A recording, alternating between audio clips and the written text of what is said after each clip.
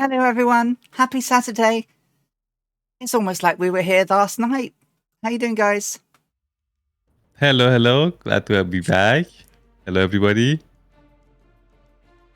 How we doing? You all good? How's the sound? Because I've been fiddling buttons and all that. Welcome, everyone, to our Saturday stream with myself and the wonderful Captain Arash, who is going to be doing the wonderful celestial navigation. He gets a bit of rest for the first 48 minutes. Would you believe it? Would you believe he gets a rest? What's that all about? So we have two legs today. We have the St. Louis to Dakar, and then we have Dakar over to Congarusu, as it is now, which was Gao back in 1937. So before we start getting a move on with the things, we are going to be departing from runway 36 today. It's a nice little straight run to Dakar. We'll pretty much follow the coast down to Dakar as close as possible, and then we will circle in to land on runway 36. We're on live weather. Live weather looks rather glorious.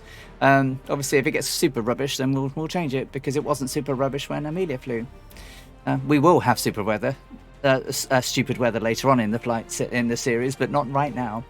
Then from there, we will fly from Dakar 2 days later, so we will have to stop the sim. We will need to jump out, change the dates, reset everything, and then get going. But they flew 2 days later after 48 hours of maintenance on the aircraft. Plus fix the problem that we are going to encounter straight after leaving today, which will be they noticed that one of their fuel gauges was broken. So it actually broke on the flight from the tower, but they hadn't really noticed. How cool. So let's just say hello to a few people while we're here. There's some things going on. So Airlock Doc is here. Good afternoon. Dougal McTavish, my dear friend, is here as well. Thank you for being here today, Dougal. If you need to take a rest, listen to Auntie Ali. Take a rest. Okay. And then we've got Viper Strike, good morning to you, young sir. And he says good morning to Alison and Captain Arash and everybody in chat. Colonel Falk, my dear friend, 14 months of subscription. Thank you so very much. The support you give me in this channel is just incredible. So really, truly appreciate it to the bottom of my heart. And I really mean that. You're going to get some big huggles when I meet you. And a few beers. Or whatever you like. And then we've got Scorpio coming in with the 12 months as well. Scorpio, thank you so very much. Scorpio 49 and Mrs. Scorpio, who have all the most lovely sounding meals when we talk about food. We're going to talk food later, guys. And then R. Brimer is here. Hello, my friend. I didn't get a chance to see you yesterday. I saw you on just as I went to load, and I got pulled into a ton of meetings, so I couldn't see you. Goblin Zeus is here, and Noxus is here. Good to see you guys. See you later is here. Rad Pilot Randy is here. Yes, Auntie Ali, says Dougal. And good afternoon to you, sir. And then we've got some empty dress music following. Thank you so very much. And I think I saw Celestial Navigator in the house. Celestial Navigator, hey, thank you very much. Good to see you again. I have a sneaky understanding you might be flying in a special lady plane with us today that I might have already now installed as well, courtesy of Otmar. So we might be able to see you. I am very much looking forward to showing her off this week as well. So I do, yeah. Otmar passed it to me this morning. So yeah, I have it, and I've been talking to him very nicely because, as you know, I'm a huge Amelia fan. I'm seriously gagging for the Vega 5B. If you want a beta tester who knows everything about the Vega 5B, here's your lady. Happy. So if you want to chuck it at me, I would be very happy to have a look at that when that's coming out. I mean, what you did on the P3D version was just immense. So looking forward to this one. I do know your radio range is in there. Absolutely, yeah. Looking forward to it. I'll show off. I'm hoping to show off maybe Tuesday. But if Captain Rash has got some things on Saturday, we might do a special stream there in that the 247D. So superb. Right then, Captain Rash, we are here and ready to get a move on in this. We'll start getting her ready to go. As we've got, how long we've got? About 20 minutes. Yeah, Shouldn't be about too long. 20 minutes. Yeah. So we can go through the checklist quickly. So parking brake set, please. Parking brake set. Master power on. Master power on. Gauges Master active. avionics. Yeah, master avionics on. Master avionics. Set Beacon on. and nav lights on. Beacon. Nav lights are on. Fuel shut-off valve open. Oh, wrong one. Fuel shut off left open. Fuel shut off valve right open. Fuel selector set to aux. Left fuel selector set aux. I just need to move those up there slightly in my way. Fuel selector set aux. Mixture reach. Mixture set rich. Prop set to full.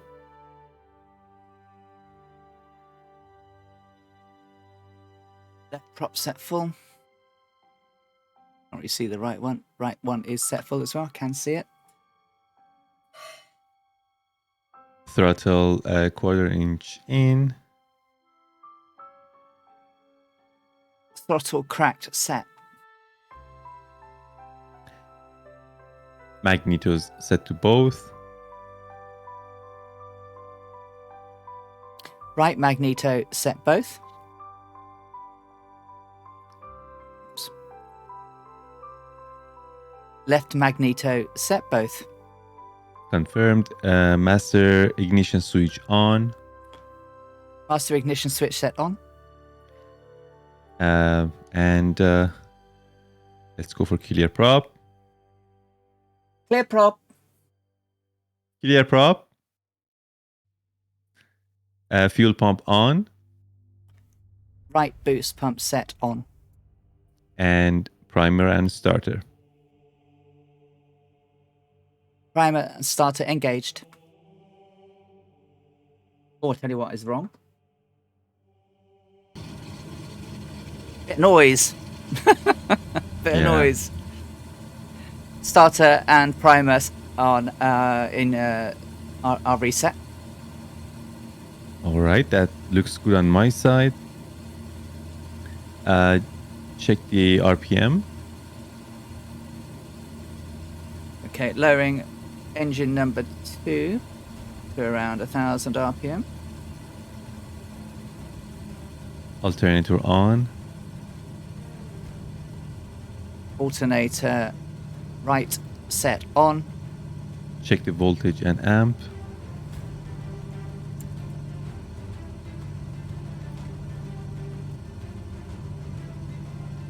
I think we've got external. Shouldn't have.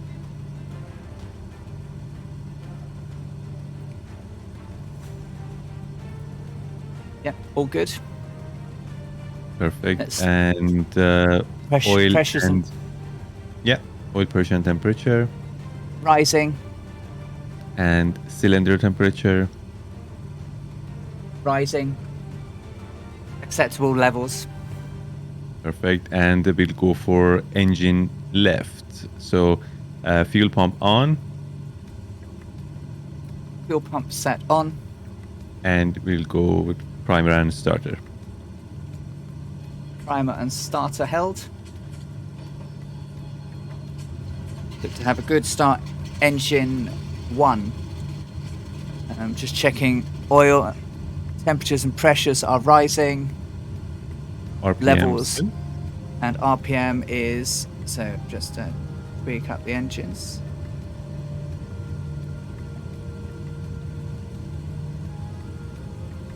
I usually wait Yeah, me too. a few seconds until make sure that the starter sound goes away. But I think that after the last update we received, Yeah.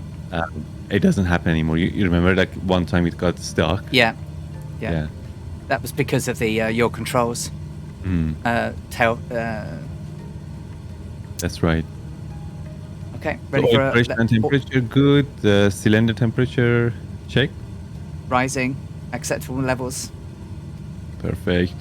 And external power off if it's not. Didn't set it, so it should be set off. Yep. That's It's great. set Let's off. double check the time.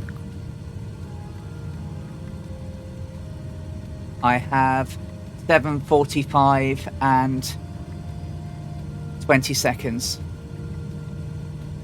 Confirmed. 25 seconds. Perfect. Barometer set. Barometer set. And flaps set. Flap set 10. Confirmed. Whiskey compass check.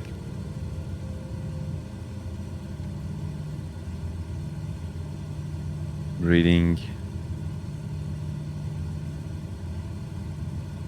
114 ish. 114, 113. Let's check what it says from Yep. the sim. 113. Yep. and it looks good with Sperry gyro and cage the Yep. gyro, please. Gyro caged. Set the takeoff heading, runway heading. We're heading today out of Dakar. Is going to be, just look at my notes, runway 36. We've got wind coming from 328 at 8, so 360. Set my heading. All right, we're we good. go. I think, yeah, we can go for taxi. Taxi nav, lights, strobes. Okay, we can go for the taxi. Taxi involves a back taxi today. There's no things. Who have we got here? Right side clear. Oh, there are 3 dev teams from. So empty dress music is Zach. Hey Zach, if Zach is from Wing 42, hello, lovely to meet you. Thank you so very much, guys, for showing me some love earlier with the Boeing. I am really looking forward to giving that a try out tomorrow. I'm a super nerd when it comes to old aviation. I am so looking forward to your Vega 5B. I'm going to be doing the flight of the Friendship on the 17th of June real time. So that's 20 hours, 44 minutes of flying in the Fokker 7. And I'd love to be able to recreate her original history-making trip. Oh my God, there's an Electra there. Let's turn around. Let's not touch wings. Oh, there's lots of planes here. Let's try and find some space. All right. So, guys, we've got Celestial Navigator and some devs here from Wing 42. So say hi. They obviously produced the fantastic Blériot, soon to release the Boeing 247. Watch this space for some previews and streamages this week. And I think if I look, I'm going to have to look around, but if Celestial Navigator's on the ground, we will see that lady here too. So I can't sort of see it and look over my shoulder. The Boeing 247, the Electra, and the DC-3, all very much twin-engine metal aircraft competitors of the 1930s. The Electra, who was in a prime position as the first all-metal aircraft, really lost out to those two. So, but still, it's a fantastic aircraft, and I had a quick sneak peek over the shoulder of someone yesterday, and I have a little look at it later on to myself tomorrow, and I'll show it off this week for you. She's lovely, absolutely incredible, and dare I say it, even more study level feel than the DC-6 to me. Really? Now the DC-6 is a plane in its own right, but the 247 has got some really authentic period features that just knock it out of the park. And it's still in a pre-release version, of course, so there's more to come until it's actually released. So going to be it's going to be it's going to be a must-have. Oh, are you? I think you're at Golf Oscar Oscar Yankee, are you, Celeste Navigator? We're starting at Golf Oscar Sierra Sierra. We're going to do the quick flight down the coast to Dakar, where we'll just reset everything. Then we'll fly over to Gal in Mali. So I always say like PMDG planes are like gold standard. So if it's more detailed than PMDG's DC6, what would we call that? Is it platinum standard? Yeah. Well, it's in that ilk. Period correct to the point where you can even crank the handle and apply the clutch manually. Oh my god. On each nacelle. Incredible, huh? I mean, I'm getting kind of a goosebump right now. I had goosebumps last night. And I'm not just saying that because I've been given an aircraft to look at. I'll be totally honest, given my love for period aircraft. But lovely, really lovely. The detail on the flip chart and all that stuff, incredible. Nice. The seating area in the cabin. Paka. All right, so we're not super heavy today. We'll have a little bit more fuel when we leave from Dakar. So I know the exact fuels measurements that they took on from Dakar onwards for the whole of the flight until we get to Rangoon. So I'll be able to accurately load up the tanks and hope that we manage them properly. So fuel parking brake can come on. Parking brake is now set. Perfect. So, sorry, go ahead. Yes, Viper. Sorry, I didn't see it because I was yakking away. But St. Louis, Senegal is the capital of the region, and the capital of Senegal from 1673 to 1902, and it's known by its locals as Nadar. So Viper Strike is becoming an incredible resource for us streamers, posting really good info for everybody.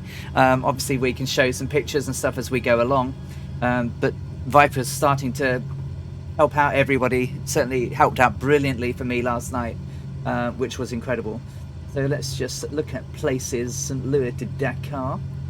So we'll show some pictures for Dakar. There's not much from St. Louis, but there's loads of stuff from the other places. So then we've got about 5-10 minutes. How much? Let me see. Yeah, a little bit more than 5 minutes to take off.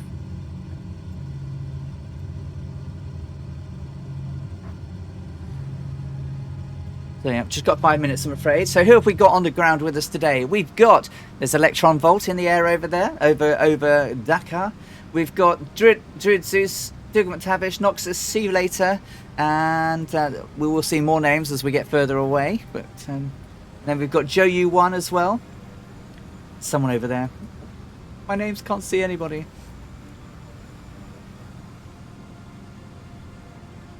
Okay, if we are lined up, we can probably lock the tail wheel. Yeah, looks pretty good. Tail wheel and is now locked. And close the windows. Right window closed.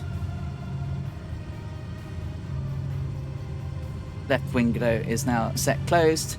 If we could open the hatch, I would lock it.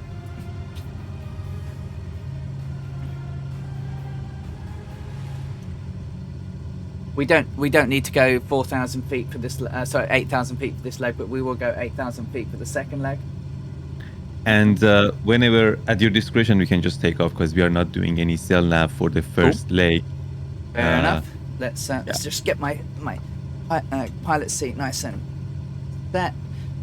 Okay, so ready when you are, Captain. So ready. Just click there. I'm going to hold on the toe brakes 1 moment. Get ready to advance the throttle, and timer is started. So 2,000. Back on the wheel. Just hoping she won't do what she did last week, which was drift everywhere. Airspeed alive. Full power set.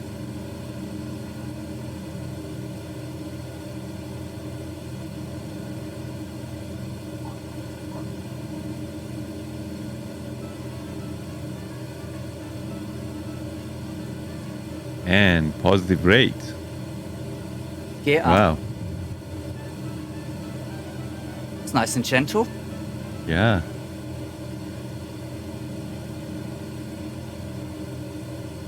Gets level her out a little bit. Just get some speed. We don't need to go too high. 95 miles per hour. Flaps up. Flaps up. Flaps set 0. Flaps are up. Confirmed.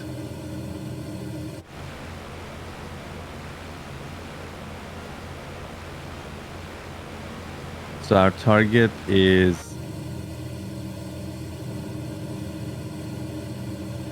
Altitude, probably about 4,000 feet, to be honest. Don't really need to go too high.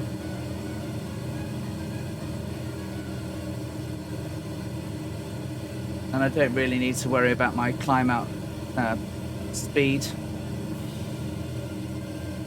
you want to get heading 224. Roger that.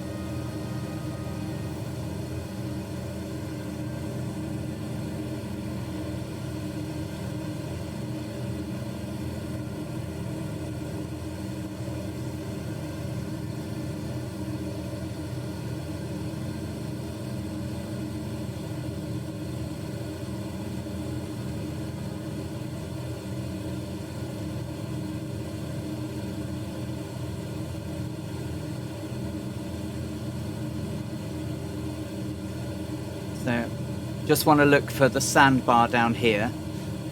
This is one of the sandbars is where we came in, so just want to line up with that, and then we can get onto 224 degrees magnetic.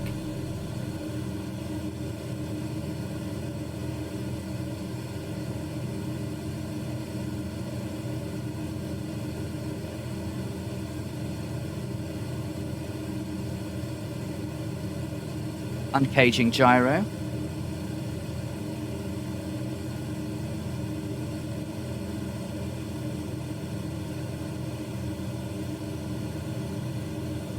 There's the sandbar exit, so just going to bring the nose around.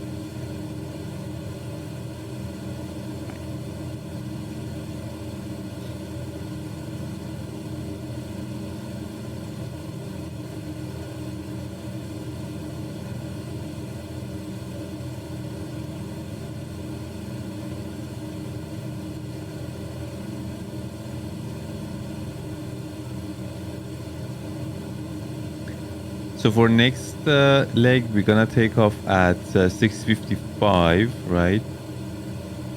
Indeed. Local time.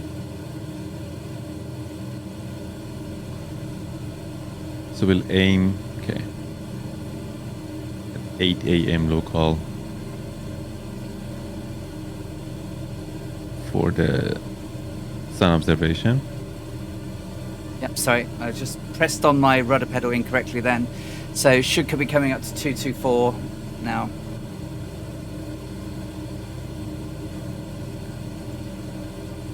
Two, 224.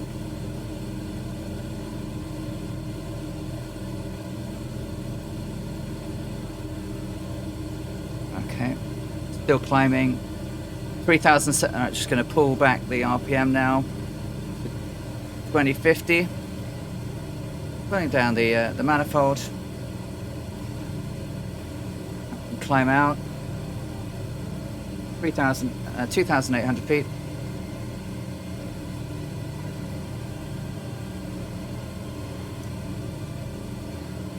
So I've missed everybody. Who have we got? Who have we got? We've got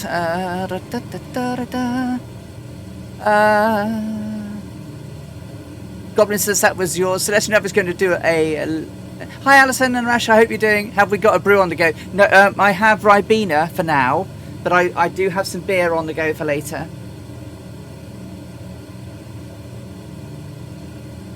What Panda says. I don't think I have anything set for later. Let's start flight tracking. I'm on flight tracking now, Scorpio. And also should have SimTool Quick Pro showing. I think it's working now. Let me know if it isn't. And away we go.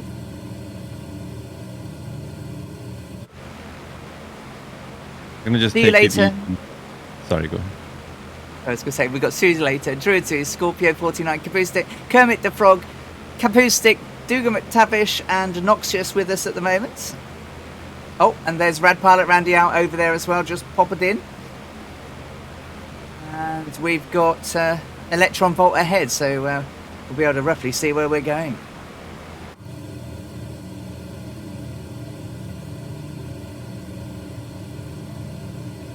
Okay, in terms of speeds and stuffs, doing about 138 at the moment, so I'm still climbing. 4,600 feet.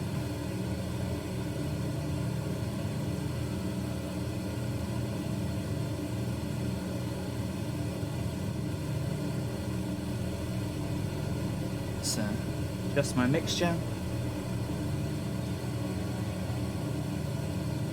Alright, let's check everything is good as we climb. So, temperatures and levels are good.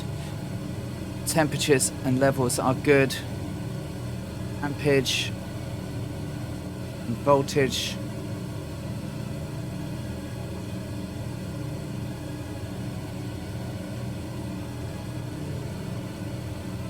Look good.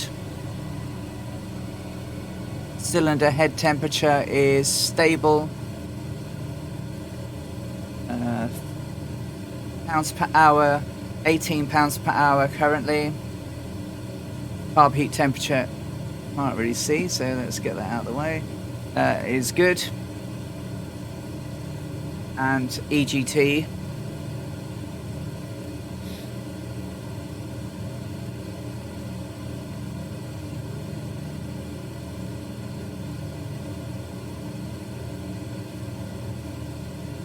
Okay. Right. So I think we're good for now. Suction is good. Okay. Let's start to work about the power now. Pull back the RPMs just below 2,000. 1 and 2 equalized. Pull back manifold pressure now. Retain cruise speed, aiming for 150 true.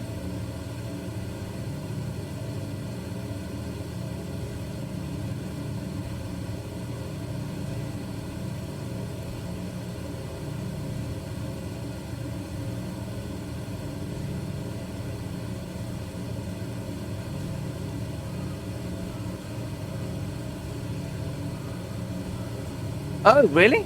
Have you, Dougal, make sure you've got the just make sure the master avionics is on, as otherwise it won't work.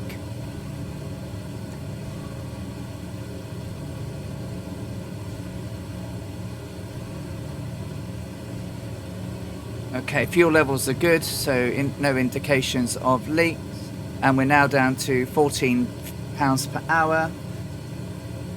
151 150. That reminded me of 2 weeks ago. What's that? I flew like 4 hours, 4 or 5 hours of no autopilot. That's hard yards.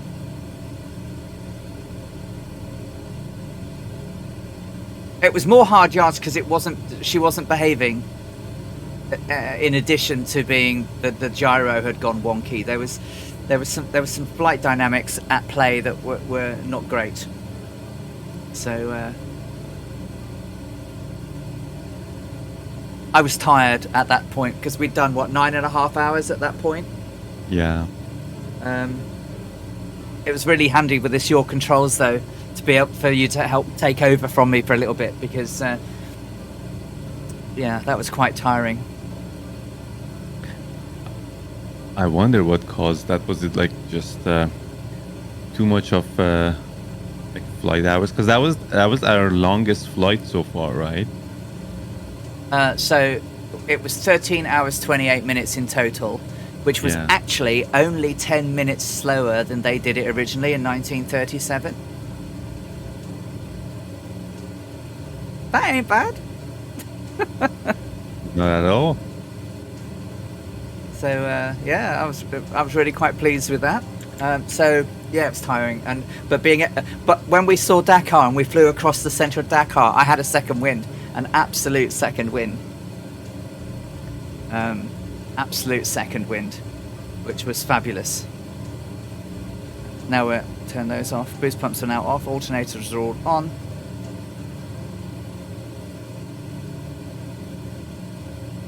Good. Right. Well, let's take a look outside then. Let's see. Africa, and Amelia and Fred was quite a difficult journey, mainly because back in 1937 there were, and as we will see, very few visual reference points. It's very flat. The land colour is pretty much the same, and just very, very harsh. The maps that they had were relatively useless. Fred had a very torrid time over Africa. I'm sure that with the help of the Celestial Navigators app, that we will be absolutely solid. And if you are interested in using the SailNav tool, you can go and get this amazing add-on over on flightsim.to. Yellow! It's Mr. Two Cats here. Hello, Two Cats.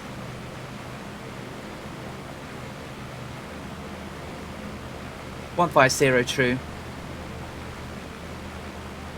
I'm doing really well, thank you, Two Cats. Very well indeed. Very excited to have a play with the Boeing 247 tomorrow. In the fullest sense of the word, I'm really looking forward to getting to know that lovely, glorious vintage lady. So, we have several of the development team from Wing 42 in chat. Celestial Navigator is actually part of the Wing 42 team. Crack the startup. Excellent.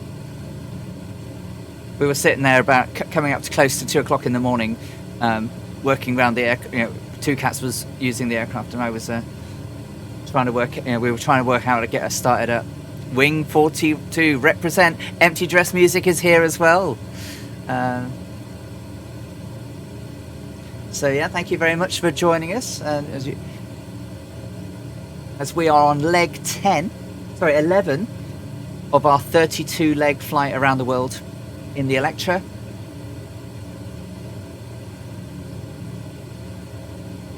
Don't have very far to run down to Dakar.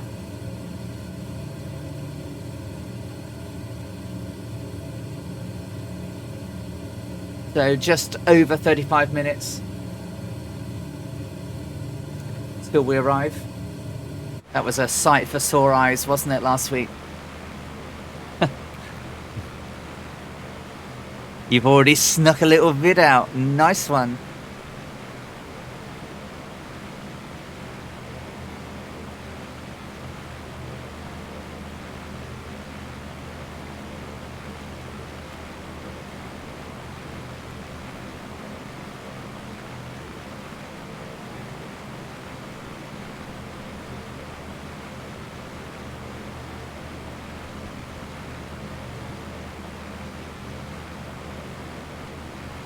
We took off 5 minutes before, so it took a couple of minutes until we turn around. Yeah, about 39 to 40 minutes past the hour, we should be at Dakar. Right, lovely. Yeah, so we've been going 15 minutes, 30 seconds. We haven't done any wind measurement though, but seems to be pretty calm.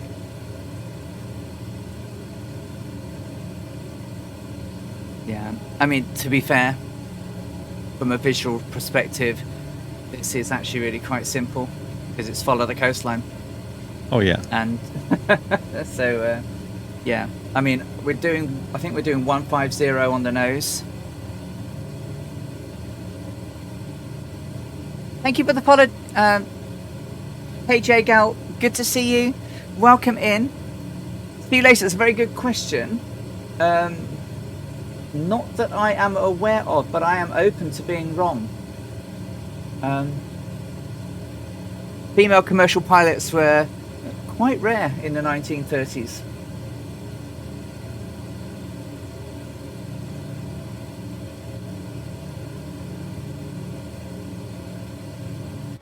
Have a look, Dougal.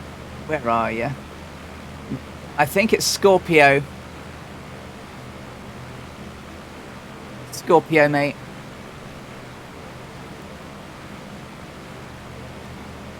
The interest that I have in the Boeing, obviously it's mainly because of my love for the Electra. The Boeing 247D, the Electra and the Douglas DC-3, of course, were all commercial competitors of each other. And they're just all wonderful aircraft.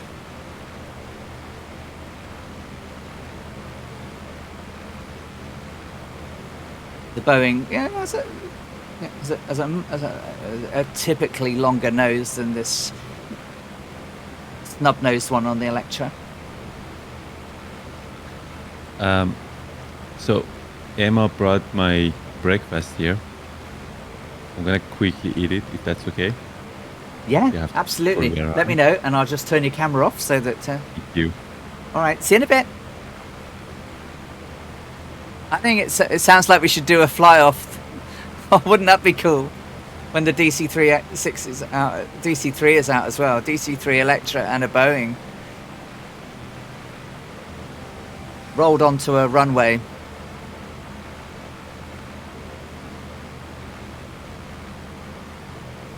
That would be quite cool, wouldn't it?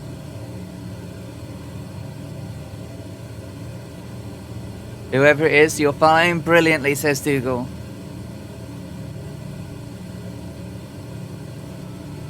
Okay, so still doing 224, speed 150, altitude 4,000 feet and holding. That wasn't. Temperatures are still good. Let's get that showing on temperatures.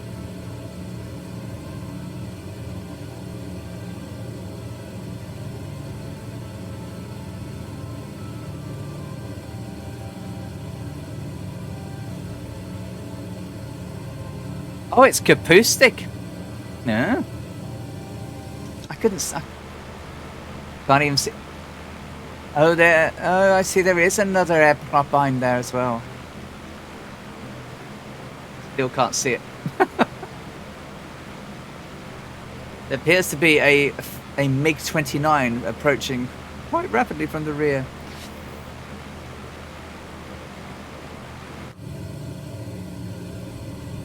Hope you had all had a good night last night as we were flying down in Patagonia. I certainly enjoyed it very, very much.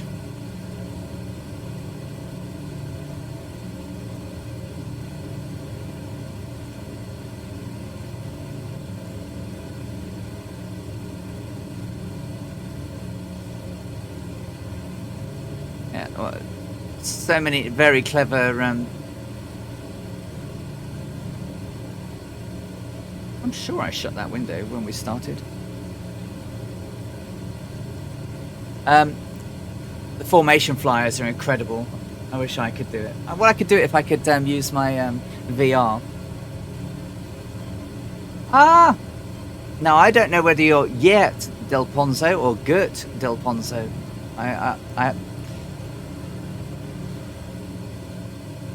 But welcome in. I see you down there.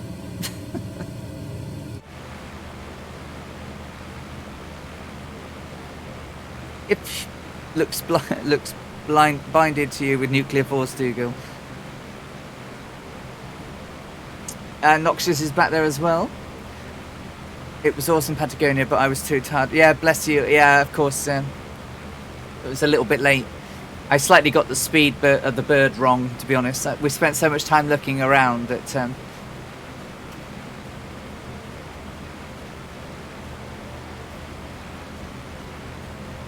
we shall have to go back and finish that tour off. That was amazing.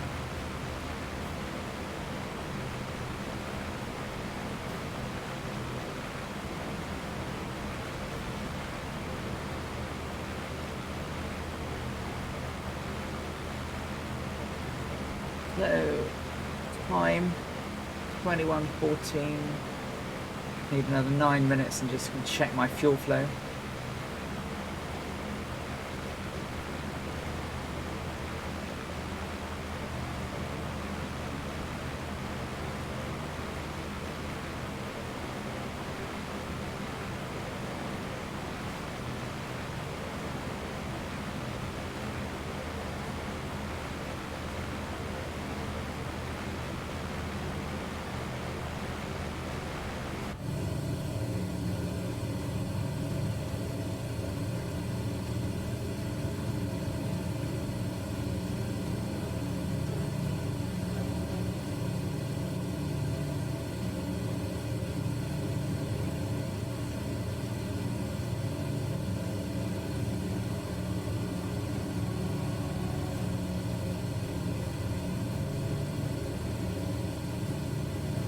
It's your only full flight. I've missed Ali last night. It looked stunning. It was good, really good. I just wanted to pick somewhere we'd never been to before.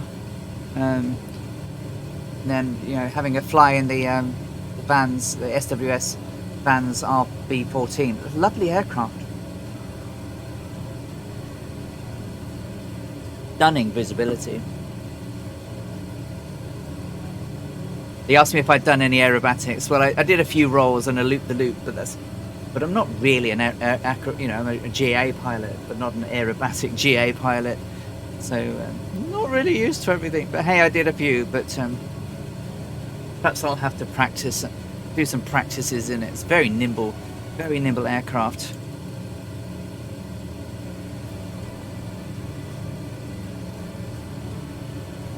All these new plans, Alison, I know, right?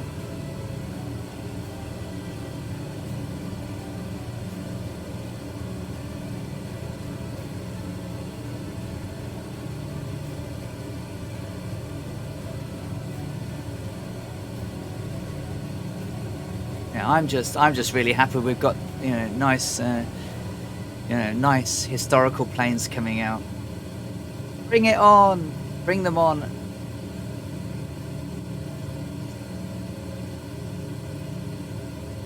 So we've got some goosey stuff to do.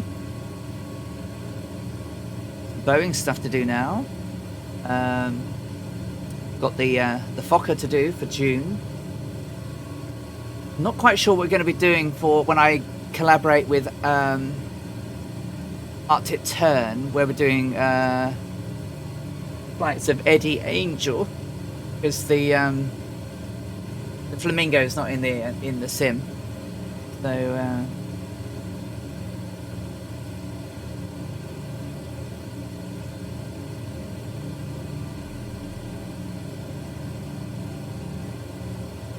not quite sure what we're going to do with that one yet.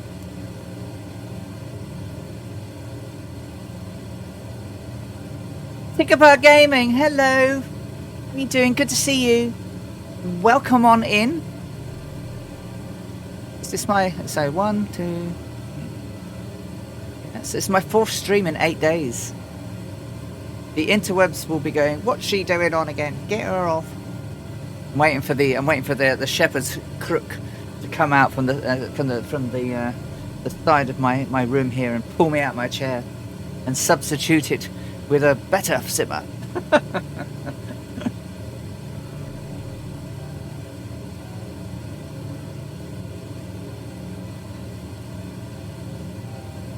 How you doing, Tinkerbell? You all right? So about 22 minutes to run, and then we'll be at the Dakar at Golf Oscar Oscar Yankee or Leopard Cedar.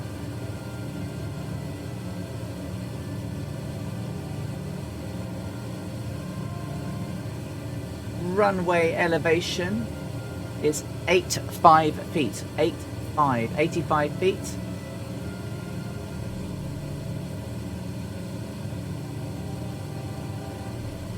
Several runways, but we're coming in on runway 36.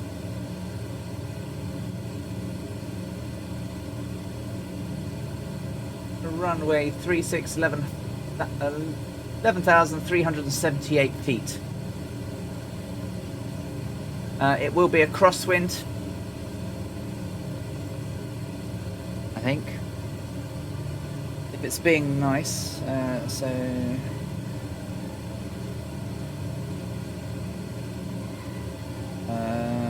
Leopold Cedar single.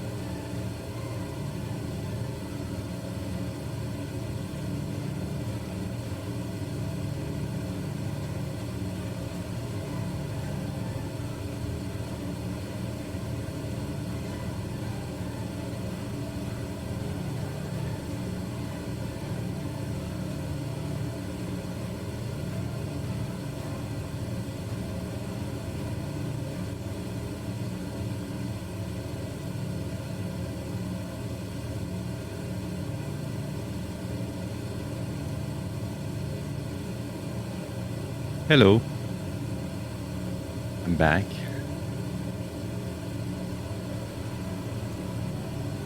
Welcome back. Sorry, it took a little bit longer because Emma wanted to take a picture of me. Aww. I'm going to tweet it now.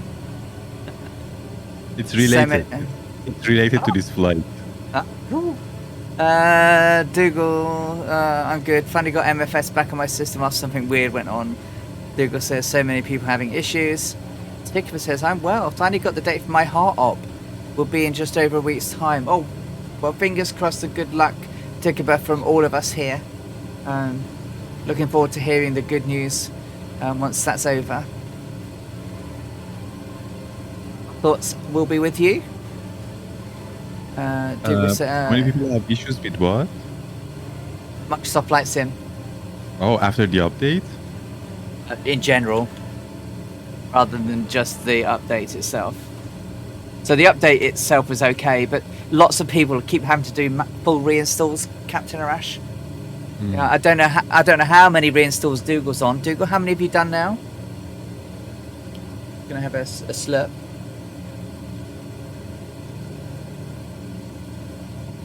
On 6 reinstall, like on the same Windows, or like did you also reinstall Windows as well? I wonder.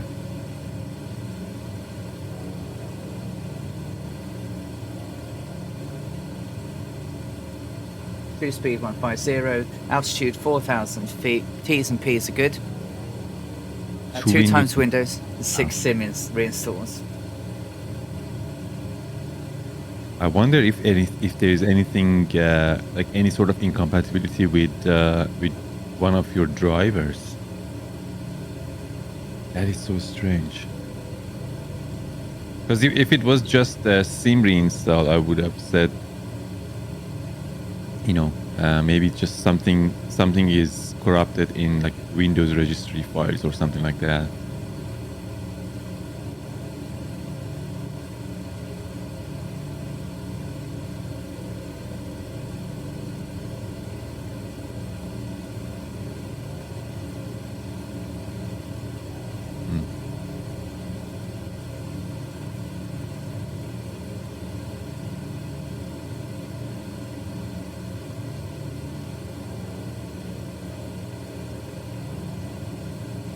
So just looking ahead at the peninsula, I guess we must have a side wind. So just For making the a next little leg? bit. No, just for this. Oh. Coming in, it's just looking at the coastline ahead. we want to come a little bit closer over the far side of the peninsula and come round to do a left pattern into 36. It is quite possible that we might have crosswind, yeah. But I think I can see actually the peninsula from here. Yeah, me too. So we've only got 30 minutes to a destination.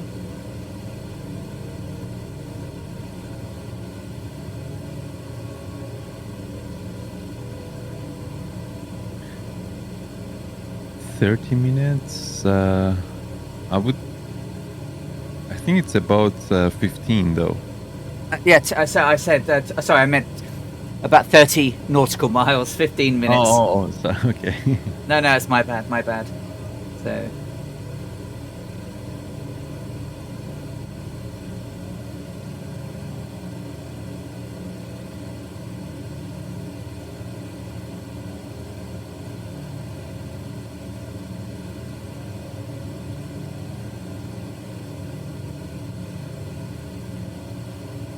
My PC would have been thrown out the window if I'd had to do that, Dougal says Scorpio. I think most of us would have done, right?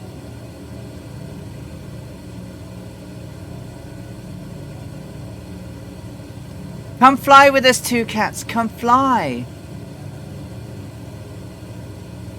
And then, if you want to fly with us, there will be two Boeing 247Ds, and then you can come along and tell us. So let's bring up some thingies. Let's bring up some places and some Dakars. So this is a picture of whilst I'm descending down to about 2,000 feet. We'll show you a picture. This is Amelia stepping out of the Electra at Dakar. Very nimbly coming out of the... I have it installed, yes. So you'll be able to see it. There she is, climbing out of the aircraft. And she was greeted by Air France. Obviously, Air France, Senegal, very much...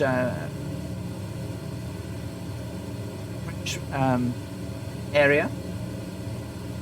For 2 days the aircraft was serviced, so engines were looked at. There's Amelia and Fred there in their pith helmets. There's a local cleaning the radials with a broom.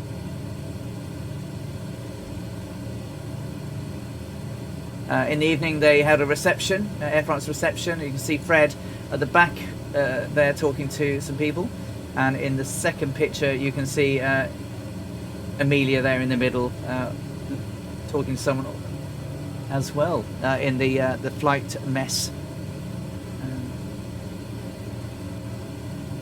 She felt very uncomfortable at these events because everyone else is all suited and booted, and she's there in her trousers and just basically her check blouses.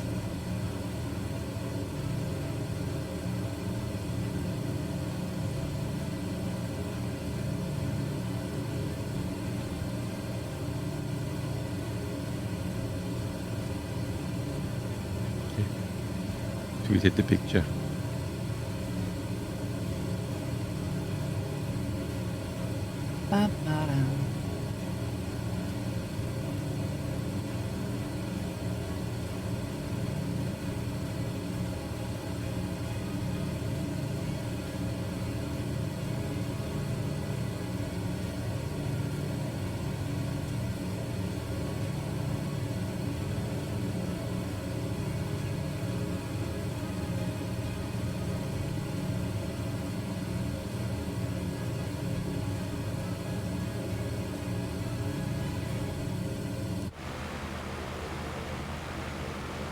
As we come towards Dakar, just down there on the peninsula, we're going to go left around the peninsula, or run left of the airfield, and come in on runway 36. So we've got Electron Volt over there, Gotel, De Ponzo, Dougal McTavish over there and his wingman. We've got Noxious very close to us in a P-38.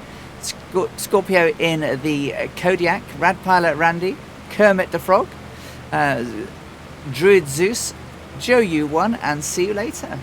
Obviously, Captain Rash's aircraft is right on my nose because we're technically in the same aircraft but in different countries. Using the wonderful Your Controls app. which has really, really been brilliant for what we're doing. I once went to a private musical event wearing an England football team jersey. I got some Eve. I bet you did. I bet you did, my friend.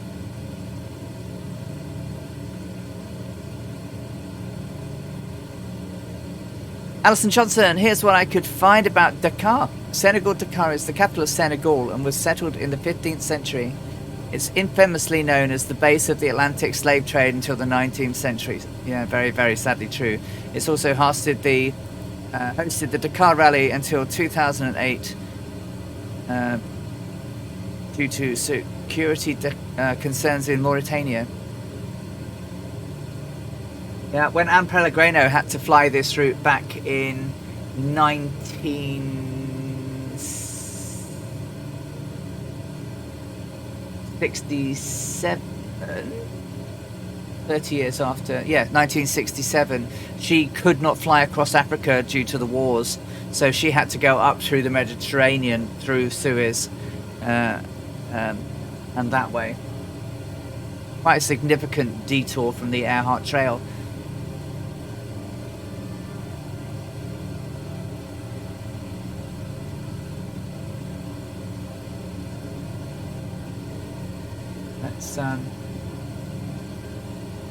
So doing about 140 now as we're at 2,000 feet. Mixture is full rich. Propellers are where I need them to be right now. Throttles are set. Nearest is Golf Oscar Yankee 2 cats, where we will be leaving from once we do a reset. So we're going to land at Golf Oscar Yankee in a few minutes. Then we'll do a reset, change the date to 2 days hence. And then we will change the dates and the times as well, and then we will be on our way again. And then we're heading to Golf Alpha Golf Oscar,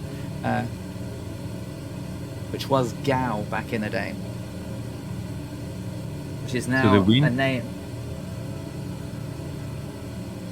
Go ahead. Sorry, I just wanted to say wind is 040 at 12 knots at Dakar, in Dakar. Not sure which runway you want to land, but the longer one is 36. The shorter one is 03. But it's like very short, 4,800. It's really tiny. Yeah. It's not much of a crosswind. Yeah, it's I mean it's 12 knots. Not horrible. No.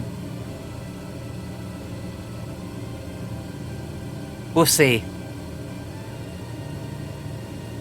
Runway 03 will be It will be challenging.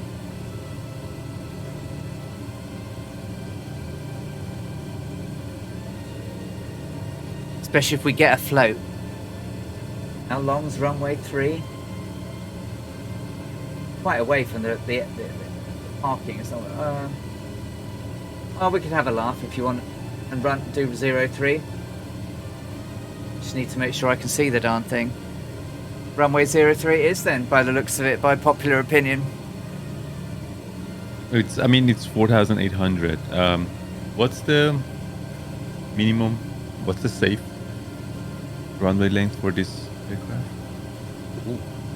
Now you're I think the runway that we landed on, I can't remember what it was called, but on MSFS official, I think that was shorter than this, wasn't it?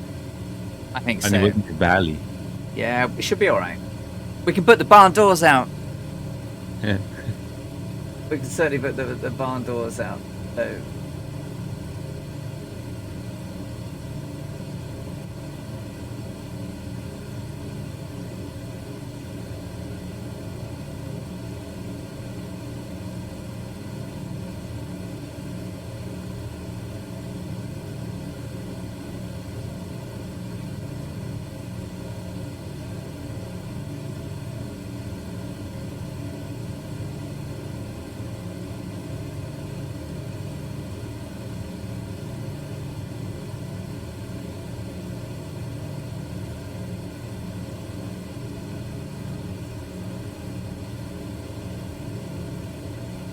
Have a look. Have a look. Have a look. Have a look.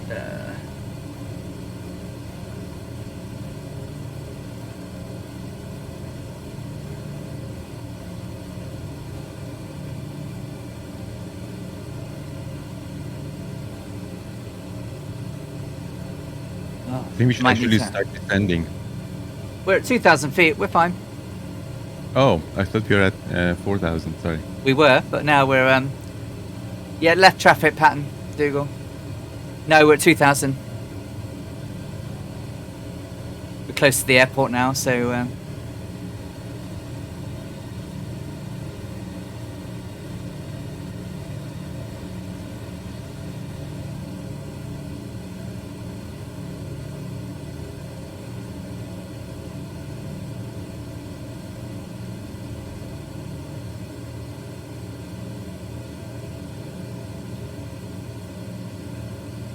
Yes, Dougal left. So I'm going to fly around. I'm going to fly across the top of the peninsula.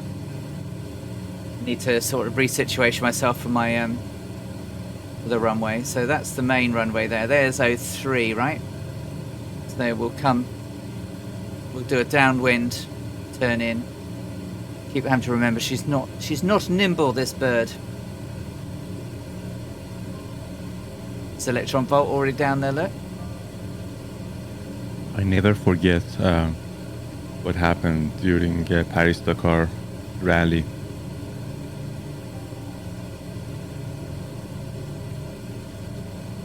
I'm talking about one of the endurance races. MSFS. What happened? I was on final.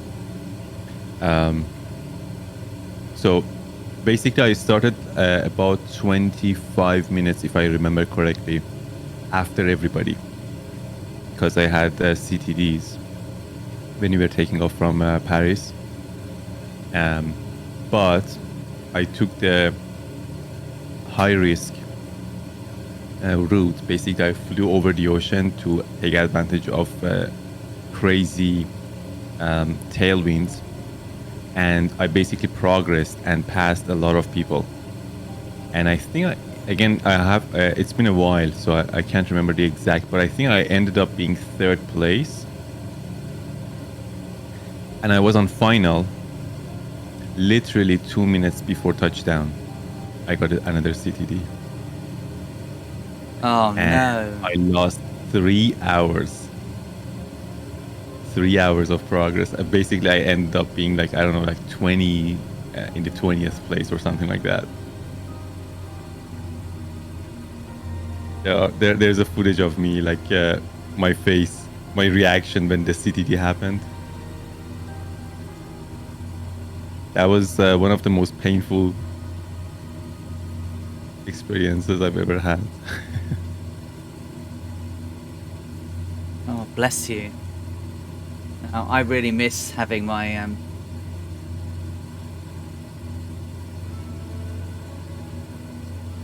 But it was amazing, like the progress, because a lot of people were flying over the land in order to have access to,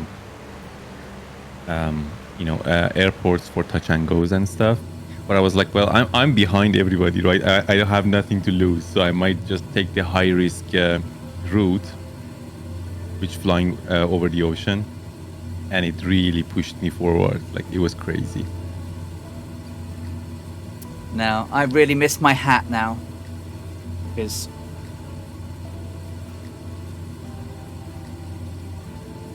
Your hat? yeah, my hat to keep an eye on the airport. I'm finding it very hard to use the mouse to do it. Oh, I see. The hat switch. Got it. Didn't you get Toby? Can't get it to work. Really? It keeps causing crash desktop every time I use it. That is weird. But I think CDL is using it all the time. Other people are absolutely using it fine. Captain So Arash. strange. So I'm finding this a little bit difficult now that.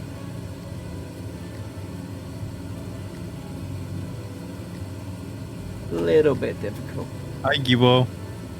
Good afternoon. Allison is focusing on the landing right now.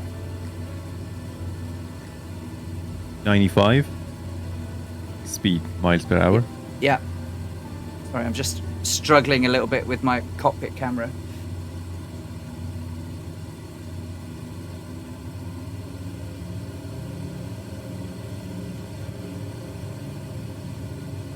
I can be your eyes if you want.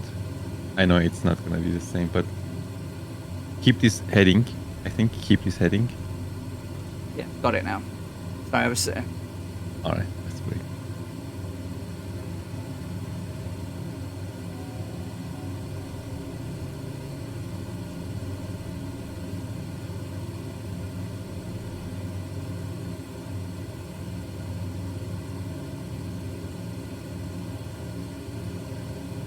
There's people coming in. Sorry about that. Do you know what? I might try and, when we land, just redo my hat switch.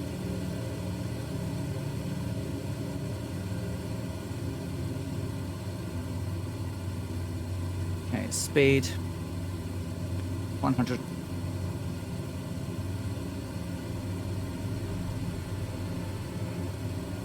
$900 feet.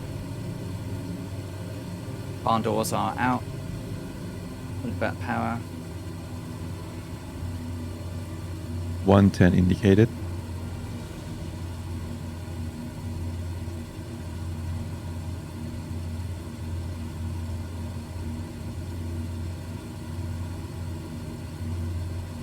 $500.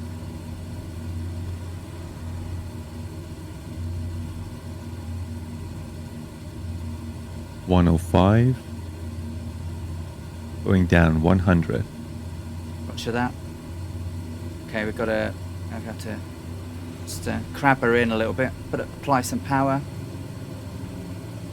300. Removing the power. Oh, there's an electron volt right there on the runway. 90. Roger that.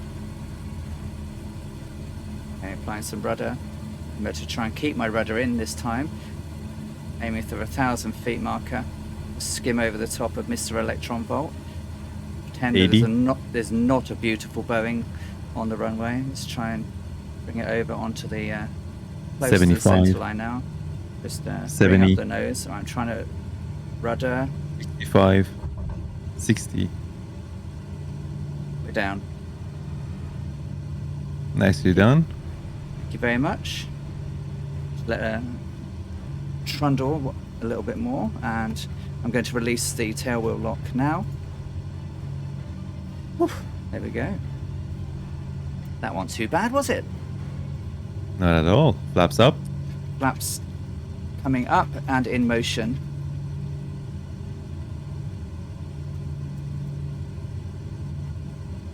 Flaps are set 0.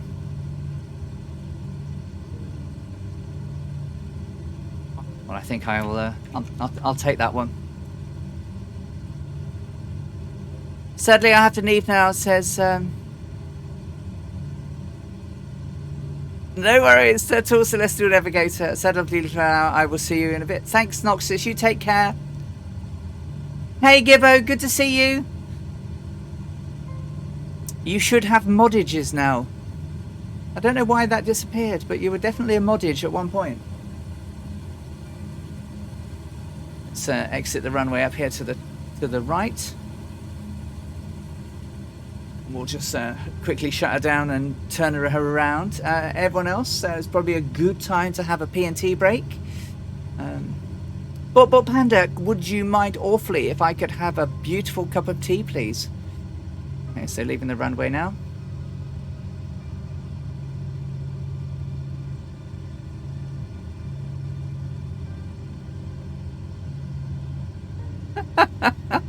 No worries. Oh, and there's two cats. Look what's up ahead of us.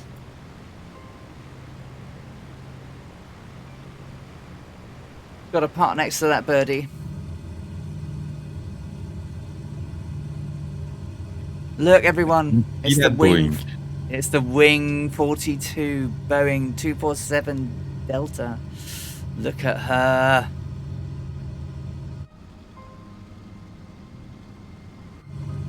Isn't she a beaut?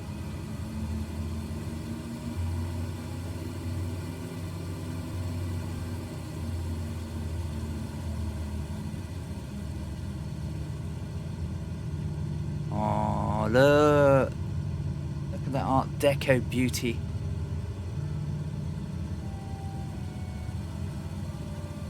As you see, very similar to the I was going to say. to the Electra, except it's a single tail rather than a twin. The Kelly Johnson worked on the Electra, and felt that the Electra, Lockheed Electra, was inherently more stable. Parking brake set. Let the engines wind down a little bit, cool down. He found that the two wings for the amount of fuel on board was inherently more stable, but obviously, and then when I'm not going to do too many comparisons at this point, but perhaps when we have all three of them together, but yeah, very, you can see that they are children of a golden age. There's a big similarity to them both, but beautiful. Right, let's get our engine shut down so we can take. Beacon light is still on, so let's get rid of my steering column. So let's just make sure we've got the beacon still on. We can turn that off of there, and then we can turn the nav lights off. Make sure we don't do anything to the avionics when we shut the engine off, so we can turn the avionics master off. And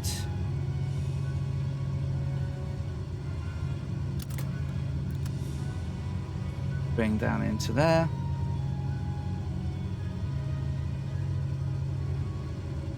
No.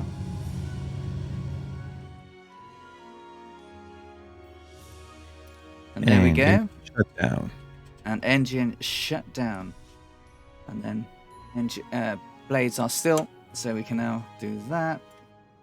And we can then turn the beacon off, and we can wrong way. Move those out of the way again. Da, da, da. Way down. Fuel is now off. Alternators can come off. Alternators can come off. Magnetos can be closed. Starter can be set off. Then we can do master off. And that's it. I'll shut the windows and we can depart the aircraft and get ourselves turned around, ready to go on our next leg. Here comes some more people, but we're on the ground. Do you want to restart entirely, or? Well, do you want to just carry on? I mean, just reset the dates, times, and everything from here? Up to you. Do you want to do a restart, or? Because it's a long flight. Yeah. All right. Let's do a restart. So might be better. Yeah. All right, for the stability of the same. Yeah. Let's put a B right back up, and then we'll restart and everything, and we'll be back in a few. So go and get a cup of tea, guys, and we'll be ready to go very, very shortly. Put a B right back up.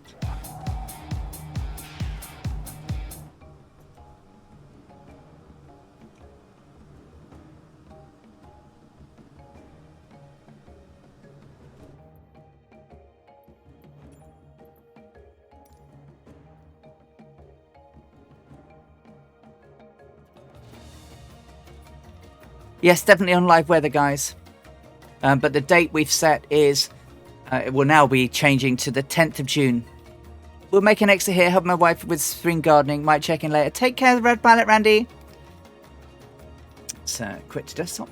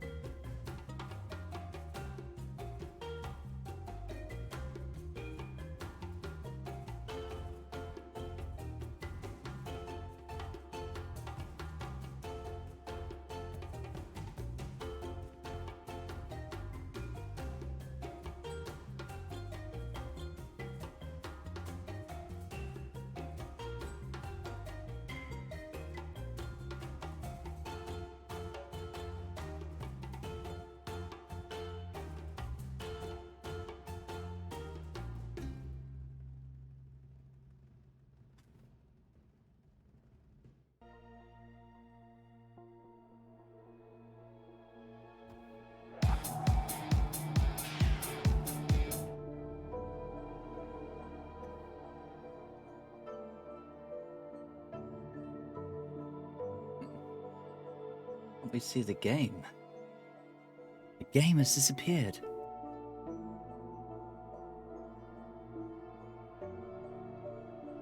Live scene. On your end? Live scene. MSFS. Oh.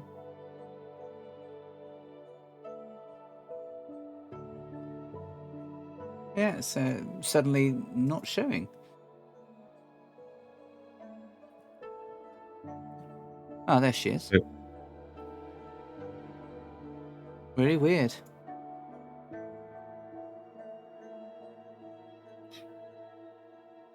Most odd.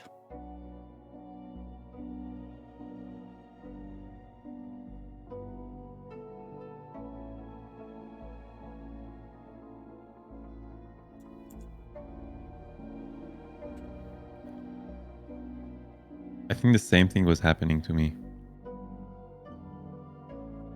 Well, it just wasn't showing. Yeah. Yeah, it was like just black screen. Most odd, isn't it? There's some weirdies. There's some weird stuff going on every now and again.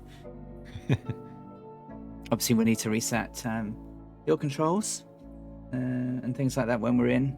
So we're going to need... How long do you reckon we're going to need for takeoff? Prep and everything? I think 30 minutes was good, wasn't it? Yeah, I think so. For this flight, yeah. Because I don't need much of time before takeoff, because I'm aiming 1 hour after takeoff Okay, brilliant. for cell nav. So we will be going up to 8,000 feet. 84 degrees magnetic is the golden circle course.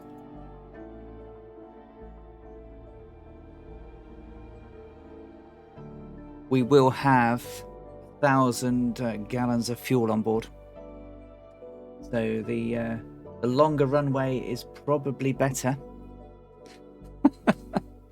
Oh yeah, for sure. All right, I have the sim loaded. Ditto. So off to the old Wordus Mappus. Just gonna load in the plan. So we've got a plan. Ramp 2. Just give me 1 moment. Loading that now. So we're going from Goy to Gargo, that one. Yeah. Ramp 2. Flight conditions. Set June. the fuel and balance first, maybe. Yeah, alright, sorry. I was already there. Just change it quickly. June 10. Then we'll go into there. Just while I'm here, might as well do it. There we go. Close that. And then, right, so fuel and balance. Right, so fuel and balance. Weight and balance for this now. So we want 1, 2, 3 decimal 5 on left. We want 1. Come on, Alison. 1, 2, 5 decimal 5 decimal 5. What are you doing? You're being NAN gallon. 1, 2, 3 decimal 5. Thank you. Right, and then for main tank, it's 753 gallons. So that gives us 87% fuel. Sorry. So left and right, 1, 2, 3.5 each. Correct. Yes. And main 753 full. 753. Oh, okay. Yep. So I have 87% total. Correct. Yes. Setting the weight now. Now, this is going to be interesting because it's the first time that we've had fuel charts. So as long as we keep below as long as we stay below 50, we should be all right in terms of gallons per hour. So in terms of weight, 170 for pilot, nothing except for seat 5. Both those are 170. Baggage is 140 pounds. I'm getting a total weight of 13,745 pounds. Correct. obviously it was £6 per gallon, 1,000 gallons, £6,000. So that's correct. That's good. And then the date is June 10th. June the 10th, 2021. At about 7 a.m. UTC. Well, we take off, so 7 a.m. for this bit, but we actually depart at 6:55 a.m. So about 6:30, so 6:25. Well, something like that. 0625 then, yeah. And then we're gonna readjust it in the once we load in. Yeah. All right. I'm ready to spawn in. Ready to spawn in. Looks like we've got a relatively darkish or dawnish takeoff anyway. So right, loading in 3, 2, 1.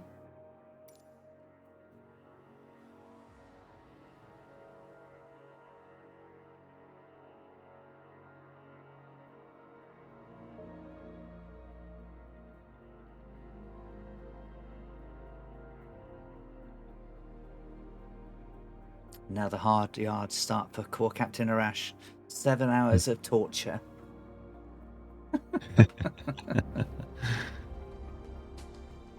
All right, I'll start your controls. I'll send you the... I'm not in yet.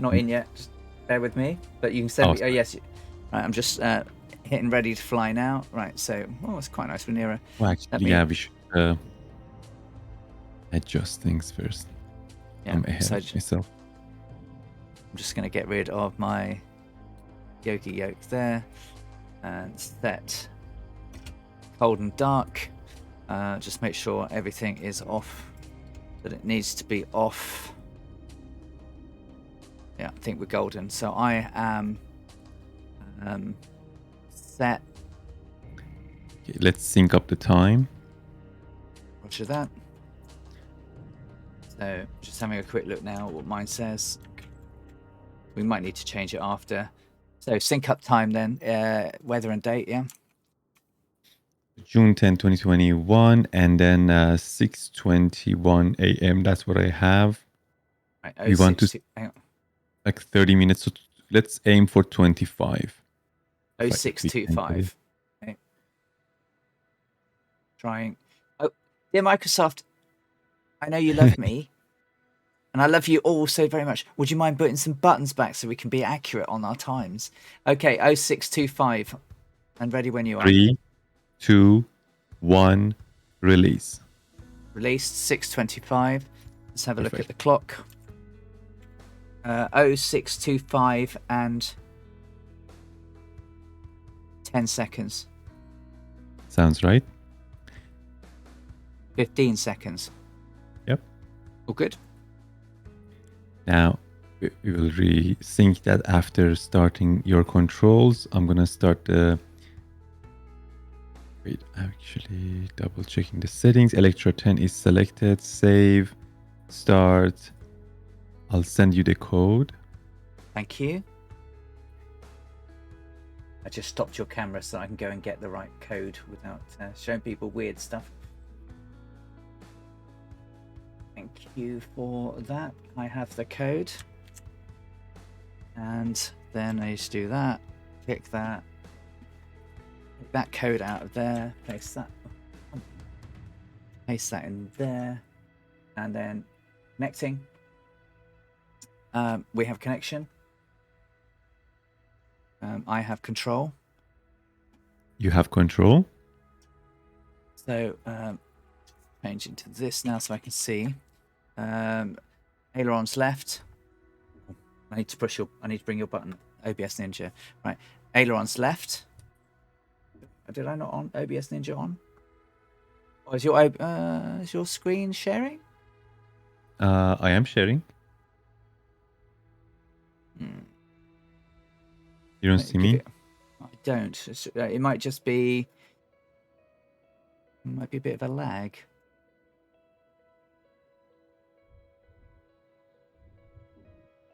I'm not seeing anything at the moment. One moment.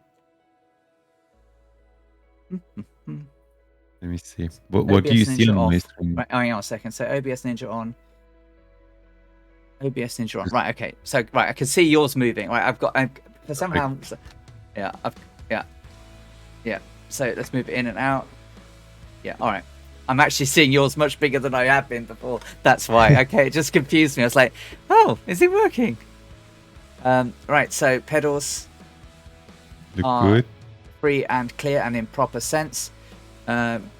Mixture, full mixture. Props full. Throttles full. All looking good. Mixture closed. Props idle or closed and throttles idle. Looking good. So I think Perfect. we're good from a connection point of Just view. need to resync the time. Roger that. So currently, Let's aim for 25 again. 6:25. now one moment. I just need to get rid of that silly thing out of the way so I can see it when I come back to it. Time sync to 0625. Trying to do it. There. I have 0625 ready. In 3, 2, 1, release. Release 625 and then check in the sim in the cockpit. I have 0625 and 10 now. 15. Yep. Looks good. 20. 20. Yeah, about a second. That's cool. Right. All good. Well, we're ready for startup again. We have set the time. Fuel is set. Fuel is set. We have 87%. Your control is good. We checked the flight controls and engine controls. And let's go for parking brake. Parking brake set, please. Parking brake set. Master power on. Master power is on. Master avionics on. Master avionics are on. Beacon and nav lights on. Rotating beacon on. Nav lights on. Fuel shut-off valve open. Fuel shut-off valve left open. Fuel shut-off valve right open. And while I'm doing that, I'm just going to do that and a bit of that. That gives me a better view. Turn that off. Right. Okay. Fuel selector valves to aux. And move those forward again. So aux. Mixture reach. Hang on a second. Sorry.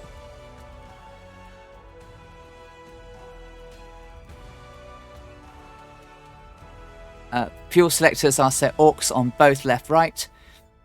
Fuel shut-off valves are both open, left and right. Ready, proceed. And mixture reach. Mixture set full rich. Props set to full.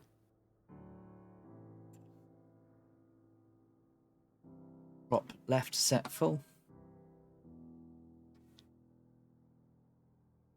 Prop right set full. Both set full. Throttle crack open. Throttle is now cracked open. Magnetos open. set to both. Magnetos. Right set both. Left set both. Confirmed. Master ignition switch to on.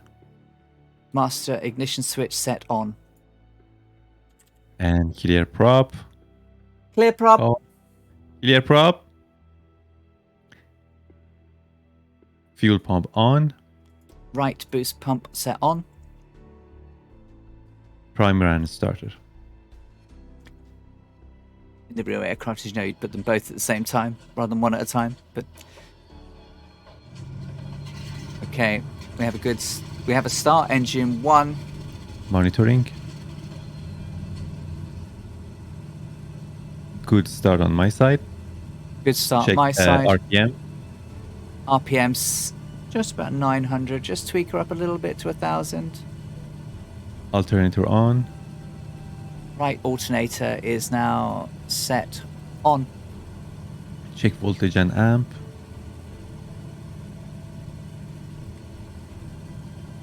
Yes, have both. Oil pressure and temperature.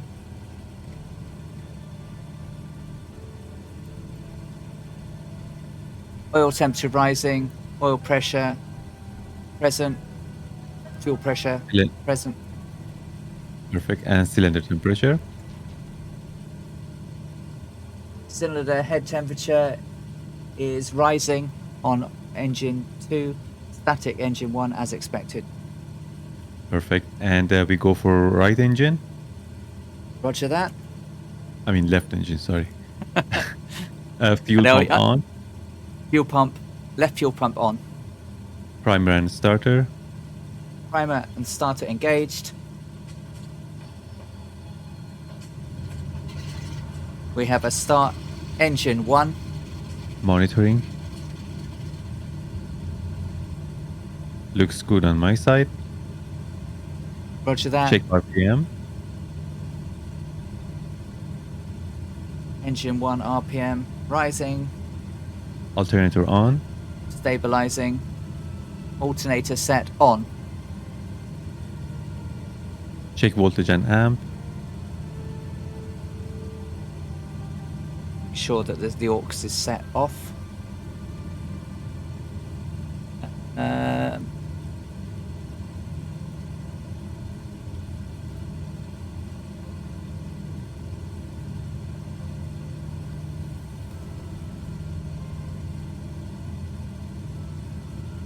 Both good. On my side, they show a little bit too high. What are you showing? Um, Remember one. I'm clicking switches between the two, so okay, well, right now, I'm not sure which one it is, but it's showing 21 yeah, that'll be volts. yeah. Ampage is the outside, so 60. I wonder, because I remember they should be like below half. Yeah, well, it's probably something to do with the master, the aux. Aux master, right? Yeah. Should we switch it on and off, maybe? I have done. Oh, I think it will stabilize. But yeah, it doesn't seem to be doing anything with those. Although the amounts are dropping a little bit, but not much. So I think they're stuck since the last update. interesting. Okay. All right. We'll have to live with it. Yeah. Oil pressure and temperature. Now they're falling. I see them. They're falling now. On yours. Yeah. It's like the it's at 10 right now. Oh, mine aren't. Mine are showing different, so This is weird. it's weird. But all right, we'll have to live with it for now. Okay, so temperatures and oil pressure, temperatures. yeah. Temperatures, pressure's good. Fuel pressure's good. Suction is good. Just making sure I've set my barometers and everything. So time currently just gone half past by the looks of it. We are looking okay. Cylinder head temperature is good. Good. Fuel. Okay, do you want to just turn on the external power one more time? Just turn it on and off. Oh, now they're dropping. How weird. Yeah, I think it All right. gets stuck. All right, Yeah. that's okay. Good. Nice catch. Right. Okay. Barometer set. Barometer is set. Oh, we didn't check. We didn't set the live weather, did we? Well, we can quickly check now. I think I'm on live weather already. Oh no, I'm on clear skies. Right, checking live weather. Oh no. Yes, live weather set. 10th June. Yep, still good. Okay. Okay. I see the clouds are coming up. Okay, at the time I'm showing 6:32 and 45 seconds. Roger that. 50. Yeah, looks good. 5. Yeah, good. Flaps set.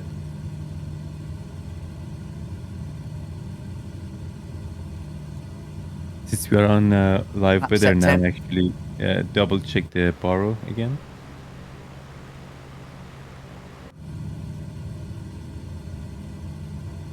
Airport elevation is 85 feet.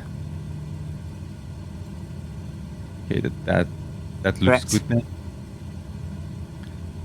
And next item, whiskey compass. Harder to see at this point. Let's have a look. We are... I'm reading 23, 23, 4. 22. Yeah. Have a look what the sim says she thinks it is. Good. 22. Cage is very gyro. And Gyro is indicating runway the same. heading. Runway heading to... We're going to go Probably 36. 3. Sorry, 36001. So yeah, is it 36 or 001? Checking that. Checking that. There we go. 360. And we are ready to taxi. Roger that. A little bit of a taxi from here. The taxiway is behind us to Delta. Delta all the way to the runway. Sorry, Delta, and then to the runway, and then we're going to have to back taxi all the way down to 36. So preparing to taxi. Have a quick check around me. Right. Loads of peeps, right? Ignoring that van that is always in front of us at this time of day. Releasing parking brake. By a little bit of oomph, just to get us a little bit of a roll.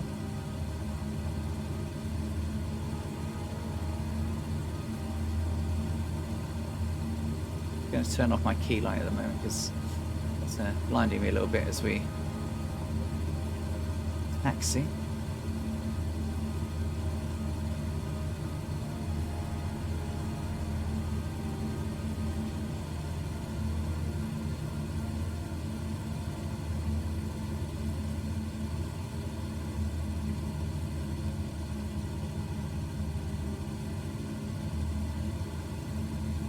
I've got a bit of sun in my eyes, would you believe, blinding me at this moment. From my window. Oh, IRL. Yeah, in real life, I've got a little bit of light bleed into my room, blinding me. I looked up and caught it just in the wrong place.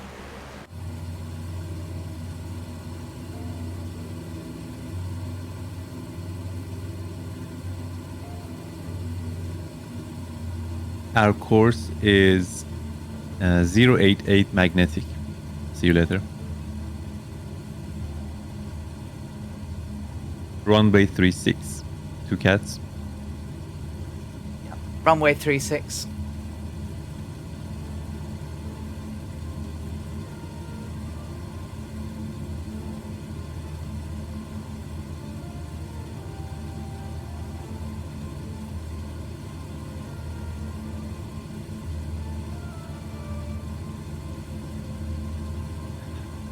Do you keep the boost pumps on? For takeoff. Okay.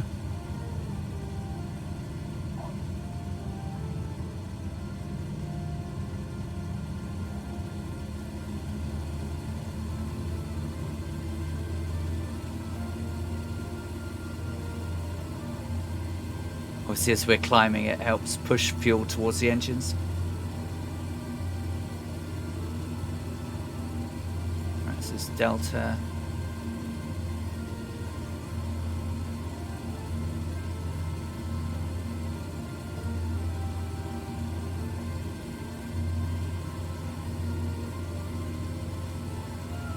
And now I can actually properly see the lights of Kodiak.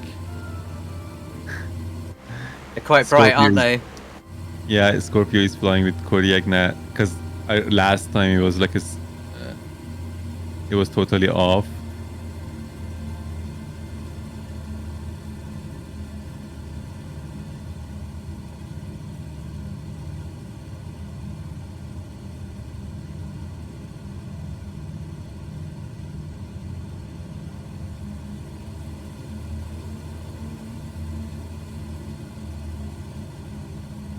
It's quite bright in my cockpit. No one's taking off, I don't think. Oh, is that an A? Are you coming in? I don't think you are, but hey. If you are, we're going to get crunched. Wasn't here in that. We didn't have any A320s in 1930. Let's go down towards Joyu, and then we'll got a little bit of a while before until we take off, but we'll just make sure we're good. Heading down to 36.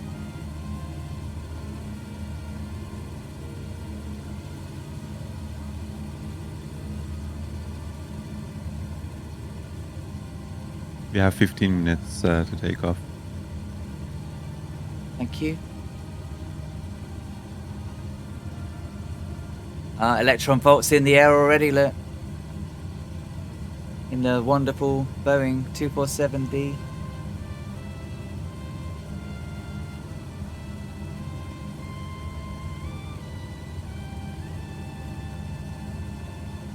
Gonna have to pull my blind down in a moment.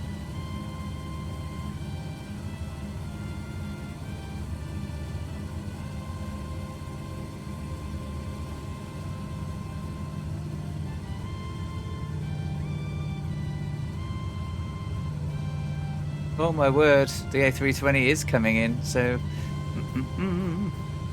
let's be nice and move over for them so we don't get totally squished.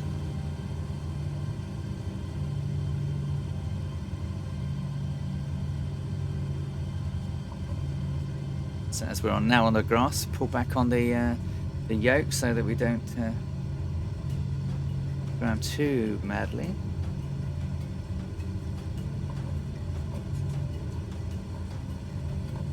It's going to be a nice sunrise by the looks of it.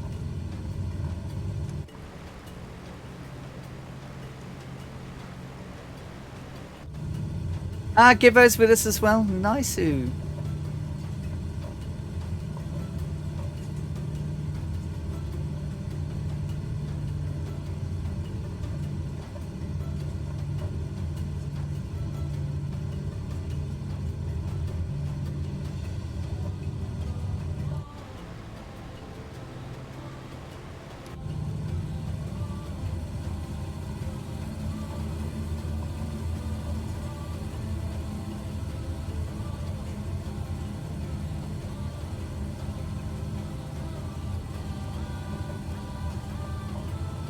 Lots of feet markers.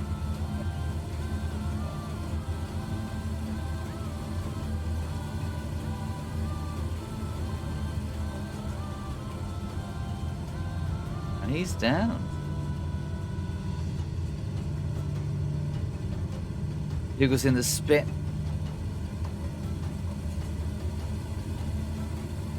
Those Kodiak lights are really bright. Yeah. Nice. Doing all right for time, so it's quite a long old taxiway down to 36. I'm trying to use as much of the runway as I can, Captain Rash. And try and keep her low if I can.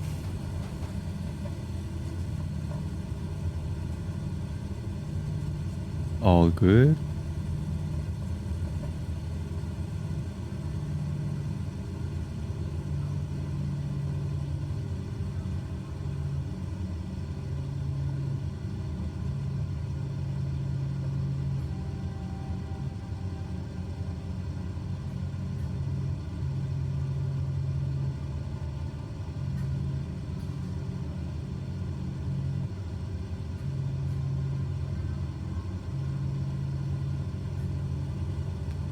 There's Electron Volt. Blown, but oh, there she goes. Look.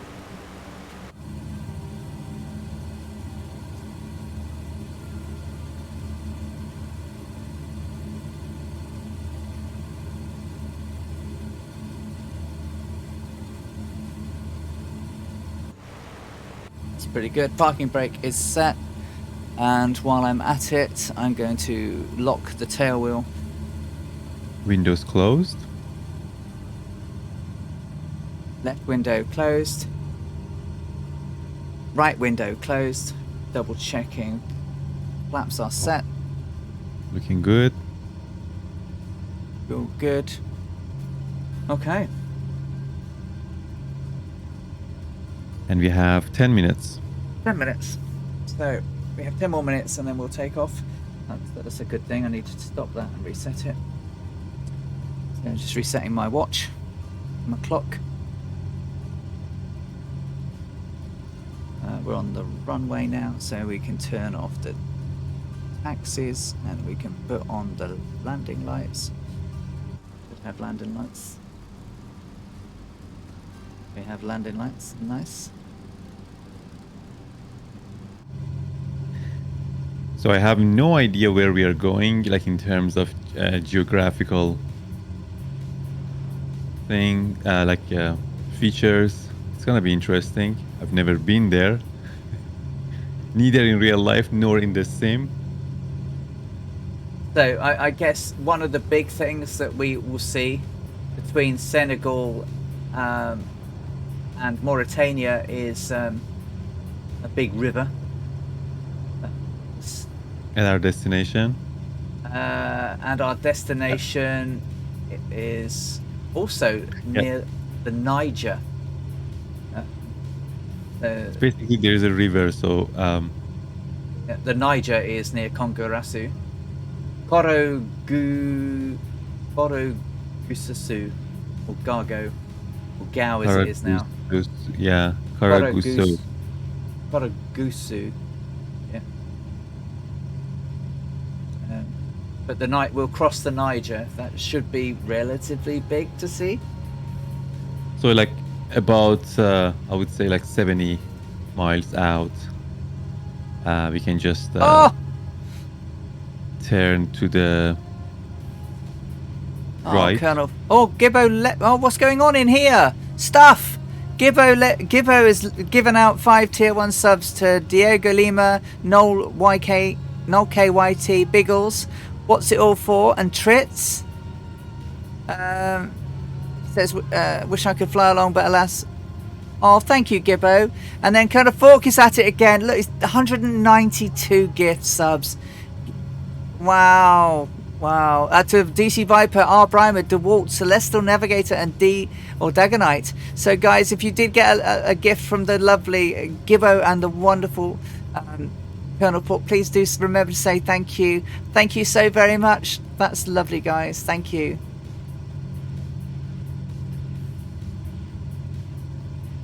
Legends. Yeah, I know, right? This community, I tell you, so super generous. All right,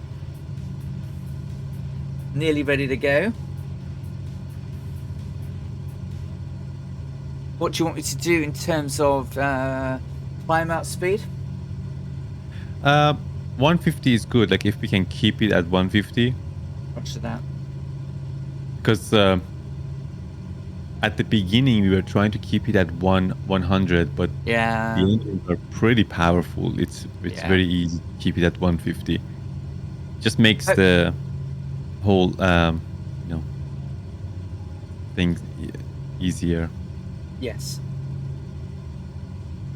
Calculation wise.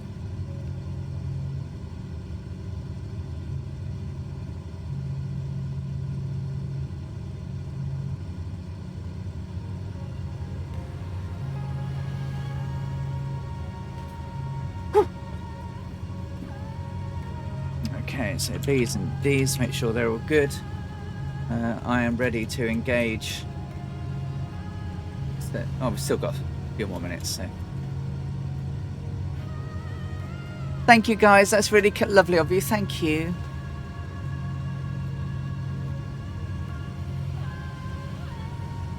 All good. Thanks. Just got back from Duxford. Oh, Duxford's amazing.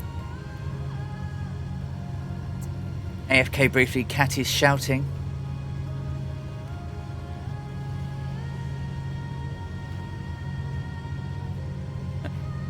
What? But could I have a cup of tea, darling?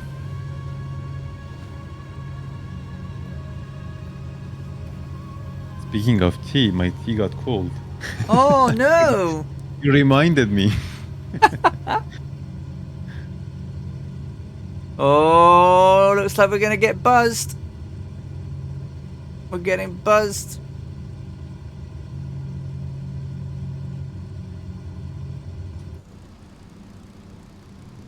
Oh, she's nice. I'm looking forward to. Wait, how long we got? We've got a few minutes, right? We've got about 5 minutes. Yes. We have 5 minutes. So we try to do it as they did. So 6:55 a.m. Interestingly, the sim thinks I'm doing 5 knots at the moment, which is weird. On the grounds, we're not going anywhere. Guess that's wind.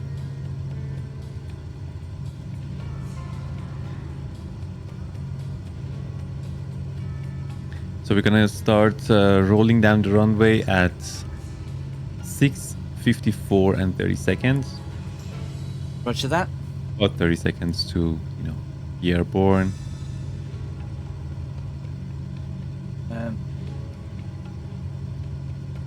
Indicatingly, we will leave runway.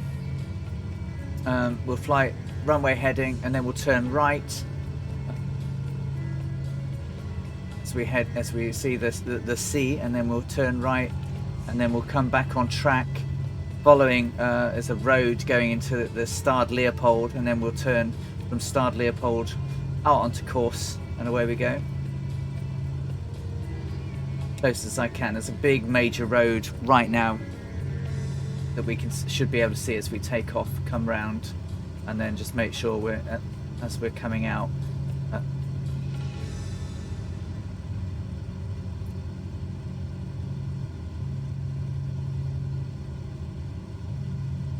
Like a lake. It looks like a lakey type thing, and some foresty areas. And then that should be good. And we want to be 8-4, don't we, for that? So. Okay.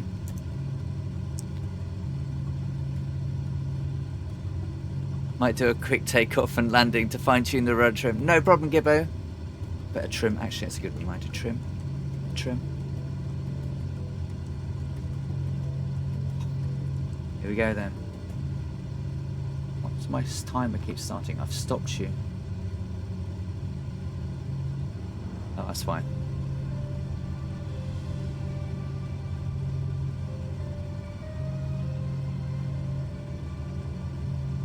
Tea this evening. I'm gonna have pizza. Pizza tonight. Nice.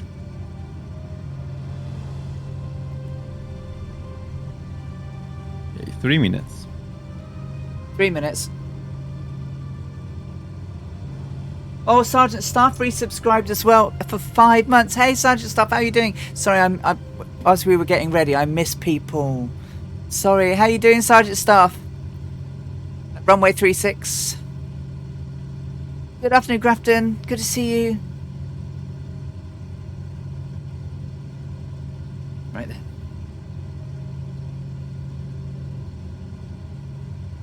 Sun's coming up now. Oh, while I'm doing that, what was that second there? Once we're at the top of our climb,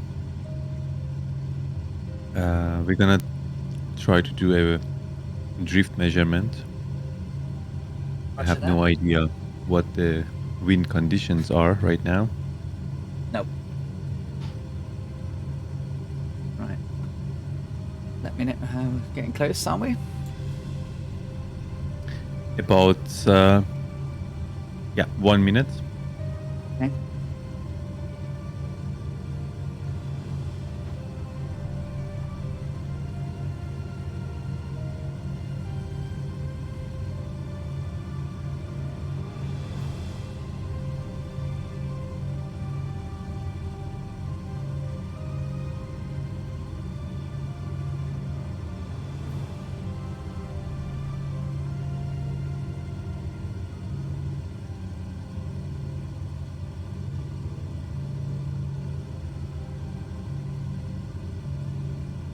Right. 15 seconds. We're going to release the parking brake. And let's go. Okay, here we go. Advancing. Got a bit of a roll.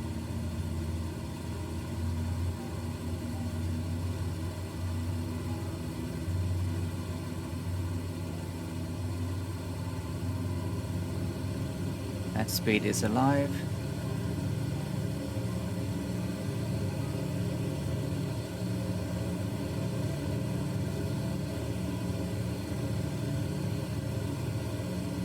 Full power set.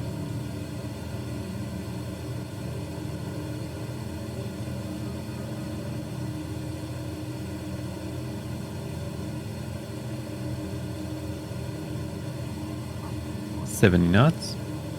I mean 70 miles per hour, sorry. Take off. Positive rate. Gear up.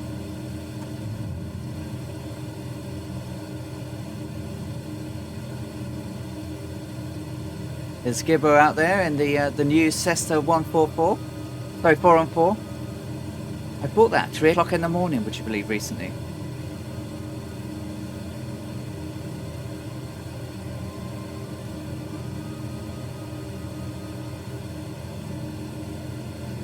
Flaps up.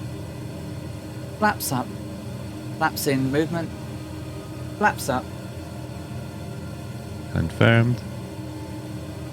I see some weird movements and with the yoke. Yeah, I'm just doing micro adjustments at the moment just to keep her straight. 90. Yes, I'm doing a turn now, so trying to keep her low for the moment. Everything's full set.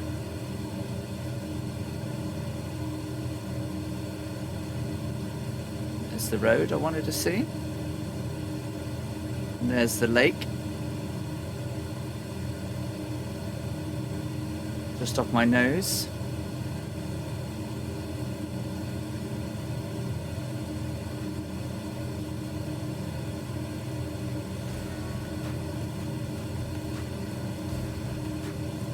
By the way, our cameras are off.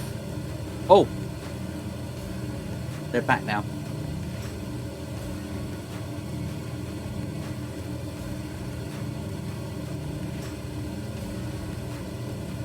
Oh, I think it is showing the texts. Oh, hang on, one moment then. Yeah, no worries. I'm just watching that road there that goes past this lake and green areas where I want to sort of line up to go on course.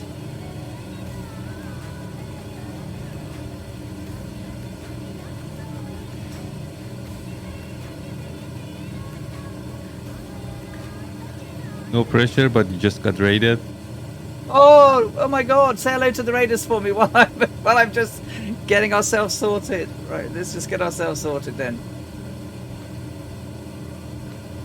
Hey guys, whoever you are for the moment, I'm just concentrating on getting myself ship shape. With a Oh, Forder, hey, how are you doing? Right, uncaging the gyro. Make sure that we've got a nice heading there. And then we will do that, and that, and that, and that, and that. And then I will do that to that. Heading. Sorry, I need to just turn my heading now.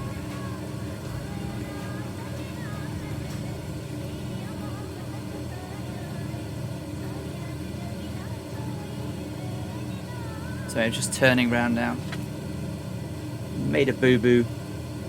Right. Hey guys, how you doing? I'm so sorry I was a bit concentrating there. Thanks. Sorry. It's kind of hard when I'm turning around everywhere. Electra's windows all crashed. Sorry? Your Electra's windows all crashed. Yeah. No, stop it. It's alright. Did something wrong. Sorry guys, I just need to correct. Sorry, Captain.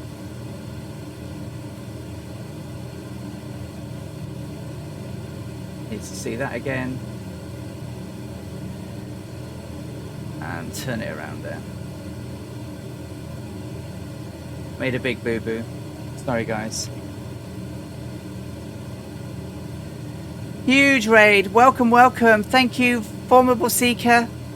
Hey, how you doing? Welcome. If you want to join us, we've just left Golf Oscar Yankee, and we're heading towards Golf Alpha Golf Oscar, which is about 1,000 miles to go.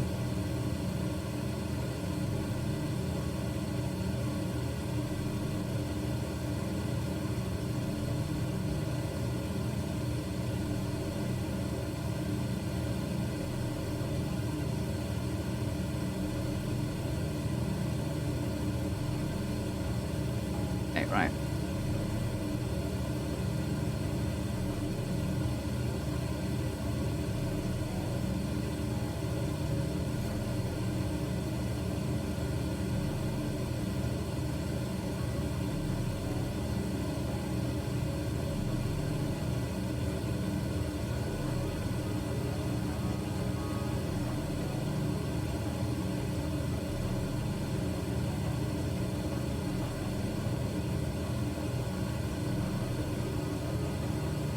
It's so strange that your aircraft is showing up as Bonanza on my view. In my view.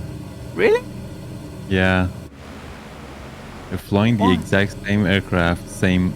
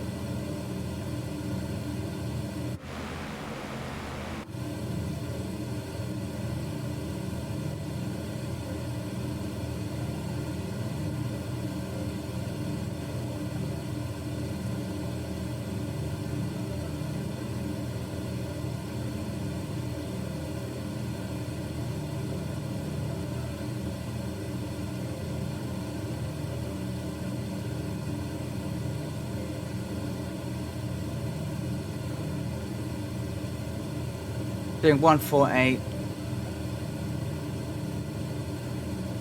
Climb about 500 feet per minute.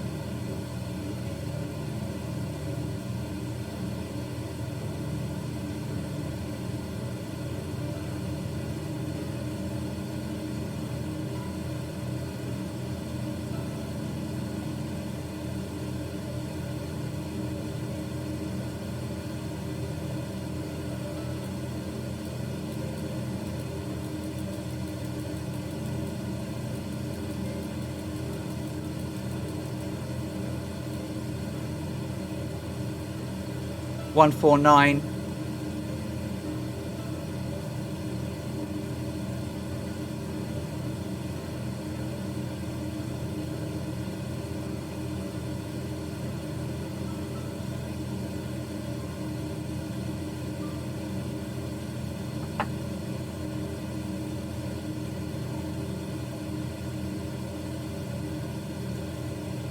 One Thor 9 coming, climbing through 3,800.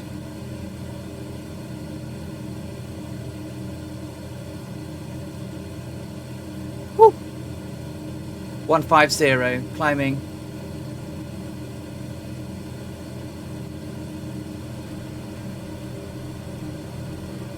Four 4,000 feet.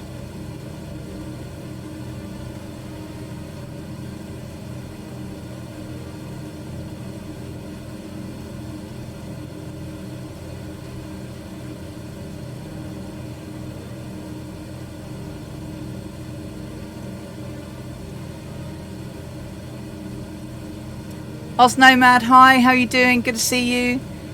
Oh, just a quick hello before I'm off to bed. Lovely to see you. Airlock. It's not a bird camp, no, it's because it has been there so long. It's a feature of seniority now. Oh, is it? I'm still showing something Discordy, am I? Sorry. One moment, guys.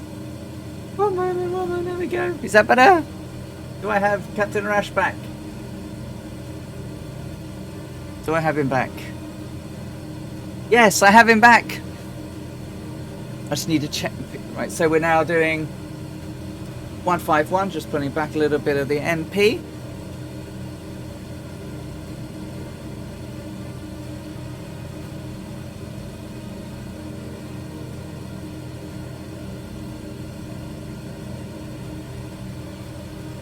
(150) climbing through 4,600 feet.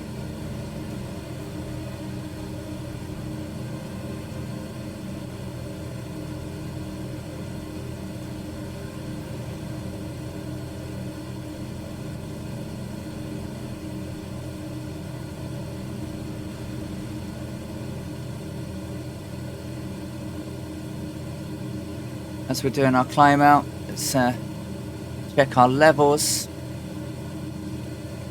temperatures.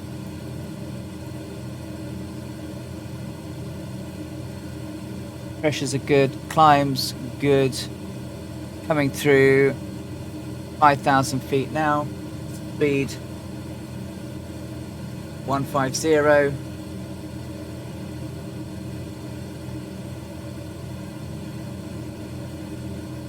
little bit lower now, 148.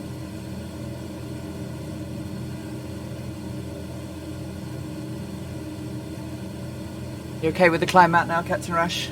All good? Yes. Everything looks good. May have messed up the... well, we're probably a little bit off course, but we can correct that. Oh yeah, it's gonna be fine. I mean, we have the sun right ahead of us, so it's gonna give us good speed. But it's gonna change slowly. Yeah. So at some point, we're gonna have good correction for our lateral position as well.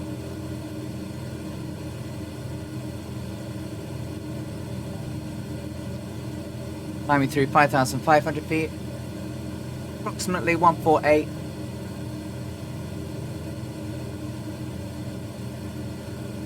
(84 degrees).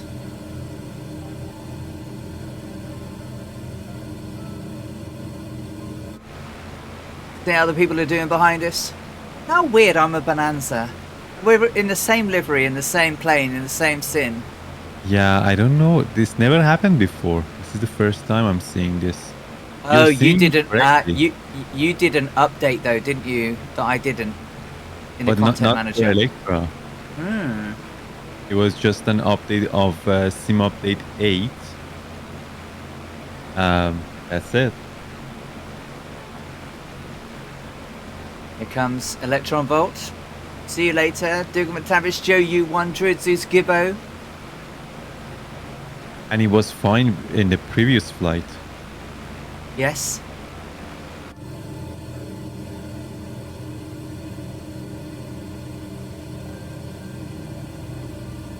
Alright, I have everything set and ready for the cell nav. Roger that. 0800 Zulu. Roger that. Coming through 6,200 feet, climbing through 8,000. Speed's dropped a weird bit as we're doing a constant climb. Gonna put a little bit of bump in. Shouldn't make a material difference at this point.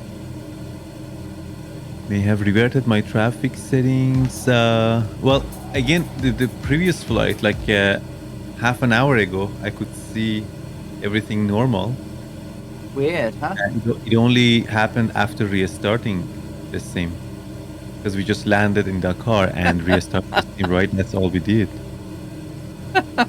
My MFS model matching is more random than a bird harp in a tropical hurricane.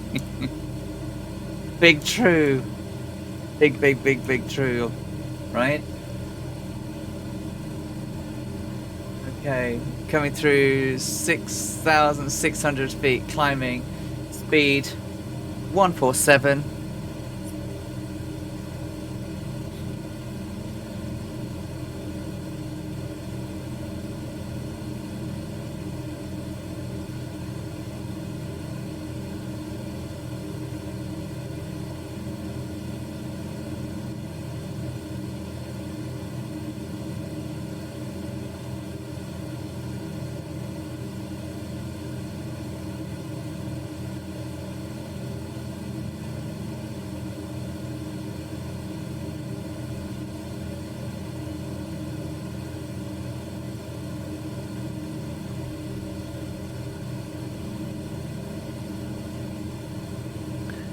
So in about 12 minutes after takeoff, we should fly over an airport. That's going to be a good visual reference.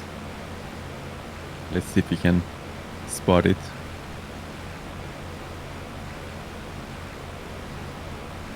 Well, there is one on the ground right under us now. Oh, okay. Well, we have to fly over it. Yeah, we are to the port side of it by quite a bit. Okay, I see it. Yeah. It's not too bad actually. I mean, we can correct it if you want, but I wouldn't be worried about it too much. Okay, let's leave it as is. I mean, we should be able to correct where we're going. Coming through 7,500, 146. Your window is open. Why? I shut it. I shut it, didn't I? Yeah, I saw that you shut it. I double checked and you closed it. I have I a don't know. poltergeist in the cabin.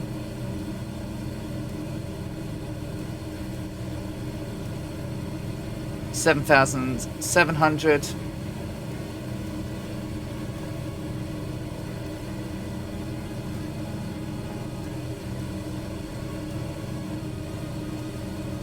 So we are a little bit too fast.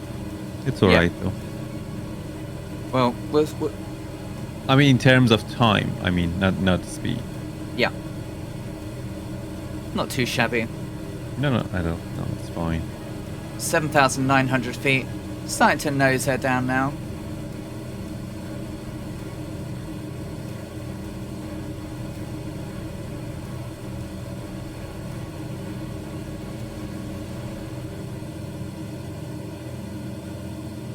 Yeah, and as you see, the landscape's pretty flat.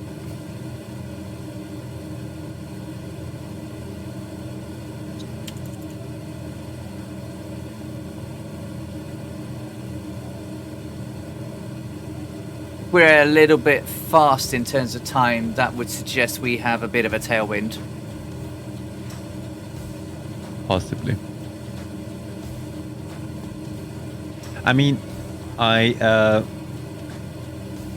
estimating based on 0700 Zulu, but we actually took off at 0655, but then we had a turn, like a 360 degrees turn, right? So Yep. I don't know exactly how long that took. So maybe just all of that, like approximation, would affect that like 1 or 2 minutes. Boost Faster pumps are now time. off. I have reduced manifold pressure and RPM. Or 84 degrees, 8,000 feet.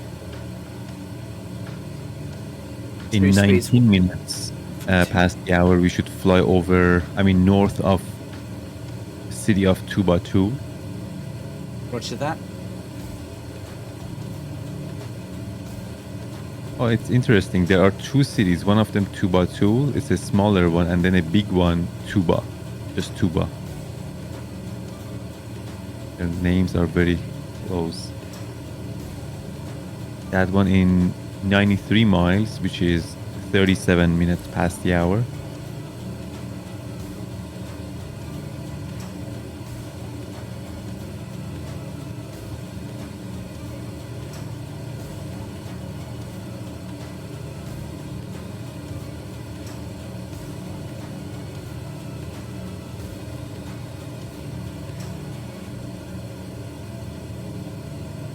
There's quite a bit of a crowd behind us. So it's just concentrating on speed. Scorpio 49, Dougal McTavish, Joe U1. We've got See You Later, Electron Volt, Gibbo Island, Two Cats, Capoustic, Alpha What Now? Drusus Dora, NL. There's someone else in there. I can't see who you are. You're in the Kodiak. There's someone else behind Alpha What Now? Sorry. Oh, I guess it could be. Where's Mr. Electron Volt? He could. I guess he could be back there, or he's shot off. Scorpio Dougal. No one is below us. No one is dead above us.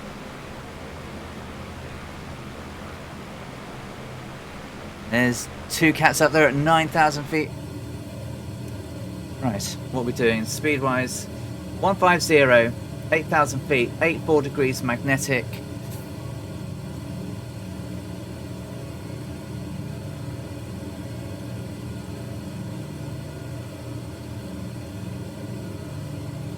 In 15 minutes from now, we'll do a drift measurement if everything is good. Roger that.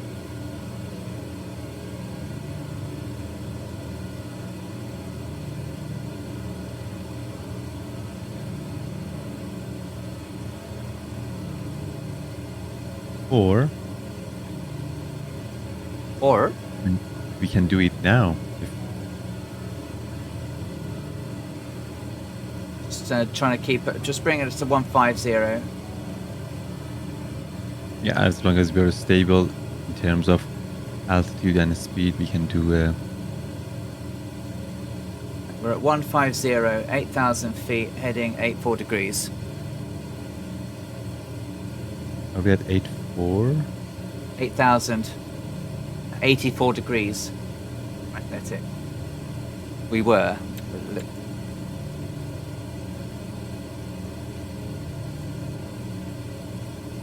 Nearest down there, probably 83.9. 8.8. Oh, you want 8.8? No wonder we're off track. No wonder we're off track, Captain Rush. 8.8. Turning right, 8 degrees.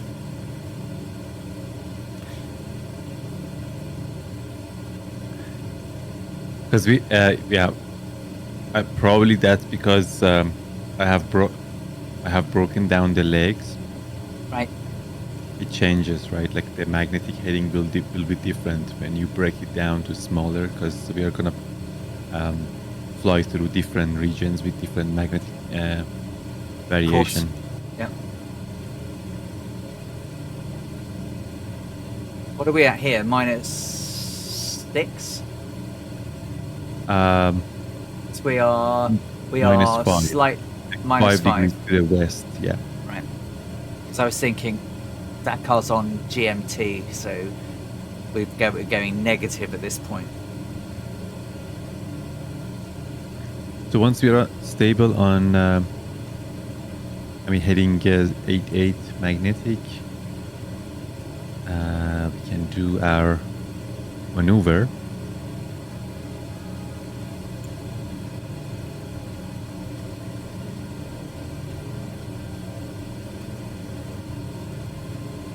Eight.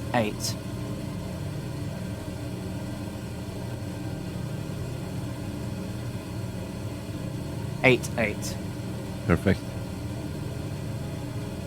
So I'm gonna actually read them drift right now. Bear with me before we start 45-degree left and right maneuvers.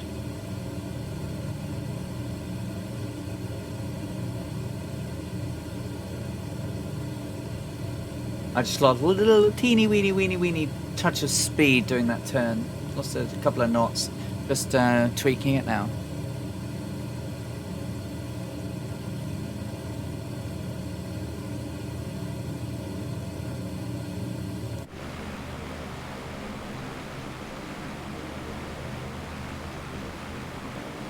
Fierce Wolf up there in the 414 as well.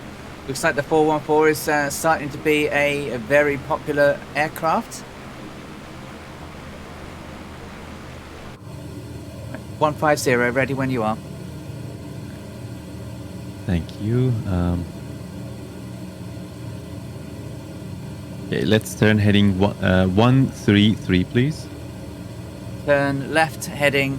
Oh, turn right or left heading? Oh, sorry. Yeah. 133. So you want me to That would turn be right? right. Sorry. Yeah. Yeah. All right. It's fine. Yeah. Turn left 133 would have been a slightly more dramatic turn than we Yeah. probably would have wanted. But just thought I'd check. Turning right 133 degrees.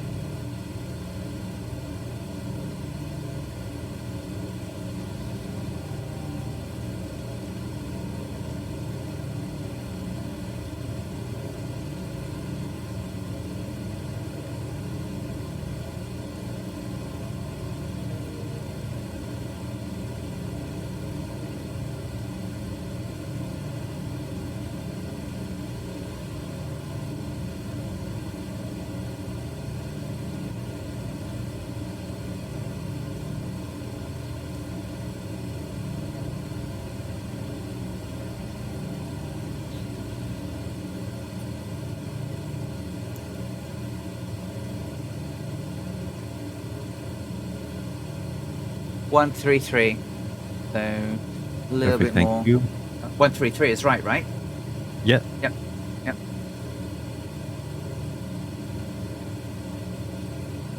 Doing about 151, so it's a little bit of a tweak.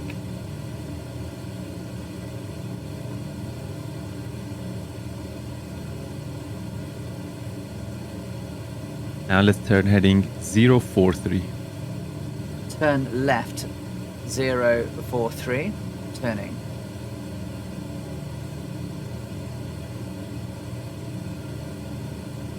$150 true 8,000. Can you repeat that again? My brain's I've just yacked Sorry. and forgotten. Yeah. Yeah. Zero- 043. 043.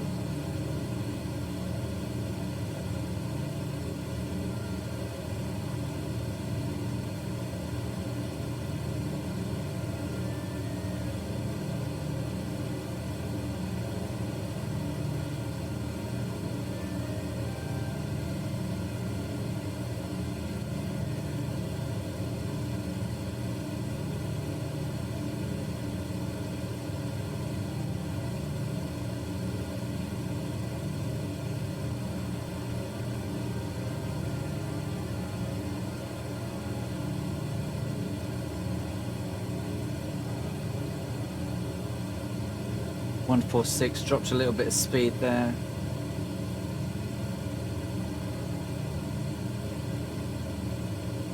Five, just putting in a little bit of power, trying to keep it steady.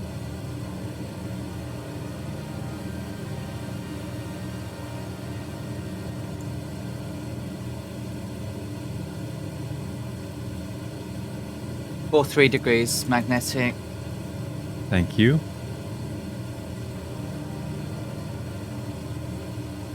Four three. It's way more accurate as we are flying over the land.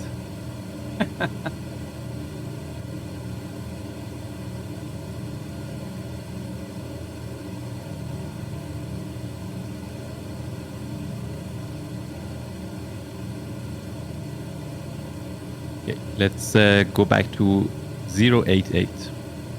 Roger that. Turning right 088 degrees.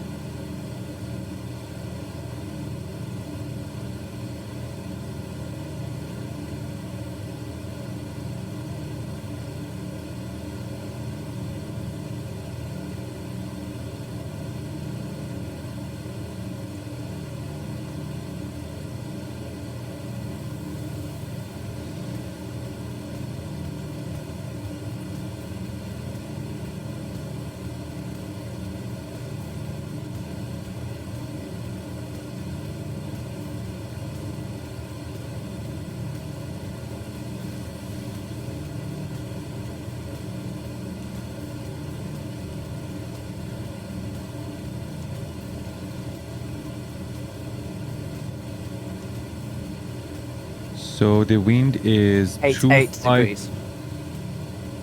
Yes. The wind is 255 at 15 approximately. Wow. 255 at 15. Yes. I'm gonna apply that. Only down the speed now. Course 88. Well, actually, let me see. 83 true north.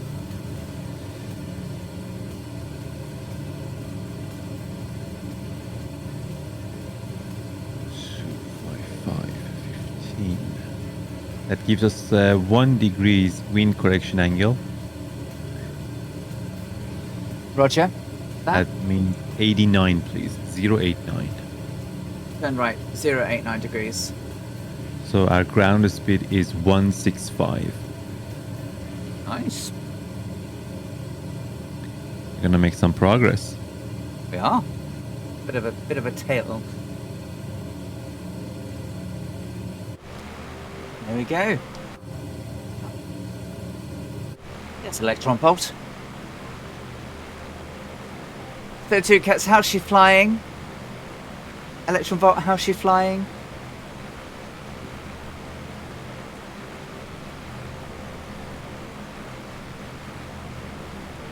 Hey, Defiant Prawn, how you doing?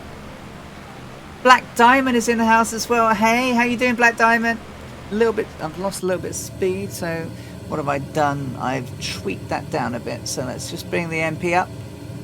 Oh, emergency. Emergency? Oh no, engine failure. Oh no. Oh no. Well, you should be able to land okay. It's fairly flat down here. Did you bring your food supplies and your shotgun?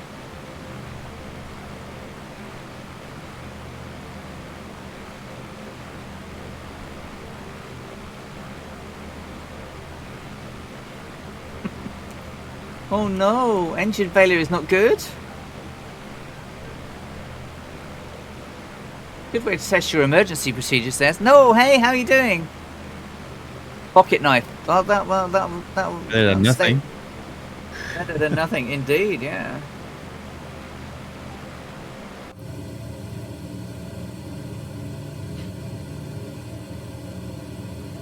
Do that there. It's roots, Defiant Prawn.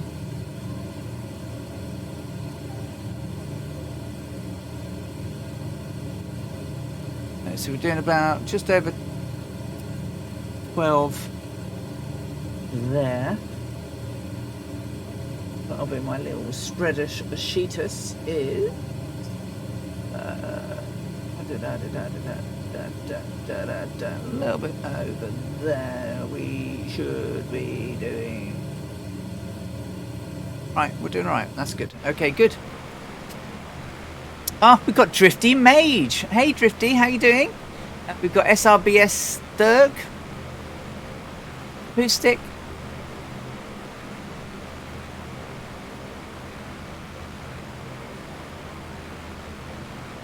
What's a very distinct square down there? Doing McTavish over there in the Spitfire. Nice flying weather, Captain Arash. It is beautiful. I see that it's square, by the way.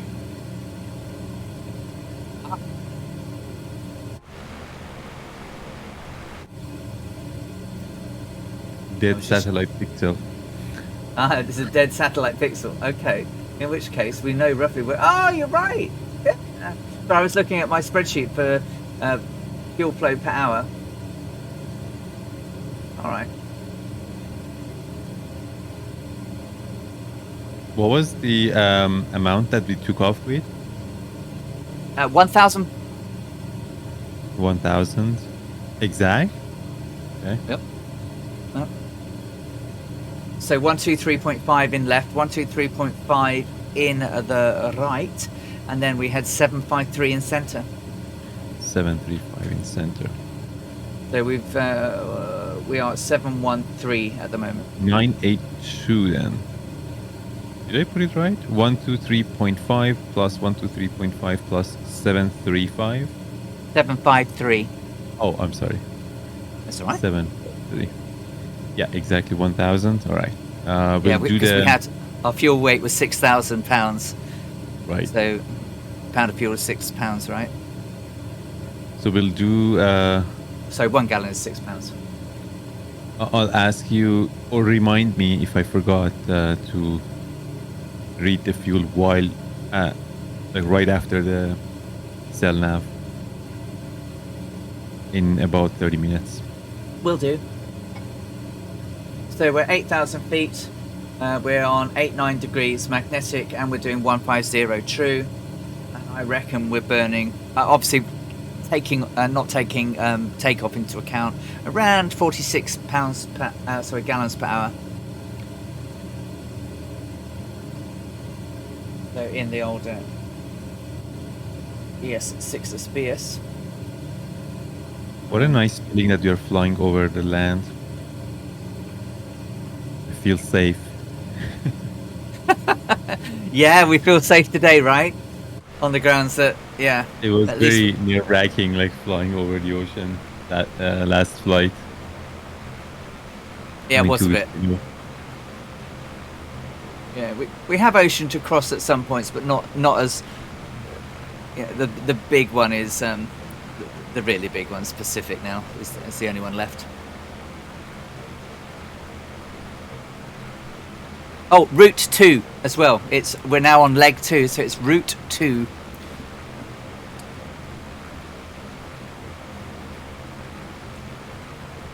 I should disable route really.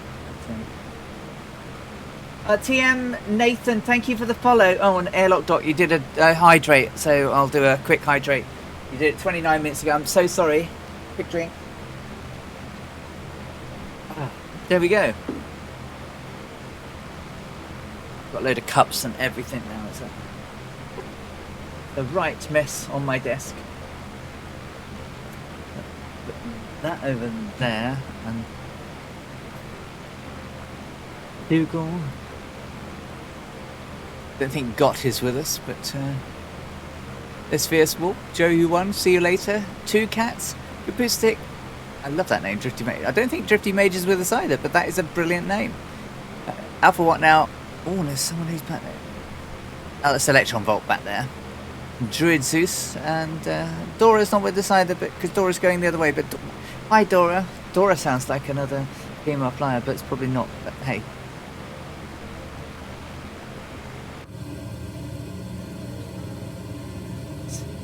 So let's do a bit of that, a bit of that, a bit of that. Safely down in the desert. Rescue chopper is here. Oh.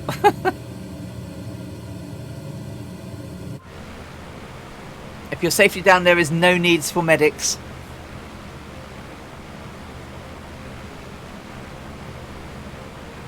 We would have left Dakar with a nice bunch of sandwiches, chicken sandwiches today, and 2 flasks of French hot chocolate.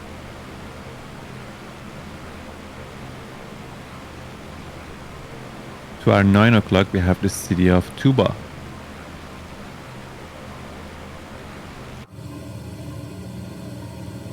I'm sorry, 3 o'clock. Did I say 9 o'clock? I You meant did, 3 yes. Sorry. Cuba. Very cool.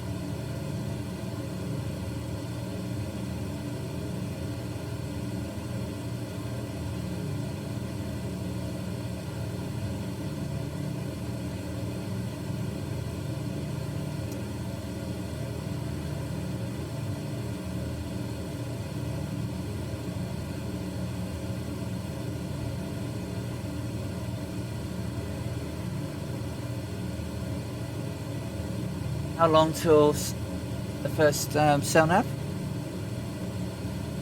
25 minutes. Cool.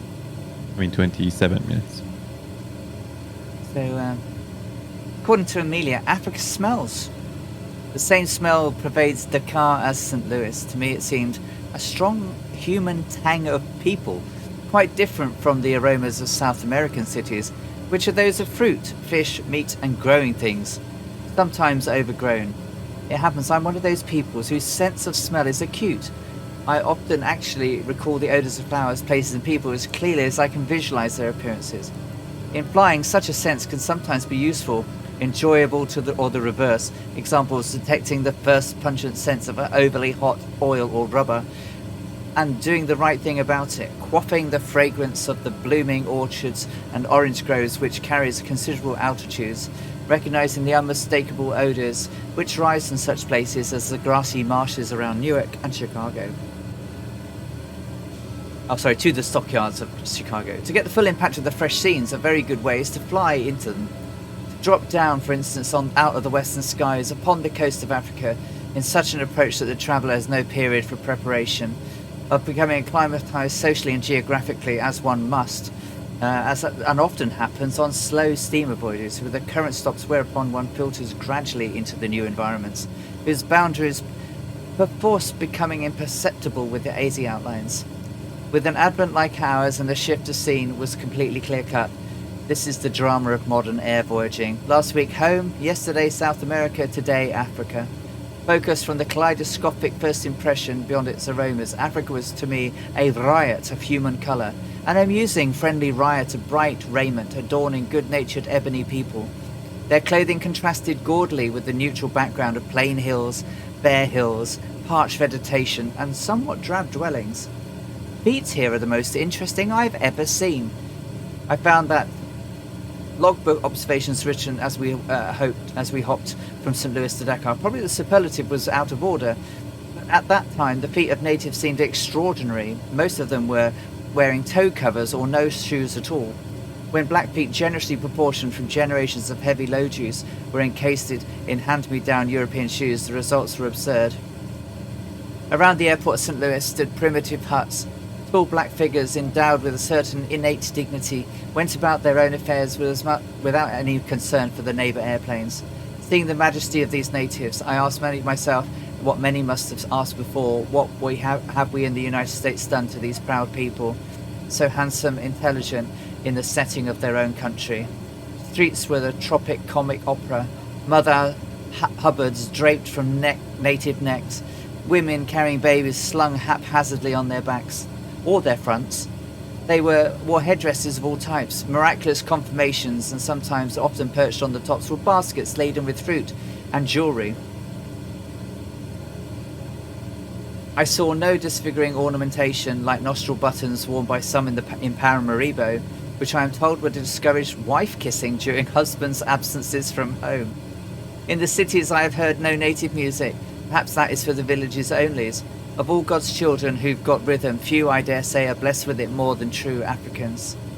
In the marketplaces, there are mountains of peanuts, some were held in place by filled stacks. Incidentally, a bag of peanuts, very specially fresh, roasted, was about the only West African export we carried on our way. Subsequently, we munched them. Fred and I might have been the bleachers at a ball game back home instead of the cockpit of the plane spanning remote deserts. Dakar nestles far out in the peninsula of the Cape Verde, the most westerly point of the continent. It's the capital of French West Africa and a jumping-off point for South American, holds a commanding position and the route between Europe and Brazil. The population, I believe now, is 35,000. On the morning of 8 June, we flew 163 miles from St. Louis. The chief reason I decided to lay over instead of proceeding east was that we'd found that the fuel meter was broken, and a very efficient chief mechanic at Dakar discovered that a piece of the shaft was broken. While he worked on a difficult job to manage from a blueprint printed in English, which he did not understand, in an aeroplane he did not know, I had a 40-hour check of the engines, probably all they would need until we reached Karachi. I found my enthusiasm for service given us was rapidly exhausting my supply of superlatives. I wrote to Mr. Putnam, her husband, asking him how to tell Jack de Seabourg, especially how helpful everyone had been, and how well the arrangements made by Standard Oil had worked out everywhere. We were the guests of Monsieur Marcel de Copper, Governor General, at his spacious mansion.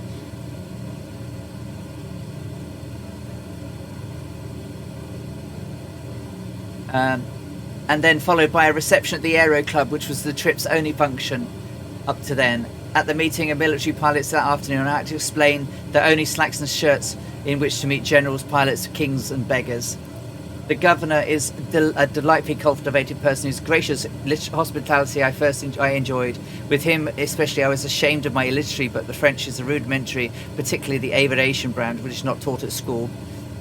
I remember asking questions about his uncle's health and my aunt's umbrella and walking about in the jardin, shutting down le fenêtre, none of which helps argue appreciably with any of this. With a sign language supplemented by scraps of French and English, we contrived to explain that without serious trouble. I found that aeronautic fundamentals are international.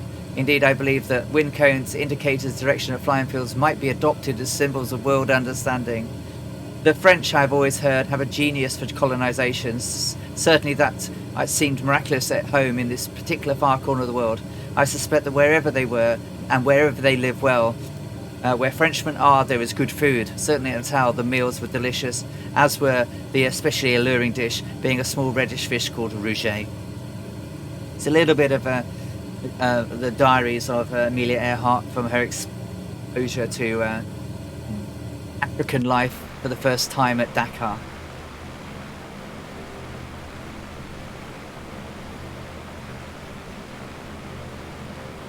Welcome! Did she leave her diaries like basically at every stop? Pretty much, yeah. Okay. Yeah, they were wired back each time. Yeah. Which is why we have everything, even up to Ley in Papua New Guinea, and obviously after that no more. But they were all preserved and sent back when she landed. Hey, Jess. It feels like they were expecting like something could happen like in every flight, right? Always a risk. Always a risk. Although though she never wrote about the risk. Well, once she wrote about the risk, which we'll come on to. But it was, pretty much her, her raison d'etre was to feel the fear and just do it anyway. Despite, that she had crashed quite a lot from her flying around, it never put her off. How many are flying with us today? Oh, crikey. Not as many as yesterday. But it's a beautiful day here in the UK today. So I think we've got 1, 2, 3, 4, 5, 6, 7, 8, 9, 10, 11... 11 that I can see. But there might be more, because we might be having some people disappeared.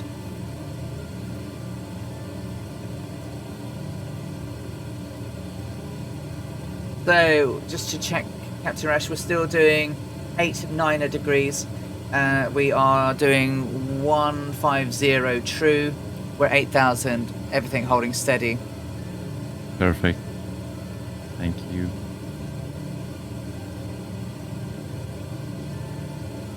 Cylinder head temperature is good. Oil pressures and fuel pressures are good. Fuel pressures are good. Suction is good. Let's get rid of that. Carb heat temperature is good. Fuel flow is within tolerance.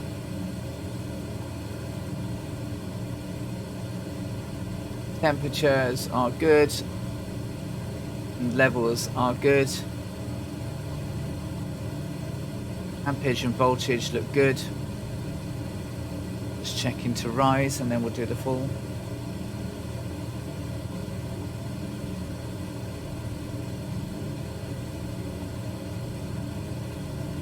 Stable.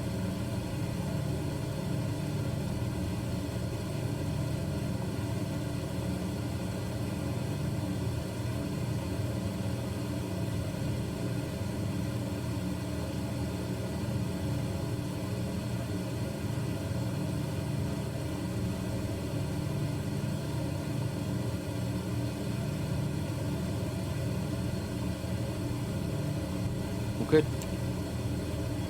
We're all good.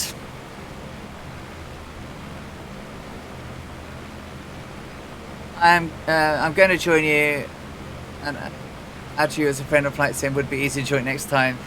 Just to look for your name. No problem. I can't jump out and add you at this point, but I might be able to add you from the Xbox app.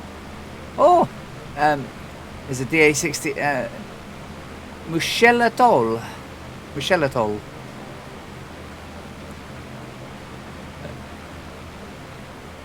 I don't. You know, I don't think the Xbox app and in the game friend list are connected, because I do have a lot of people in my MSFS list, Yeah.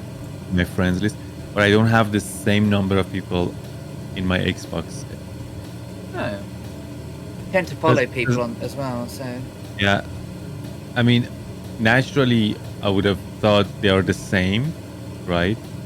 But the numbers definitely don't match.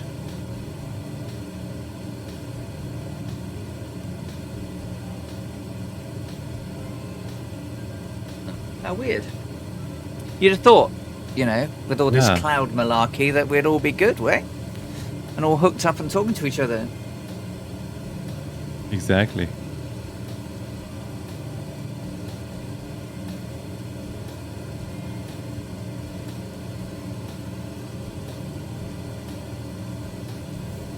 Fine says Xbox friends connect with flight sim friends, but not vice versa. Ah. Which is strange, yeah. Weird. Fix it.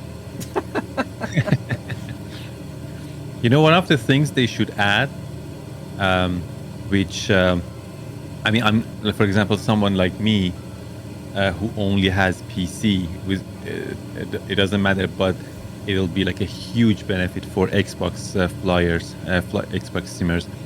The ability to add something like a file, like a PLN file, to your cloud storage, to your Xbox cloud storage. Oh. Because right now, sorry. Hashtag 19. Uh-oh. Bunch of people disappeared. Yeah, pretty much all of them. So, like right now, if you have basically both Xbox and PC, if you have MSFS running on both your Xbox and PC, right? So you can load up your PLN files, save it in on Xbox Cloud, right? Then you can open it using your Xbox. Yes. But if somebody only has Xbox, there is no way, as far as I know, that there's no way to basically upload that PLN file somewhere to your Xbox Cloud. But the weird thing is, like, everything. Do they not have USB drives? Yeah. Can they Can they not read USB storage? I guess. I don't know. I have no idea. Like, I've never I'll have had to check. Xbox. Got You an have Xbox? Yeah. Okay. Yeah, that would be interesting. I'll check it. Yeah, because I mean, it's all Microsoft, right? Like, they should be connected somehow, because like Microsoft has OneDrive. You know, they can just somehow connect these two. I don't know why it's not there. Maybe it's on their roadmap, but I hope they do that, because that helps a lot. Because a lot of the flight plans we do, they have custom waypoints, right? It's very difficult for Xbox flyers to make those flight plans in their sim. Yeah. Totally agree. Everyone's vanished.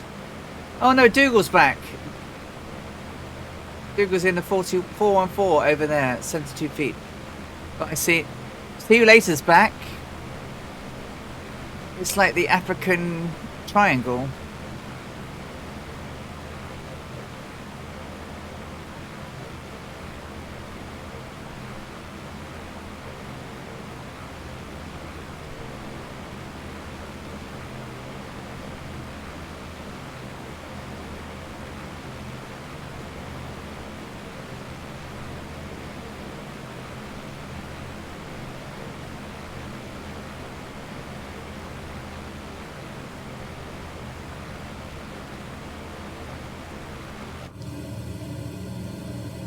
150, 8,890 degrees. I'm going to do a quick hop over the fuel tanks and I'll be right back.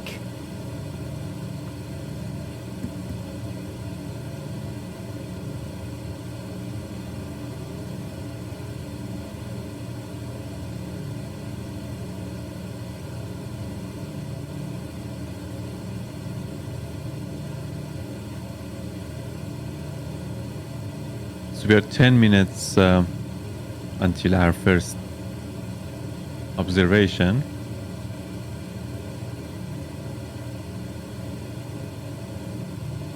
And I have all the numbers ready. The form is ready. I'm just double checking stuff.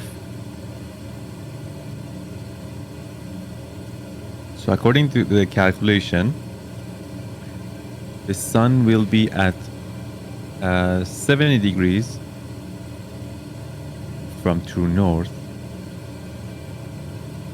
Our heading is 84 relative to true north. That means the sun will be... Aren't we 89? Oh, I'm talking about true north. Ah, right. Beg your pardon. No worries. So yeah, 10 degrees to the right, sorry, left, approximately. And it's gonna be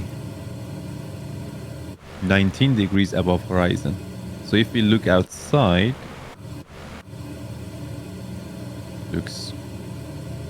seems to be right. Just a quick sanity check, you know. So it makes sense.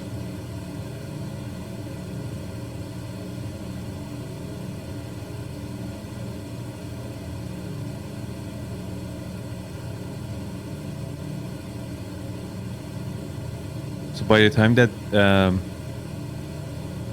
we do our cell nav, we will be around this area, which I don't know where it is, but it's like approximately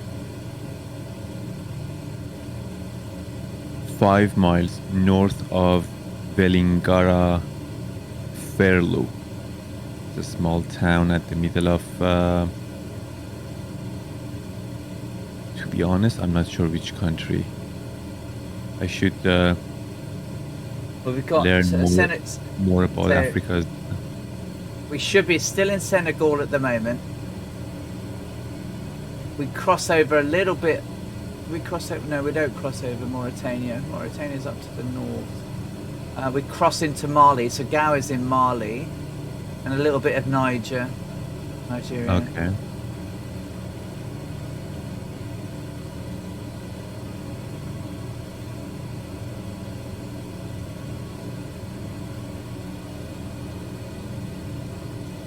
Oh, yeah, we're definitely going to be still in Senegal. We will go to Mauritania and then pretty much fly across the border before we entered Mali.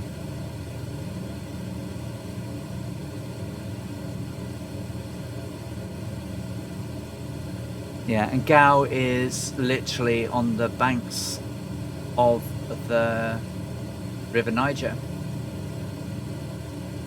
It's gonna make it very easy to find. Hey Charles, how you doing?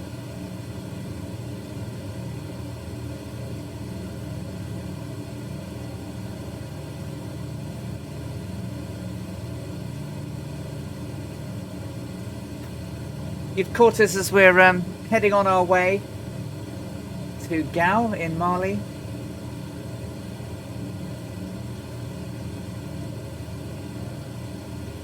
We have about 5.5 hours to go.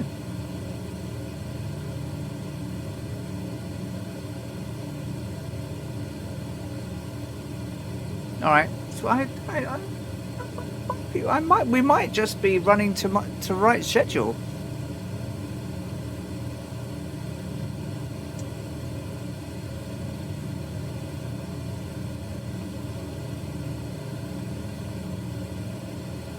coming up on a sun shot soon for Captain Arash. Yes, in 5 minutes.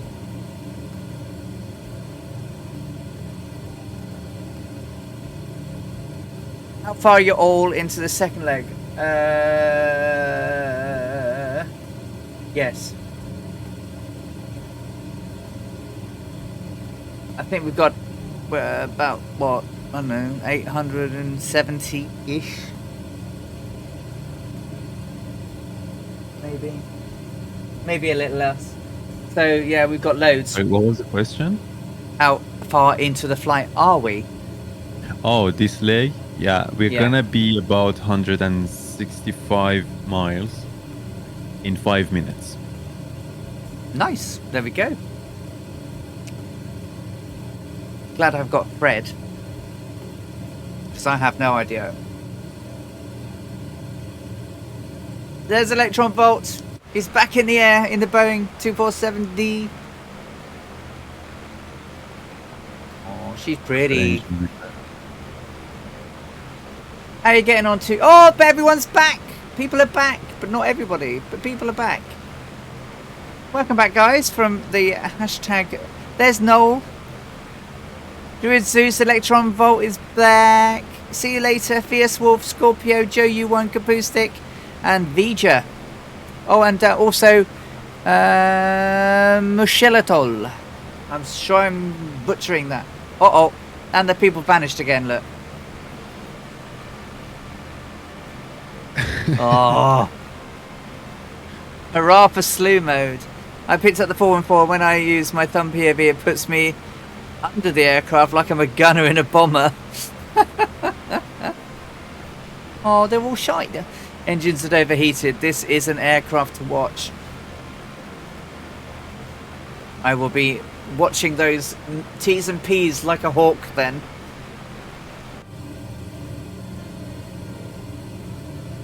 Uh, 8,890 degrees, 150.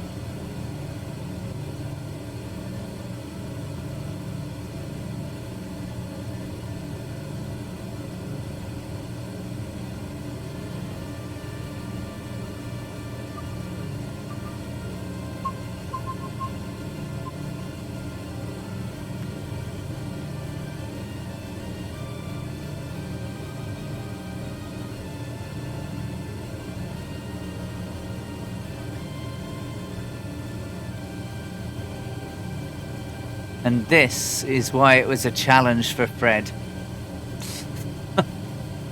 He couldn't really use any form of VFR. I mean, there are at least roads here now that they're never... Oh, there's Dougal. We've got people back. Oh, we've got Dougal and Noel. And see you later.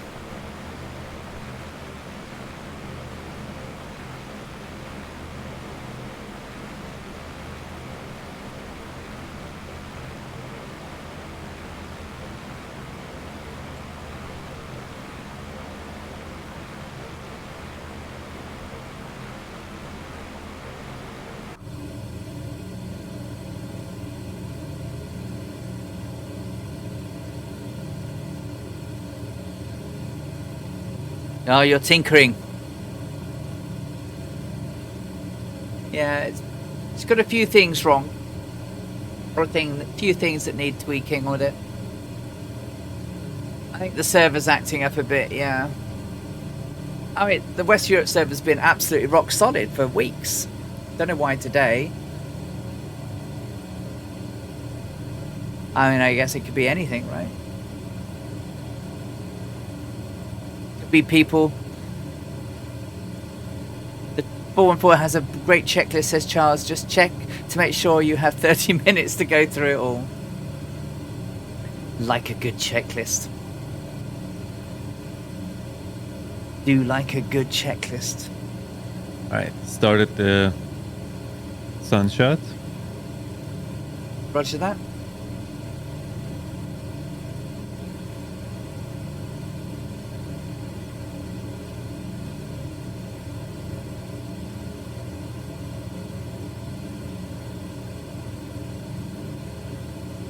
Right, I just checked the fuel as well.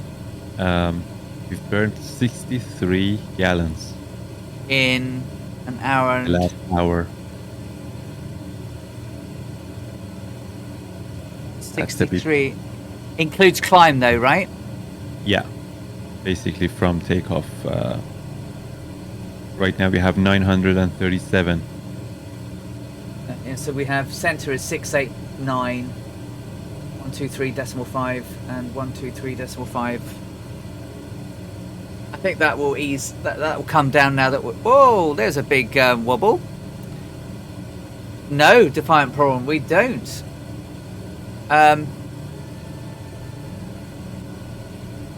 This aircraft, like Amelia's, had 1,153 gallons of fuel it could have on board. It had a range of 4,003 nautical miles, or 23 to 25 hours of flight time, assuming no massive headwinds, etc. So, for this particular leg, no, we don't land. It's a one stop. And just to sort of preempt that a little bit, if I show you a picture of the Electra, this is all the extra fuel tanks. This is sorry, let's do this one. So they're the fuel tanks inside. So you've got 1, 2, 3, 4 horizontal fuel tanks, and then you've got 2 either side of the cockpit, and then you've got so that's 6, and then you've got another 3 in each wing. So she had a lot of fuel on board, and in order to get from the cockpit to use the loo at the back, she had to climb over the top, and as you can see, there wasn't a lot of room. That's inside the aircraft, exactly. Do not light a match.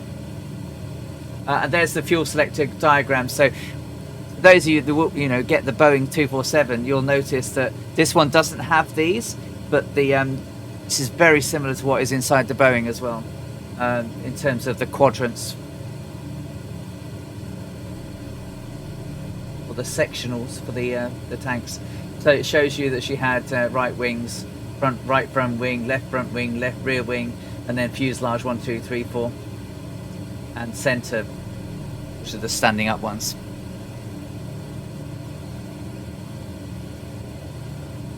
And you can see them here. So the cutaway will show you that you've got the 4 horizontals and the 2 verticals. Very little room except the little toilet at the back. And then if we do show you the cockpit, so you can see it's quite snug in there. And then that's the original layout.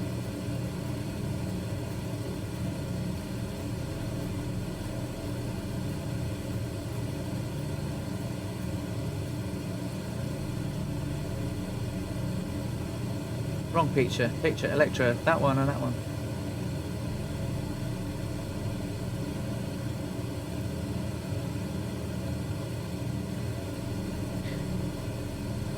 Uh, 1 degrees to the right, please. So heading 090 magnetic. Roger that. Turning right. 1 degree.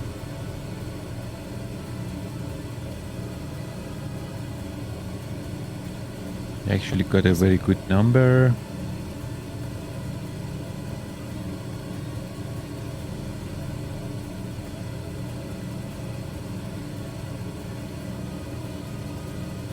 Yeah, she was quite small.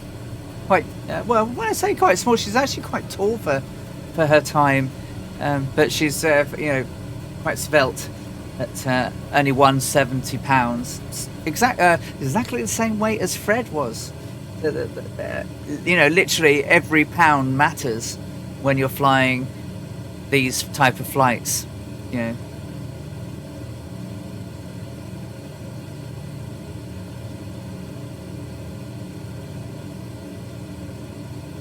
There we go. 150 90. Should be on 90 now. Maybe a bit of that and a bit of that, and then line up a bit of that and a bit of that. And do. That looks on the nose, Captain Arash. Perfect. Depending on perspectives, that's 90 as well. Speed 150. How cool. Nice when you only have to make a 1 degree adjustment for the next hour.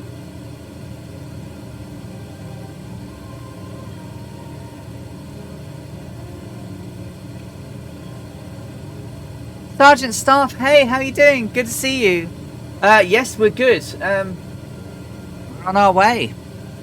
What about... So, Captain Rash knows where we are now. We are pretty much on the south side of this small town called Ferre, something like that, if I'm saying it right. But if I zoom out, we are here in Africa. Just give you a perspective like where we are. I love that you've kept the entire reference. Oh yeah, like from the back. Yeah, I'm not deleting these. No, amazing. So yeah, we just crossed this point. This was our dead reckoning point. This is our MPP right here, most probable position. We are about 2.3 nautical miles ahead of our planned waypoint. So this is a good, basically, approximation. But laterally, we have very little information. So we might be on the, right side. We might be on the left side. The reason for that is because the sun is right up ahead, right? So for the last few hours, we are gonna have good speed information, but no lateral information, pretty much. But in about, I would say, I don't know, 6-7 hours, hopefully, if we have the sun on our side, then that's gonna correct us. We saw it during the flight across the Atlantic. It was like basically a textbook example, like how. Let me see if it shows up here. Yeah, there we go. So basically, like for the first half of the flight, we had the sun right up ahead, right? So we were getting a very good approximation in terms of speed correction. But we were drifting quite a lot, actually. As you can see, these yellow circles or yellow dots, these are exact locations, like the exact coordinates that when we did this sun observation. So the MPPs were basically like along this black line, but the actual location was here. So you can see how much we were drifting, right?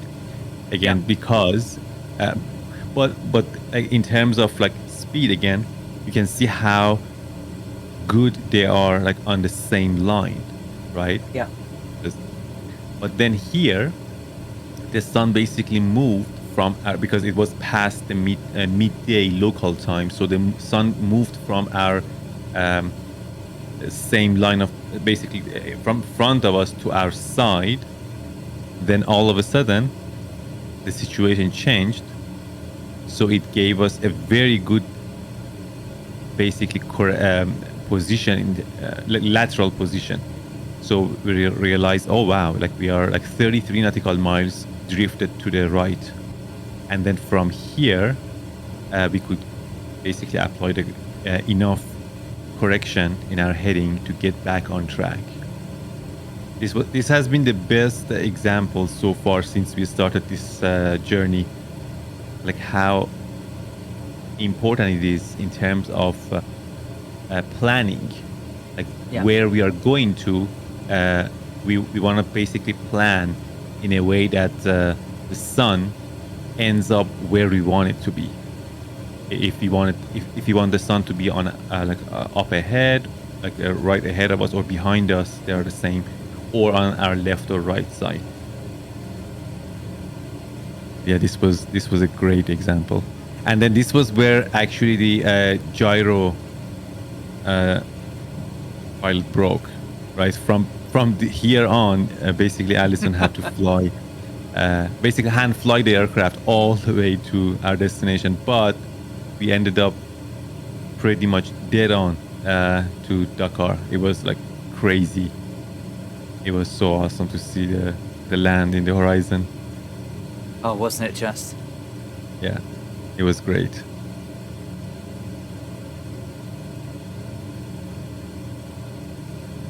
Thank you, Celestial Navigator.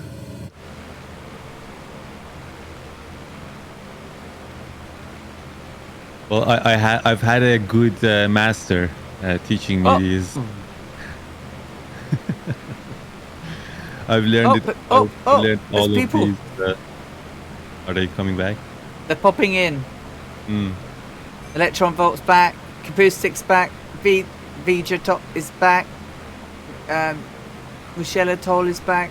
Druid's back. Scorpio's back. Joe U1's back. See you later. Still here.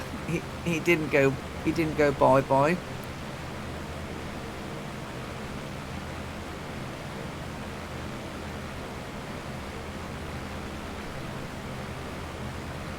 Well, it's all right for you guys roaming around Africa on a Saturday afternoon. I'm just back from the garden after raking a black sack full of moss and giving the grass its first cut.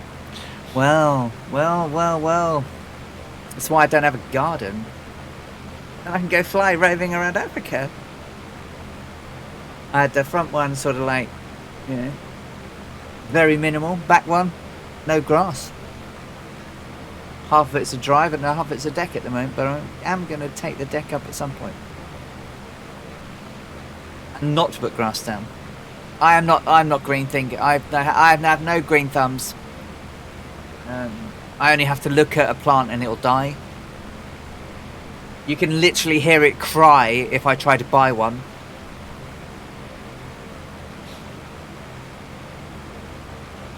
Oh, I give up. One hard reset, one CTD, everyone reappeared. Oh, sorry, Noel. Well, take care, my friend, and I'm sorry you're having problems. Because you were there one moment and then boink.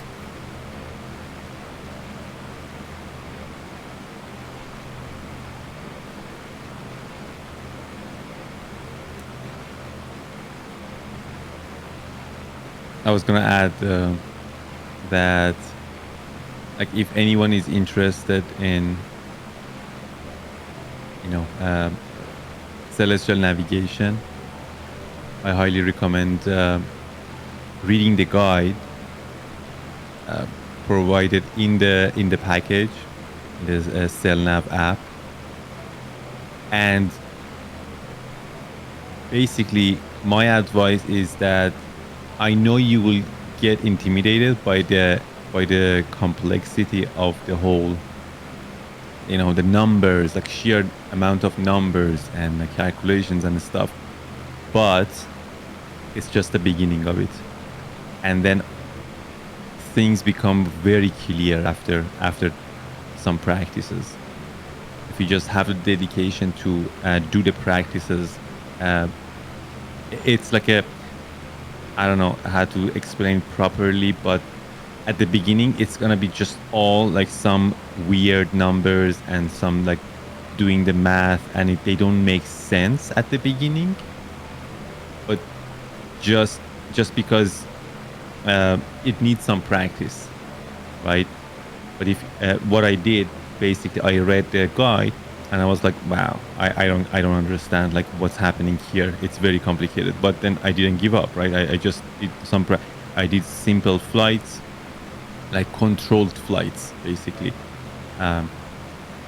So and then I understood the basics of it, and then I added the more complex steps, right? So you wanna do the flight with like just the sun. Right? We don't want any sort of like time offsetting. We don't want any wind complications to be added to the process until you're basically comfortable with doing the math, filling up the form, doing the calculations, doing the plotting, and then once you're comfortable, you add the more complex steps. You know, and in terms of like, for example, including the wind, like you when you fly in live weather, or if you want to add like time offsetting, which are actually crucial, which are actually necessary when if you want to fly at night, right? Because then you have like three celestial objects that you want to. I mean, you can still do one star at night, right? But because you have like three, you can actually shoot 3 stars. Why not? Because it gives you way more accuracy. So that means like you need to apply like time offsetting, which there is like several more complex steps. But my advice is that don't bother with those at the beginning, because it's hard until you're comfortable with the simpler steps. Regardless, at the end, anyone can learn this art, as Celestial Navigator says. It is an art, actually.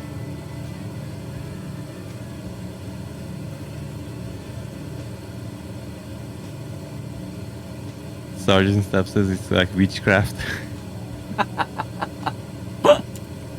What witchcraft is this? Definitely so. Definitely so. Right. Well, I see Jess ahead, and we do have some people back. We got Fierce Wolf, Kapustik, Electron Bolt, Druid Zeus, Joe U1. See you later, Dugan McTavish, Vega Dot.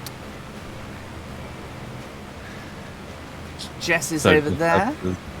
Why didn't they just use GPS? Well, the thing is, I've mentioned it before.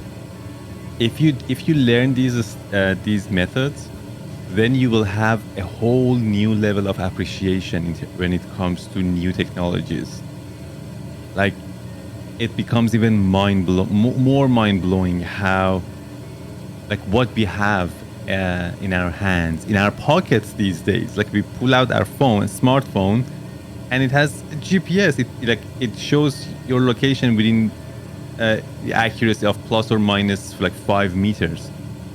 It's that is incredible, witchcraft. Right? The GPS in our phone on our phones, that is witchcraft. How does that work? Like, I mean, it's a whole new level of appreciation. Like, we take it for granted these days, but holy moly, it's amazing to have this much of accuracy. One huge solar storm. It's all it takes. Oh yeah. That happens, and then the satellites will be knocked out of network. I mean, if they don't get fried, right? Yep. If they get fried, and they have to launch the satellites, like, it's gonna take years and years until they come back.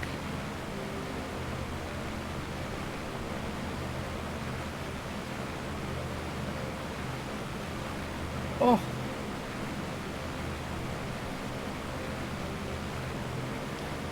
So what is this river that we are flying over? Let me see if I can pinpoint it.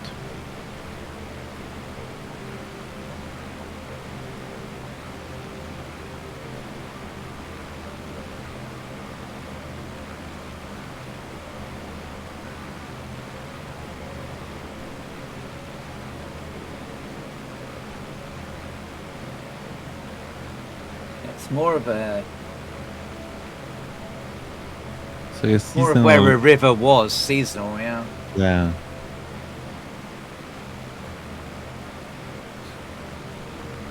It's like a 3.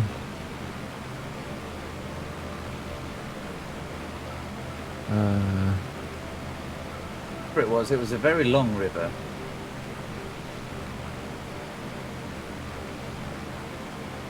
Looks like we have crossed Rainiro.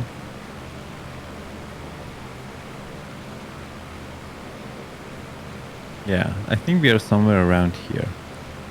Like basically about 10 miles to the east of Rainiro.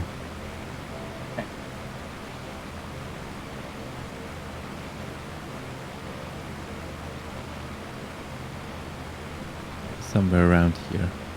Oh, we're not doing. That's pretty good, right? Yeah, it's 6 miles to the north of our track. I should actually do a wind measurement soon. Okay, let me know when. Yeah, I'll prepare my next form, Okay. and then we'll do the wind measurements. Roger that.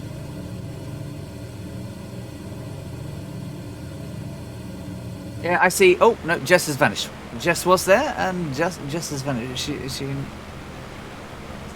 silly sim. Oh no, there she is. I see her. She's at 17,000 feet. We're down here at 8, a lowly 8,000 feet, but I see her over there. What do you think of the Boeing 247 or DC? So Panda Jim, welcome in. Thank you for popping in. So we've had the Wing 42 developers in the house today. I do have the 247D, and I will be previewing it this week. And we have one of the team in flying with us. If they're here, but they keep out. Oh, there they are. Look, there's the Boeing 247 over there. Electron Volt. If my is coming down. And Two Cats was here earlier in the 247. So I don't think this is a question of either or. I think this is both for me. I think certainly from the area of age of flight this is in, that we have the Electra, we have the DC-3, and we have the Boeing 247. The most complex of them all will be, I think, the 247D. Right. All right. Right. Well, haven't had my little sticky hands on the DC-3 yet. And all I have done today is loaded the 247 after it was generously supplied to me as a preview version. Obviously, it's not finished. It's what we do see will not may not represent what it is when we get it live. Yeah, I'll let you know when I've had a fly. Two Cats was around earlier, flying it around. But it's he and I spent an hour last night going ooh and ah. Last night over it. So yeah, I'll let you know. I'll let you know when I've done it. I haven't seen the DC-3 yet. I also there is a clipper coming. Someone is working on a clipper. It is in progress.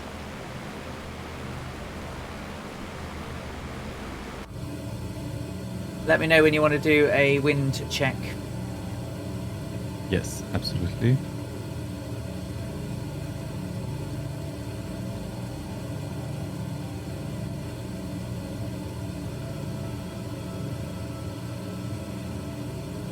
The engine sounds on the 247 are just mwah. The Goose engine noise very good too.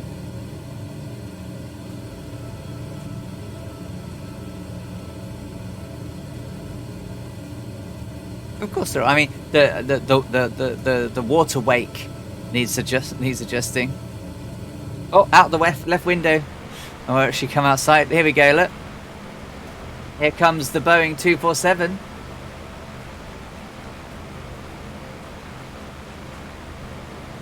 Look how close in sort of like styles these aircraft are. The nose of it, like if you look at the front section, I have a hard time to say which one is which. The one that the distinguishing feature, of course, is the single tail. Yeah. They both have. Oh, you disappeared, Luminator. The wheels go up into the undersides of the nacelles. And the twin tails are really what set them apart. Obviously, the actual cockpit's different as well. But it has, you know, it has all the right things in it.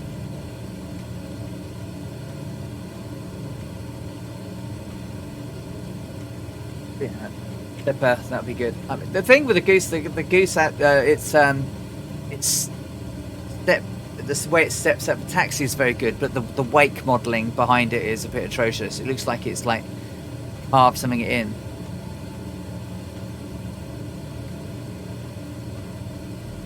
I know, I haven't heard anything about the Clipper since June of last year. I remember when I last heard, I think it was around December time.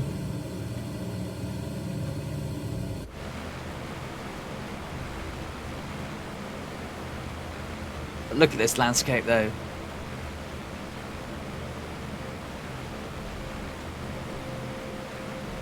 Couldn't rely on the maps back in 1937. Oh, here he comes, he's back. I see some.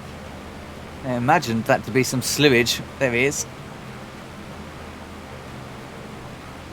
I wonder if I can do this. It's probably not going to work, but let's have a try.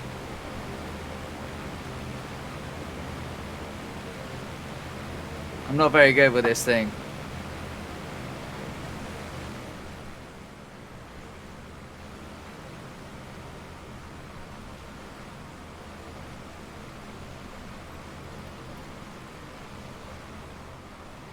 Oh.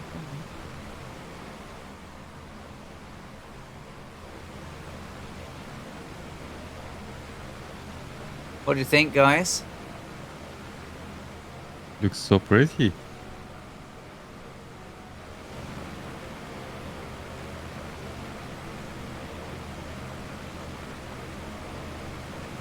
Isn't she nice?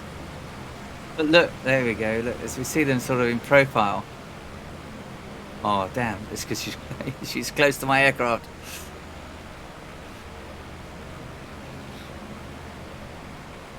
Yeah, Microsoft.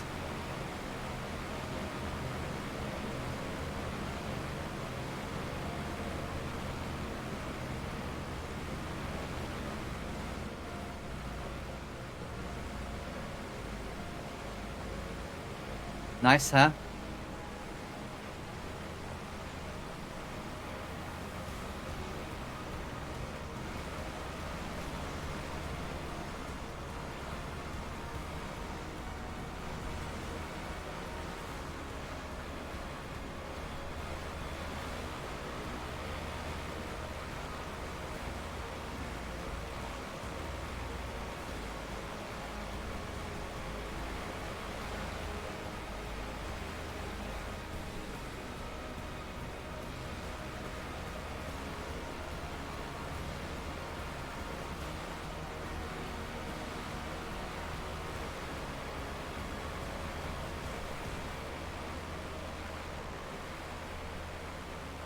Nice little preview there. Not only is it the Wing 42 Boeing 247D, but it's piloted by our very own Electron Volt, who makes the wonderful celestial navigation application that Captain Arashi is using to get us across the world. Early April, but that is not final. So I can't say when, but if all goes well, early April-ish.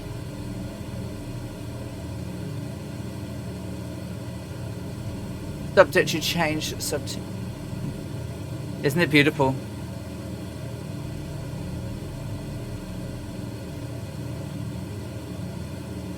So I'm going to do a flight in her this week,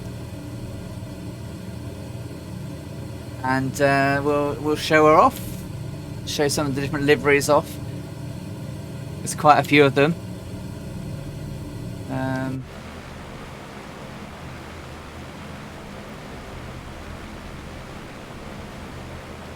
What an amazing aircraft. Starting to get, as the Pipe Prawn, we're starting to get spoilt now with period aircraft coming out, aren't we? Newsfat, hey, how you doing? Yeah, I like the Electra. Yeah, if she had a WY's engine sounds, it would be even better. But yeah, she's all right. She's pretty accurate to her day. It's not as advanced as the 247. The 247, very good indeed. Let me know if you want to do a thingy. Wind adjust check. Sorry. Yeah, resetting my plot thingy. Should be able to see at the top of the screen, Free Spirit Angel. I'm doing 150 knots. Yes, the sounds on the Goose engines are really nice, and I like how it chokes and splutters as you shut the engine down. As you know, it sort of coughs and it. Yeah, it's really good.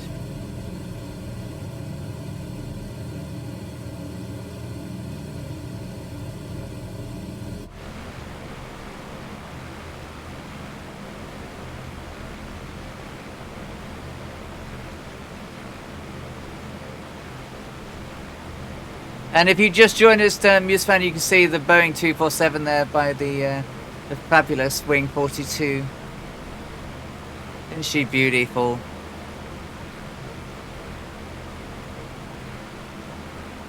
Such a stunner. The Electra and her commercial aviation rival right there.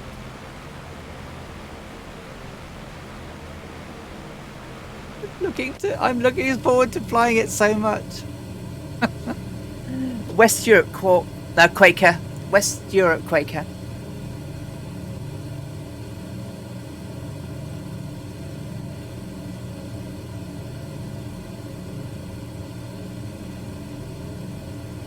Checking my data, still doing 1508, no, 990 degrees.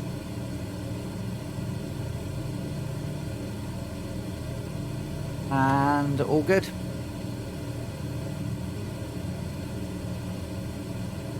All right, I'm gonna start doing some drift measurement right now. Okay, ready when you are. Current heading.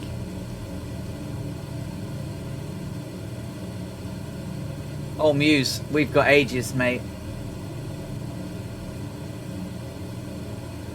Got another just under 5 hours.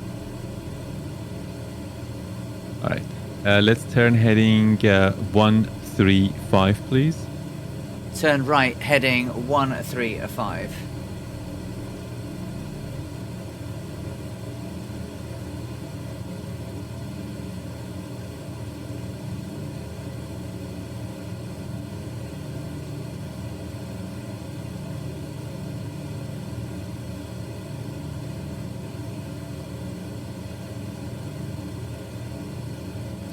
No worries, Muse. So I'm doing some turns now, guys, so we can try and work out the wind. We don't have any tools available to tell us what that is.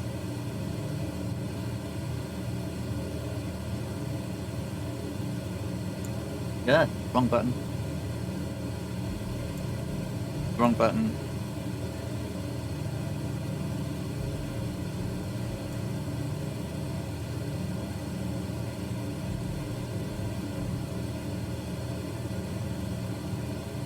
You did say 135, right? Yes. 135 on the nose. Thank you.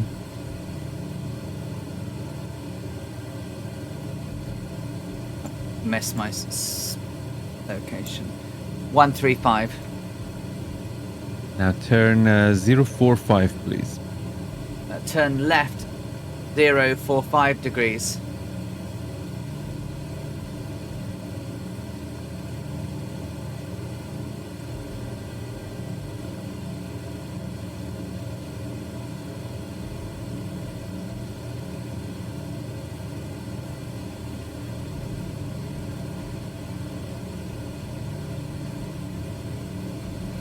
Dropped a little bit of speed on the turn.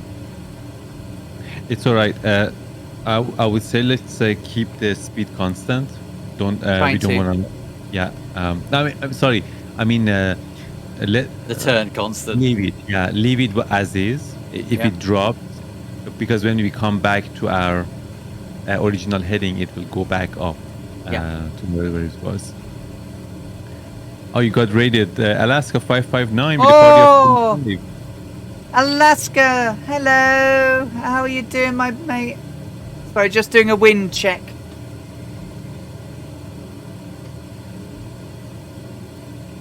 Be with you one moment. 045 degrees. Check. Thank you. Doing the measurement right now. Hey, Icy Trinity, welcome. Oh, 45 people, Alaska. You legend. How are you doing? Where you been? Sorry, which way? Sorry. Oh, nothing. I'm just measuring. Okay. Just as I'm really concentrating on something. Incoming raid. Oh, thank you so much, Alaska. That's really kind of you. Thank you. We're at 150 again, so obviously once we level, we're good. Heading 090, please. Turning right, heading 090. Roger that. Yeah, I'm reading wind 270 at 15. 270 at 15. 27, yeah. It hasn't, well, it has changed actually. 270 at 15. All right. So that means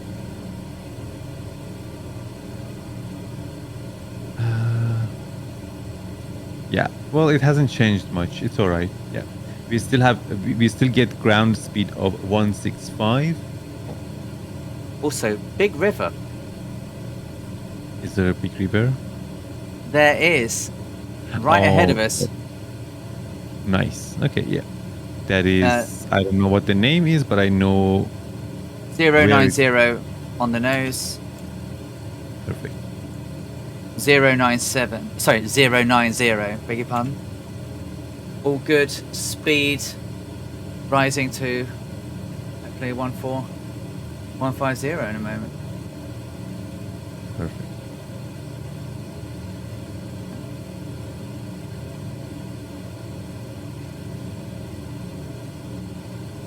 Good bit. Can't stay long. Hope the stream goes well. Oh, thank you, Alaska. Thank you so much for thinking of me. You are a legend. Thank you so much. Have a great afternoon. We are flying from Dakar in Senegal to Gao in Mali. Total flight is around about 1,000 odd miles. Approximately 7 hours of flying time. 7 hours 50 minutes of flight time. We're doing celestial navigation, as you all should know, across the world.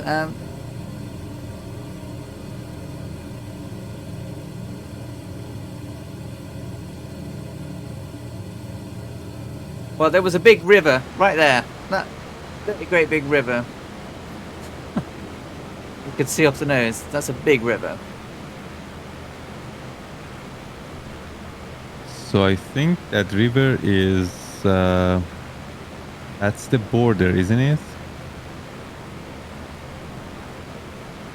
Between Senegal and Mauritania. Yeah, yeah. I think, So right? yeah, so we're in Mauritania now. That is the River Senegal.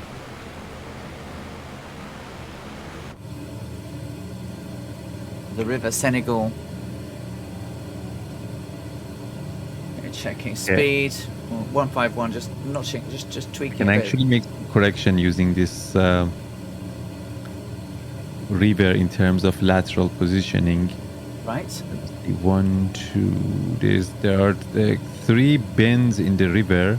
1, 2, 3. Okay, I know where we are exactly. Actually, Okay. like with a high degree of accuracy.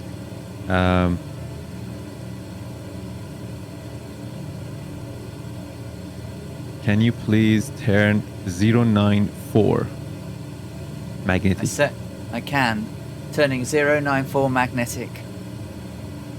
It's gonna give us heading back to our track because we are 7 miles to the north. Right. Okay, we're doing approximately 150, 150. She's wanting to jump up a little bit, but 150. And you said 094, right? Yes, please.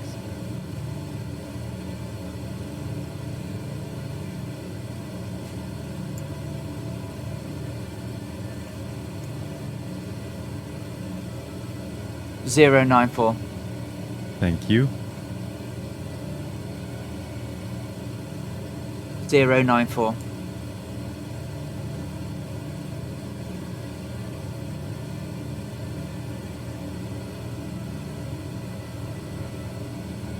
Ooh. Remember to stretch your legs, guys. Captain Arash is just amazing with this software. It blows my mind, says Dougal. Oh, thank you. I mean, I'm just I just read the map right now, but thank you. And then a little bit of dead reckoning based on Yeah. speed, wind, direction. Because it was like very very that was a perfect situation to correct our heading right now, because there are like a big bend in the river. It was so easy to spot it. I don't know if you have it on the display, but right here. There we go. I'll just turn myself off while you're doing that. Yeah. I'm just going to hop over the things and use the lube. Be right back. So yeah, right behind us, this bend of the river. Because we knew like where we are approximately, right? Like we could say like we are around here. Of course, using the cell nav.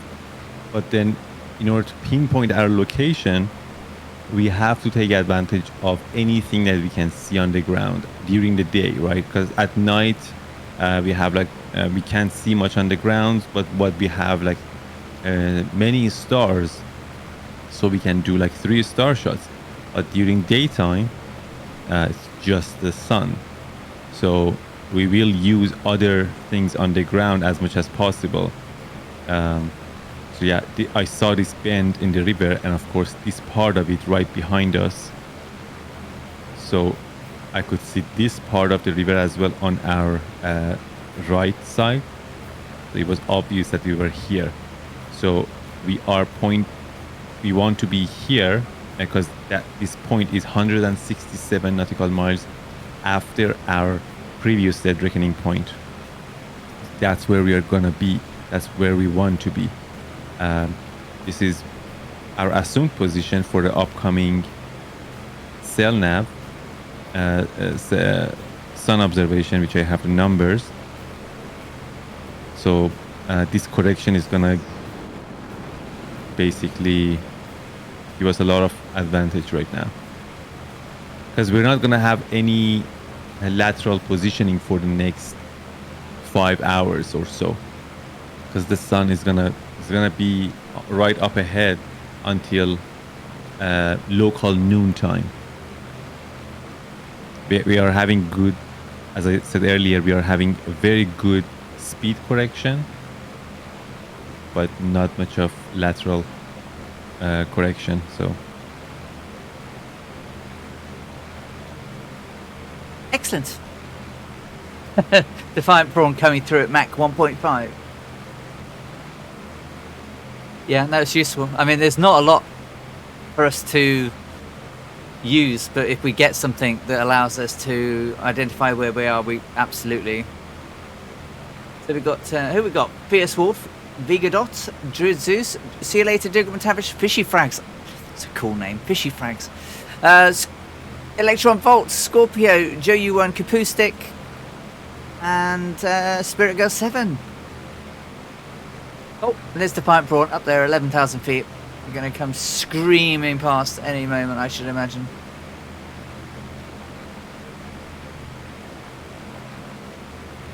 There he comes.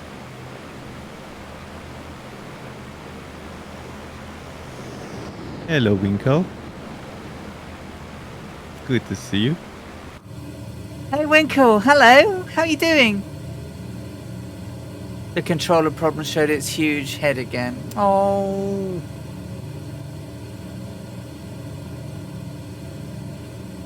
Dale Pix Photography. Thank you for saying it's a good name. I take that's you. Lovely to see you. Welcome. Welcome in. Oh, wow. Oh, that's not a good thing. Don't do that, Alison. What happened? Oh, I just knocked, no, just knocked a lever. You know, one of those things that you shouldn't really knock very much. The, the mixture one.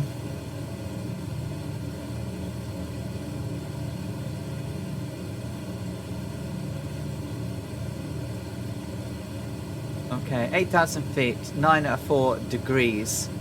We are at 150.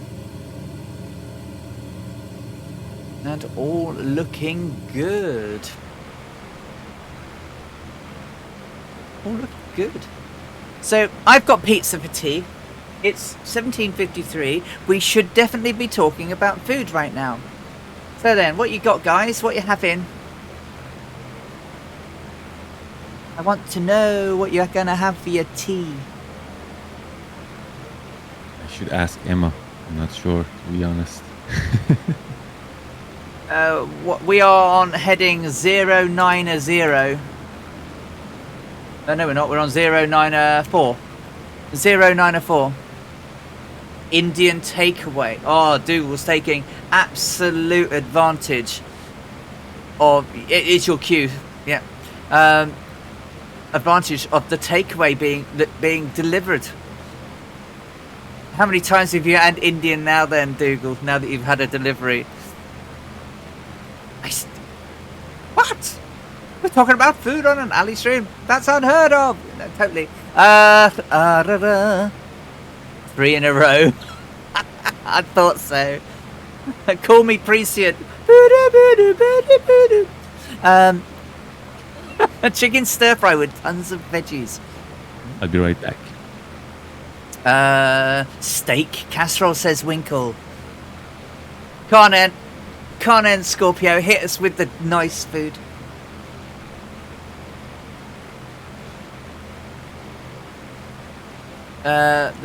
With the plain stable, I was able to put some chicken legs to roast for later.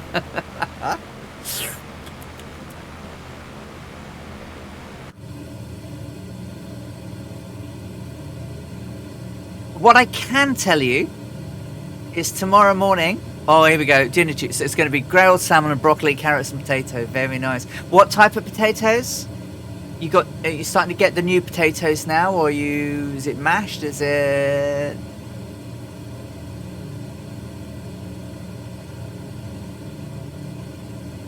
Hasselbacks, Dauphinois.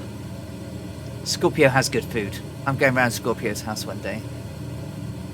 Turn up with my little napkin around my neck and my little knife and fork ready to go.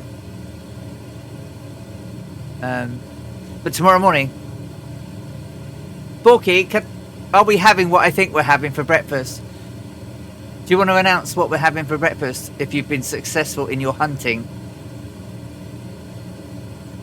Hunter's chicken. 10-minute ding. We're having English breakfast. So what are we having then, Bork? What did you manage to snaffle? Because I didn't ask you. Steamed rooster potatoes. Oh, steamed potatoes. Oh, that does sound good. I'm on my way.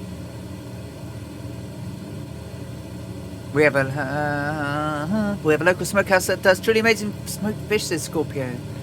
My neighbour grows his own spuds. Has a small field behind the house. He'll be harvesting some. Oh, lovely. Cumberland sausages, black pudding, dry cured bacon, mushrooms, and tomatoes. And I'm sure there will be some toastage, as well as OJ and coffee. There you go. I am having one of those tomorrow morning. Heart attack on a plate.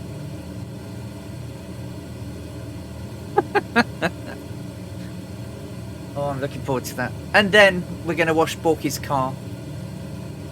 It's going to get a wash. And then...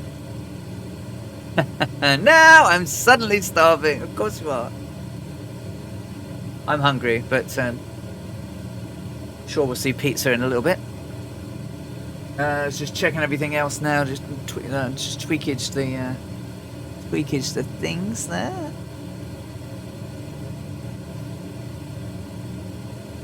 It's all my fault. Of course it's all my fault. Hands up, my fault. I'm starving. We're all starving because it's food time. But you'll all soon be whopping your autopilots on and munching away, won't you?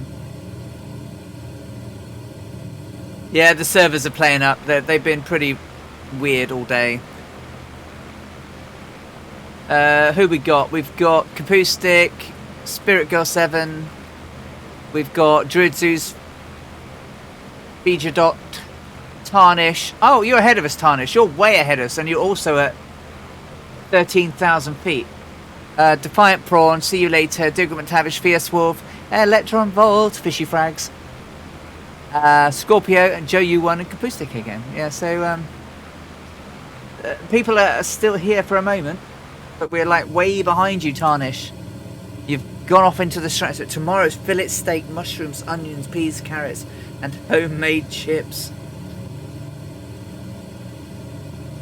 All around the Scorpios again. Look at that.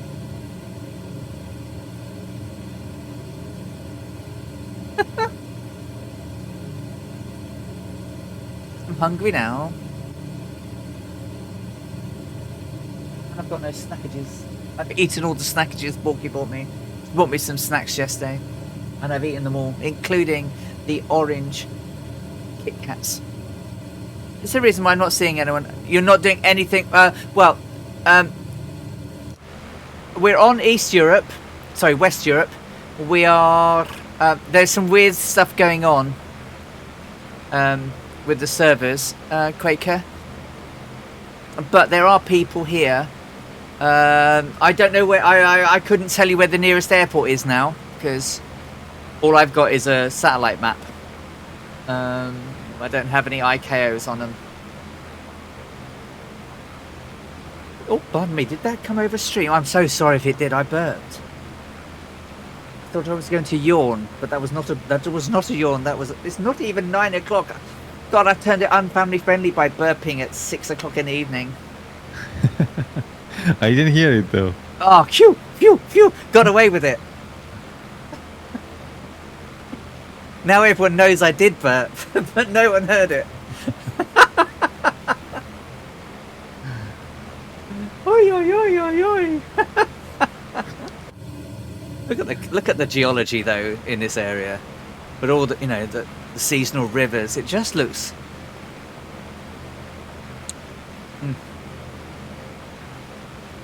Honestly, oh, it's a town. It's a town. Hello. Now that's normally on a river. Is that a river? Again, it's a seasonal river. And they're all set back from the floodplain so their houses don't flood. How interesting is that? Nearest airport. Sadly, I can't change airports back and forward. Sorry, I can't change servers because we're doing the 7nav. There should be an airport on our 3 o'clock. Golf, Quebec, November, Sierra. Which is... But that's like 12 miles towards I won't south. be able to see that.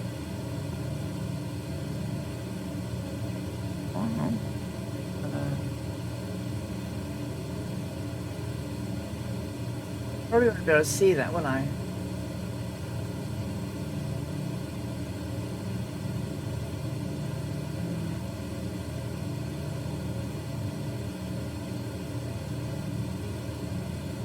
I mean, it could be that down there. Around that area. Could be. I wasn't looking outside, but if there is any road, it should be next to the road. Yeah, it's a road going all the way down here to the south. And then it bends out. The runway, yeah. I see the runway. Over there, right? Yeah. I mean, I doubt that it will be visible in real life, but No. in the sim, sometimes the runways are very visible. Sometimes. And sometimes not. Exactly. Like that one But Sometimes you can even see the runway lights during daytime, which I don't think is the case in real life for a lot of places. yeah. Scorpio's on bread and water for the rest of the week, apparently. Having nice noms for, you know, today and tomorrow.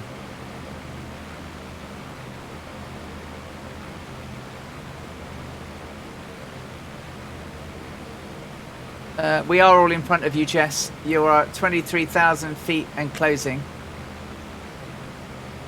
You are on our 7 o'clock high. 7 o'clock high. It's a paved runway, wow. Wouldn't have been expecting that. Oh, I've run out of my music. I've run out of music, guys. Need to do that with that, and that with that, and that with that. That with not that. Hopefully that will stop doing that. And then what do we want? What do we want? What do we want? What type of music do we want, guys?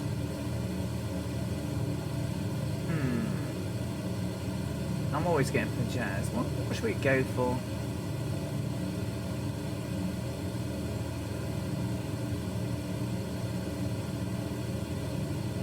I don't know what any of this is going to be like.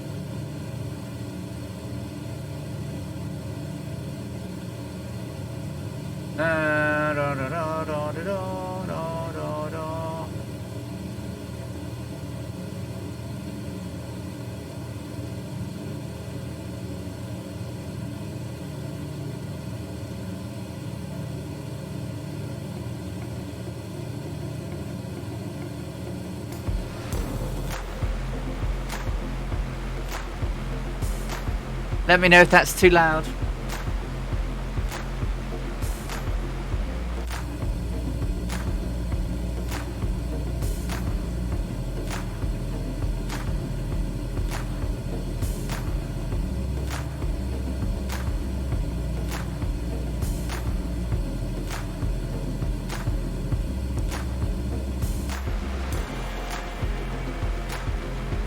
Have you got multiplayer on and all players? Oh, there you are, Quaker. I see you. You're on my 4 o'clock low.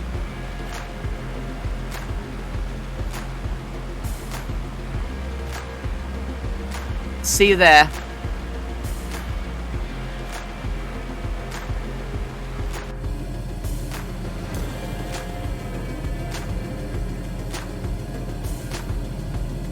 (150) 8,000 feet, 904 degrees. Fuel 644 at the moment. When we do the next shot, it will give us a better appreciation of what our fuel burn is.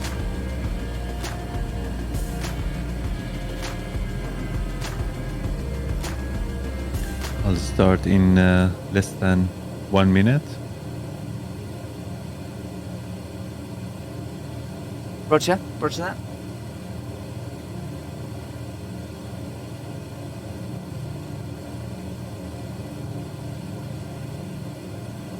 Got another big sort of river area ahead. We're not landing for a while, I'm afraid, Free Spirit Angel. We've got another 4.5 hours till we land. We're landing at an airport in Mali called, I can't actually get the name right, but it's Golf Alpha, Golf Oscar. Due there in 4 hours, just over 4.5 hours. Okay, yeah. So these are long hops. There's a couple of short ones during this bit, but we go to Fort Lamy next week, and then on. We actually do a landing rather than just doing a single leg. I'm about to hit the tip of Mali. Rip, are you way ahead of us? We're actually going to cross the yes. border soon. Yeah. Oh, yeah. You're right. Mali rips down, doesn't it? Underneath Mauritania. Huh? I see you. Yep. Roger that. So how you getting on in the 414 then, Dougal? I've got it. Not flown it yet.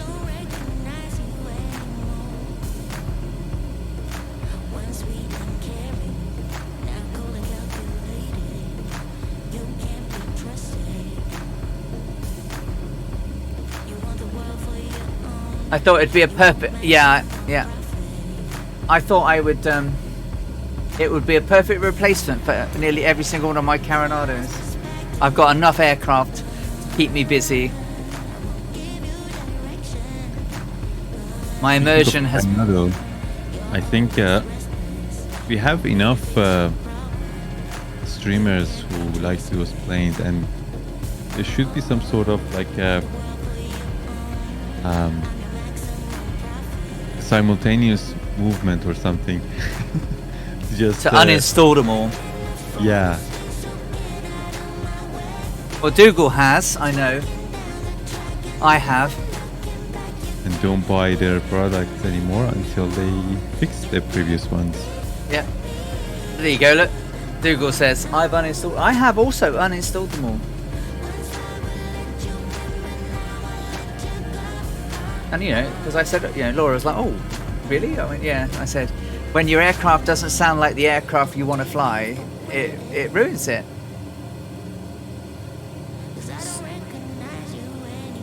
Yeah, you're in a very fast aircraft, Whisper Angel. I'm doing a whole 150 knots. Oh.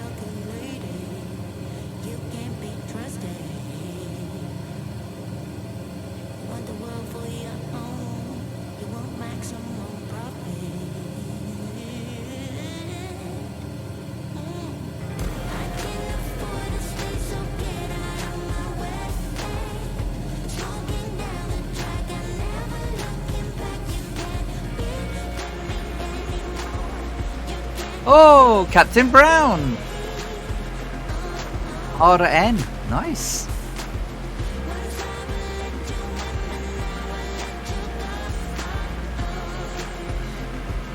Here comes that tarnish.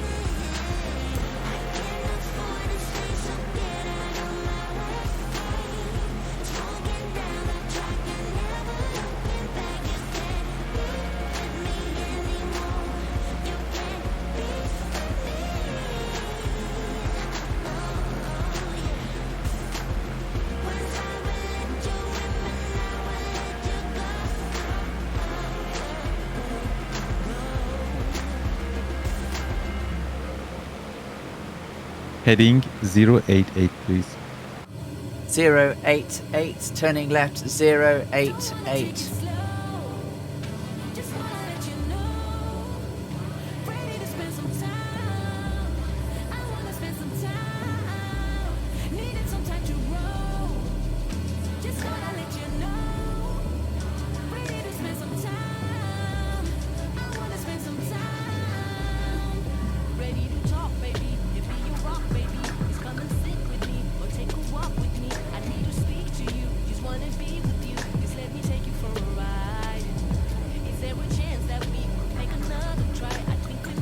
So yeah, we're just about to fly to Mali, and then we're gonna go back to Mauritania.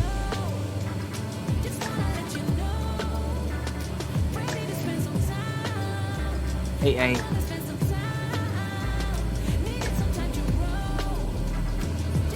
8 degrees magnetic, 150, 8,000 feet, and steady.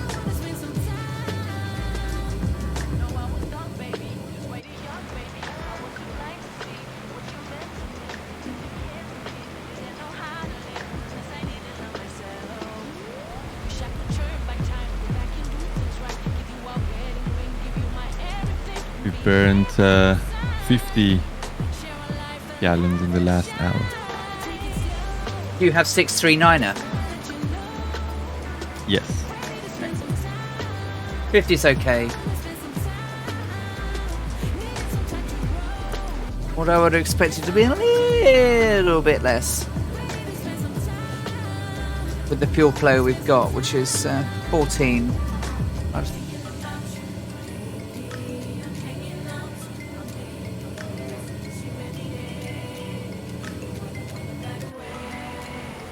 Anyway, that's... We've got enough to get where we're going by loads.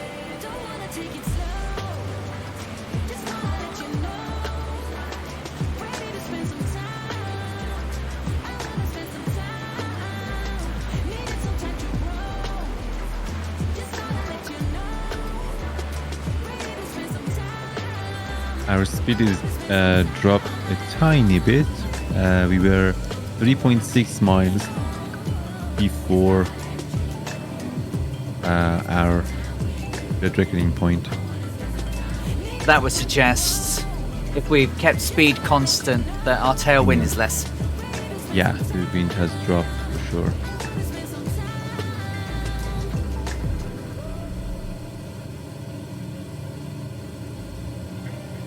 We can, in fact, let me see.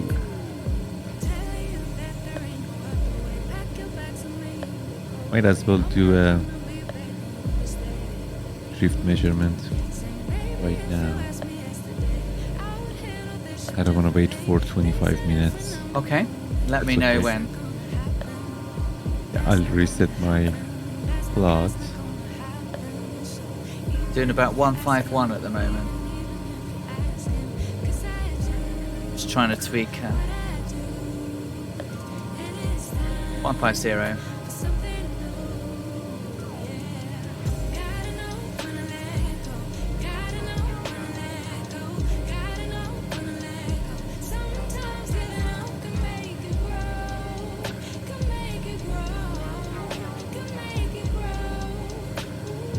One 8,088 degrees.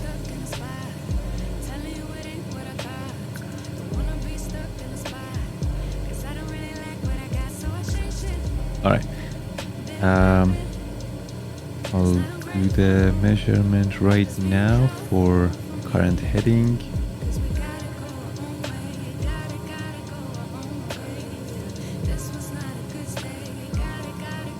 Not much of drift, looks like it.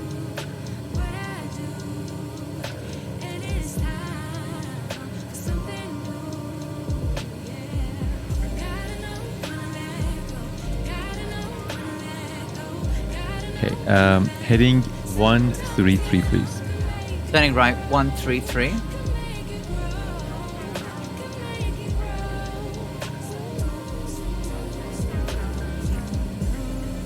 There's Captain Brown in his Kodiak. So I'm doing some turns, guys, just to try and work out the wind.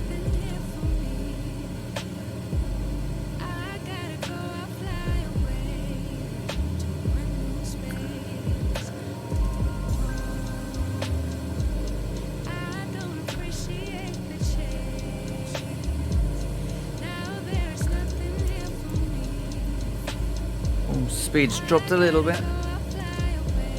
Oh, of course I'm turning. Alison.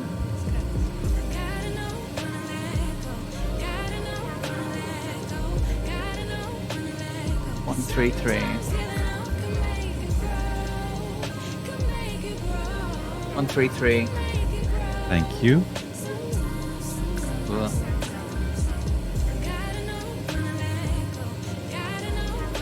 One, 3, 3. Now let's go 043. Turning left 043 degrees.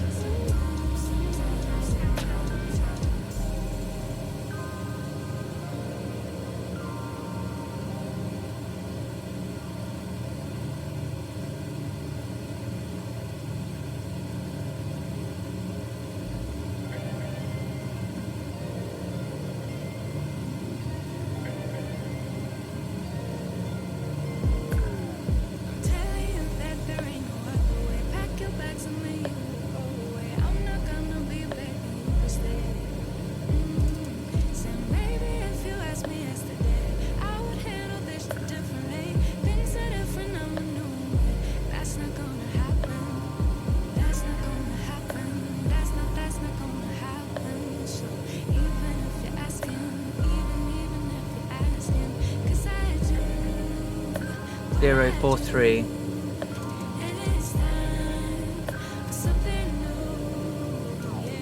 Zero 43.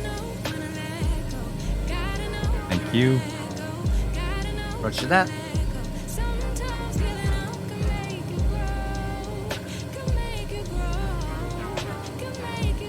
And let's go back to 088.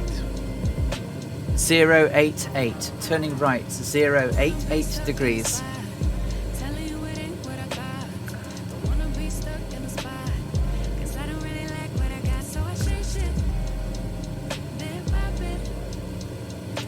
We do hope it'll be fixed in the next day, but it just seems to keep staying with us.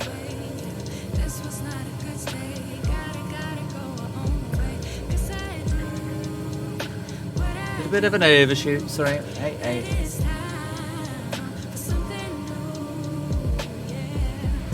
Okay, it looks like wind is 266. And well, it's much, I mean, it's like half of what we had approximately before. It's because when the wind gets like the smaller value, it's hard to actually read it properly, correctly. But the plot that I'm drawing here, it's like almost half of what we had before, which was 15. So it's like 7 or 8. Yeah. So 266, 7, something like that. 088.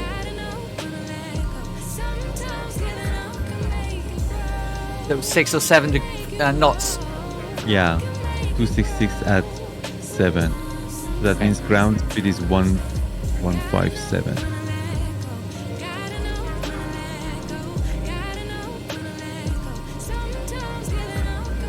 Just tweaking speed now. Again, just make sure we're after having gone round and round and lost a little bit.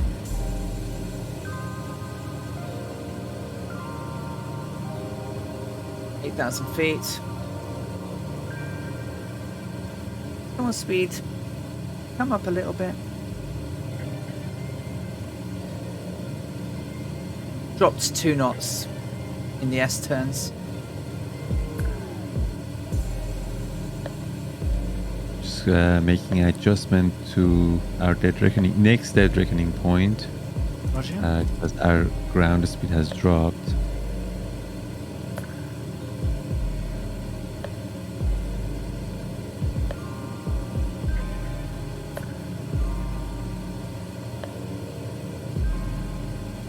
What did you say our ground speed was? 157. Gotcha. Okay. Pretty much tailwind. Nice.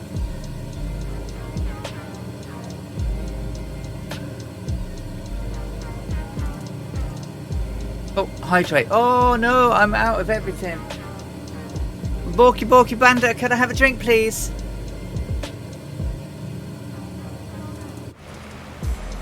Not got many planes, just what comes with the game.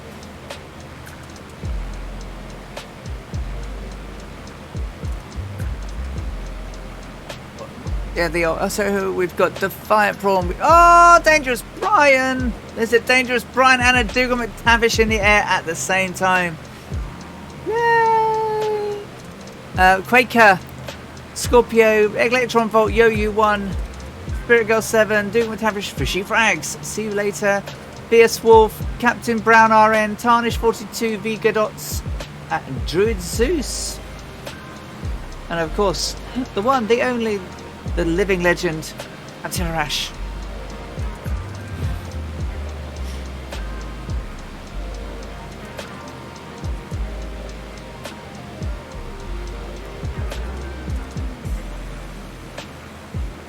Flying with the legendary Alison Johnson.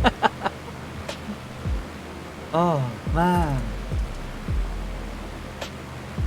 Oh, so it's like this morning. It was this morning. Oh, I can't remember when it was.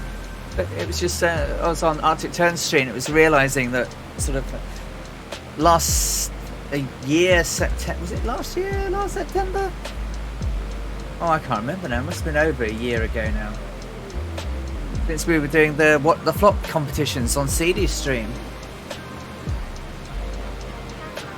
That hasn't happened for a while now. No, it's because it's, you know, there's a lot of effort that goes into building a quiz show that's got to last over so many weeks, with questions for all different types of the audience.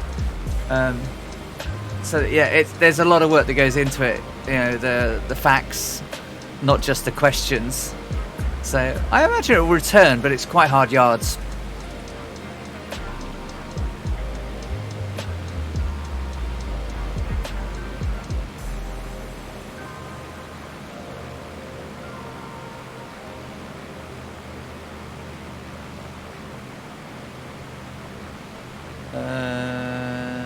That one there is a.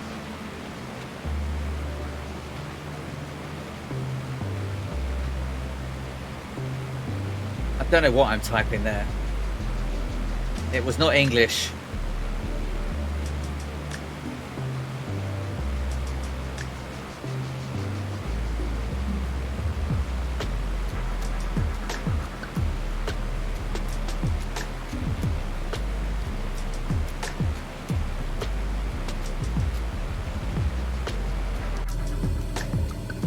Ooh, speed's tweaked up a little bit. We're gonna knock it down.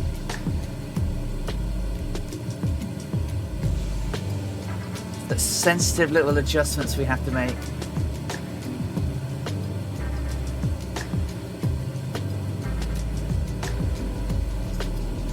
So fuel, I've got 629er, center 123.5, decimal 5 on both right and left. 8,000 feet, 88 degrees.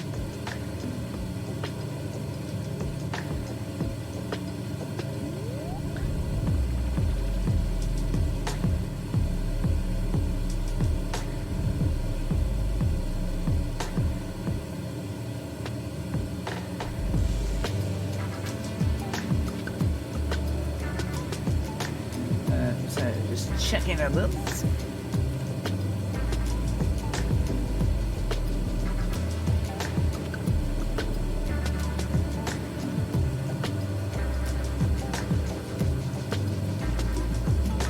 I thought we're gonna be in Eastern Hemisphere, but not really, because our destination is at 0 degrees 0 minutes 1.22 seconds west. Pretty much right at the. I mean, Like any air. Oh, sorry, I was going to say any air filter is to remove contaminants from the air when it's goes into the engine. Sorry, carry on. depending on like where we land, because 2/3 of the runway is on the Eastern Hemisphere. Sorry, 1/3. Yeah, 1/3 or 1/4 of the runway. Yeah, the rest is in the Western Hemisphere. So we might actually go to the east after touching down. How cool is that? Yeah. Well, I think we're going to depending if if we've got a tailwind, there's only 2 runways at Gao, which might actually go to the east, right? Yeah, I think we might come in from 24. That'd be the right way to come in, right? So, Probably. So come over the Niger, follow the town, keep the airport on the port side, and then do a left and and base turn in and final into runway 24. Although it says two. This is the. Oh, I see. Looks like it's only a 2-4, but looks like they're building another runway. So I don't know if there's going to be 2 when we get there, but certainly according to my map, there's a 2-4 right, a 0-6 left, and it looks like something in construction, which will be 2-4 left and 0-6 a right. But yeah, right Kasi, now. hey! Meter. Well, there is no meter really, but No, so I had for Gargo, there wasn't very much there this morning.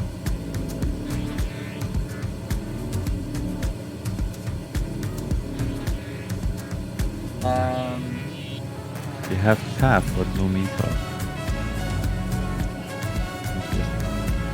Oh, I'm in the wrong airport. Ow.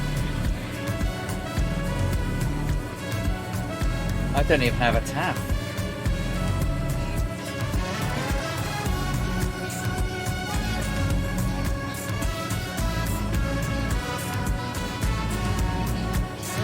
I'm using e6bx.com. I was using Meter Tab. Let's get at E6B then. Oh, I don't need to. I've got it on here. E6BX.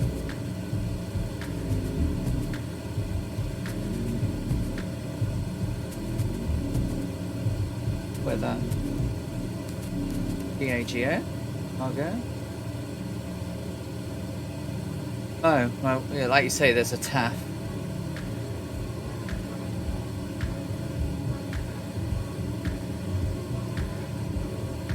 Wind 120, speed 12, gusting 24. Really? Isn't it weird? Like, how come they have TAF but no meter? What's the date of the TAF?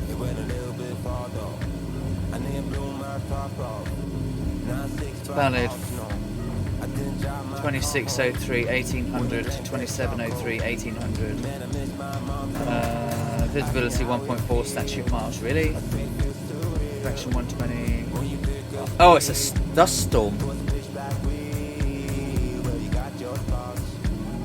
Oh, Widespread he dust. used dust storm? Yeah. Uh-huh. No significant clouds. Ceiling 12,000 feet AGL. There's significant dust, but we'll see when we get there.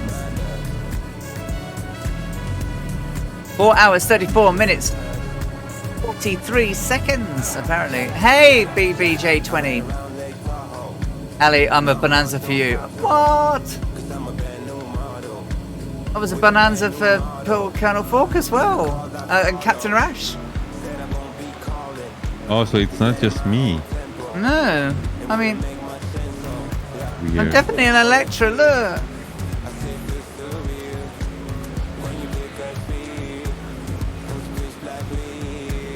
I'm definitely an Electra.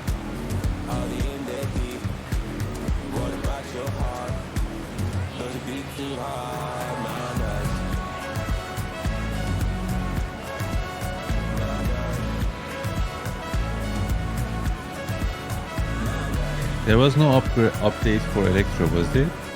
Not that I'm aware of. Oh, hang on a minute.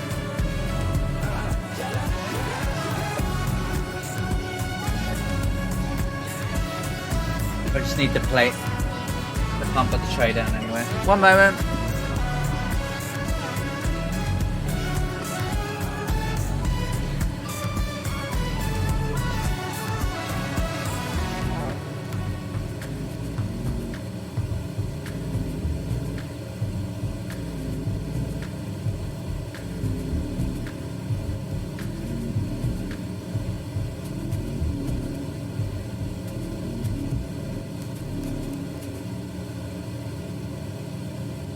Dinner has been delivered. I have pizzas. Nice. I have a latte. I have a beer on its way and a Ribena. So I'll do a hydrate now, just in case. Do I need to do anything in the short the moment? No. We have 35 minutes until next Ah, measurement. Brown is Winkle, in case you're not aware. Okay, brilliant. And oddly, Captain Rash shows in an electro. I wonder if it's something to do with your controls today.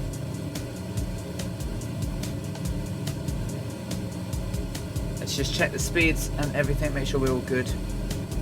150, 8,000, 88 degrees magnetic. Okay, well, I'm just going to take a few minutes to stuff my face, and I will be right back. Enjoy If your that's food. okay. All right, thank you.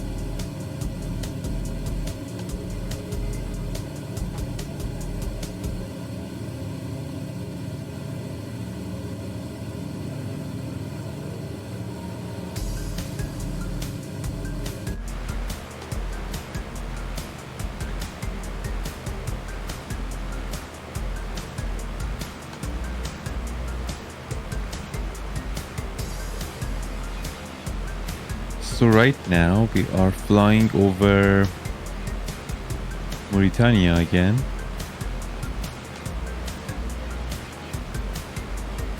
In the next 30 minutes, we're gonna shortly fly over Mali and then go back to Mauritania. And then we're gonna stay there until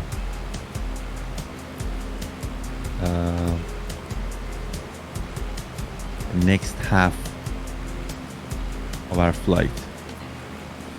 Yeah, this as we entered Mali here, but we're back to Mauritania. This part is here. A very interesting border. And then go back to Mauritania again. And right now it's about 25 minutes past the hour. Looking at the clock, yeah, 26 minutes past the hour. And with our current speed, which is 157 ground speed, let's say where we are. So 23 minutes. Sorry, what was it again? 2567. 27. That means 71 miles from our last probable position right here.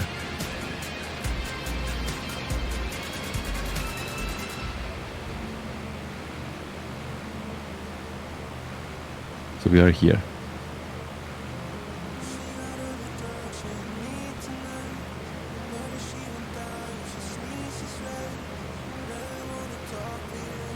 Zooming out. Dougal says, did you get this? No, I haven't. I wasn't even aware that it's available until I heard from you guys. I have to check that out. How much is it, by the way?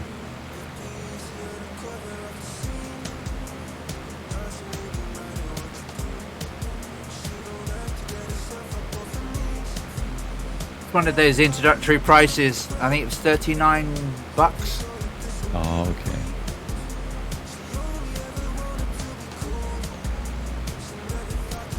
Wait, 39 bucks is not that cheap.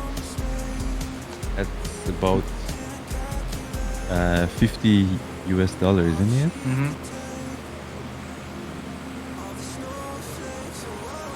Did you test it out? Sorry, you're eating. A bit. I haven't tried it yet. Okay. It's all of the it's pretty cool. I'll show it off tomorrow. Very nice.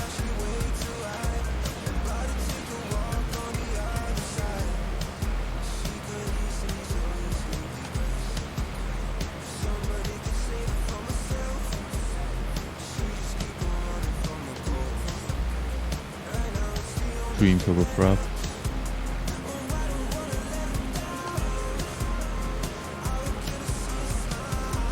Pressurized cabin. Circuit breakers all work. Does it have like an extensive manual and stuff?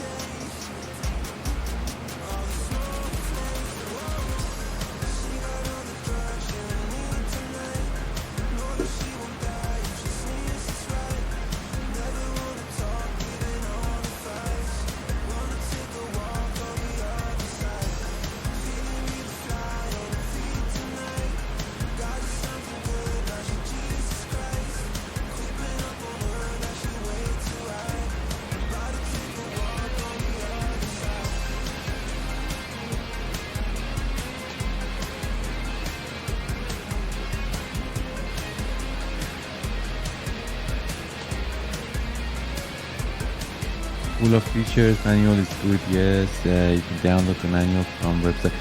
Who's the developer? Google? I'm going to say Fly Simware. And there are so many planes, I don't know. right?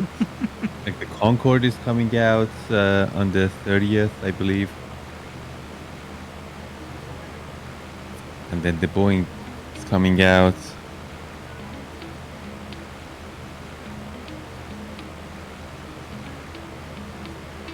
I'm not gonna lie, I'm a bit skeptical about any new plane that comes out. I was very optimistic at the beginning, like a while, I would say like 6 months to a year ago. But right now I'm becoming a little bit skeptical about new planes.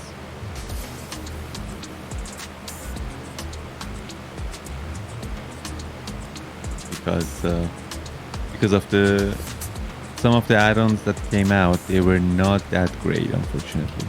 I mean, I try to always stay positive about things, but I've tried.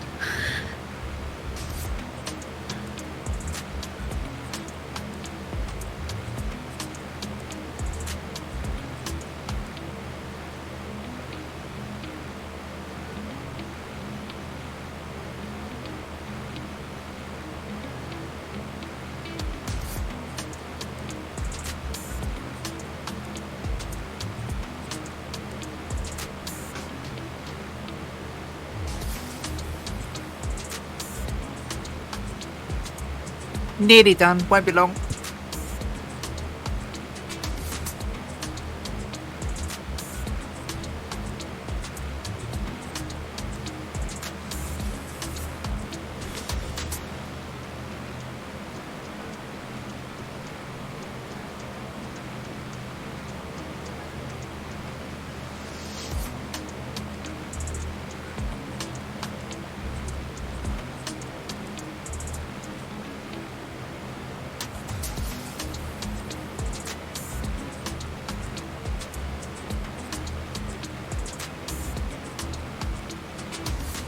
So they've been developing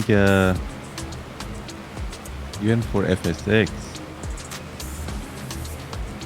Weirdly, I never heard of this developer before.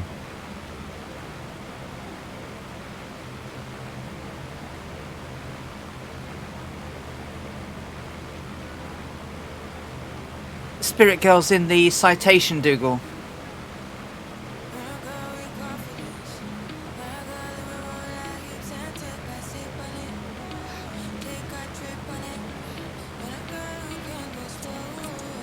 Is it available on the marketplace? No, not yet. No. No, it's Wait. not. Wrinkle. It's we're talking about the Cessna 414. Did you buy it directly from Flysimware or? Yeah, Where? I did. Yeah, their website's rubbish, but it worked. I have to keep track of all these websites, you know, like in case you want to reinstall the SIM.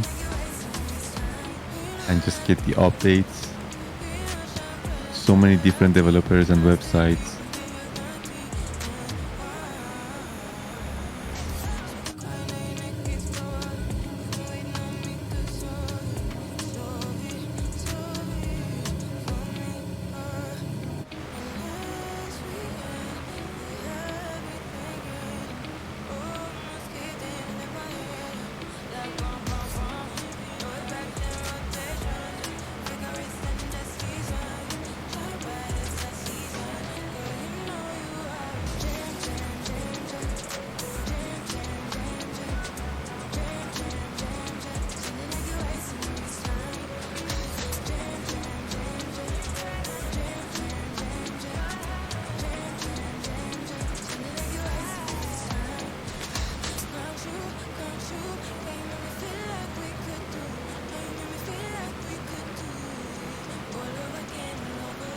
Quite a lot of documentation. 83 pages.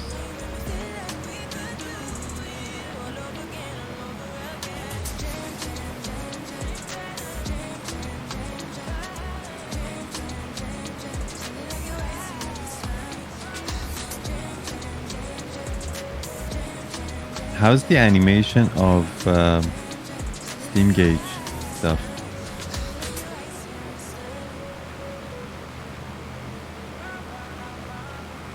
Their emails will go to your spam folder.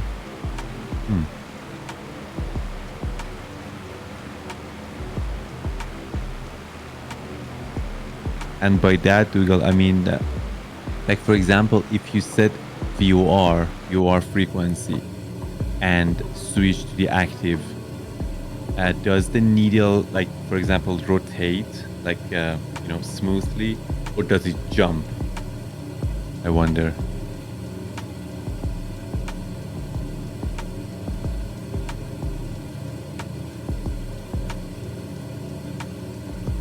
The static images are looking good. Like they have tear and wear of the panels.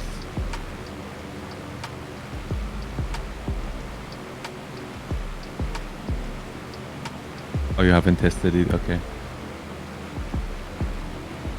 I've not tested it yet, but there's Dougal flying it there off my port side.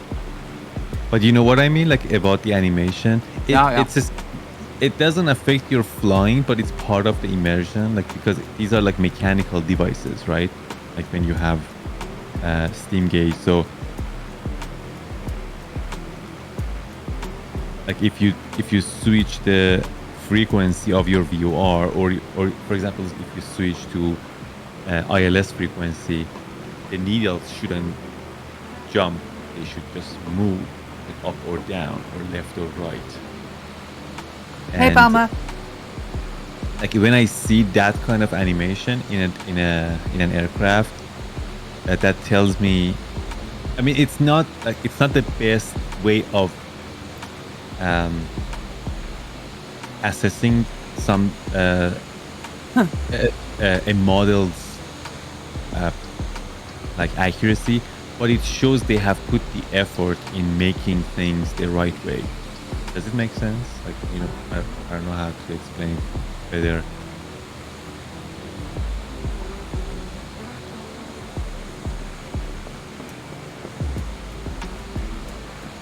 Welcome back, Celestial Navigator. How you doing, Balmer?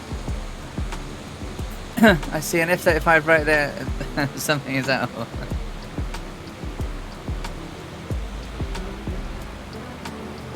There is a 35 right there.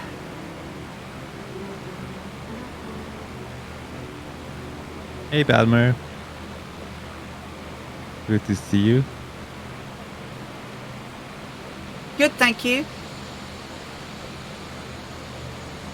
What are the pointy things under the nose of my aircraft? The pitot tubes. So they have little holes in them, and they take air in to work out things like your airspeed. These are the things that you have pitot heats for. because if they freeze up, you can't tell how fast you're going. So, yeah.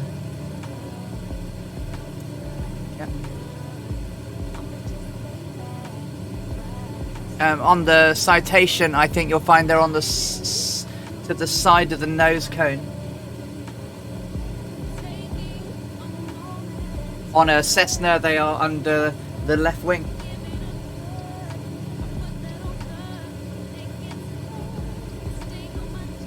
Cheers. I don't know how that happened, but a beer jumped onto my table. Cheers. Thank you.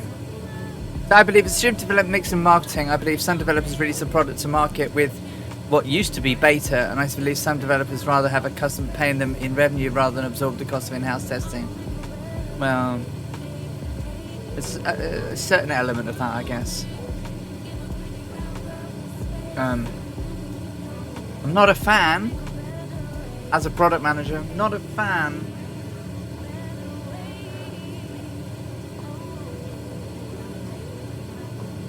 The proof in the pudding is whether they keep updating it.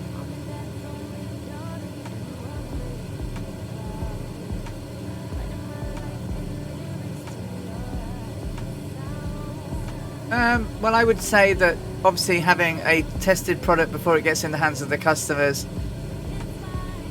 and you think that it's good enough is better than customers receiving a product that they clearly hate.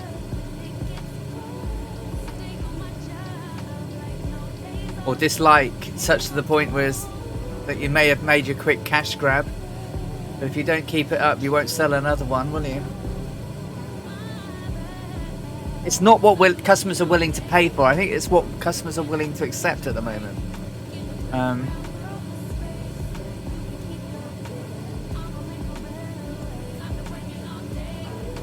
You can calculate automatically the speed by GPS. You can, except we don't have one.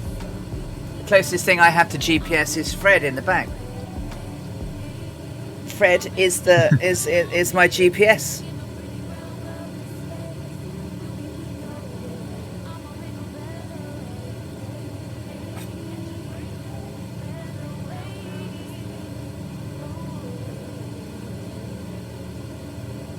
There we go. Like when I bought the Twin Otter, I mean, I have mixed feelings about Twin Otter, to be honest.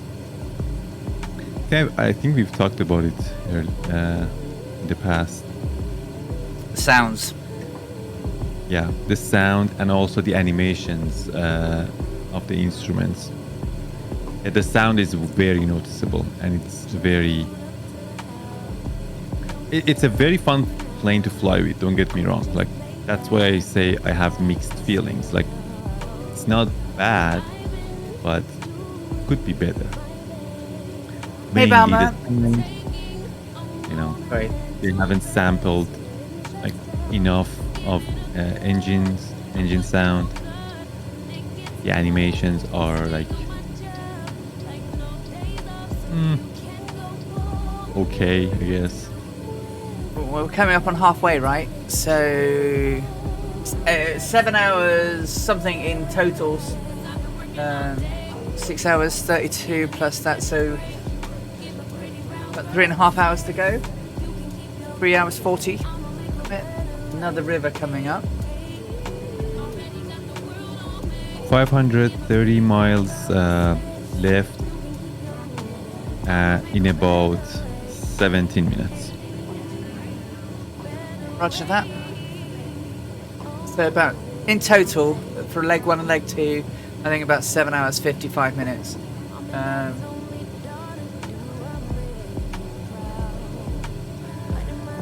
I'll take a rocket.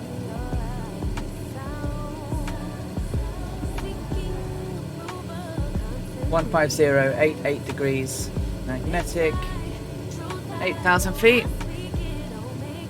Still good, and we've got loads of people. These peoples are showing up now. We've got Dangerous Brian, Defiant Prawn, Tarnish, Caboose Stick, Scorpio, Joe U1, Captain Rash right behind me, of course. We've got Electron Volt, Dougal in the Boeing 247. Vega Dot, Druid Zeus, Spirit Girl 7, Captain Brown, Winkle, Fierce Wolf. See you later, the Quaker.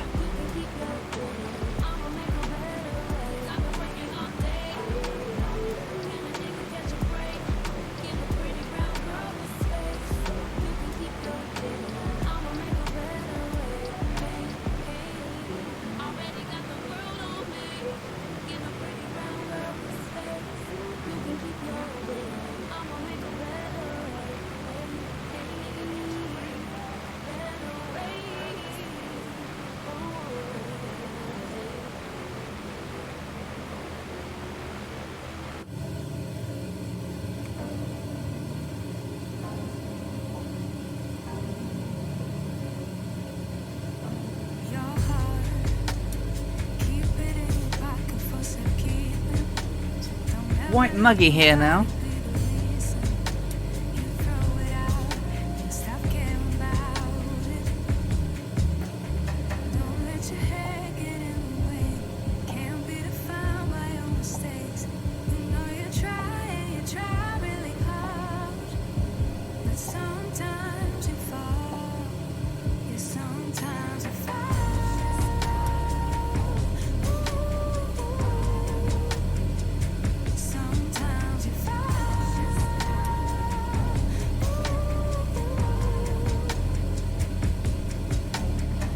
So we are crossing a river here. It's hard to say which part of the river it is. Yeah, it's because it's so dried. If you it's bird madness time, they're all flying around just outside in a big murmuration. Sorry for the noise if you can hear it. It was actually nice to hear. I haven't heard birds for a while. Oh, we have a golf course literally just down to the left of us, and they swarm in a murmuration over there, and it's sometimes you can look out and the houses all in the square we're in. It looks like a scene from The Birds. Literally, it's like they're everywhere. I had one hop in recently. I had my window open. He hopped in onto the top of my monitor, knocked everything off, and then hopped out again when he saw I was sat there. But, They freak out, eh? Like when they And get off it went? scared, probably. when they come again.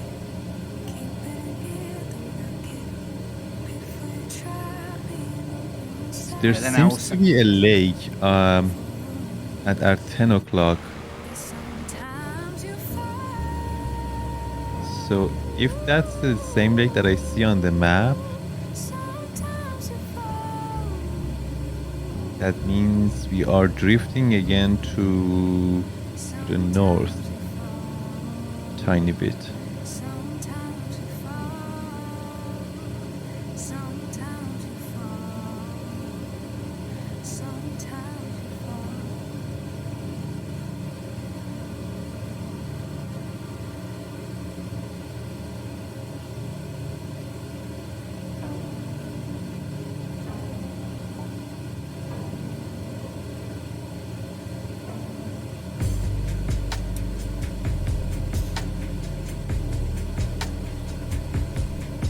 This one, right? Yes, yeah.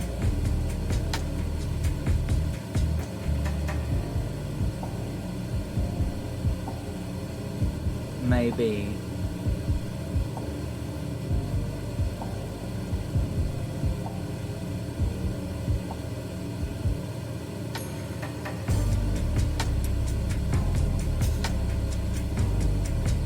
There's a town on its southern tip, or its western tip, then yeah, we a little bit off.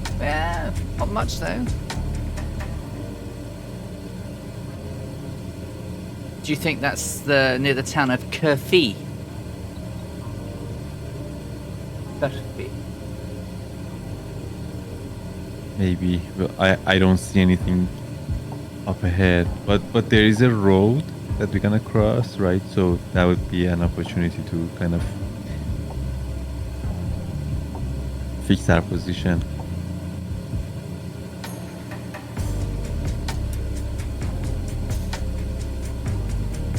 Gookie or Googie. Town of Googie. That's right before our Dead Reckoning point. Okay. It's gonna become even harder and harder. Well, actually, there are a couple of roads ahead of us before we reach a bunch of lakes.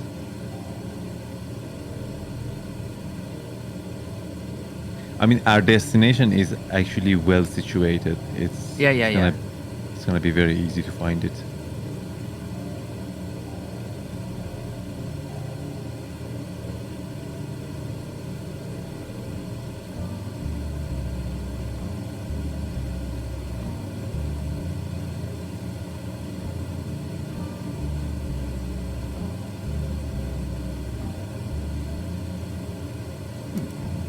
Okay.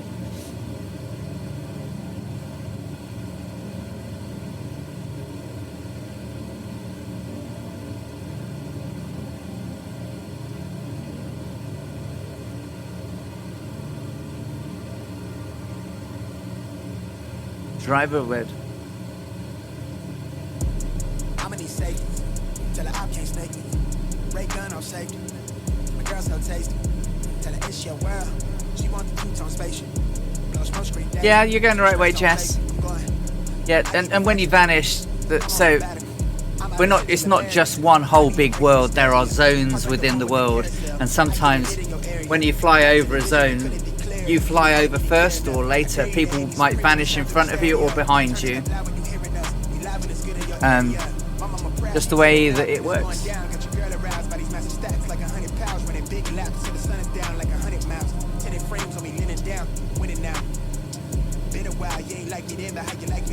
Red one, if I hold you down, I'ma keep it there till we in the ground. Jet black when I paint the town, only blue sheets when they pay me now. Treat it setback like a step back.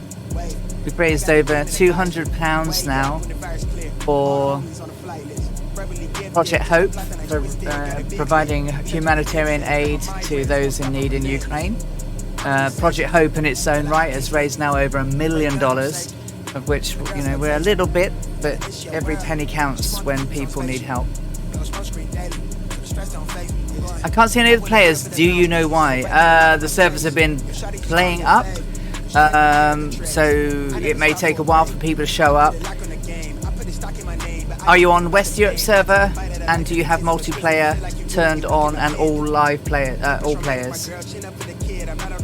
Got all those set, then it's probably the sim. Sadly, people have been popping in and out most of the day.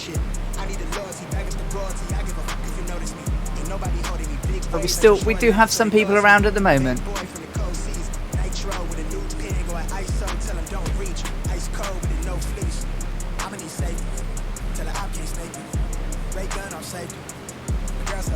But thank you guys for all of you that have well, we're on East Europe, so yes, you need to switch to East Europe, so you need to be on the same server that everyone else is. So West Europe, yeah.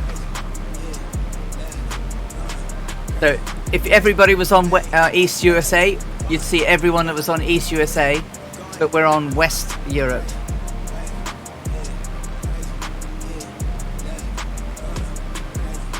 So checking all my stuff then, 8,000 feet, heading of 88 degrees.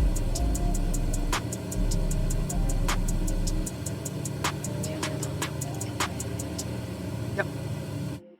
Ah, wrong button, resume. Oh, is that going to have knacked it, Colonel? Is that going to have knacked it, me doing that? I hit a button on my keyboard. Oh. Do you want to check times and stuff? No, there's nothing we can do about it. It's alright. It basically stops the aircraft in the air. That means we're gonna be like, a few hundred meters behind, depending on like how long it was paused. Oh, not very long. Oh, yeah, that's fine. We have bigger errors.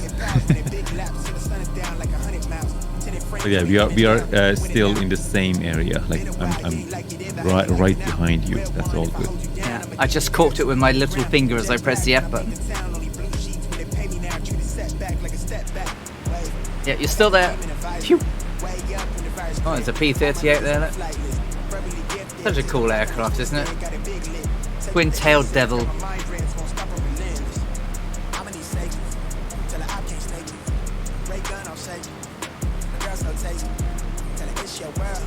Right, so there is a lake there, and it's got a town on its southern tip. So that is that lake. I said it. I thought it might be.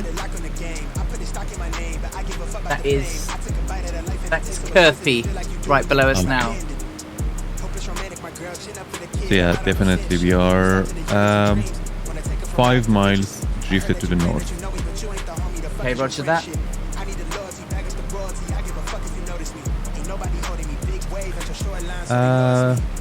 Might as well just fix it, huh? I think. Let's turn heading 105, please. Turn right 105. Roger that.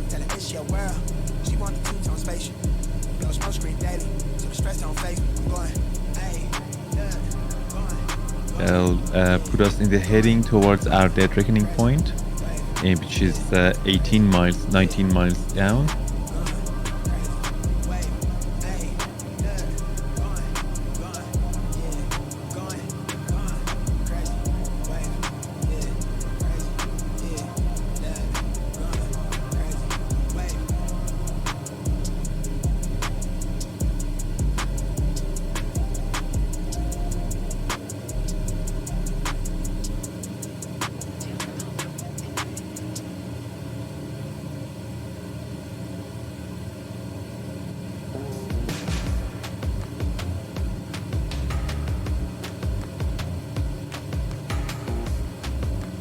Said 105, right?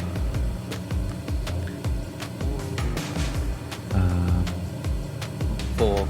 Let me see. 105, yes. Yep, dead on. And let's keep it for 7 minutes. Timer started 7 minutes.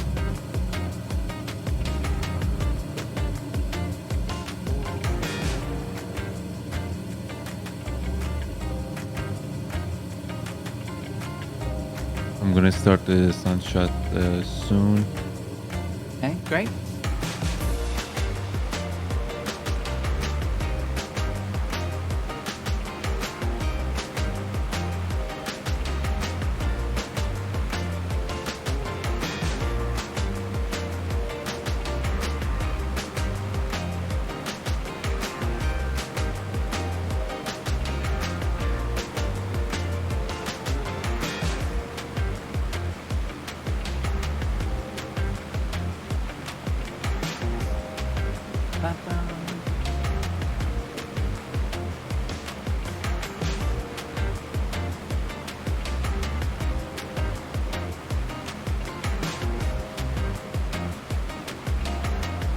Yeah, can't change the time, I'm afraid.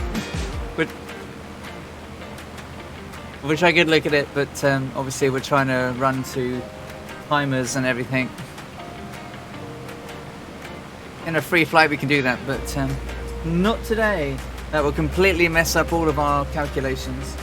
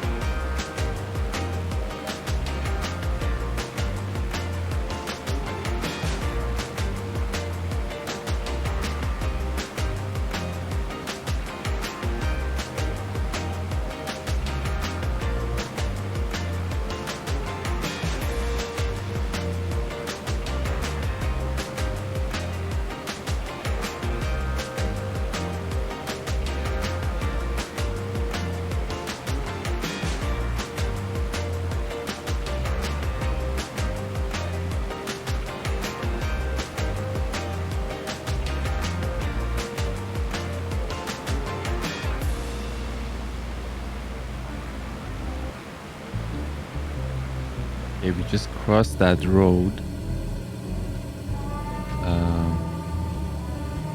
Yeah, that looks good. We're on our way to get back on track.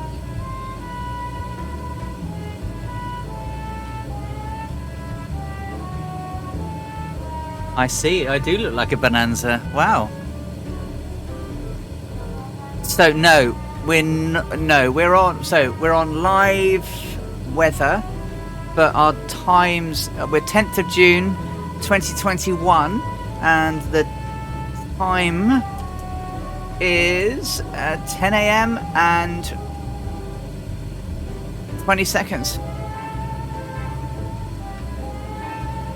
They left Dakar at 06:55 a.m. So we're trying to see how long it's going to take us. Last week we were 10 minutes behind them. Sorry, ahead of them. We did it in 13 hours 18 minutes, and they did the crossing in 13 hours 28 minutes, which I think is pretty incredible. It is. So yeah, that's why we're not seeing beautiful sunsets.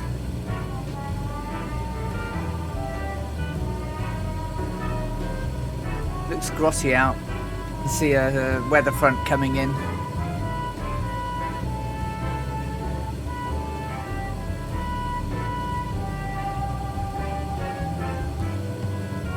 (150, 105 and 8,000 feet). Cylinder head temperature is stable.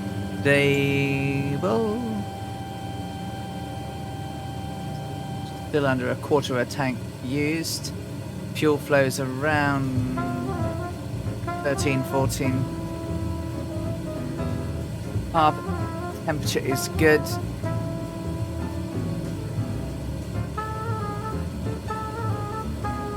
Temperatures and pressures are good. Oh, good.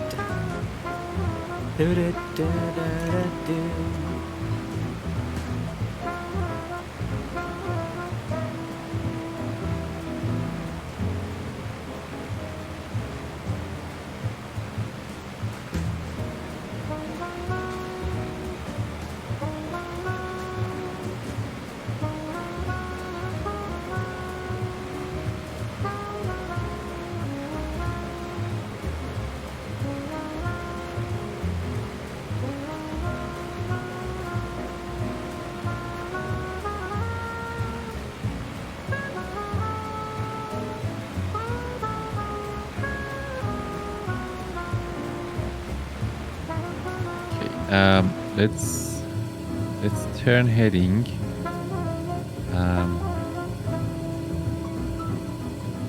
There is a little bit of error here, but let's turn heading 086.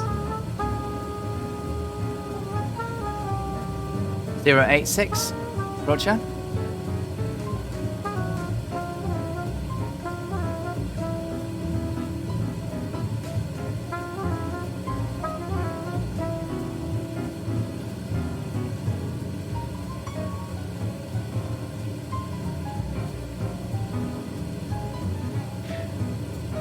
Correction, 088.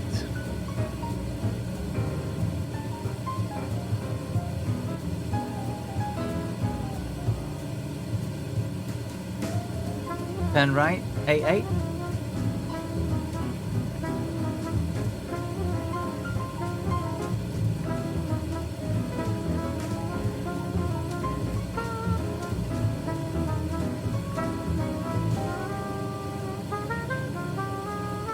There we go.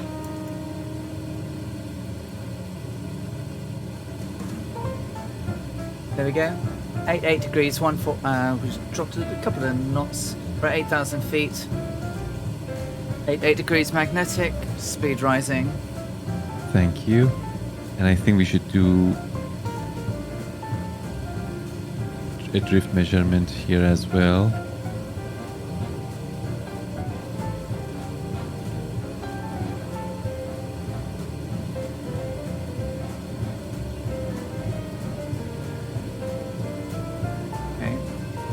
Let me know when you're ready. Yes, absolutely.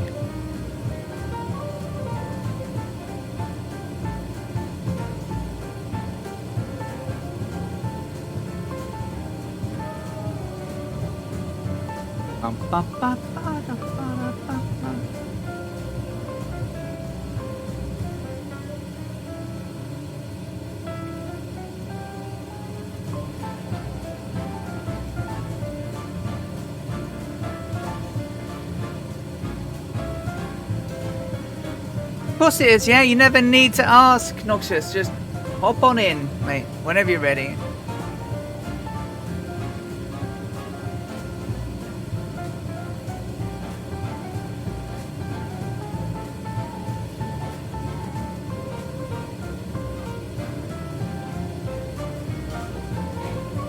Okay, I'm reading -3 for our current heading. So 88 -3.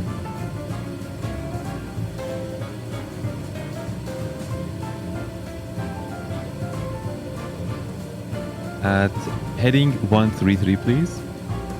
Turning right 133. Roger that. See you in a bit, Super Typhon. Oh, sorry, what did you say? 133? Yes. On that. Over-egged it a little bit, I'm afraid. There we go.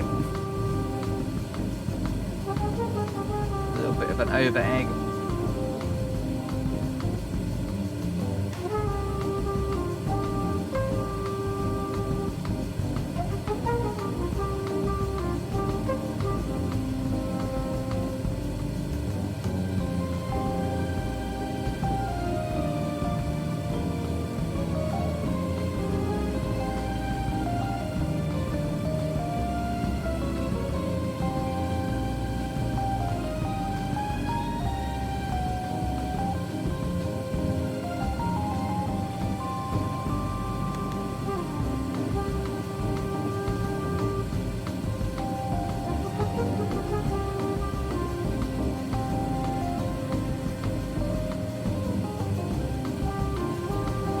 One, 3, 3. Thank you.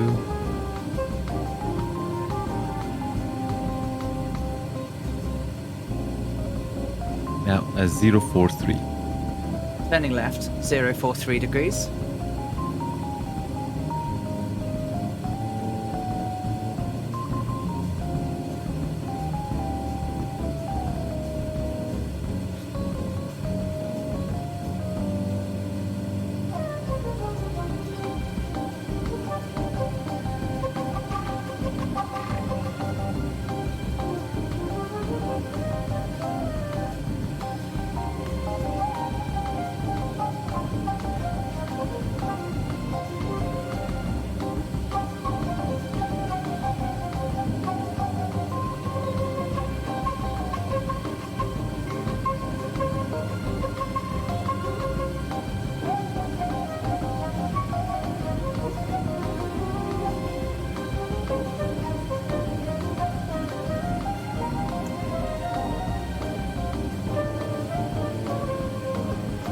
Four, 3. Thank you.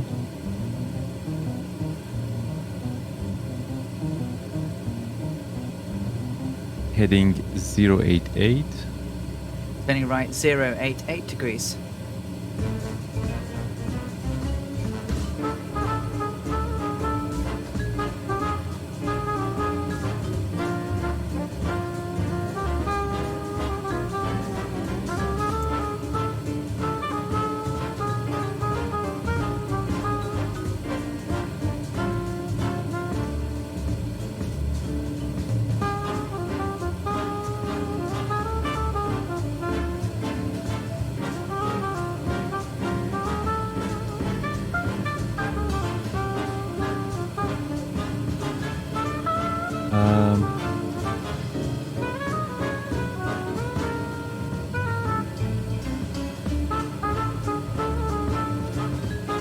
Looks like the wind is from approximately, of course, 210 at less than 10. It's hard to say. So it's not that much. So less than 10. I mean, it's not like Should we halve it 5. then? Yeah, it's not 5. It's not 10. I mean, somewhere in between. Like, it was 7 before. 8. Yeah, let's keep it that way. So 210 at 7. Okay. That means we need to have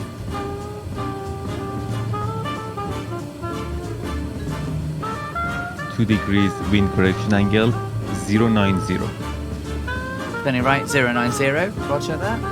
Thank you. And our ground speed will be 154 from here.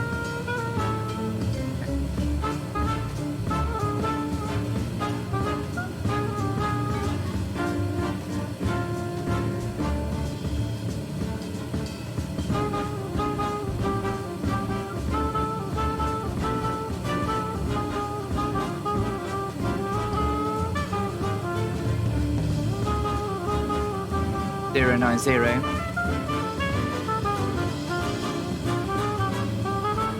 090. Perfect. Thank you. 8,000 feet. Just need to tweak the speed a little bit. We're doing 147 at the moment. Obviously, the turns. Put that out of it a little bit.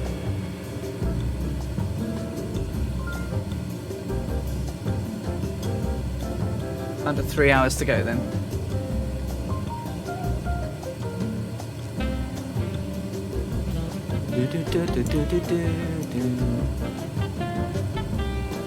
Dave Hagen, hello from Texas. Welcome. We have quite a few people in from Texas.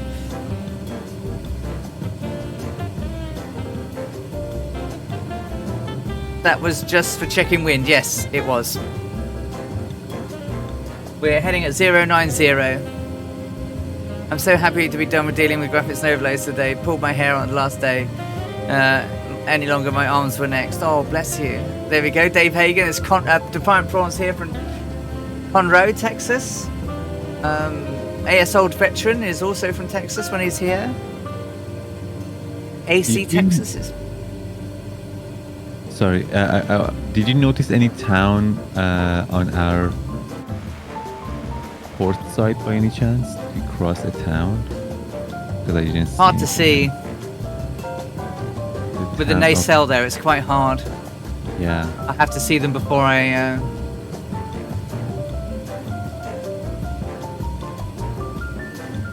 Yeah, I don't see anything behind us.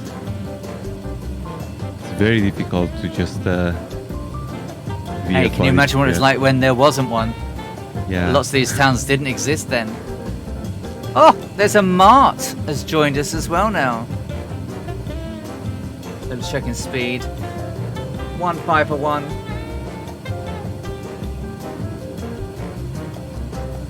.90 degrees, 8,000 feet. Gonna tweak it back a bit. Then we'll have a look at all those people out there. Oh, Zorro's here. I don't think Zorro's with us, but hey, cool name. Rangers Brian's still here. Digwood Tavish, Druidzu, Smart, Fierce Wolf, Bergadot, Spirit Girl 7, Tarnish. See you later, Captain Brown, Electron Volt. We've got Defiant Prawn here, and Captain Arash there. We've got Scorpio there, Caboostic over there, and ooh, who are you? Who are you? Who are you? The P51, the Texan. We've got Noxious over there. We've got Caboostic JU1. Thanks, guys, for flying along with us again. We're over Africa, heading towards Mali. Our next we have- reckoning point. Sorry. No, go ahead. I was just going to go. I was just saying, The next dead reckoning point is behind the town of Boscono, if I'm saying it right. But it's going to be actually a good one because there is a road that is going to be parallel towards the town that we're going to fly over it, kind of. So we're gonna be in a good situation. But for the next hour, there's going to be almost nothing. Yeah. We're at the mercy of our Sperry gyro and our clock. Up.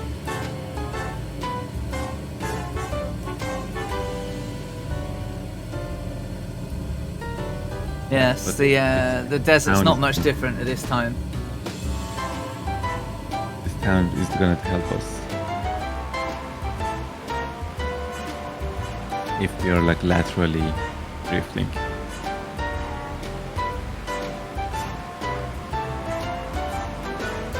Ah, it's Makazi.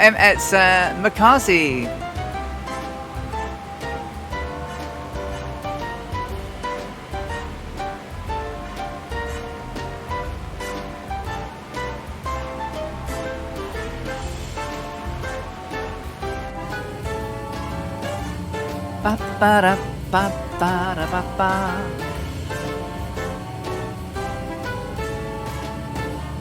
Oh, welcome back, Viper. Oh, have a lovely yeah, Brian's still here. Enjoy your dinner.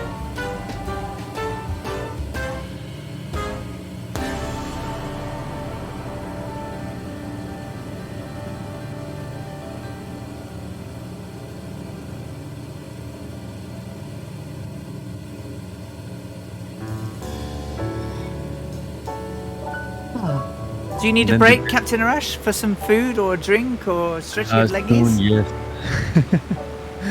Soon, yes.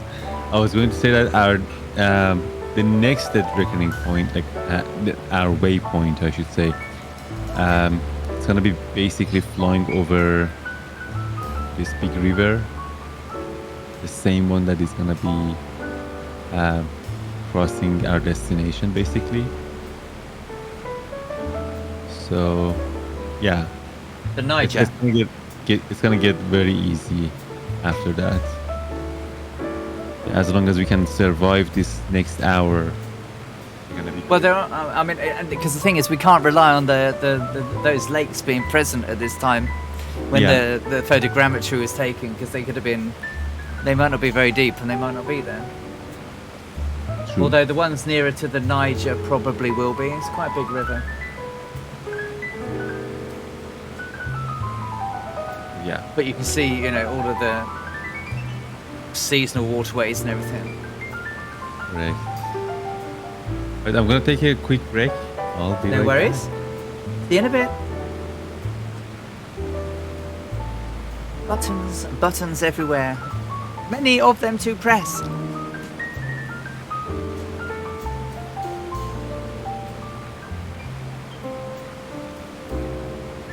I thought I'd go with another Biru. I'm still not sponsored by Pinter.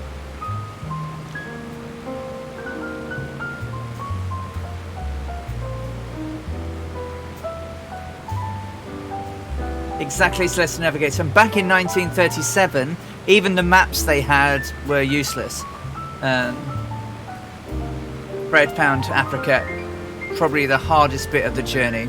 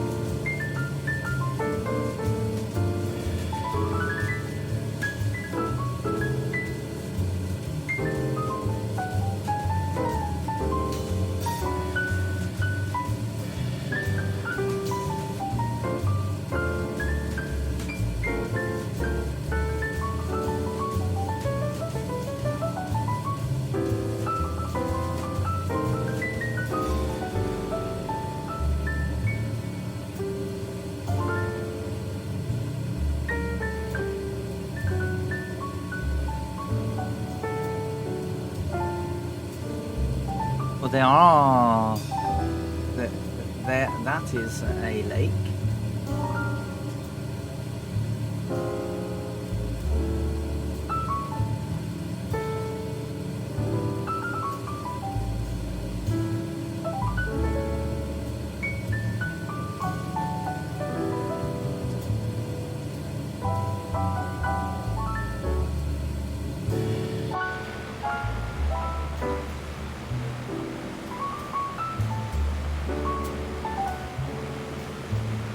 Nice flying as always, Makazi.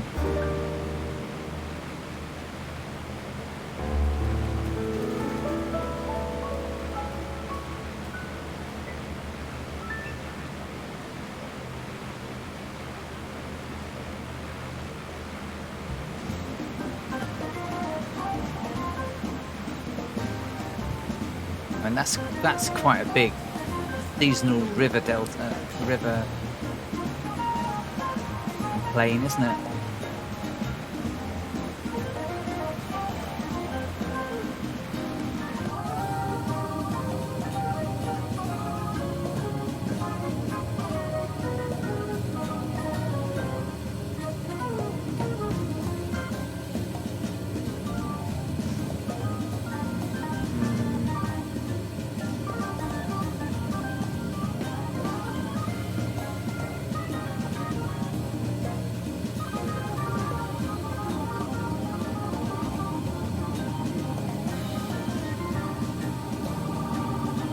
So it's just trying to work out.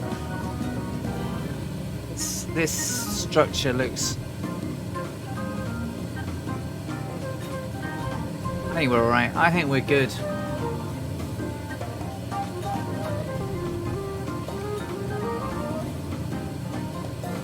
If you need to change your fuel tanks, check your fuel tanks.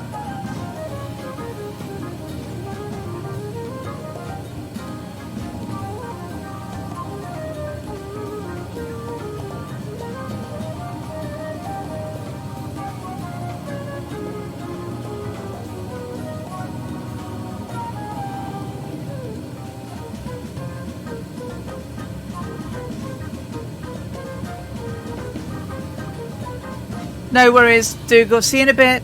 Oh, hit that thingy again. So we're doing 150, 8,000 feet, 090 degrees magnetic. Let's do a quick check on the numbers again. Dooba dooba dooba. Good.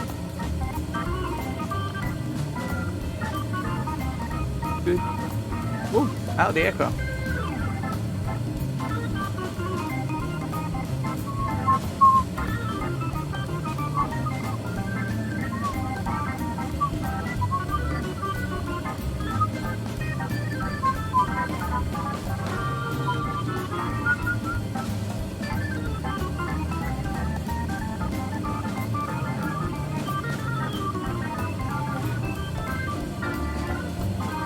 So rather than just fire switches that the Electra has, the Boeing 247 has a Lux fire extinguishing mechanism on the right side of the cockpit, which is absolutely fabulous.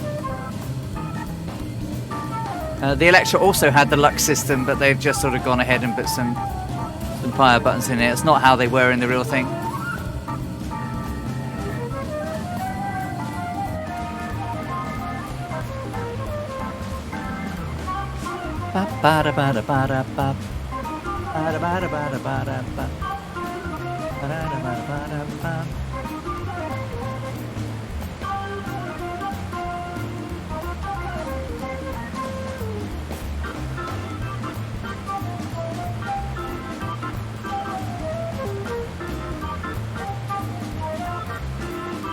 Hello. Welcome back. I was saying, whilst you were departed for a bit, I was saying that this waterway here, there are lakes ahead.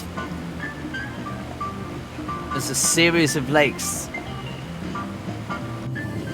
Oh, that's... And a big waterway, which, yeah. Well, we have some. Yeah, I see some lakes on the map. Let's see. Well, they look familiar. I see 1, 2, 3 here, and then the big one after those, and then even the one after that. They're quite distinguishable. Yeah. We are on our track, like right where we should be. Looks great.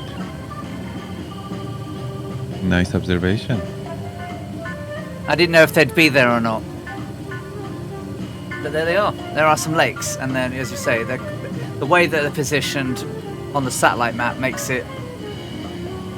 I was looking for that. What I was looking for more was trying to find... I was looking along this, because this is very, very noticeable. You know what I mean? Yeah. That's quite a big trail of... Well, there's Makazi.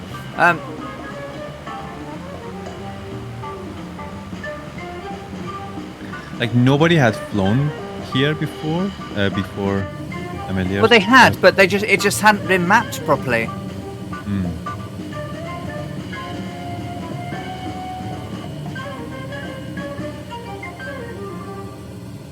And because of where it is, you know, you couldn't always guarantee the rivers were where they were set, they were on your when the person did the cartography for it.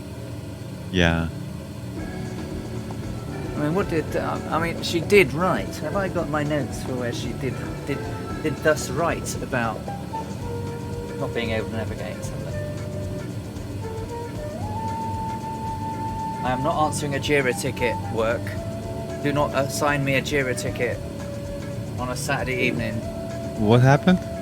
Someone sent me a Jira Yes, ticket. I need Jira ticket. Yeah, I'm not answering it.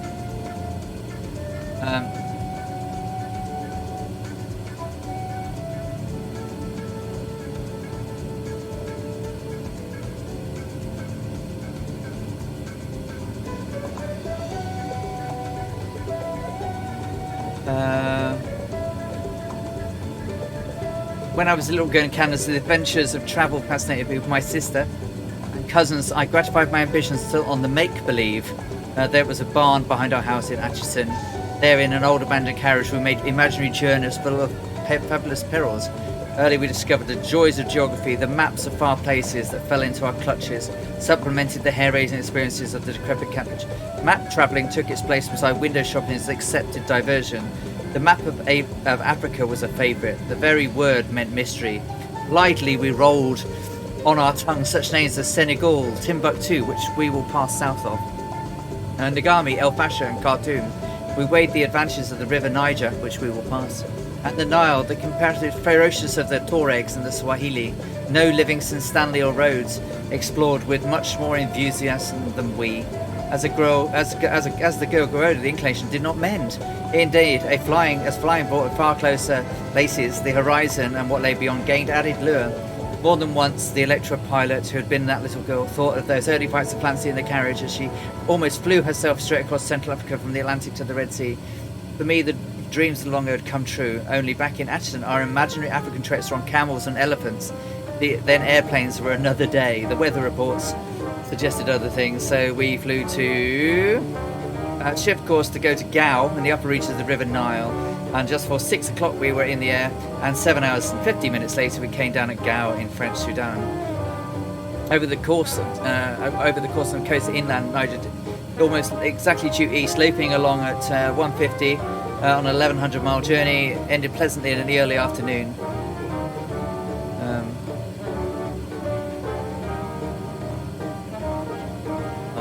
There's nothing there that says that. But yeah, I mean, basically, Fred bemoans at a later date on this African part the area and the lack of mappability. But certainly those lakes are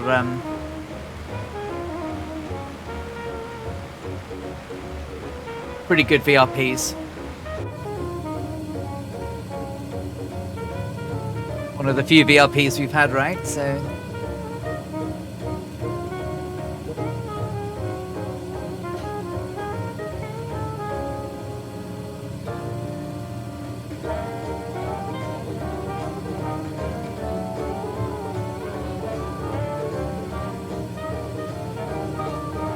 I forgot to read the fuel last time.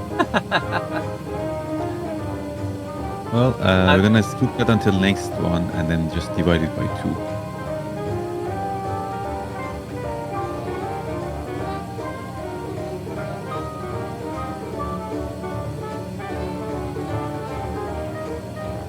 Next week, the sim's going to be busy, I think. What is it next week? Is it the Cross the Pond next week? The VAT Sim event, where the sim goes crazy. Oh, I'm not sure.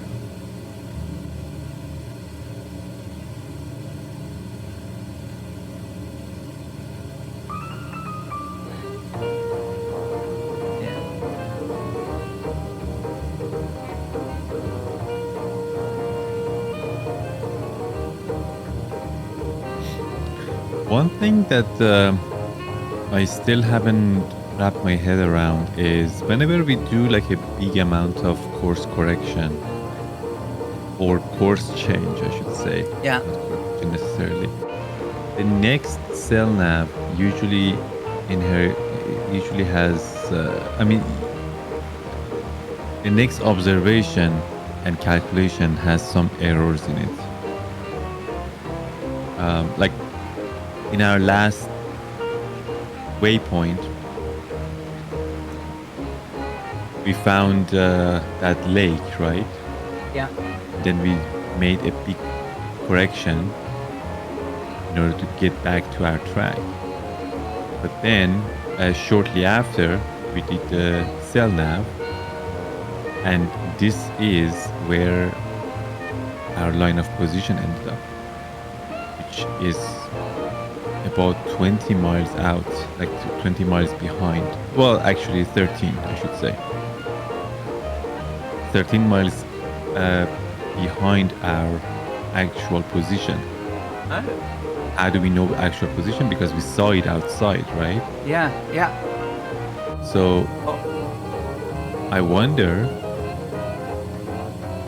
that's something I'm not sure yet. Like, how does a course correction, like a big course correction like this, would affect us?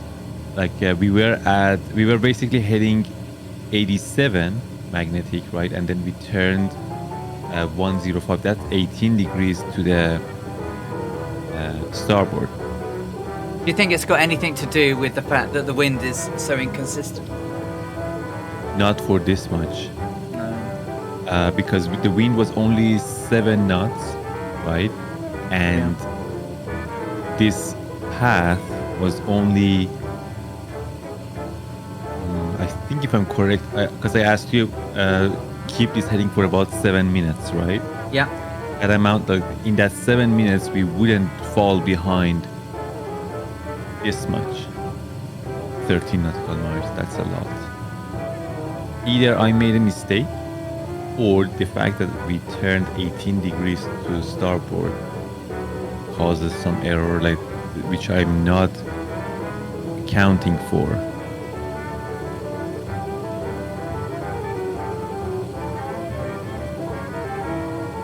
Okay.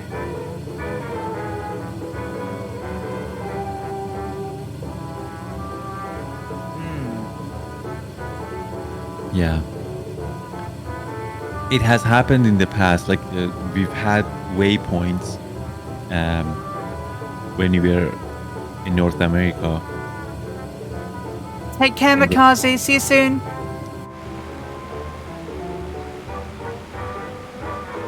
Yeah, so I'm not sure, to be honest. That's why I'd rather to not make any course correction between the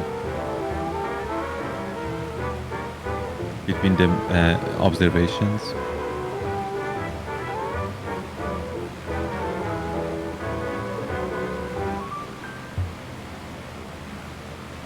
No problem.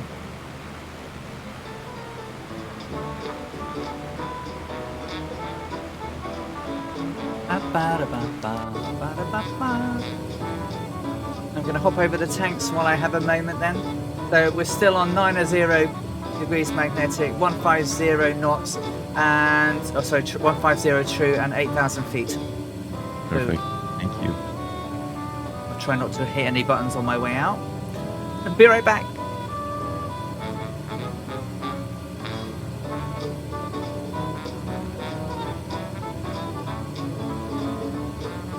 So I'm just filling out computation form for the next waypoint right now.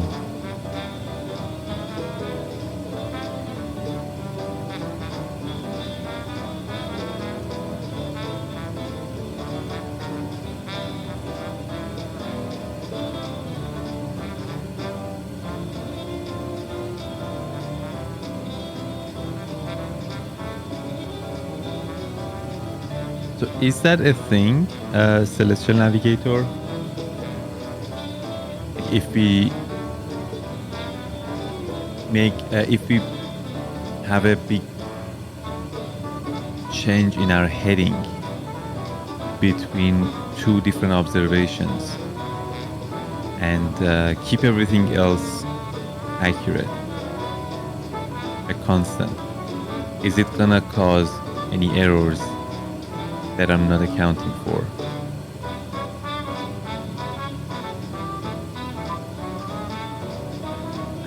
Oh.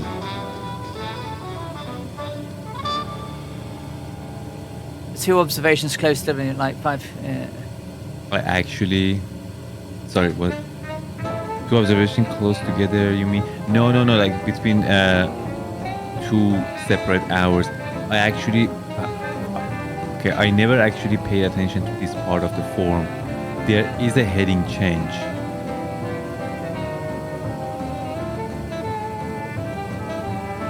Yeah, that at the lower left corner of the form, there is a part for heading change.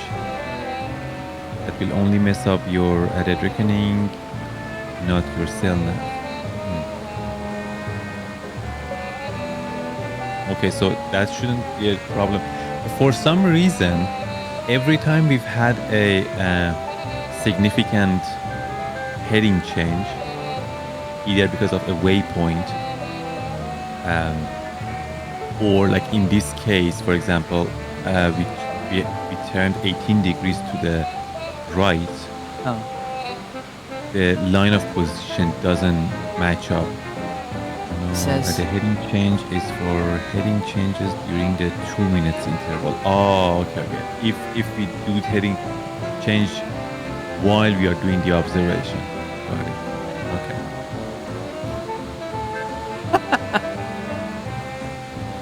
nice one, Chess.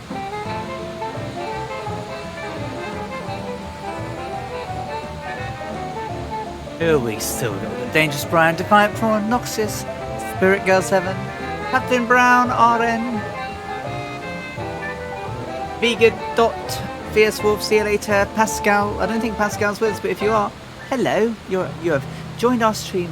Druid Zeus, Joe U1, Electron Volt, Tarnish here in the F-35 right behind me, March 362 in the DC-6, storming up behind us at 6,000 feet, Capoustic, Scorpio 49 in the Kodiak.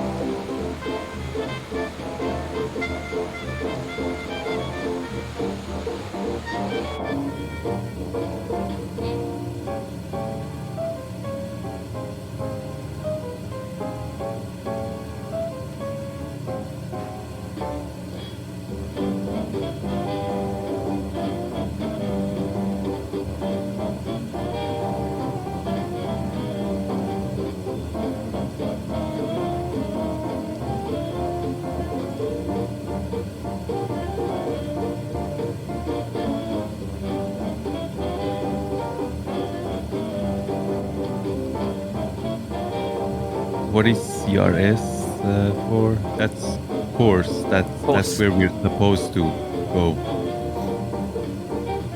but it's not necessarily same as heading, because heading is like you have to account for the wind, for crosswinds.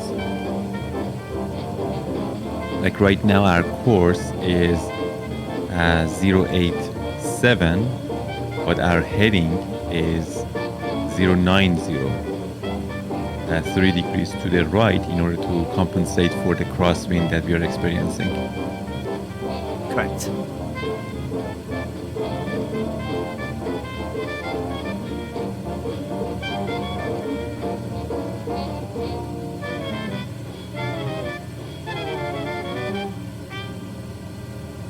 Oi, oi, oi.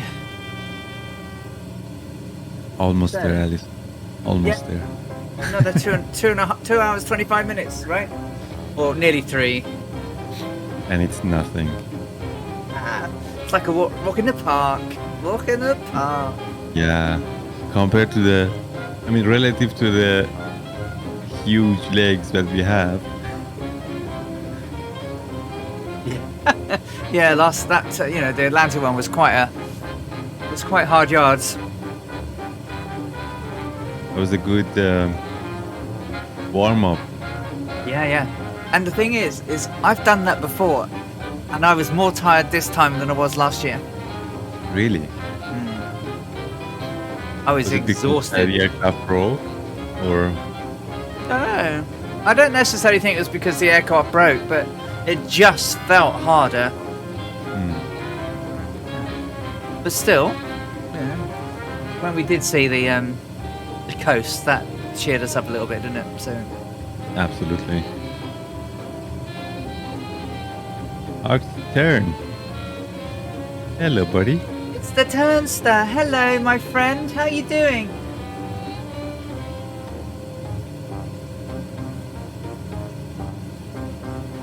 Oh, it's a little town, but how you doing, mate?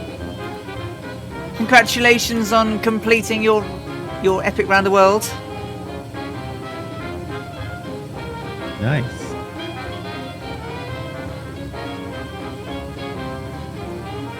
I have set the altitude to 8,000. Why does it not go to that?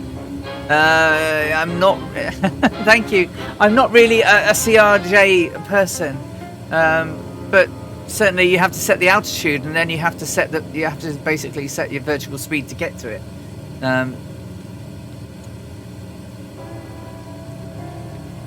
Bit of golden age, Arctic.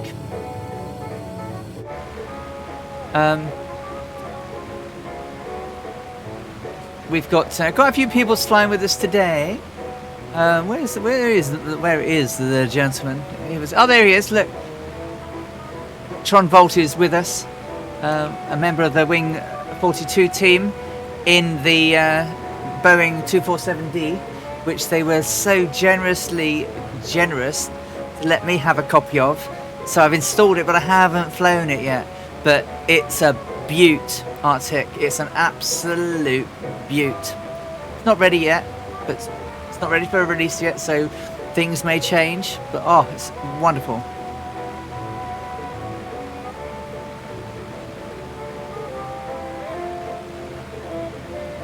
Golf Oscar November India for the. Oh, well, right here. This is not real formation. This is your controls formation. Technically, we're in the same aircraft, but because we are in multiplayer, you see both of us. But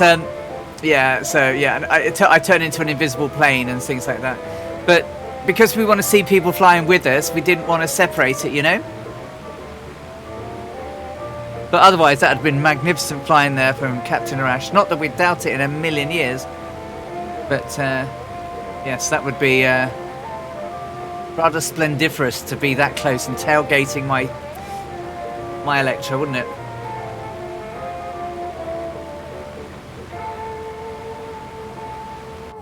So, just checking my numbers again. Looks like we've crept up a little bit. Knock that down there, knock that down there a little bit. We're still doing 90 degrees magnetic. We're at 150 true and 8,000 feet. Local time is coming up to 11:45.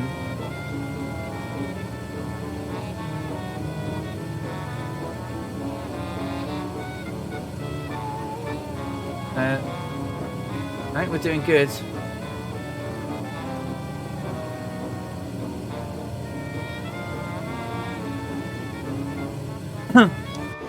Yeah, the P-38 is nice, isn't it?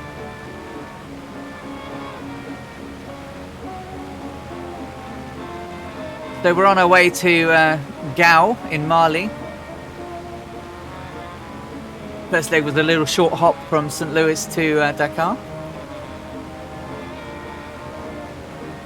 And we're doing pretty good. I mean, there's not a lot for us to spot. Oh, that's a big lake.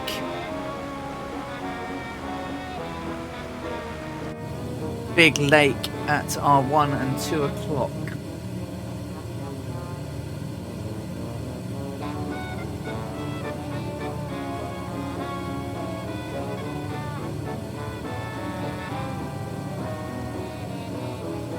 Which can be apparently trees in certain times of the year. There's trees under them or bushes under them, that water.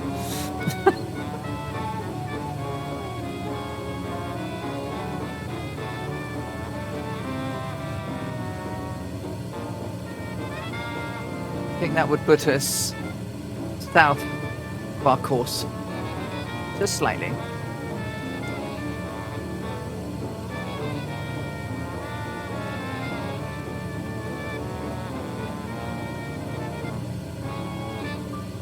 I've been watching, I've fallen in love with this aircraft. It's nice, isn't it? 2 P-38s. Very nice indeed. Oh, there's the trees. I was looking at the wrong thing. There's the bushes, look. I'm a little bit out. Alright. Yeah. We're definitely south of the line. But we're good.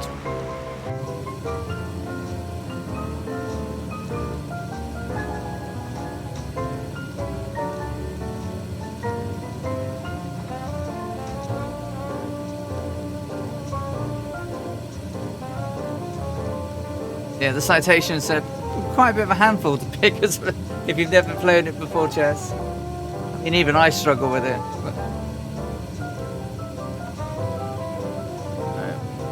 Looking outside the window and then trying to see if I can see anything else.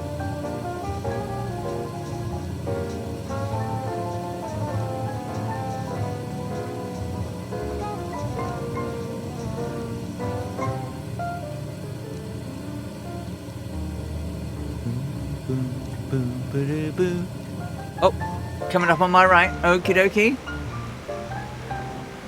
Here you go. Arctic, if you're still watching, look at this beauty. The Wing 42 Boeing 247D.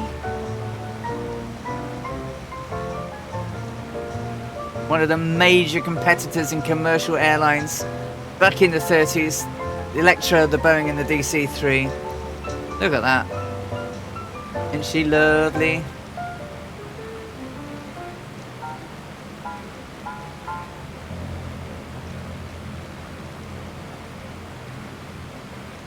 And here comes Mart, slowly rising behind us, like some, you know, like in the DC-6. I just, as I looked at there, Mart, you sort of like, dun, dun, dun, dun, dun, dun, dun, dun, dun, coming up behind us. I will be doing a show and tell stream this week of the Boeing 247D.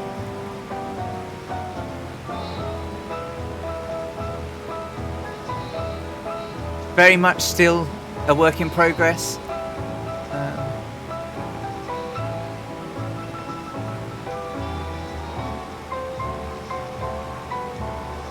Smart, isn't it?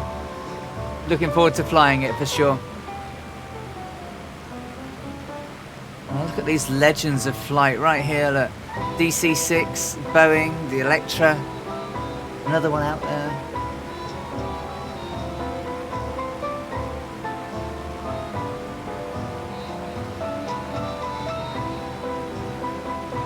I mean, they certainly had character, didn't they? I mean, that was, you know, the sort of golden age. You know, if they were, you know, it's hard to say it was a renaissance when stuff was, you know, it wasn't sort of being like a rebirth.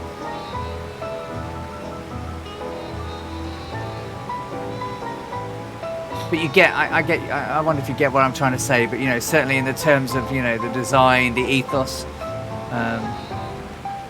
the advances that aircraft were making, the manufacturers were making in that time, all the shadow casting over the top. United Airlines, beautiful.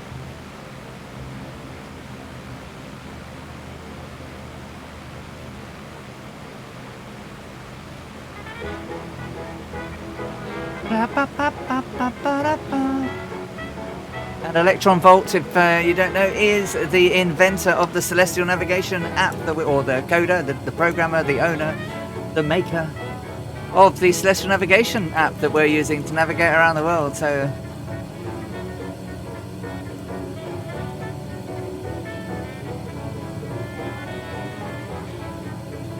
an amazing piece of kit.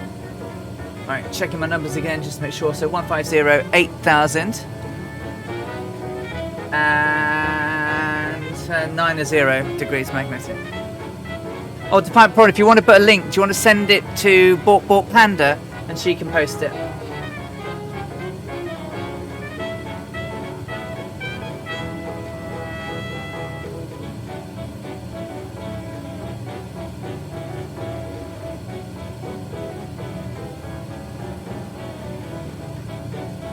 So under 2 3/4 hours to run, about 410 nautical.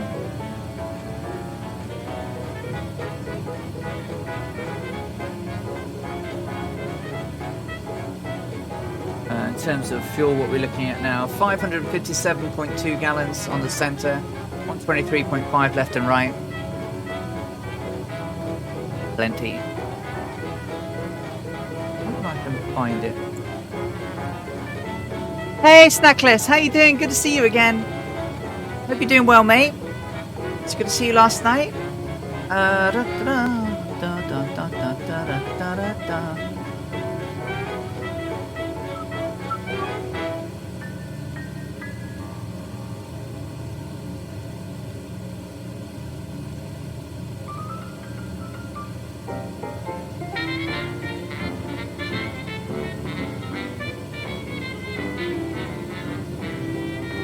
I just picked up a T1600M since my X52, but wow.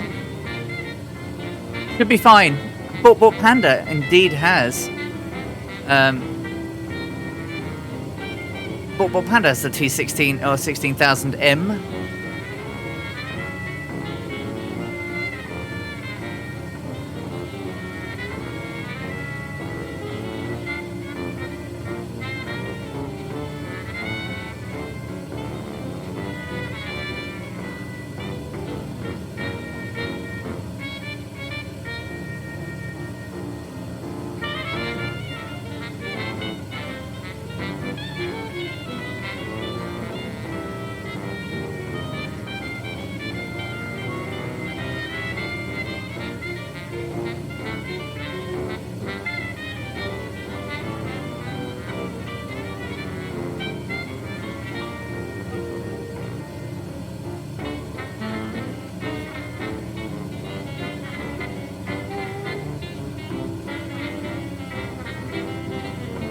Just trying to find something. I lost it. There you are. There you are.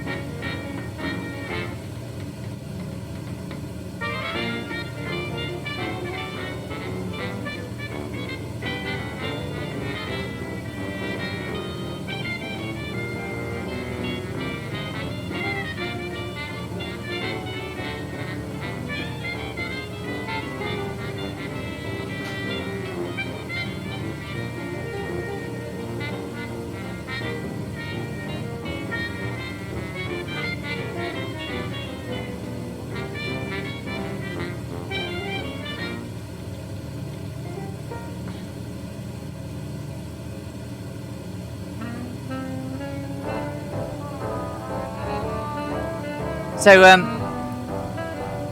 this is the fuel chart for Africa that Fred wrote. This is Fred's writing.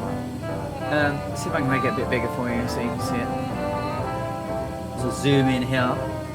So you can see here that Dakar, they loaded up with 1,000 gallons of fuel, and they loaded 90 gallons of oil. And then we'll be using these numbers as we fly across Africa, but it's got all of the chart, the route, and how much fuel they're going to use all the way through Africa, all the way through the Middle East, and then over to all the way down to Papua New Guinea. So that's why I had 1,000 gallons of fuel on board this morning, Captain Arash. Oh, okay. That's a reference.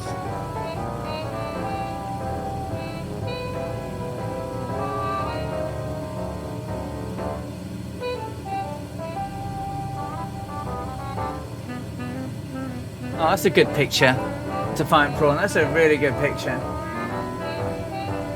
Thank you for sharing. It's a really good picture.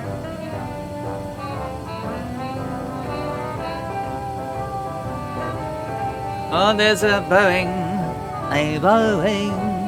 247, and a David Bowie accent. Do do do do do do do. Oh, it's a beautiful. It's a upper Uta side, Uta Seeden. Oh, and there's a Mart in a DC-6 right behind us.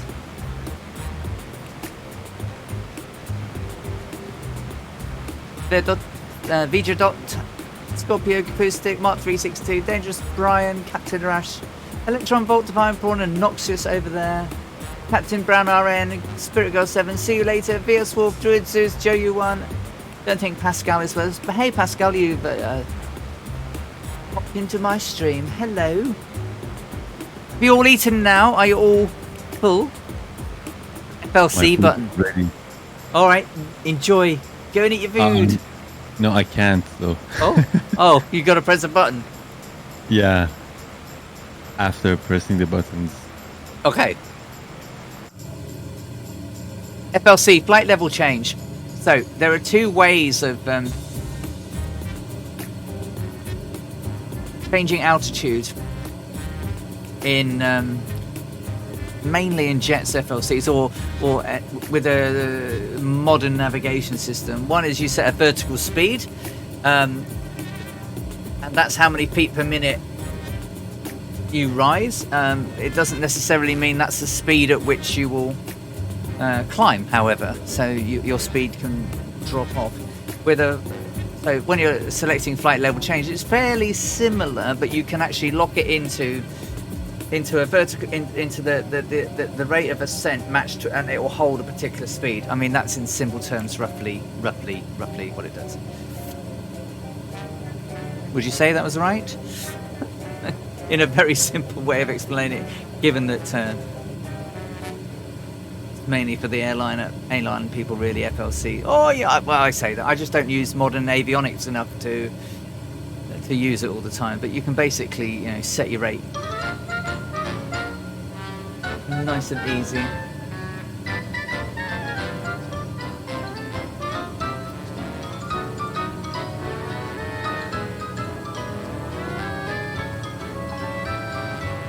All right.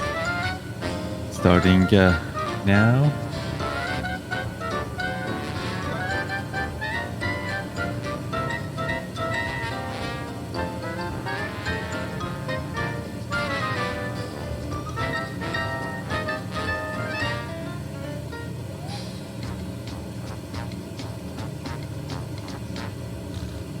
There you go.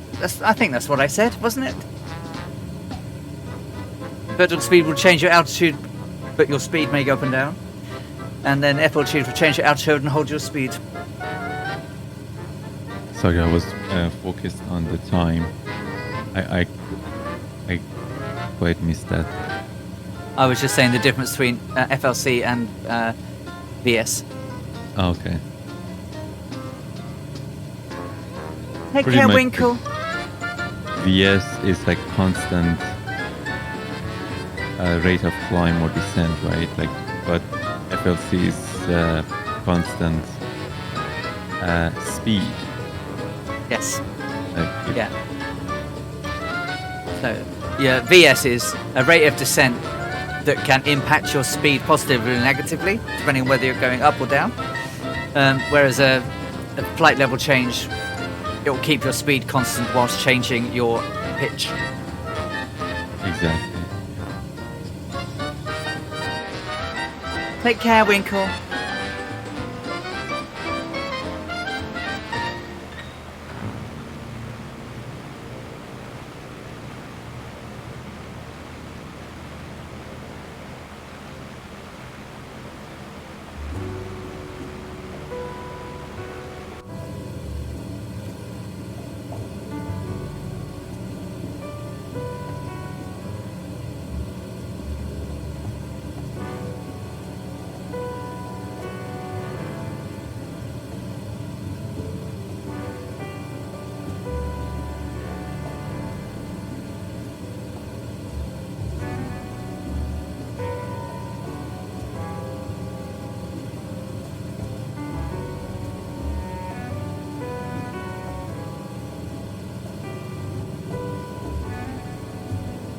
Take care, Airlock Doc. See you soon.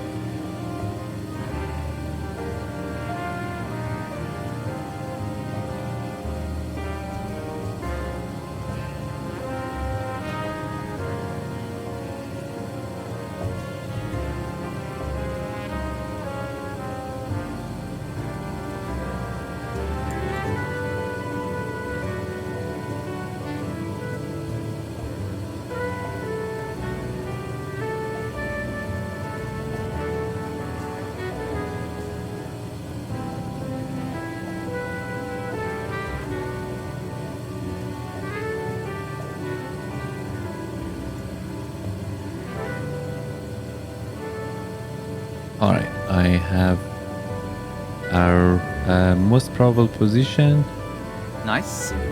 and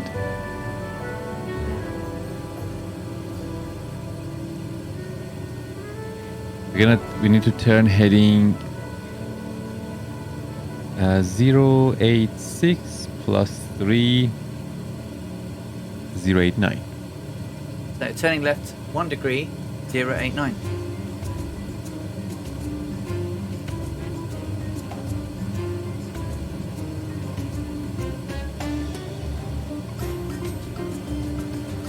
So we will have one more observation, and well, actually, 089. yeah, gonna have 2 more observations before we reach our destination. Okay. So at 089, we are 150 and 8000. Everything else is okay. T's and P's are in the norm. I'm gonna go and eat my food before it gets Yeah. cold. I'll be right back. Enjoy. See you in a bit. Thank you. Take your time. Have you all eaten now, guys? Skeptic! Hello! I'm slowly getting over near death. What's near death? What's happened? Oh, Skep reports back from trip. Welcome home! What's this near death we were talking about? Ali, look at like my last post 2 minutes ago on Discord, right? I have to look on my phone. Oh, okay, Defiant Port. Enjoy some fondue. I haven't had fondue in years. I shall have to have a look on here though, because if I look elsewhere, Captain Arash disappears.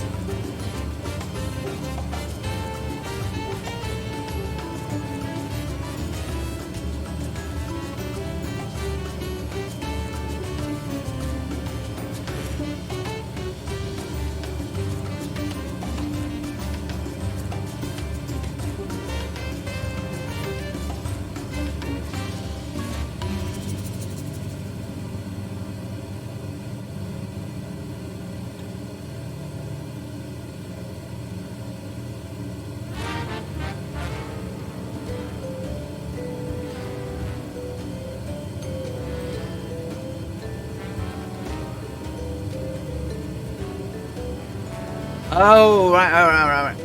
Okay, I get you now.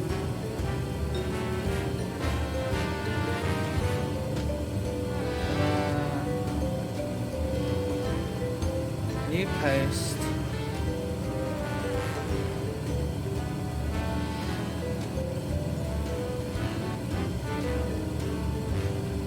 Where did you post it, Tarnish? Oh.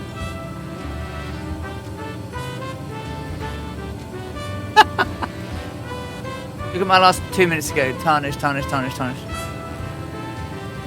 Listen, I let autopilot look after the F-35. He's been redlining it for the last 10 minutes.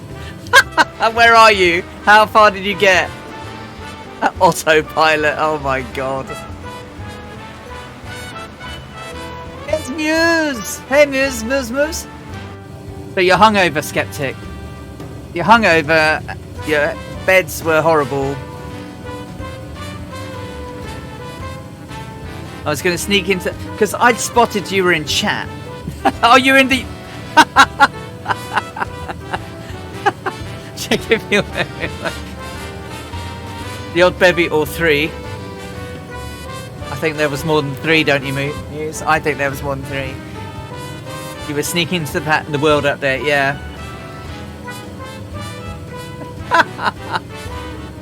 Roughly translated, she's hungover.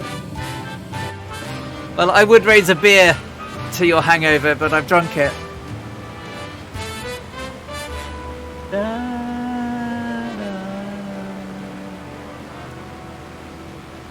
I set Alt 8000. When it gets it should hold, yes. It should. 9 gig? What is this 90 gig you're talking about? Huh? I didn't even notice it with my 900 megabits per second download speeds. Actually, I did. Because of the way that Microsoft package everything, it's like it speeds to the speed it can get to before it's downloaded everything, and then it unpacks it, then it speeds to the next bit, and then stops, then speeds to the next.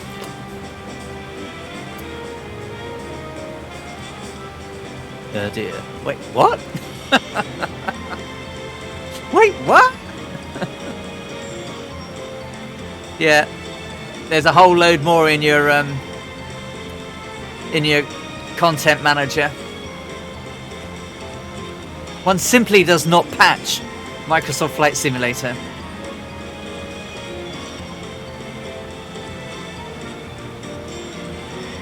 There's a sneaky 2 gig mandatory, and they hit you with a 7 gig in the marketplace.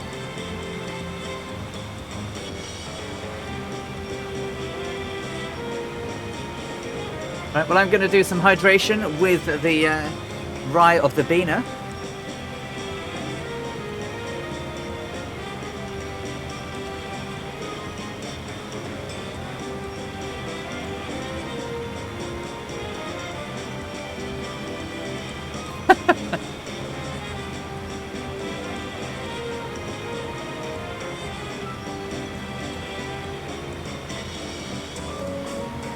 It went pretty okay, I think, for everyone, though, didn't it, guys? And girls.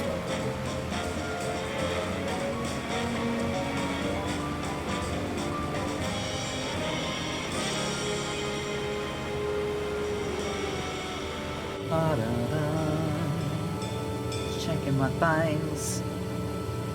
150, 8000, 90. You know, they give it a little bit of a chunky chunk that way a little bit.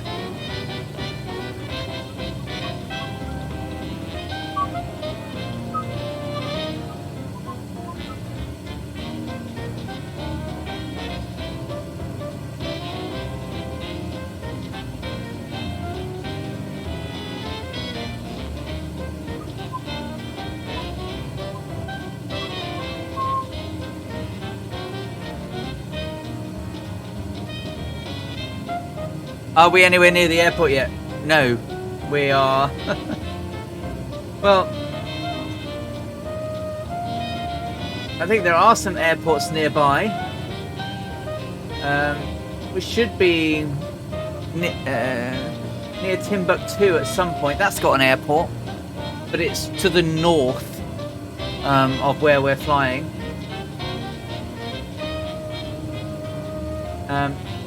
the airport we're going to is Koragusu, or Golf Alpha Golf Oscar, and it's, as the news fan says, it's about 360 odd miles away. So we've got about 2 hours and 25 minutes to run. And then we'll be on the ground. And we can go and have some munchies. The Air France depot.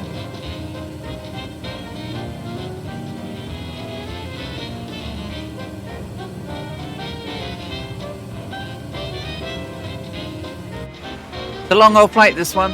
Well, it's not that long. It's about half the length, isn't it, really, of last week or 2 weeks ago. A little bit under half of, a little bit over half of last the couple of weeks ago, where it was 13 hours and 18 minutes.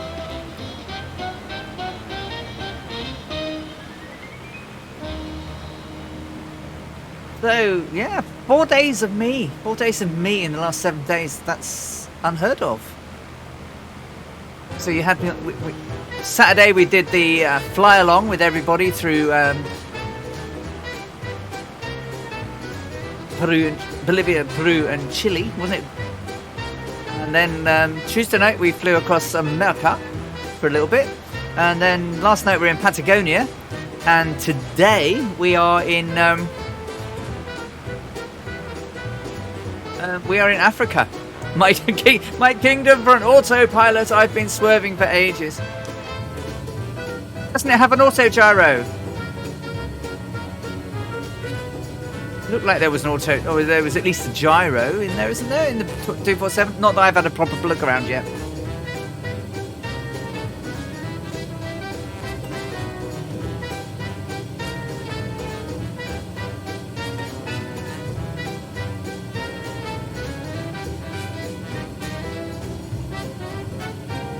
I'm so hungover, we went past Leipzig airport and I'm thinking, cool default scenery. Skeptic! Oh, we've got to have a t-shirt with that on it. I'm so hungover.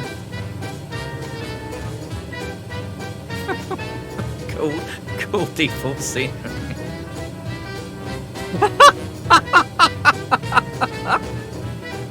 Oh dear.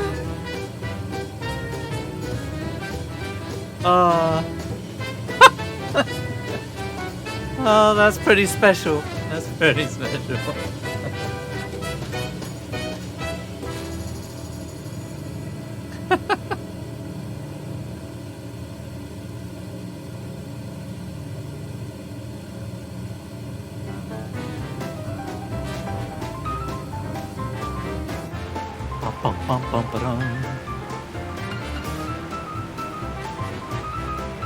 Electron Bolt is over there again. Vertigo Dot, Defiant Prawns coming back, Scorpio's here, Muse Fan, Capoustic, Noxus,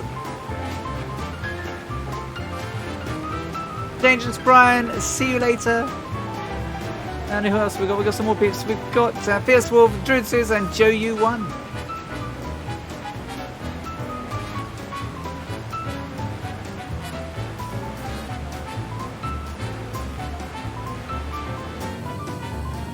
Getting a bit cloudy up ahead. I hope it really isn't like a dust cloud, like storm, like they said it was going to be.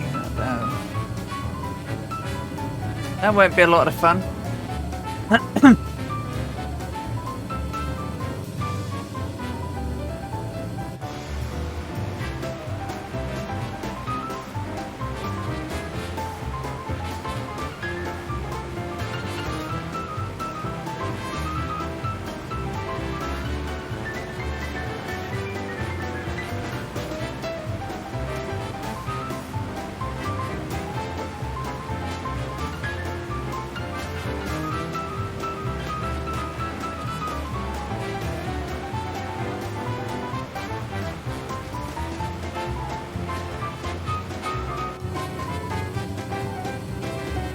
Nice one, Goblin.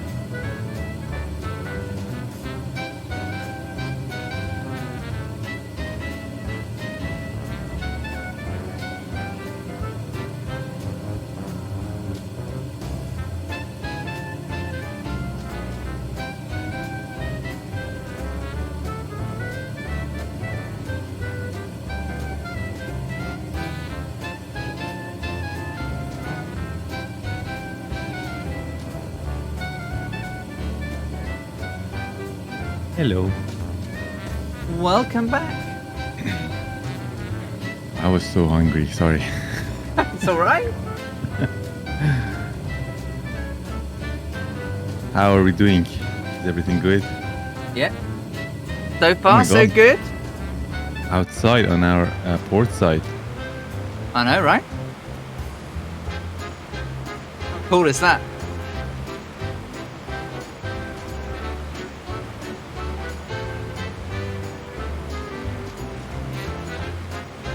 Looks so good. Despite being flat and barren, it's colourful, isn't it? Yeah, that's the thing about dry land. Like you know how I'm flying over Australia right now in my Cessna 172 around the world, right? And it's like a lot of places there are like very like dry environment, like barren land, like deserts, but they are so beautiful.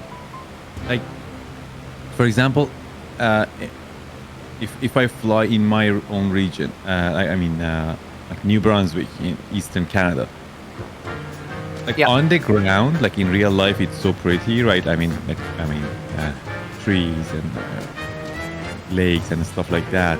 But from above, like if you just fly over this area, because it's kind of flat, there's not like it's not mountainous like for example in British Columbia or Banff. It's kind of boring to just fly here because it's just all green, right? It's just green, green, green. Like there's nothing else, just green from the air. But when you're flying like in an environment like this that we are right now, on the ground, of course, it's like very harsh and like hot and unforgiving. But from above, it's just so interesting. I love it. I love flying here. I of course I love mountainous areas first, but I prefer these kind of environments over just green, green, green. You know what I mean? I do. Yeah. I mean, there's a fascination at Yeah, the geology of and the landscape. exactly. I quite liked geography and everything when I was younger. Me too. I did like geology, like geography. I loved the maps, especially like the colorful maps. I hated history because they were forcing us to learn history. But now I love history, so like because I just basically read history on my own term, right? Like I don't have to basically write an exam for it anymore. But yeah, like both geography, geology, history, like stuff like that. There's all fascinating stuff. I mean, not all history is interesting. Now, to some No. people, so this is going to sound sacrilegious, but for my advanced level exams, I picked history because I love history, and they did it all on what the Industrial Revolution.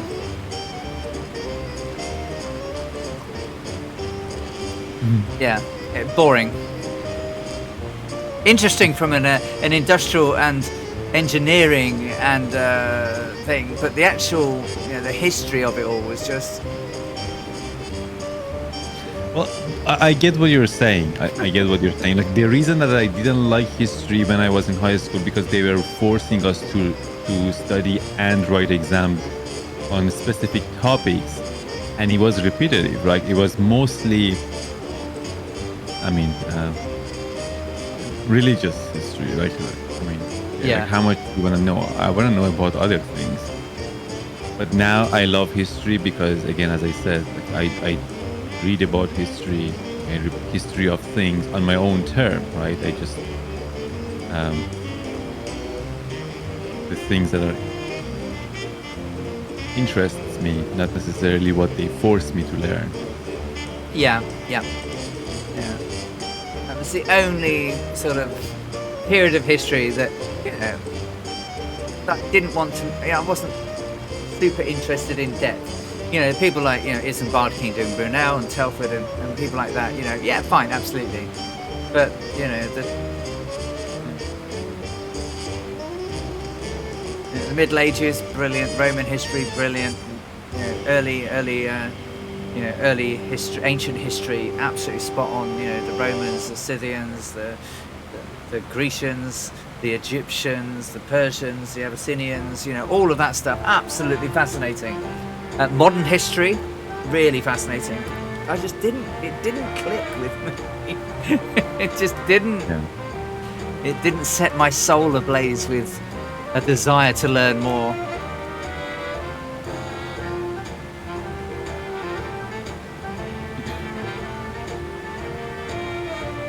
I don't know much about history.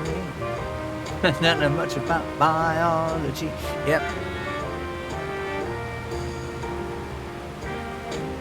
What is the plane below me and in blue? It's the Wing 42 Boeing 247D that will be releasing not too distant future. It's Electron Volt here is a member of the Wing 42 team. We had several of the devs in today. I do have a copy.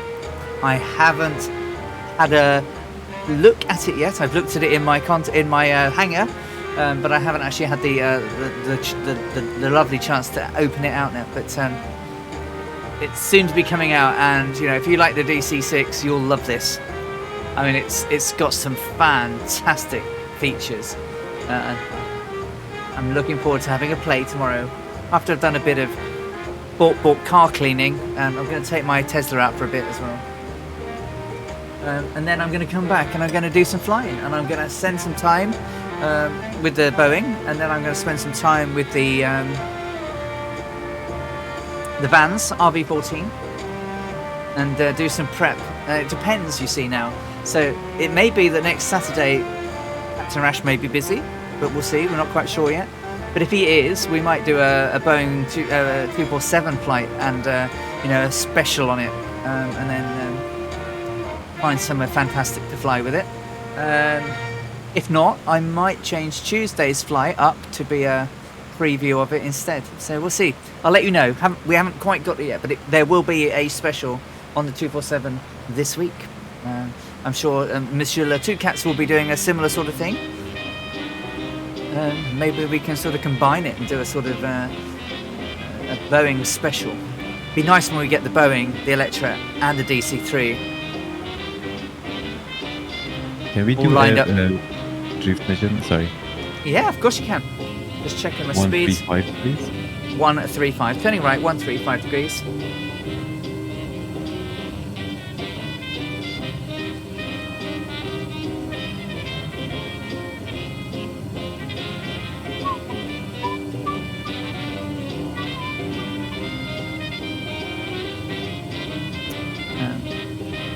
The 777 is very much a work in progress.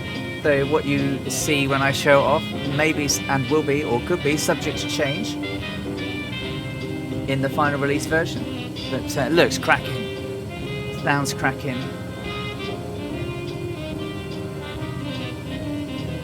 Right up my alley. 133 degrees. Oops, wrong button. Wrong button. F button. That one. Not the one, then that one. 133.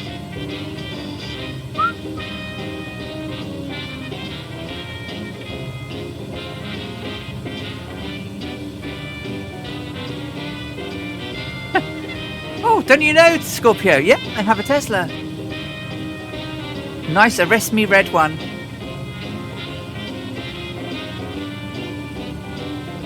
Oh, the Concorde's looking good too. I will get it. I will fly it and try not to kill myself. Don't know much about the French I took. Here we go. Heading 45, please. Turning left, 045 degrees. Martin Eric, hey! We are on the West Europe server, and we are... how far are we now? About 300 miles out of Golf Alpha, Golf Oscar. Sorry, what did you say? Sorry, Colonel. No, Captain. 045. 4-5. Yeah. Sorry about that. That was me being a wally head. Talking when I should be concentrating. Do I have the Fuga? I do. I indeed do have the Fuga.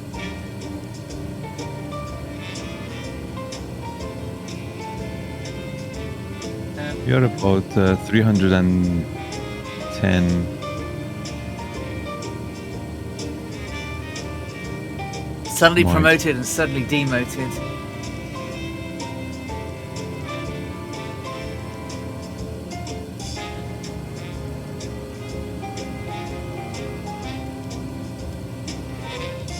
Or 5 degrees. Thank you.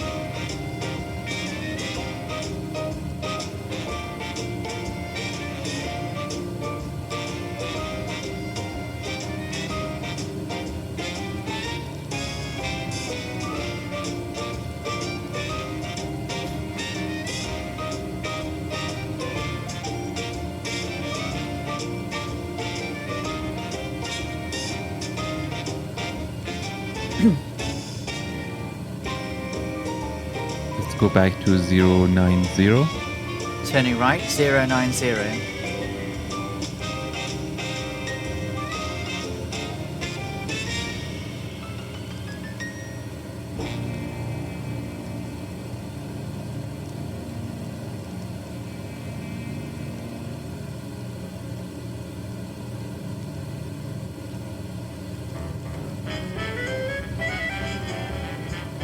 Oh, there's Snackless in the Fuga. And here comes Musefan in the 414. 90. Yeah, coming up.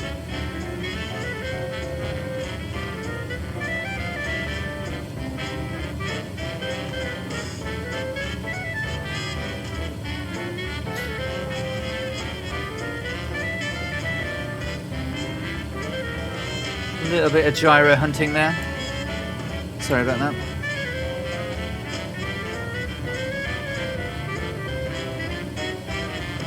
Not too much of wind.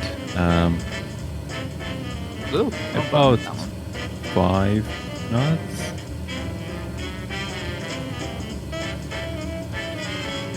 Yeah.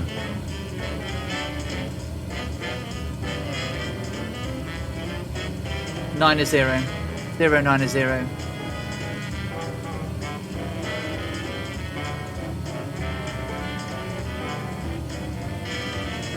Zero 90. Thank you. Altitude 8,000 feet. Speed coming up again. 148. 149.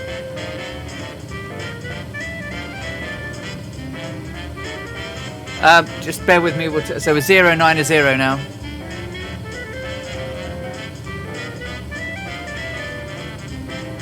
So we keep doing these little adjustments and turns to try and work out the speed and direction of the wind, so that we can compensate for it in terms of drift from our course. And then combining that with celestial navigation, we should make more accurate dead reckoning assessments as well as understanding of our position. Captain Arash is doing all of the hard work in the back there. 150, 8,000 feet, 090. All good. So the wind has dropped. Our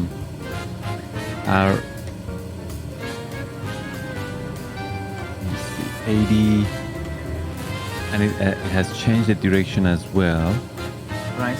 The ground speed has dropped to 150. Just adjusting the plot. Our heading should be 086 magnetic plus 2 wind correction Those. angle. So 088. yeah. Turning left, 088 degrees. Thank you. I'm seriously considering getting an auto fuel add-on for my Volvo XC60. Auto fuel add-on. Oh, yes. Yes. Sorry. Ali's brain just slightly went. But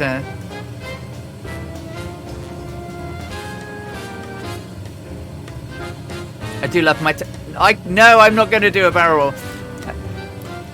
On my next stream, depending on what aircraft I'm in, I might do a barrel roll if you can explain what a barrel roll actually is.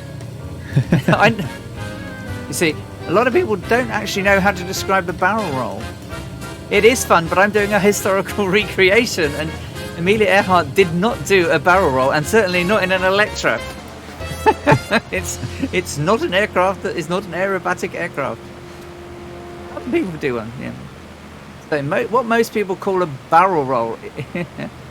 Oh, we pretty know she did. Roll out the barrel, Alec. Yeah. It's fun. Well, she got past the triangle. She was in the Pacific. But...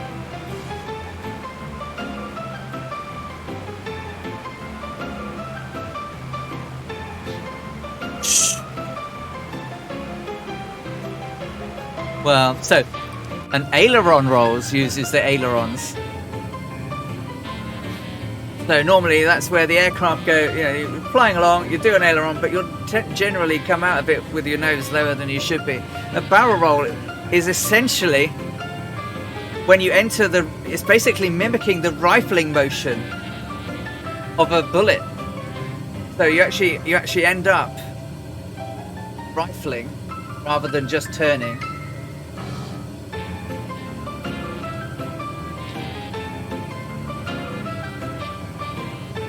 Hence the name, a barrel roll.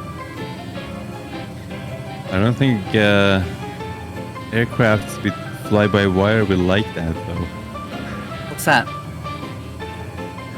Like, I mean, modern airliners fly. No. To do, Well, like, you know, technically yes, yeah. they can do them, but you can turn. You have to turn off the the computers. But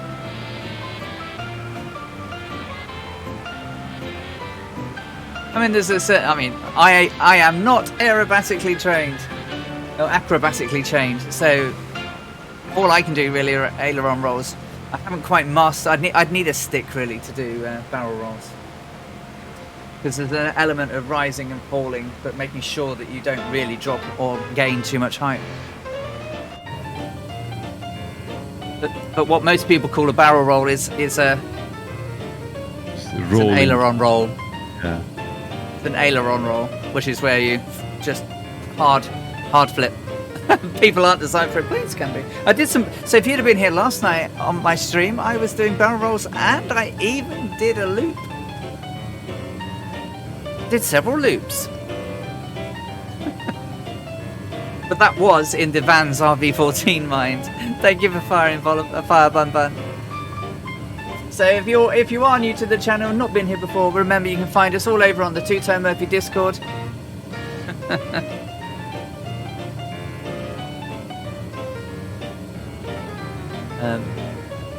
Got over 1,100 members over there now. There's someone streaming nearly every night of the week. I keep forgetting it on. You think you've lost us all? Look at that the skeptic has snuck in. Look, she didn't think we'd notice, but we do.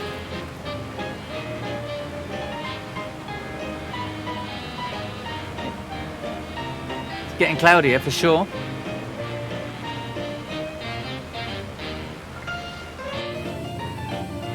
I can't see you now, Free Spirit Angel.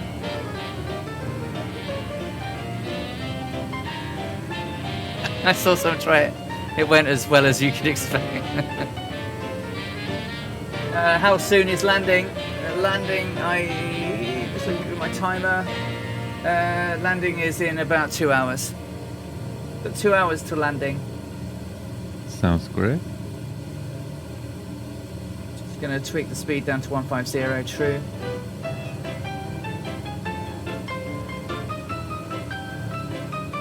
The noise was spectacular. Wilma, hello! We could hear my plate grind out and break. How you doing, Wilma? I gave you a shout out earlier. I hope you're well. Yeah, this is just a gentle 7-hour flight. This is just baby flight. It's just like running across the road to the newsagents and back. So 150, 8,000 feet, 088 degrees magnetic. Wait, I think we're in Mali now. Oh, nice. I shall catch you up. Yeah, 7 hours is baby. It's just under half of what 2 weeks ago was. We crossed the Atlantic in 13 hours and 18 minutes, which was 10 minutes faster than Amelia and Fred did it in the real thing. They did it in 13 hours, 28 minutes. Which I think is pretty cool. We're within 10 minutes of their time. So and several of those minutes was... we would have got there a little bit quicker if we hadn't started to fight with the autopilot.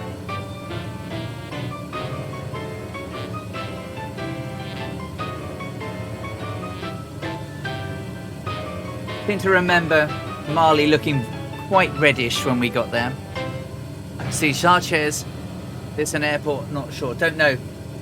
Honestly, all I have is a satellite map. I don't even have the airports on it, I'm afraid.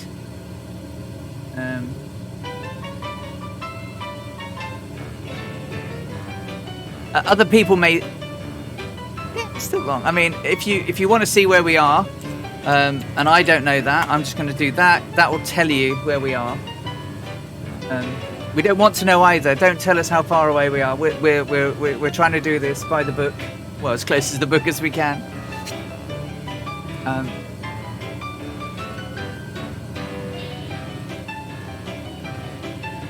We're flying in wheel weather, so it's slightly different to what she flew in, but at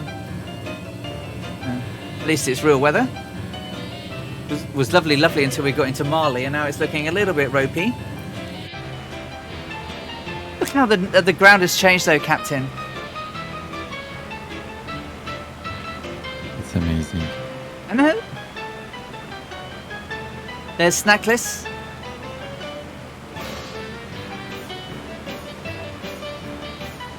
Interestingly, it shows us a D17, even though I've uninstalled mine. It's Musefam, Caboose Rad Pilot Randy, Vigadot, Noxious. It's quite misty over there. Joe U1, Electron Volt, Druid Zeus, Fierce Wolf, there's someone else out there. See you later, Skepticantin, and Defiant Prawn. Isn't it interesting that it really does show the model? I own it, but I haven't got it installed.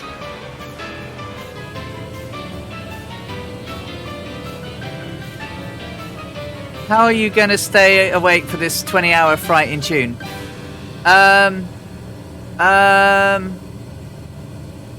Intravenous Red Bull. Oh, hang on. Hang on. Let me press the button then. It says it's tracking. Start. I'm not going to click on it, but it should be running. It says it's connected and it's tracking.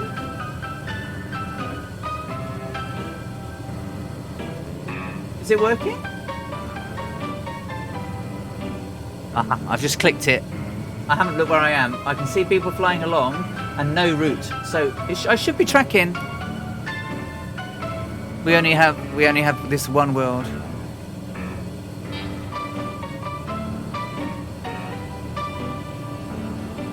Yeah, so 20 hours 44 it's what?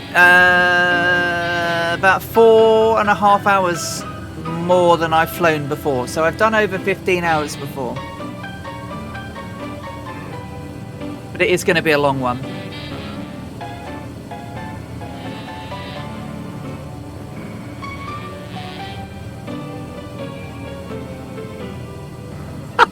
As soon as that D17 takes over, you'll be up, starting up and waiting. Yeah, that's true. I mean, it's not that, but it's actually the Waco sound that kills everything, right?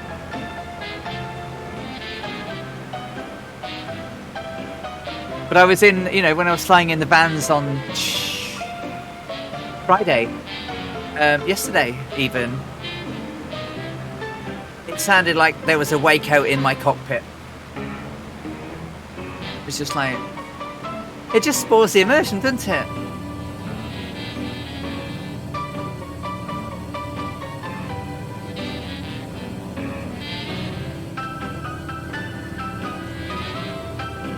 I don't know, Muse, but I can see you. You're literally off my, you're on my 5 o'clock high in the 414A.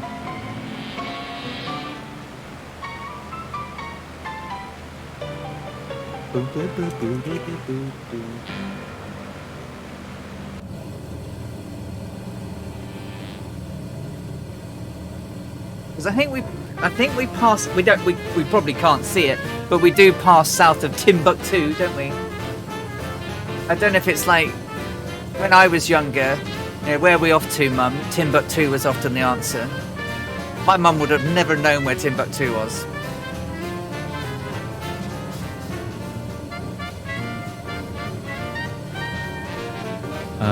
No, we haven't reached there yet. No. I said we should at some point, right? Oh, yeah.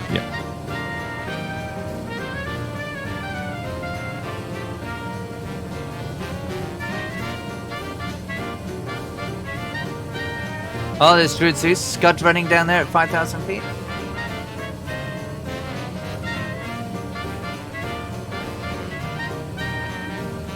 Over. So we're gonna have sun on our side this time, so it's gonna give us, I mean, it's quite high, 81 degrees above horizon, but azimuth 33 degrees as opposed to our heading, which is 86 true north. So that's gonna give us good lateral correction. 58,088. As you say, north is 86. Well, if we worked out that we've got a wind coming from the south, it doesn't matter which runway we do, really. We might as well do straight in, right? You can, yeah. Unless it changes again. Make it nice and easy then. I mean, it's With just the Niger and straight in. past 5 knots, nothing crazy. Yeah.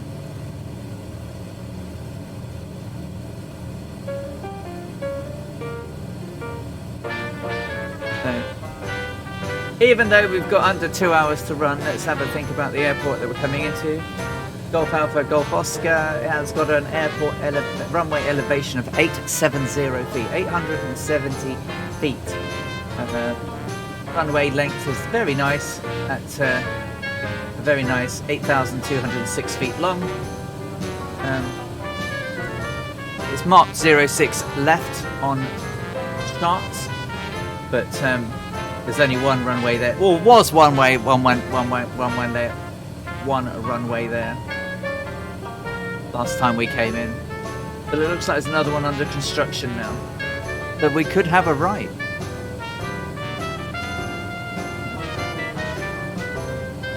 Make sure it's not tracking anything. I'm just going to say, turn that off. I don't want to know where I am. Thanks. And that's an old flight anyway, so that's cool. Unload that and then search Golf Alpha, Golf Oscar.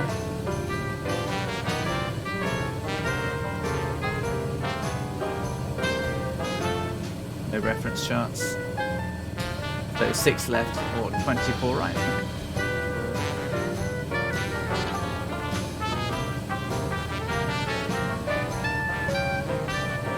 Just straight in, 2,500 feet.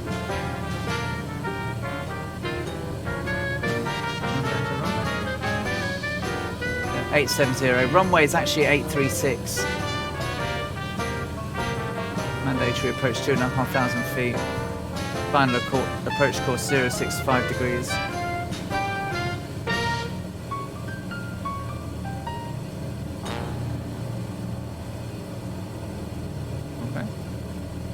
Good. Didn't show me where we were, so that's cool.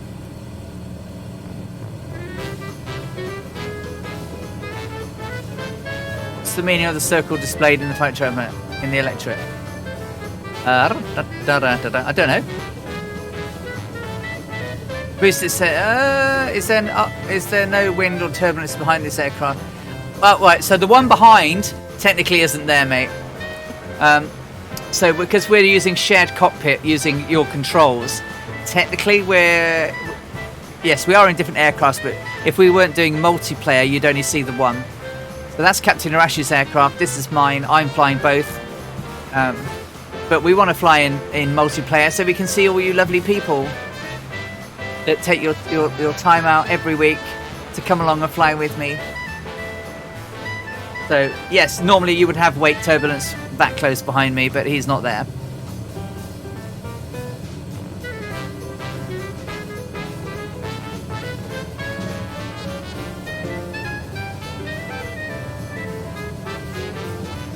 So how do you do this? So there's a program called Your Controls. You download it, and then you both run it. One person acts as the host, and they create a session. They give the session code to the other person. We type it in, we connect, and it supports quite a lot of aircraft now. And one of them is the Electra, so we make sure that's all selected, and then we load in at the same place in the same server at the same time, and then it does all the rest. Your Controls. They have a Discord as well, which I could probably link if I could find my Discord button, which I'm not going to be able to do, am I? Because I'm going to kick out poor Captain Arash. So you'll have to wait, and I'll post a link to the Your Controls on my Discord later. But it's really good, and it made several changes to this for us during the course of our flights. To improve it for us. First of all, they supported the Electro, which was brilliant, and then they made a couple of changes, and they've been in the chat. No worries, Free Spirit Angel, you're in a very fast aircraft. So yes, only one of us is flying at any one time. So last week when we were having trouble with the auto gyro, I was getting very tired after having flown for nearly 9 hours, and then we kept swapping. So like you would do in a normal aircraft, we'd do a countdown, 5, 4, 3, 2, 1, and then we'd change controls, and I'd go, you have controls, Captain Arash would then have controls, and he would be flying, and then after a while I would take the controls back, so you just swap controls between the two of you. It's very cool. Now if we weren't doing multiplayer flying, we could be in the same aircraft just on our own doing the flying, and we could set the views up like Andrew does with Howard on Ford Learns to Fly, and they'll not, when they do Your Control, they swap over to the screen. So Andrew's sat in the autopilot and is controlling, and then when Howard's flying, he's in the pilot seat. Very cool. So yeah, only one flies at any one time. Technically, what you're seeing here actually being done is how the sim works out where everyone is. It's the same as you work out where you're flying using VFR, deductive reckoning. So the sim is trying to put us together. It knows us, we're roughly in the same place, and so we're going a set speed, at a set height, at a set altitude with set wind conditions, and it's literally working out where we are, just like all you guys. All of you appearing in this sim is the sim using deductive reckoning to work out where you are and put you in the screen. And there's Muse in the 414. You must try that as well. I bought that. I was awake very early when that released, so I bought it. Nice. Pressurized cabin as well.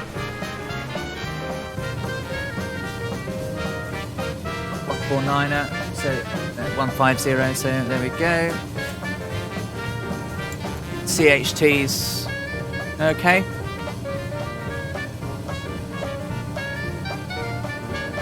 Temps and pressures are okay. Suction is okay. Fuel flow is good.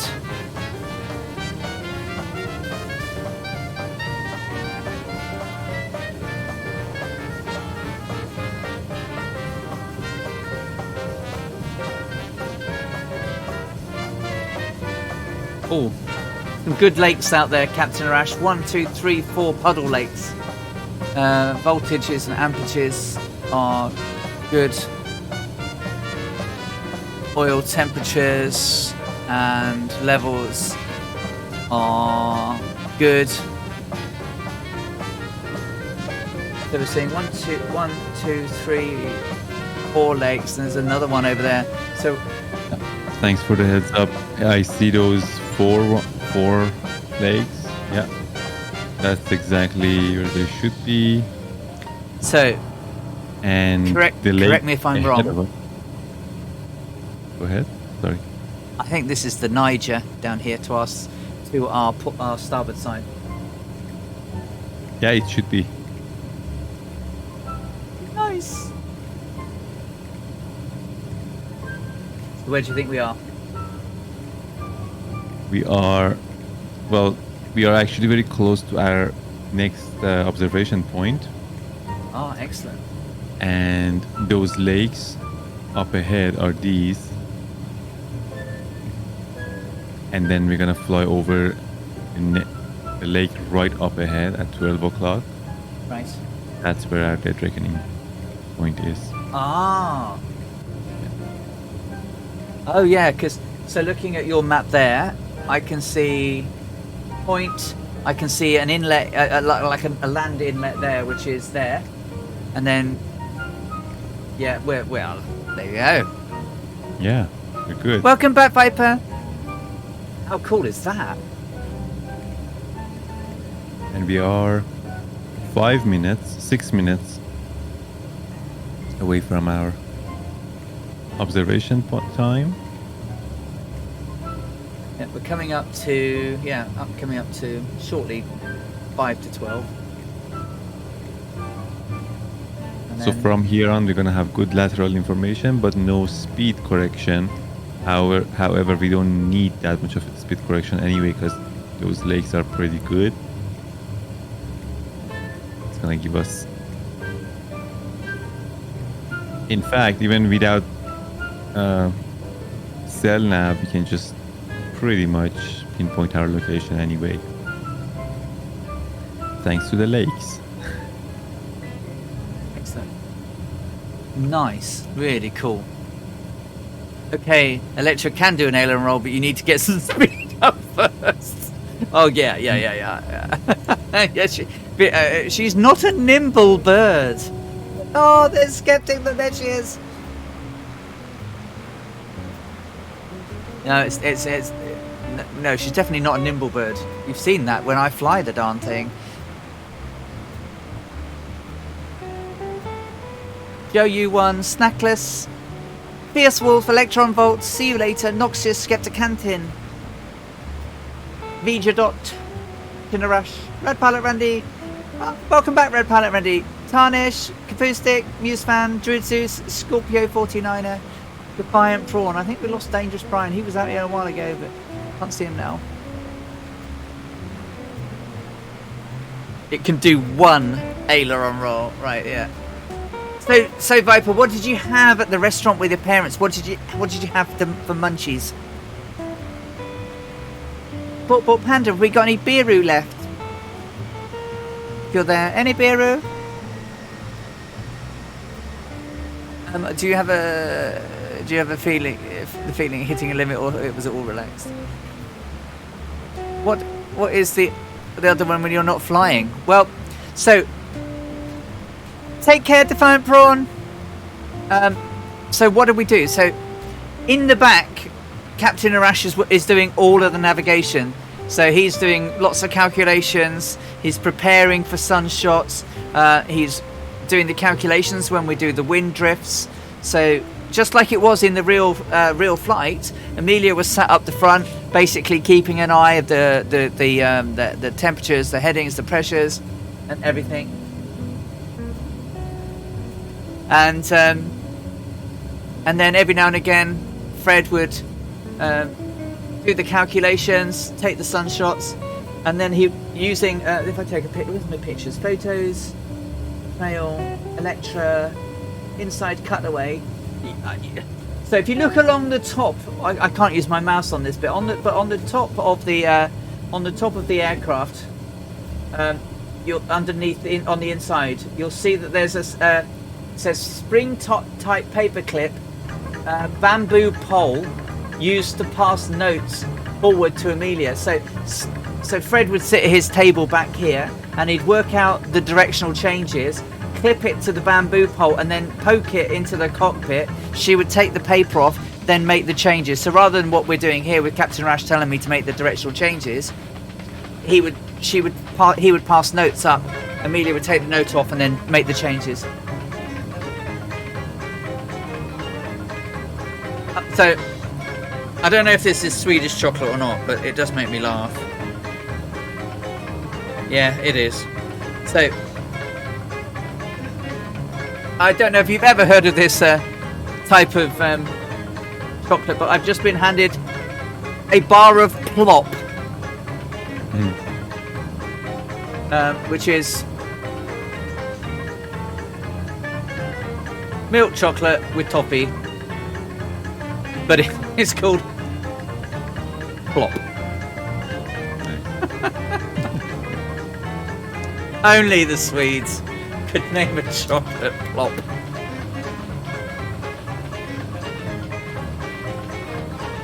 As you say, much easier today. 12-ounce ribeye with sweet potatoes and seasoned rice.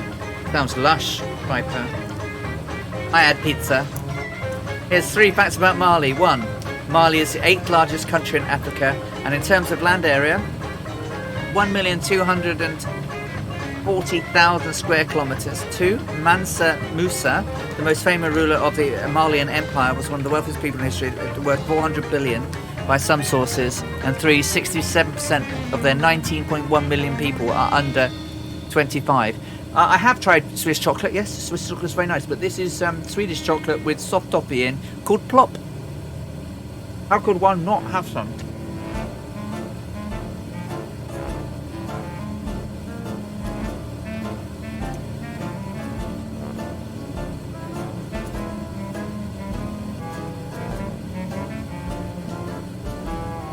So we've been on air just over 7 hours and 8 minutes.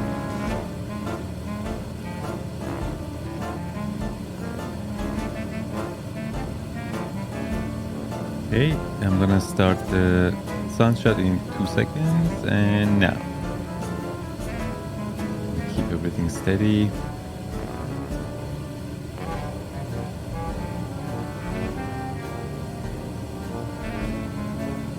Yeah, everything's good. 8,150 at 88 degrees. Spot on.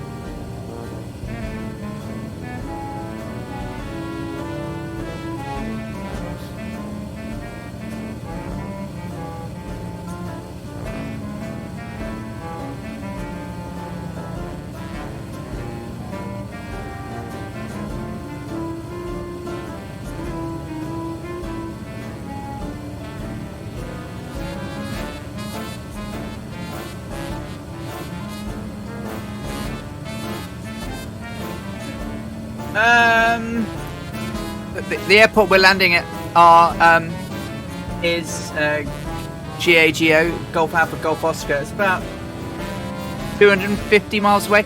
No, we're not. So, Captain Arash is in Canada, and I am in Newcastle upon Tyne in the northeast of England. We're not even in the same country.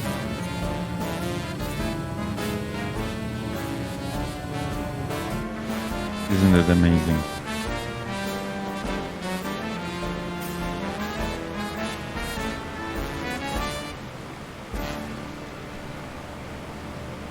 The River Niger.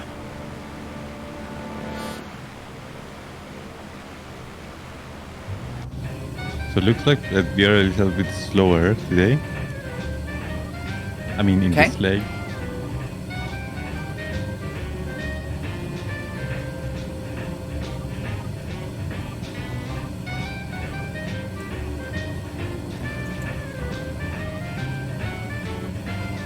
Alright.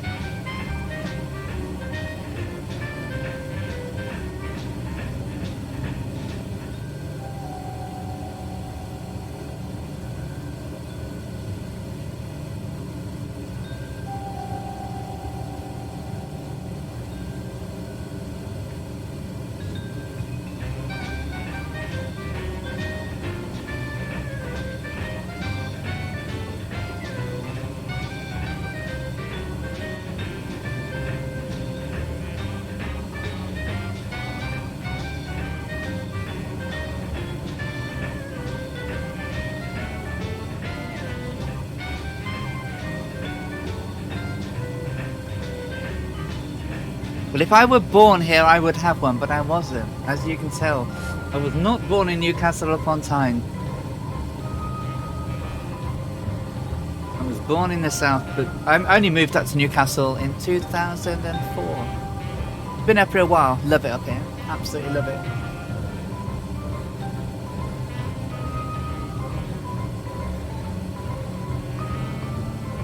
Probably worse than fries.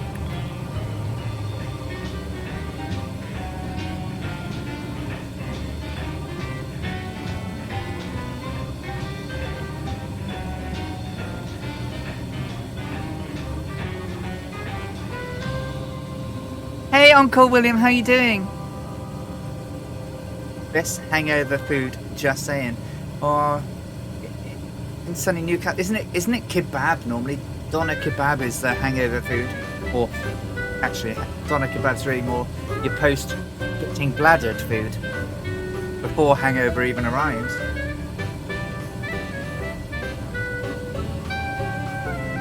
No balk. Get in the sea.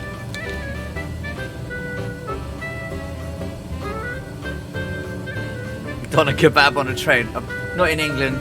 They're normally all over the train.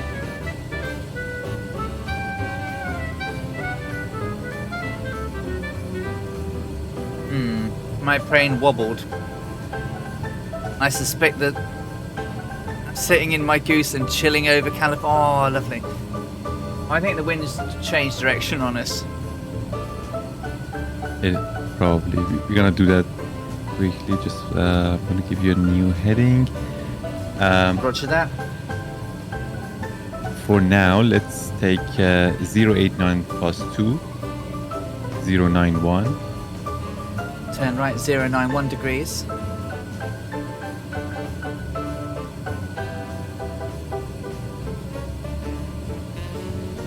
No, the kebab would be in the train, the salad would be elsewhere. Do you not like kebab in salad? Love kebab with salad. Although I haven't had a doner kebab in ages. Although tomorrow morning, Geordies... Oh, Geordies don't like the salad. Oh, that's right, they pick it up. Well, why do they... should order a pita with doner in and then all the sauces and just forget the salad rather than actually putting it in there at all.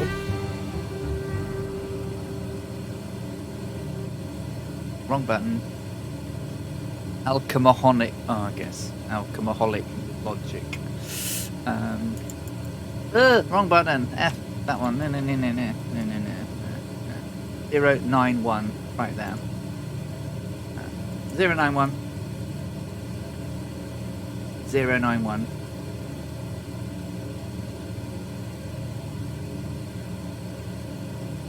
Ready? When? Oh.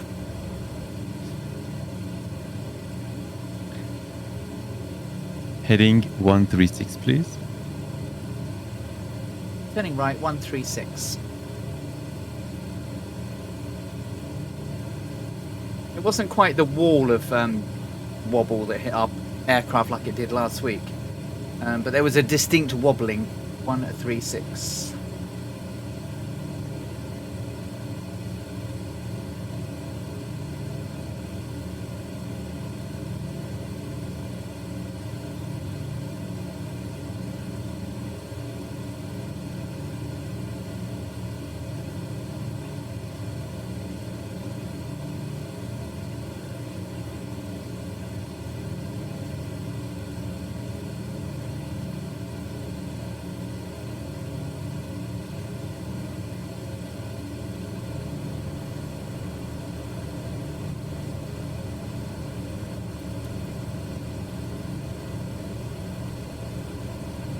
One, 3, 6.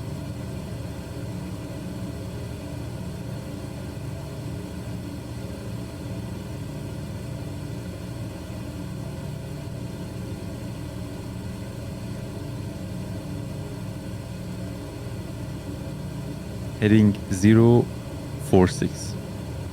Turning left 046 degrees.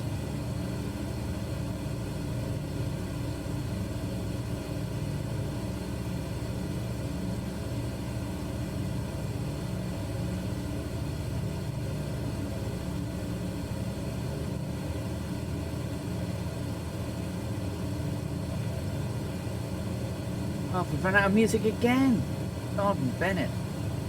Must rebuild my music.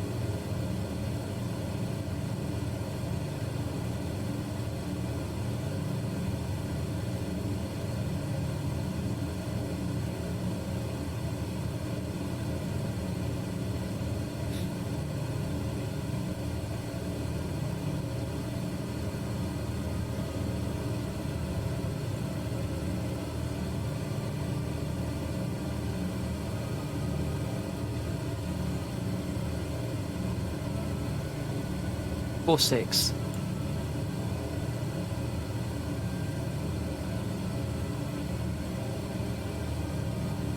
Four six. Thank you.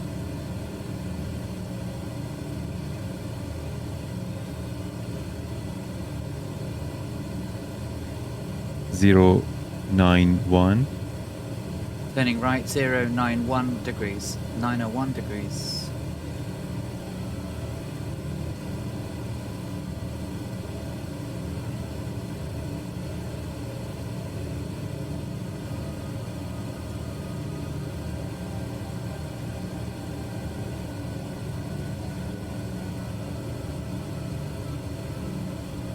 Name tags flashing. Oh, that was a bug a long time ago, wasn't it? People's name tags flashing. What caused that, guys? Do you remember? There was a thing. People's name tags were flashing. Yeah, that was a very bad bug. Wasn't it? So it could cause huge lag, couldn't it? Yeah, I was affected by it too. Whenever somebody was flying with you, that you didn't have their livery, that was causing it. Yeah. If you didn't have the same livery. To be fair, her name's not flashing for me. All right, the wind has changed 1 to 4 approximately at 15. 091. 15 knots. All right. So we need to apply 3 degrees of wind correction angle. That means heading 0902, please. Turning right And 1 degree 092. our ground speed has dropped as well, Just give me a 137. second. Yeah, it's because we're turning, obviously. I'm coming up. It's coming back now. 148. Just takes a little while once you're doing the turnings to regain some of the speed. Oh no, I'm not talking about that. Oh, Just ground speed. momentum. Yeah. Ground speed. Wind Yeah, is, 136. we have headwind right now, so yeah. Right. Okay. All right. So bit of a head cross then, right? If it's so, we're still probably we've got another shot yet, haven't we? Yes, we do. And we are lucky again with our next shot because it's going to be right on the north side of a medium-sized lake. Fab. If it's not dried up. But so far we've seen every lake that we were expecting, so it's going to be an easy shot. I thought it's going to be like a barren land, like nothing here, but no, there's going to be a lake here. Not bad, is it? We have been quite lucky to have been. Yeah, it's been very easy today. And there's the Niger, everybody. Here comes Electron Volt now. Nyom.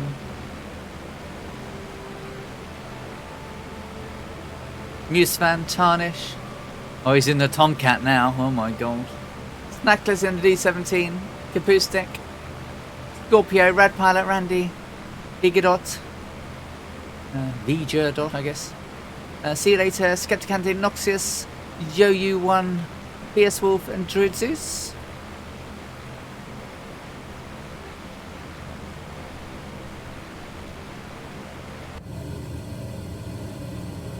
Speed 150, altitude 8,000, heading 902 degrees magnetic. Perfect.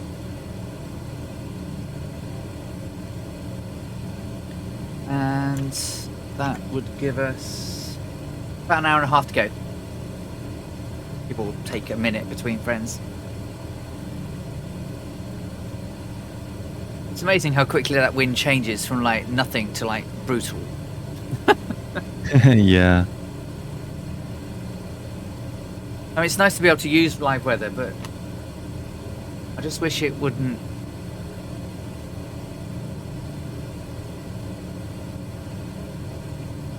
I mean, it's not like it's not normally just like walls of weather, is it? There's a distinct change. And obviously you've got, you know, obviously your fronts and everything like that, and then you'd have your turbulence, but Yeah. I think they have like cells, right? Mm. Like they say, like at the center of this cell, like the wind is from here to here, and like this is the air pressure. And then as soon as you fly from this cell to the next one, all of a sudden changes, which doesn't make sense like in the reality, because if things change that rapidly, there will be a hurricane. Like if you have that much of like wind, I mean air pressure and other environmental elements. so, yeah, that would make this town underneath us on our port side Tonka.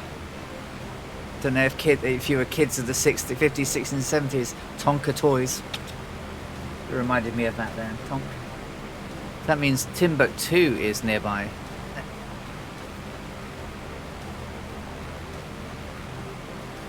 No, that's not. That's a different place altogether.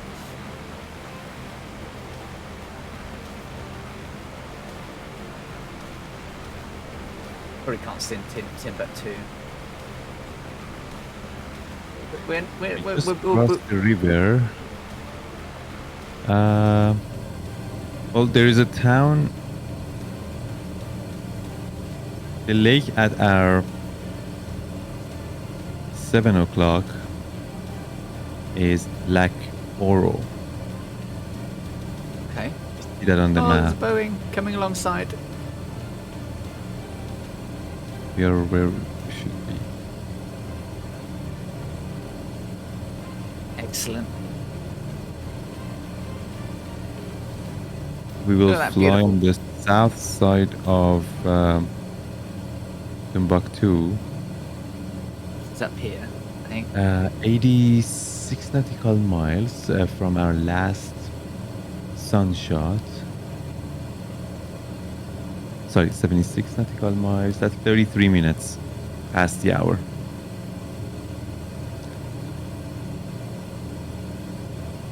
Which means 18 minutes from now. Cool.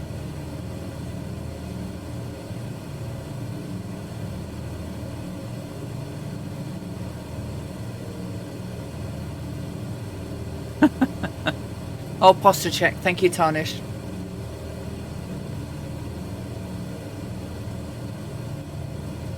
And to walk around, guys, if you've been flying along all this time.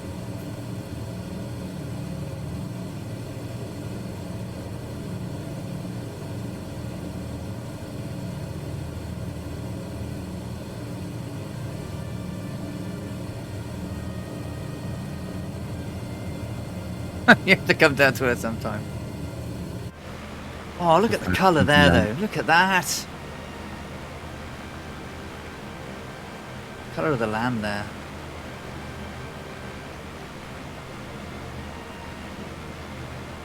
Must be iron rich, right? Probably.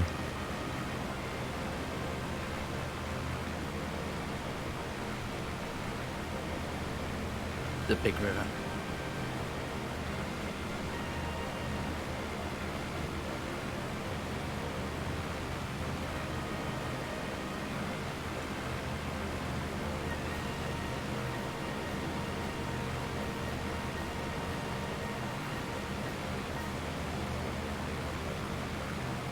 Just letting you know you're not far behind me. I'm tracking you all. Thank you. We're not a million miles away from where we need to be.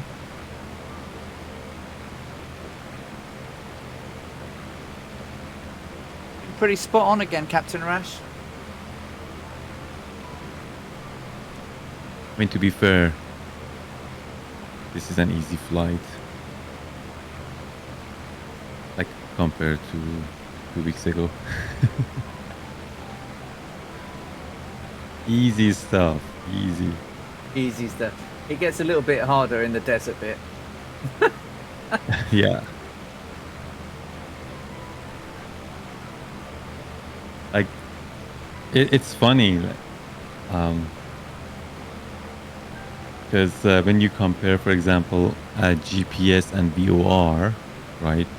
So VOR is hard.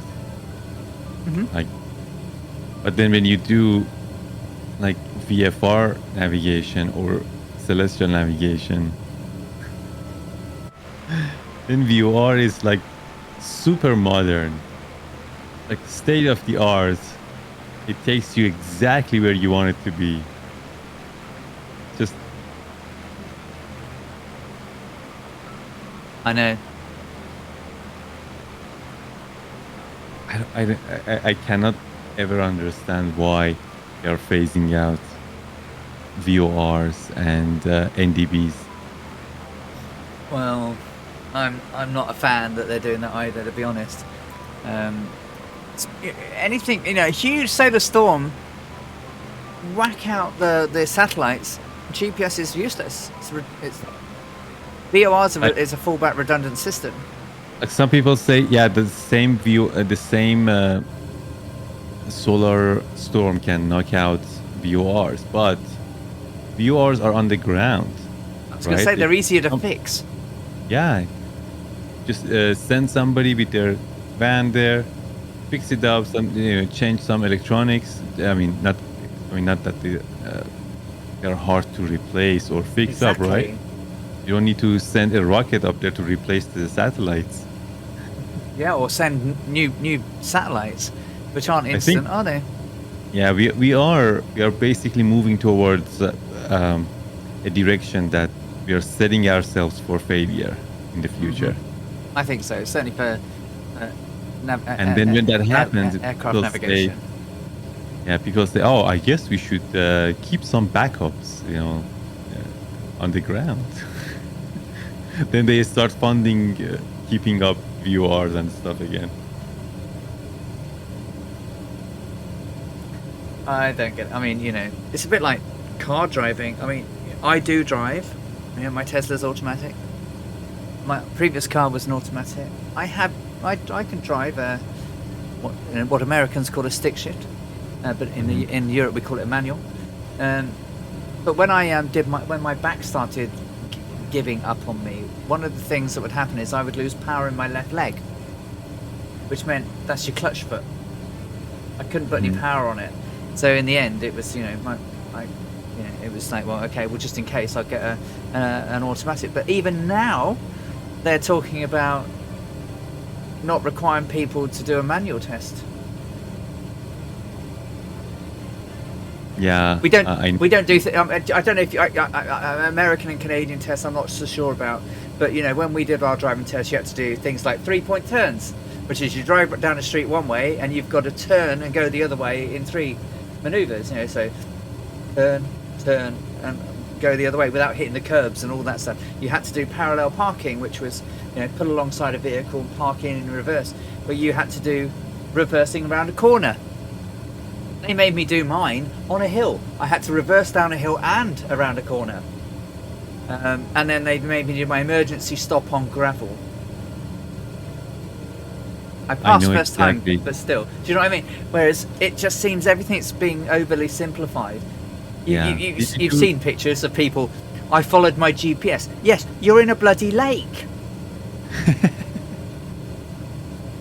Did you do your driving test in your own car or my driving instructor's car? Okay, yeah. Basically, I learned how to drive in Tehran, and no matter what kind of car you do practice, once you go to the test center, at least it was the case when I did it. You had to use their car, so you had no chance whatsoever to basically do any practice with that car, and it was all like manual shift. So you had to basically quickly adjust and learn how, because when you do, of course, like that, but anyone who doesn't know, like if you're doing manual shift, every car's clutch is different, right? It doesn't basically um, interact at the same level when you push the pedal. Some are It is stiff, some different. are light. Yeah, like if you don't do it properly, you basically stall the engine, and if you do that, they will basically fail you right away. Like Or grind you your cannot gears. just, yeah, you have to adjust on the spot where the clutch is, whatever it's called, basically interacts, and that's where how you start like accelerating or decelerating. Anyway, you had to adjust right away, and then like do the same things you mentioned, like doing like parallel park. I actually did my parallel park on a hill backward, so going like going. I thought my reversing around the corner was bad, but a reverse like, downhill yeah. parallel park. Bloody hell! I was like, this is not fair. Like the other guys didn't do it. Why should I do it? But I did it. I mean, I passed the test, but it was super hard. Right now, like a lot of people don't even know how to do parallel park when they do their driving test in their own car in a small town. They never learn how to do parallel park in a busy town, in a busy city, right? Because they freak out. 'Cause, Yeah. yeah. No, I didn't have to do hand signals. I was asked a question about how to indicate that you're slowing down if your brake lights have failed. So it's obviously the arm out of the window and the rotating of it in a straight old arm. Yeah, so I had to answer the question. So I did fast first time. The only thing I got wrong was I was asked the question, what's the speed of a dual carriageway when you come out of a 40? And I said 60. And of course it's actually in the UK it's 70. But because my answer was safe, they allowed it.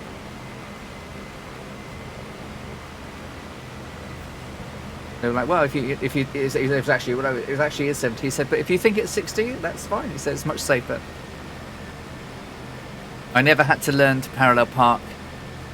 It would not be on the test in the place I took it, so I needed it. But you have been told how to. You have been taught how to parallel park, Bork, haven't you? Oh, Tomcat! If you're in a large city, and you know it's gonna be hard to find parking spots, right?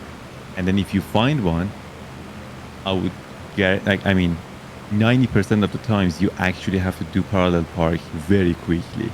Otherwise, people will get mad at you, and then you will block the traffic, or you will lose that parking spot and stuff like that. So it is a very useful and sometimes essential skill. Museman passed it first twice. He had to do an UK test and an Ireland test. Crikey. I never had to learn. Yeah, so I taught Bork how to parallel park, really. She sort of taught herself to do it, mate, sort of, but she was a bit timid. Modern cars do parallel park by push of a button, right? My Tesla can. Nice.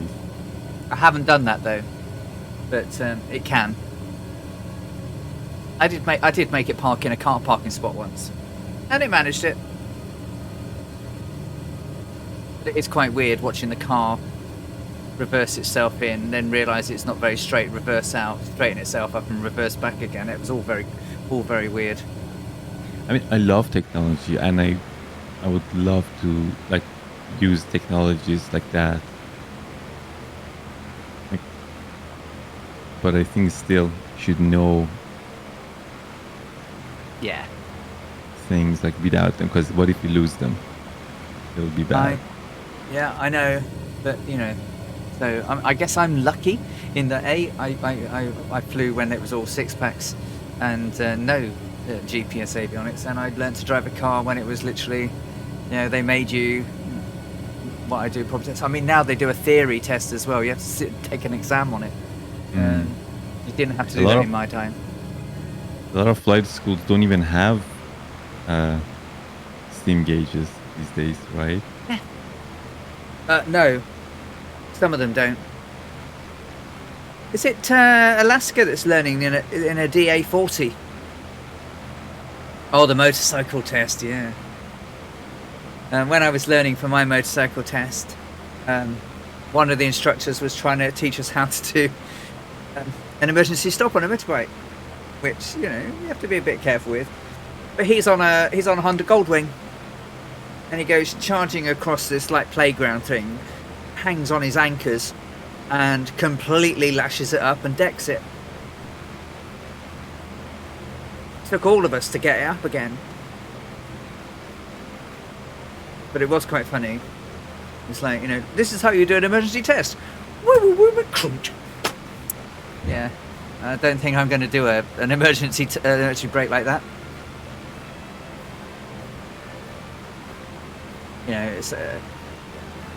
It's all about riding through cones and doing it and sort of going through them without putting your feet down and sort of going zigzaggies and round and controls and sort of doing all of your signals and things like that. The emergency stop was the easy bit, but it wasn't funny at all really, because that's a very expensive motorcycle to deck. I can't remember much of my first. I failed the first time. First time passed the second. Second time I had my car at my home, which makes a massive difference. Yeah, when you're aware of it. I like motorbikes more than a car. Get that cars are safe to a point. The thing with motorcycles is motorcycles are safe. You've got to avoid all the other idiots that aren't safe. I got hit in Parliament Square when a tourist bus jumped the red light, and I was a little bit quick off the line. And I ended up in Westminster Hospital. Wow. And I wasn't badly hurt, but I was knocked out. And in the next bed there was a copper, a motorcycle copper, who had also been hit. And would you believe it? I looked in my boots, and he'd put a producer. I don't know if you have those where you are, but it's basically a ticket that says, can you please present your driving licence, insurance and MOTs, etc. to the nearest police station within 14 days or you'll get prosecuted. It's just to prove that, it's like, because my motorcycle had panniers on and everything. I worked for an accounting firm, and they had my clothes in, and whenever they stopped me and I was in my accounting suit and everything, like, oh, you're not a courier then? It's like, no, I'm not a courier. Not everyone who rides a motorbike is a bloody courier. But yeah, made me do a producer. I can't. And I said, you cheeky person. I said, what's that for? He said, I'll just have to when there's an accident. It's like, yeah, but you saw it wasn't my fault. He said, you're in the same bloody hospital for the same reason. Anyway.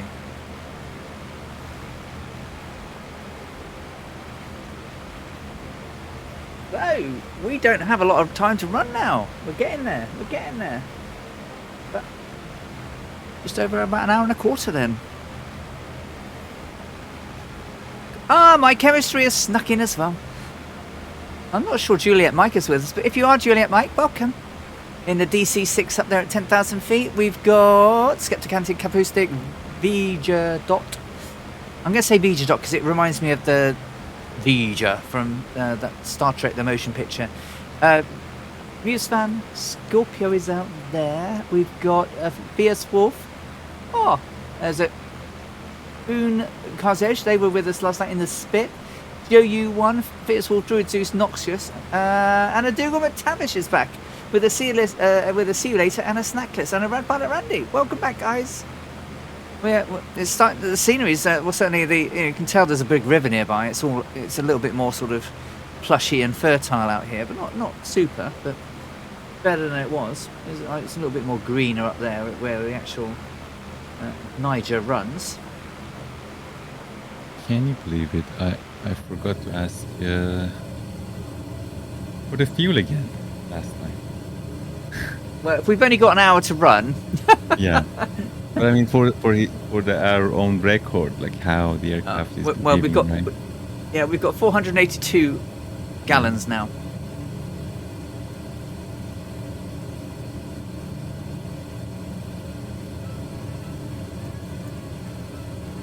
So centre tank is, we've just used just over a quarter,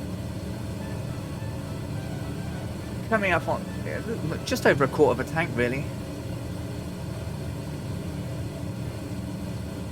Quarter, half, quarter, right, so yeah, we're at 3/4 of a tank, just under 3/4 of a tank. Centre, we are just over half on left and rights, which we were anyway, 123.5. Oh, Hawk is riding. Hey Hawk, how are you doing? Welcome in. Thank you very, very, very much for popping in. Did you have a good stream? And what were you doing today? Hey Hawk, lovely to see you. Thank you. I will give you a shoutish out, but thank you for popping in to see us.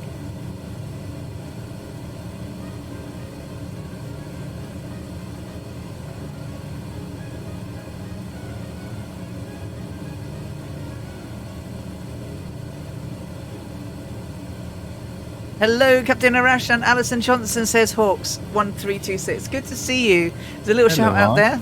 And another Microsoft Flight streamer. Where did you fly today?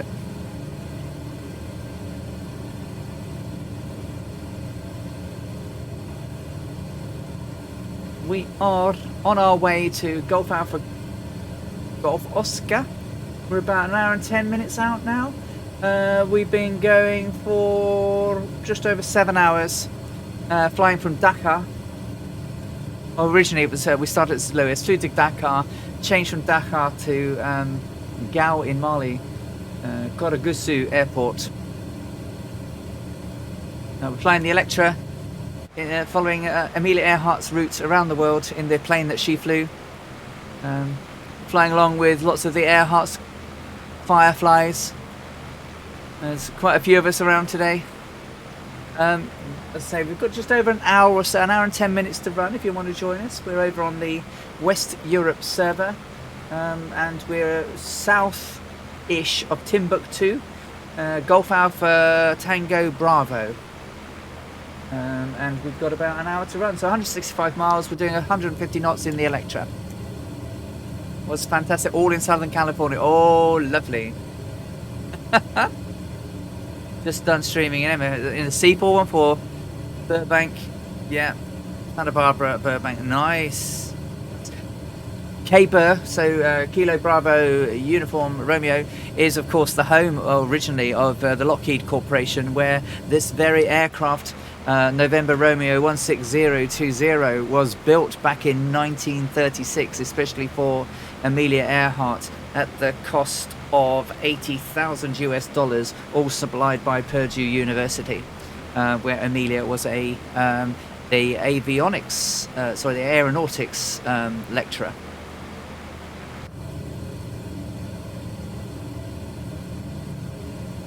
We are indeed. We're working our way around the world. So this is the main route that we're doing. So there's the route.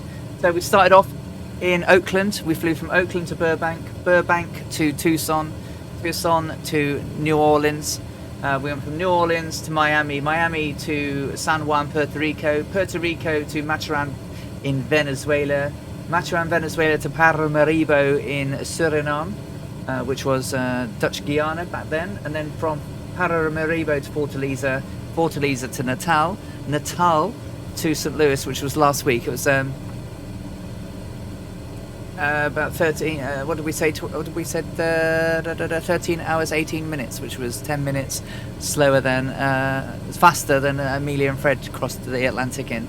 Is it good to increase sim rate? Depends. I mean, obviously, if you're just flying yourself and you're not trying to do any challenges or anything, then yeah, absolutely, it's fine. But it can mess with certain things in sim. So if you're doing a not a discovery, but a bush flight or anything like that, it can kill those. And today's route was first of all from St. Louis, Golf Oscar Sierra Sierra, down to Golf Oscar Oscar Yankee, and then for Route 2, which we're on now, is all the way across 1,015 nautical miles to Gao. And there we are. So we're about just over an hour and 10 away. We're flying at 8,000 feet. Travelling around 902 degrees magnetic, and we're doing a 150 true.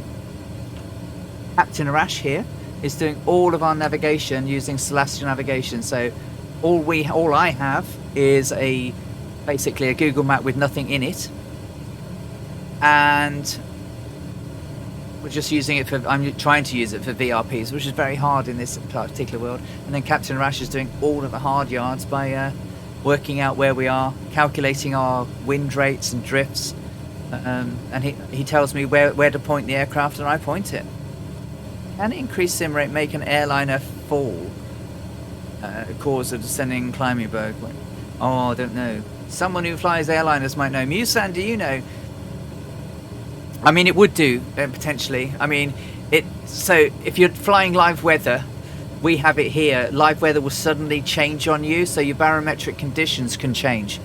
So 1 minute you'll think you're at 8,000 feet, the barometric cell can change, and actually you're either lower or higher based on the pressure rates and wind. So it can make you bobble up and down. I mean, we bobble up and down, and we're not really doing that. Some good airliner models, they have their own built-in sim rate change. For example, PMDG's Boeing fleet, they have their own sim rate change, and it is highly encouraged to use that instead of using the flight sims itself, sim rate change, because the computers for the aircraft, I mean the virtual computers, you know, when they do all of the calculations and stuff for your VNAV or like your LNAV and stuff like that, they are being affected if you use the sim rate, if that makes sense. Right, well, I'm going to do what Amelia did very many times. I am going to get up and I'm going to cross over the fuel tanks into the back of the aircraft. Just use a little tiny little loo at the back, and I will be right back.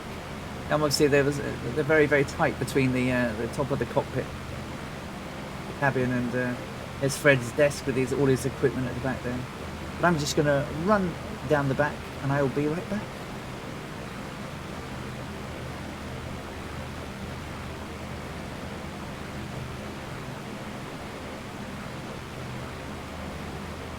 Yeah, Skeleton A7. I haven't used the sim rate change in A320. I don't know if it has any built-in. In fact, I haven't flown with it that much anyway. My experience is with the PMDG's 777 and 747 mostly. And yeah, they do have they have their own built-in sim rate change.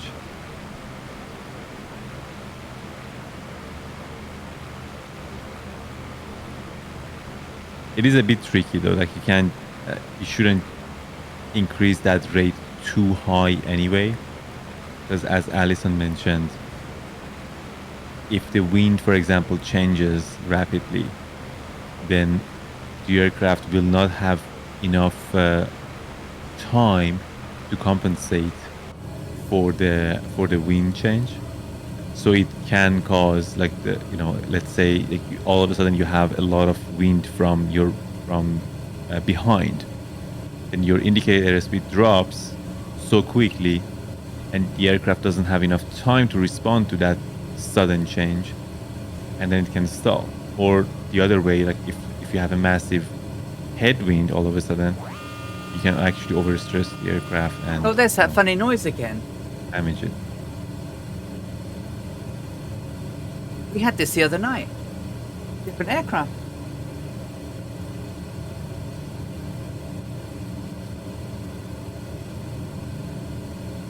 BMDG aircraft are amazing. They are. And welcome, Velox FS. Thank you for the follow. Oh, it was Snaggle's D17, was it? Because we had it the other night, didn't we?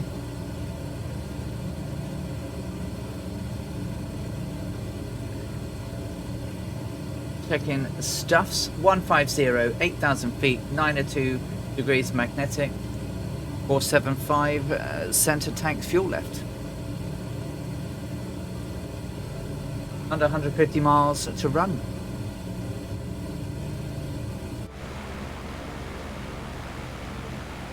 Red Pilot Randy. Oh, it's the Boeing again. I love the Boeing. Oh, I'm already looking forward to flying that tomorrow. And I'm looking forward to showing it off to you next week. Because it is rather lush. I'm sure Two Cats might beat me to it, but it is rather lush.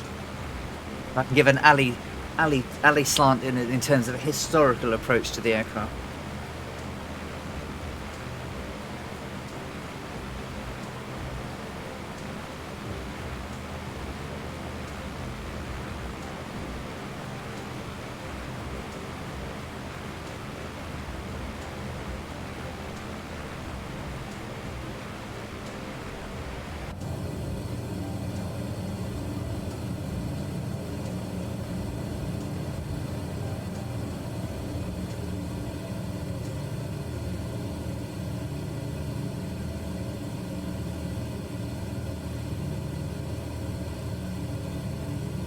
Alt hold won't work on the logic panel. I have to use 0 VS.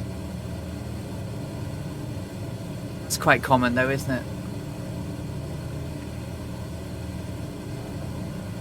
Hyper, hello. Lovely to see you. Yeah, it's been great weather. This is live weather across. We're in Mali now. It's been great. The weather's been pretty good this week. Hi, Piper. Good to see you, my friend. How you been keeping? News fan, are you in the GNS 530 or GTN 750? I use the 750. Have you got the 750 free or the 750 default one that they use? Have you got the paid one? Ohio, Piper-san. Checking the numbers again, just make sure we're all good. Yeah, all still good, Captain. We are about 1 hour to our Nice. destination. Nice. 17 minutes to our next sun shot.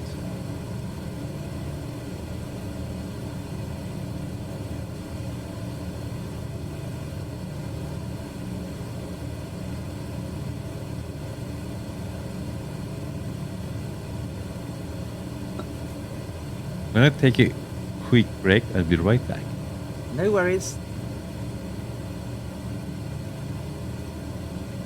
Just keep making sure I'm keeping the Niger in sight. The Niger sort of comes along, runs along, and then eventually it will turn and it will come south. We will then cross it as we come into, and I'm going to say this wrong again, Karagusu or Gal.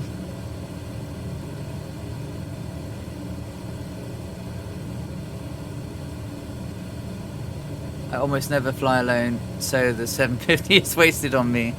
I have the free version, maybe. I'll have a look tomorrow, Muse, because I've got the paid 750.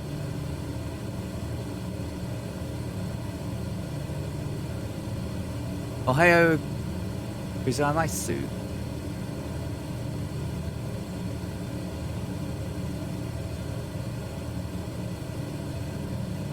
There's no daylight same time. Sun now rises at 5:30. I woke up to it. Oh, bless you.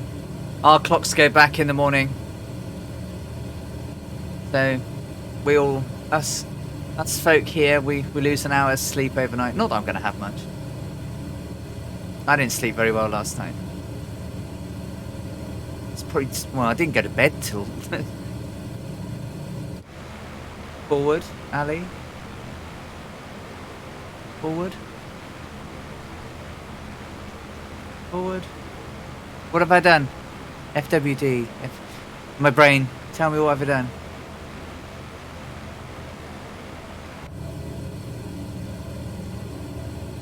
Oh, forward. Oh, yeah. That's what I've done. Yeah, forward. We lose an hour, so forward. Forward. What have I done? What am I doing wrong? Front wheel drive. Oi, oi, oi. Peely uses the payware one. All right. So I've got the payware one.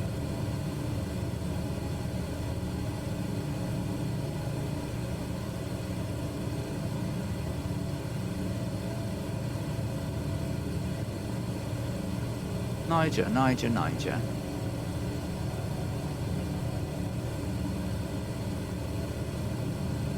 Yeah, there are some definite bugs that need to be fixed in the 414 that I've been reading, and I'll have a good look at it tomorrow.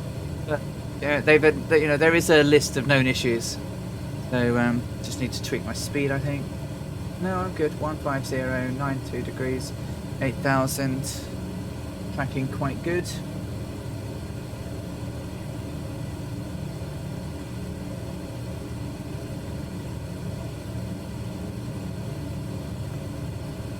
Yep.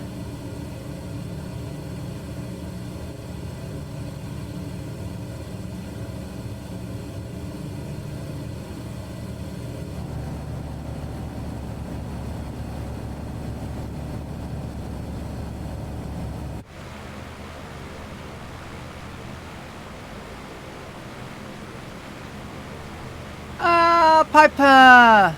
There's Piper. Recorded track 82. Skeptic. My chemistry's hiding back there, sneaking in at the back.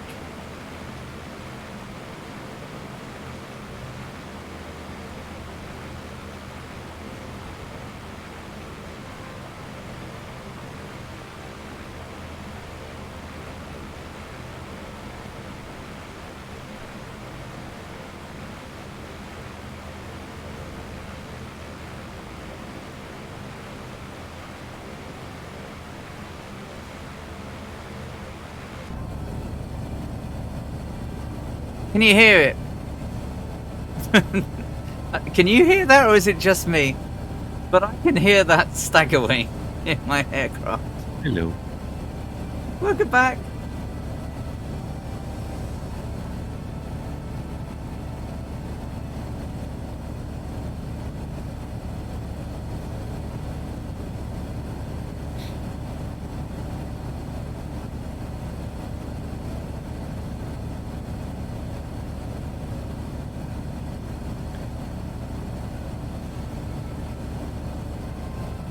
I had to open my windows here.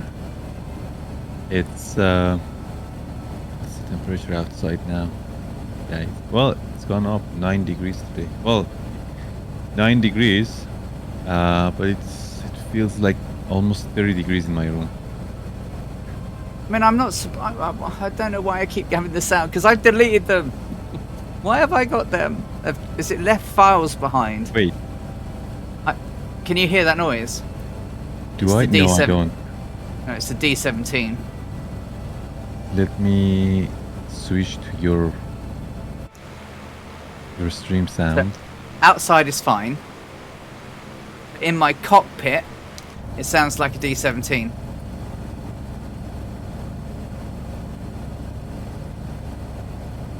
Is it just me that can hear that then? What is this sound? It's not your aircraft, is it? No, it's that one. It's my aircraft and that one over there. It's a Coronado aircraft. Oh my god. Can you hear it? Horrible. I have Yeah, never it's- heard it before. Like, I do have Coronado aircrafts, but I haven't Right. flown with them for Right, so my long aircraft time. is not changing speed, right? I'm still doing 150.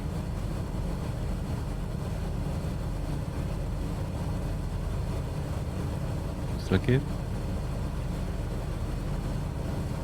It's difficult because it overrides your sounds.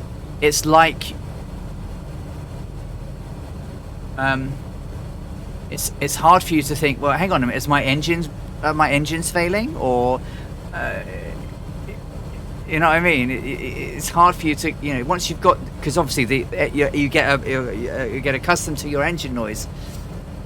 Sorry, which aircraft is it exactly? Which model of Coronado? The Staggerwing, the Asobo Staggerwing D17. D17. I think it's the Beechcraft Staggerwing B17. I D17. don't think I have that. No, I don't. No. Well, I've deleted it.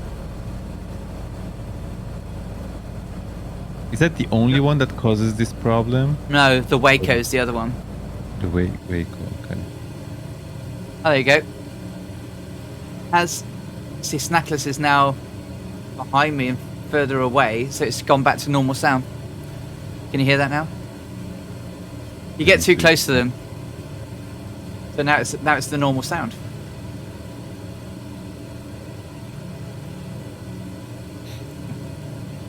Isn't it weird?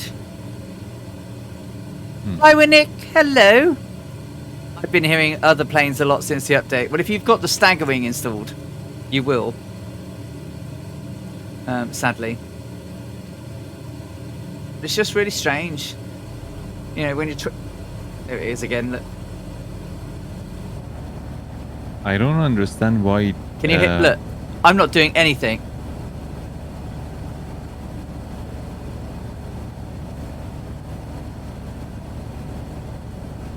If I go outside, it'll be fine.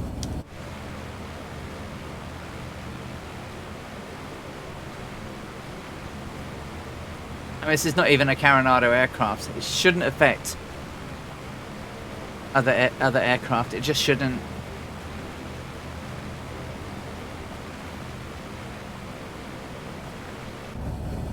I mean, it could very well be a Microsoft bug, right? But it doesn't. I'm gonna have to go through and just make sure I've deleted everything manually then. But it's like, you know, when they're taking, if you know, you're just taxiing and one of them's taking off, it's like your engines have, you know, it's like, hang on, have I knocked my throttles or something? No, it's just another aircraft taking off. Yeah, that is super annoying. I can understand it now. Like, they are supposed to be like kind of a I mean, semi sandbox, because they have their own folder. Oh, there you go, it's gone like, again. So that's not sandboxed. Yeah, exactly. It's not like, it's not contained in its own folder. Why is it like overriding another audio file? Yeah, I mean, the only part of me goes that it's almost like there must be a shared, perhaps there's a shared file somewhere, a shared config somewhere that it's referring to. And then it's calling that sound somewhere, somehow. A bit like like you can with shortcuts. You can put your aircraft in a completely different folder, but the shortcut calls all of the data from a different folder. Just so, I don't know. Yeah. I don't know. Same thing, you know, lazy developments. I'm sorry, Capoustic.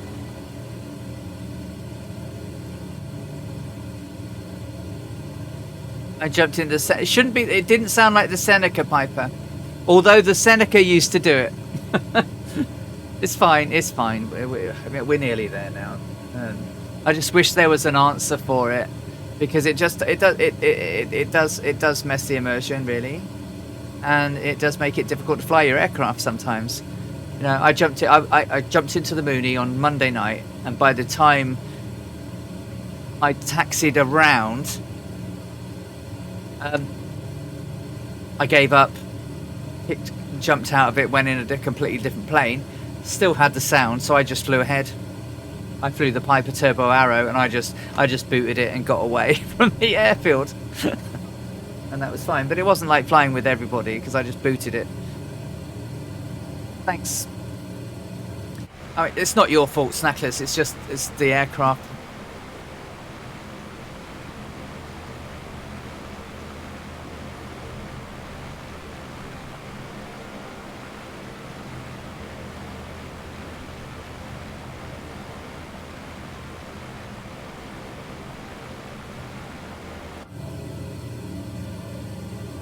I just don't know what we can do, really.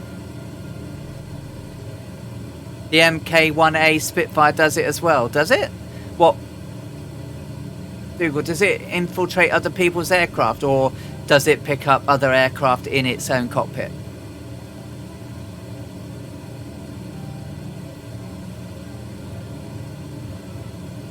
Hope you've had a good day, Nick. I'm just checking my speed and everything. 150, 8,000, 9 or 2 degrees magnetic. Oh, it interferes with others.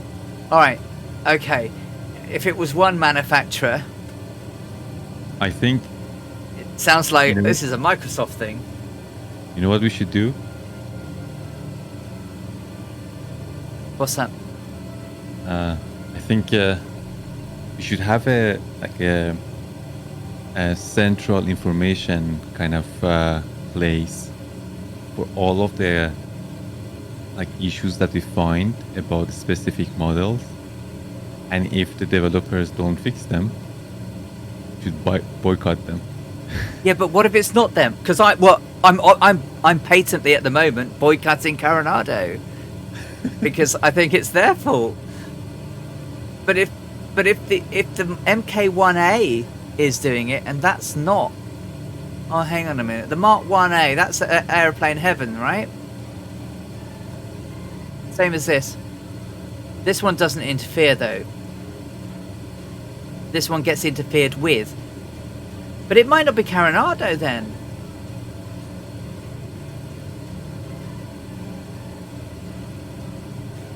It could be more than one plane that are having the same issue.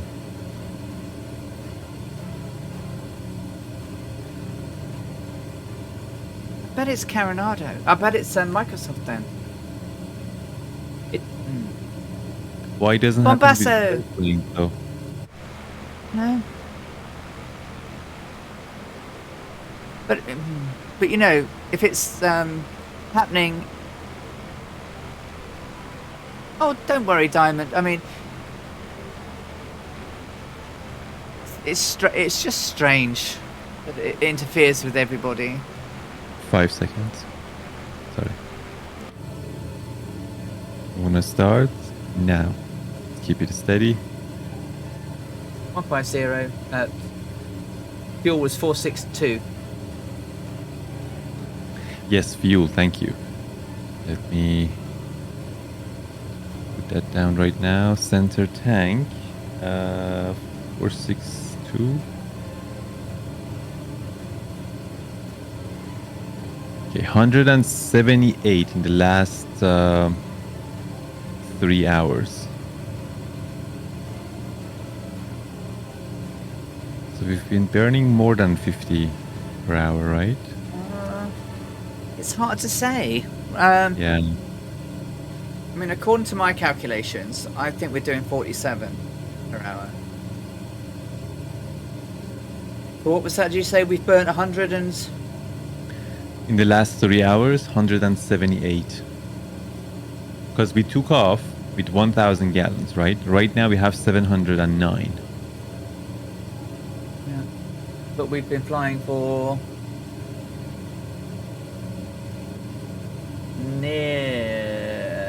nearly 6 hours, right? It's 1300 Zulu. We took off at 700 Zulu. 0655, yeah. 700, 13. So it's been 6 hours. 6 hours. So 6 hours. 1000 minus 709. 291 divided by 6. 48.5 in total. There we Okay, go. on average, 48. On average. Right. So yeah. Gallon per Average. hour. Yeah. Averaging. Yeah. That's fine. That's cool. I said 47, right? All right. Yes. That's okay. All right. Over 6 hours we've averaged, so that's plenty. That's good then. Cool. Phew. It's like 60 gallons per hour. Can't be. I mean. Oh, sugar. It just literally can't be, right? Based on the pounds per hour, we've been, nice and frugal.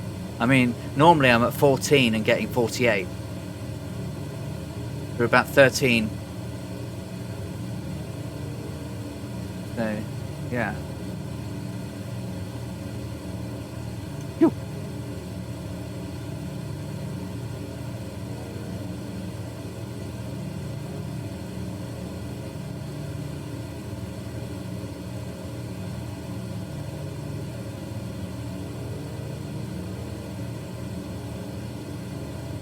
Yes, apparently I Didn't say AI training also into. Oh, wonderful. Okay, in which case then it has to be Microsoft, doesn't it? Been working and alerting all day. Thanks for the long stream. Wonderful scenes to look at while playing, whilst customers complained on the phone all day. Oh no! I'm sorry to hear that, paparazzi. Well, I'm glad that we kept you sane during these last nearly 8 hours.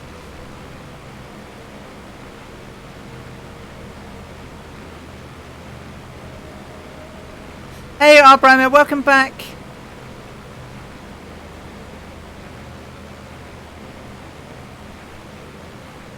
All right. Heading 089 plus 3. So 092. I think that's the same heading. Same heading. All right. That's good. Brilliant.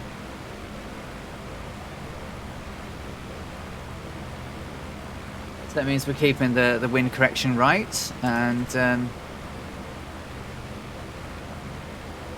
I hope you enjoyed us when the electron volt flies past us in the B247. I hope you've enjoyed having a look at that. We will be getting an in-depth alley look later this week. I've just got to arrange a stream to do it, and I'm sure TC will be doing his first. But I would my own very special historic slant on the aircraft. Snackless is changed into the G21.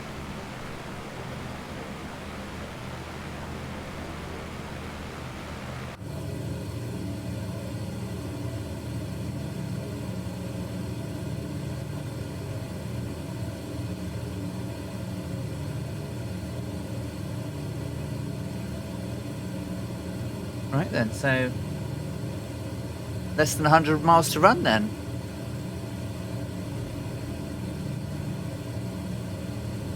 About 111. Cool. So, Since we have time, do you mind Yep. if we do another drift measurement? of course not. No, absolutely fine. So we're doing just making sure 1508 and 92 degrees. Yeah, ready when you are, sir. Just reset my plot.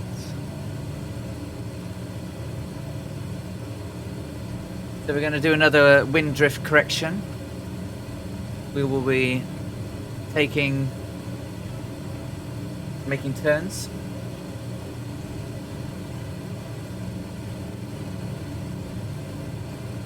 Yeah, hey Mongo! Yeah, the Goosey Gander. What a wonderful aircraft that is. Oh, the engine sounds. Pucka, pucka, pucka.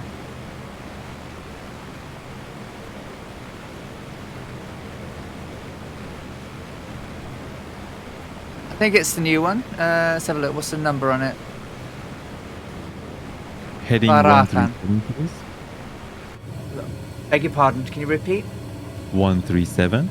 Turning right, 137 degrees.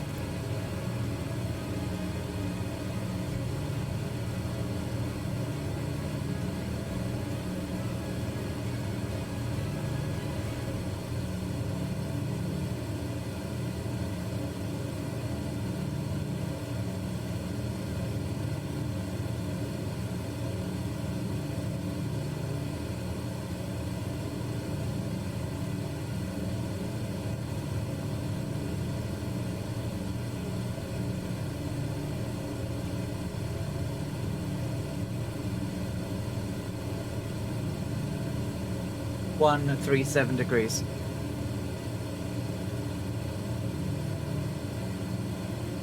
Thank you.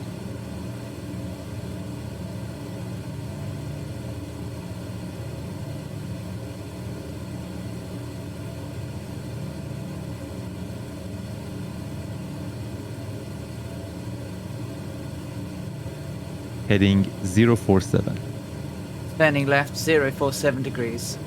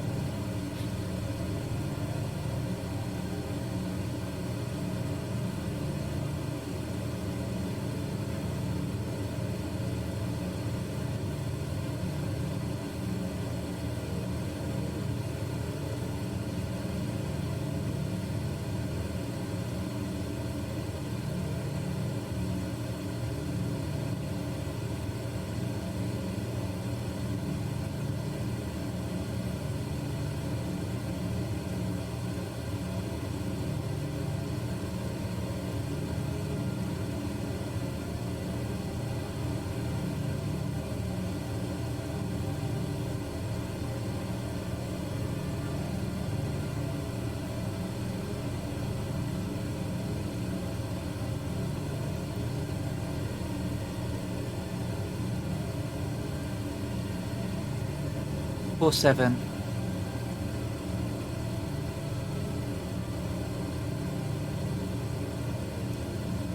Thank you. Head it back to 0902.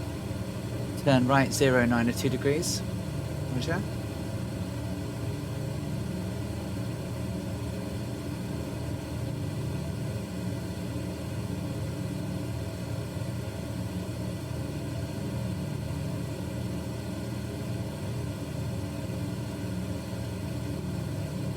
All right.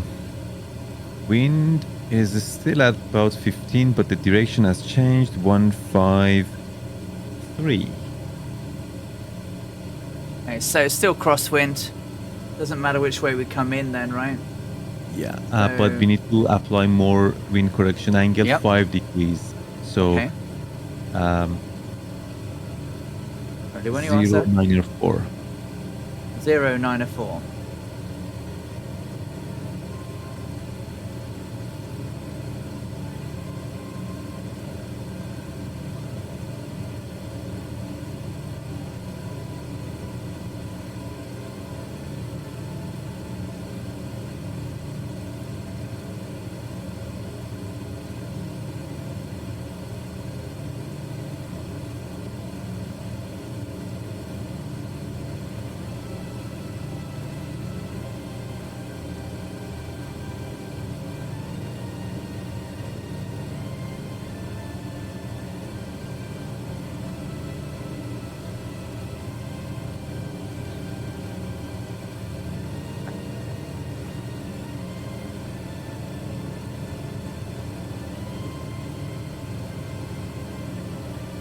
In about 11 minutes.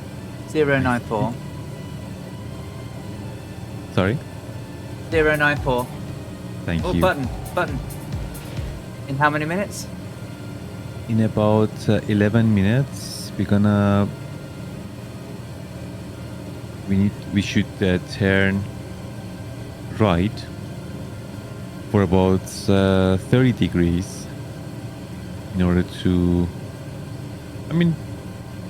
well, let me think about it. I'm just trying to do quote unquote landfall. Okay. Yeah, we're not gonna do like a full complete landfall, but same concept basically, because I wanna basically end up at Gao on the south side of it. Yes.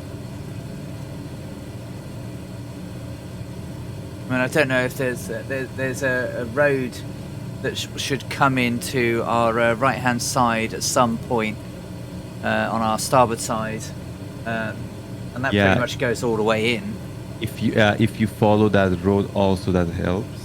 I haven't but found it yet. If you can't see that, in case, we can just make that turn.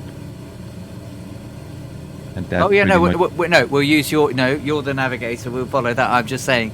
I know there's a road, so I am keeping an eye out just in case.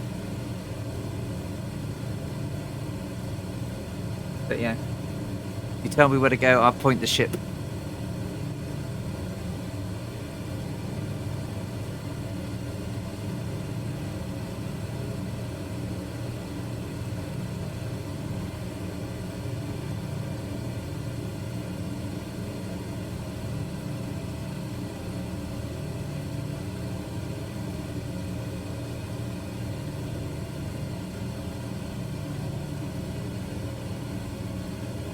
Apparently, my stream today has dropped 0.0% frames.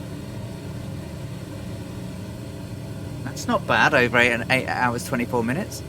Not at all. This is my new. This is not my. No, I was going to say this is not my first new stream since the new interwebs. But, so 150, 904 degrees, 8,000 feet.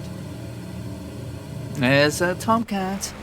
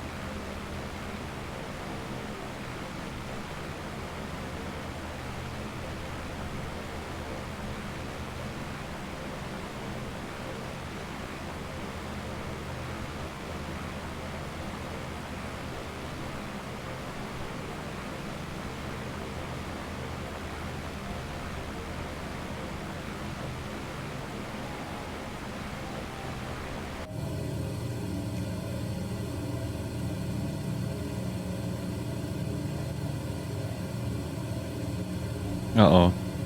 Are people getting disappeared again? Whatever number, hashtag whatever number McTavish says. I see Skeptic, Muse Fan, Dougal. Oh, Recorded Piper. See you later, and Electron Volt. Oh no, they're back. There's people back. There's a whole load back. Scorpio, Recorded Tracker, Oni, Karcher, Tarnish, Dougal, Snackless, Vega, Dot, Fierce Wolf, Noxious, Skeptic, Joe U1, Muse Fan, Druidus, Juliet Mike. Look what happened is that you guys all shot forward and we've jumped backwards somehow. Because you lot were all behind us.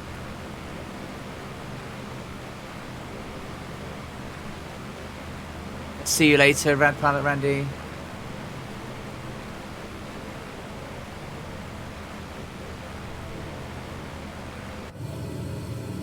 Also going to need to start to think about... we're going for 4 minutes. I have to think about starting to get my bum down to 2,500 feet as well at some point.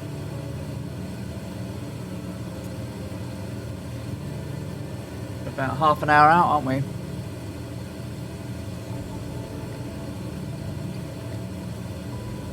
We are... can give you a good estimate.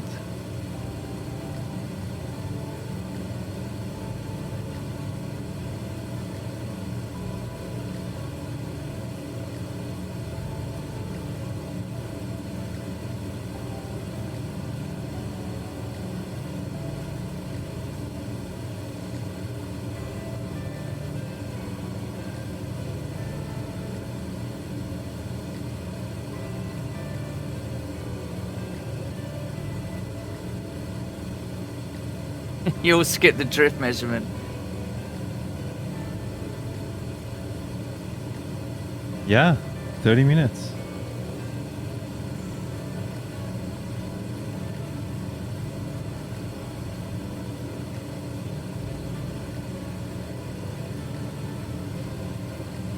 Oh, there's Tikaba. Yeah, people are jumping in and jumping out like the proverbials.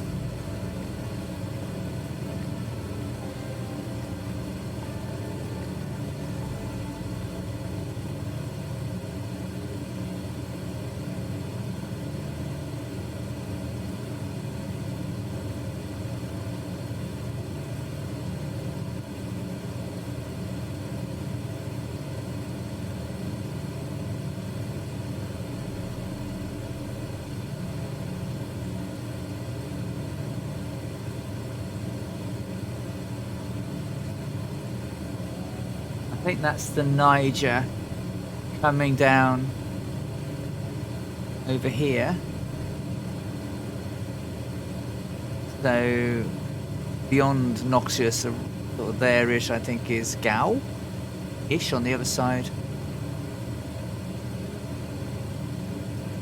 You can see it coming round here. That's the Niger. And it flows round there. Very nice indeed. Remember, airport elevation 847. So 870 feet. I believe the runway is. What did I say the runway elevation was? 868.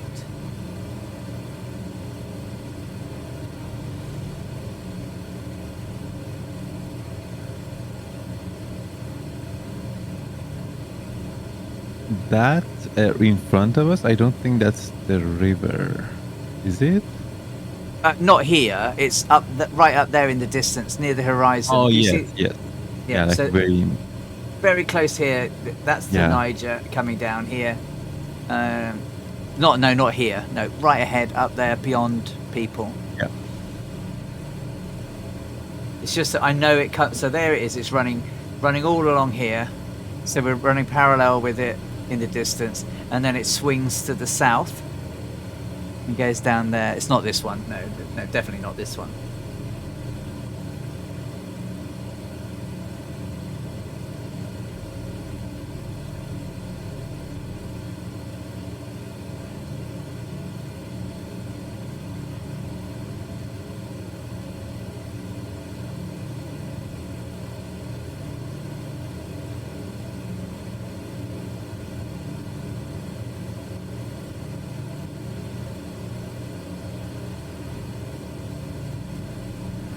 Sorry for quiet. Just I'm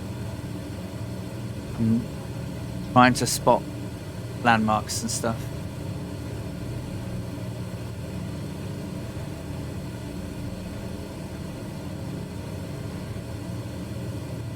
It's my stated goal to have a Goose Air Force. Oh no! See you later. Had to restart. Well, I think most people about Red Pilot, Randy, Snackless, Skeptic, Druid Zeus, Joe U1, Juliet, Mike, Noxious. I don't think Producteur is with us, but hello. Dougal McTavish, Vija Dot, Fierce Wolf, Oni XR Archers, Electron Volt, Upper Gaming, Scorpio, Recorded Tracker, Tarnish all the way up there, Muse Fan, and see you later.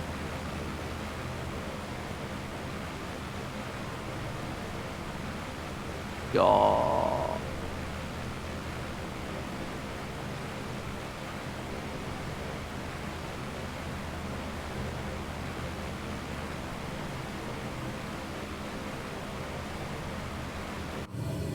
Nice.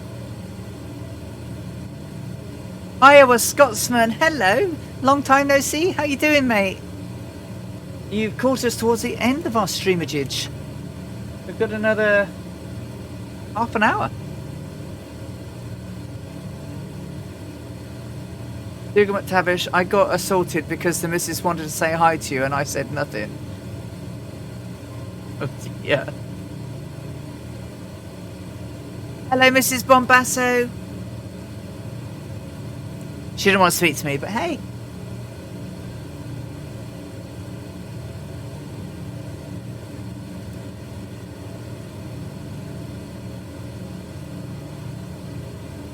All wave to Mrs. Bombasso.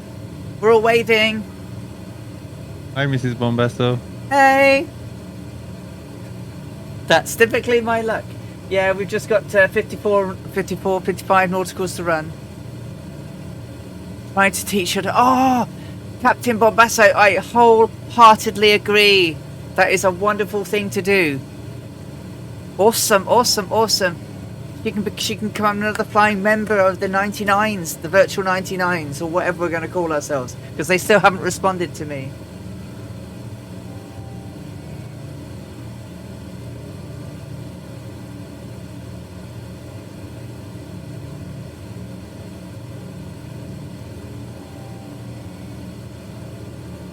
Get in the air.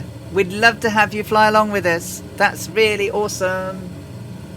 More lady flyers, more lady flyers. Ooh, ooh. So when's Emma going to come flying? Oh, believe it or not, that was like, when was it? Like a year ago or more? Yeah, you were trying to teach her, weren't you? Yeah, she was. She actually joined a couple of my streams. For some reason, she's into like doing, in her own words, doing loop-de-loop. Like she wants to jump into 330, extra 330, and just do maneuvers. All right. But yeah, she cannot sit for like hours and hours like us. Flight in a straight lines. Right. So you didn't change direction after 11 minutes. No. I think Right. that your suggestion was actually a good suggestion. We're gonna try to see The road. can find that road. Okay. In which case, I'm going to probably need to start, because it's actually hard to see them. So I'm probably going to... I think it's here. Here. There. If we see that road, we just follow along. Yeah. Well, what I'm going to do, I am going to come down then. So I'm going to start coming down. Because there I needs to think be we are 2.5 not down. there yet, though. Are we not? No, 26 because minutes. 20... To get down to See, 2.5. 33 minutes past the hour Yeah. is our top of descent. Oh, all right. So Oh, I've got the wrong time. Oh, right. We got another I 5. think, yeah, we 8 should minutes. keep going for now. 8 minutes.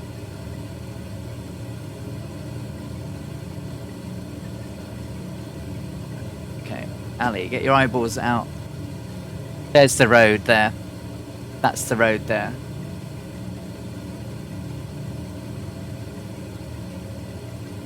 And it runs all the way along there. There it is. There's the road. So, can I turn towards it a little bit? Yeah, for sure.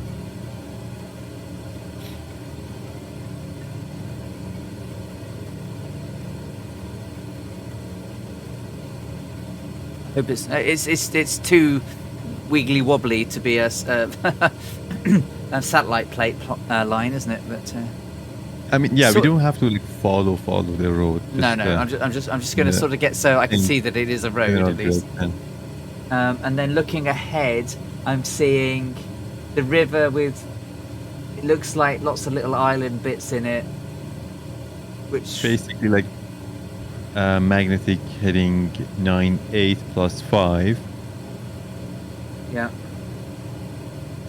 That would be a great heading to keep. So 103. 103. Okay, cool. I was on 102 right then.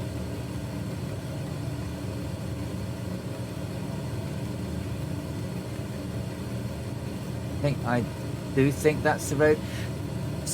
Sorry if I've missed anything in chat, just watching now. Oh no, another engine gone. Uh-oh. Can you make it?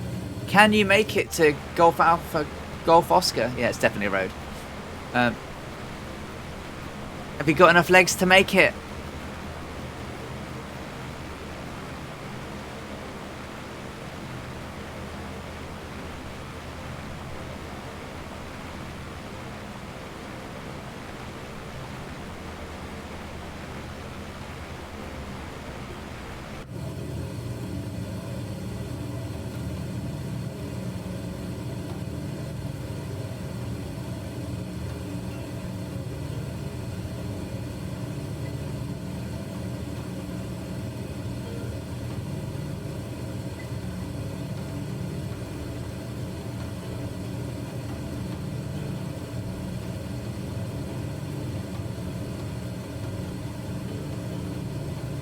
Still doing. Oh, it's just tweaked up a little bit. Let's pull that down. Just snuck over to 151. It's fine. I'm still tracking 103.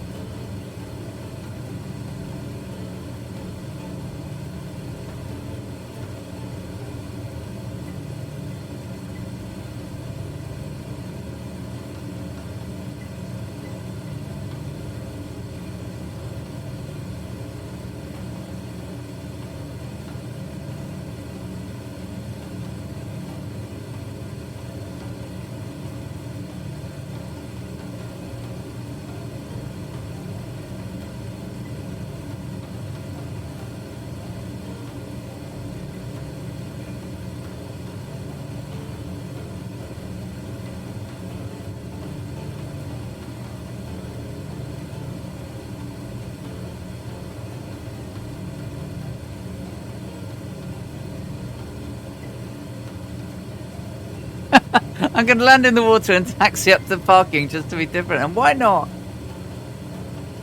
Victor Bravo 77 Oscar, hello. How are you doing? Call ahead emergency vehicles to be present.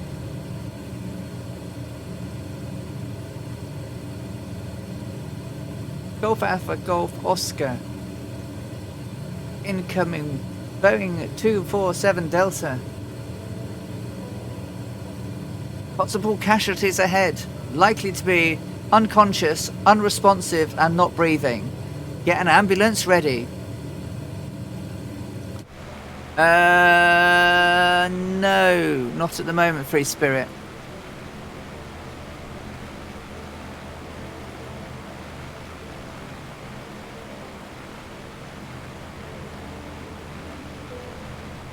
Just watching that road is what I'm watching.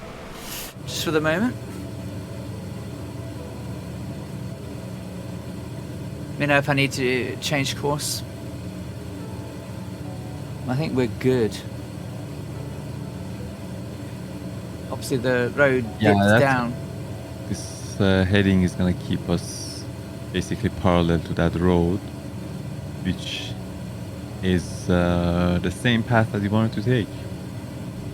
Gonna end up on the south side of the airport. And runways. We're going to come in 06 left then. 06 left.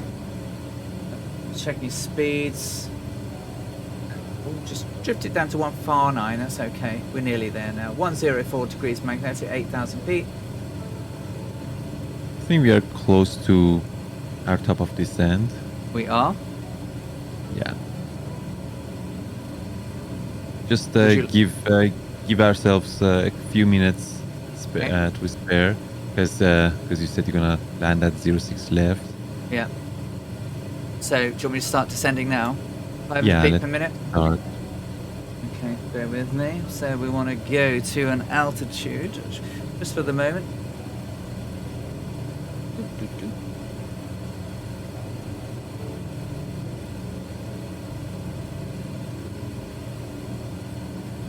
It'll be above 1500, below 2000.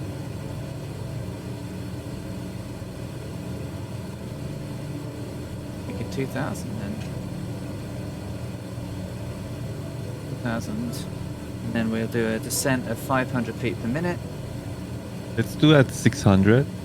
600. Okay. Roger that. Okay, 600 feet at 150. Say that again. Sorry. 150, true. Yes. Sorry. Yes.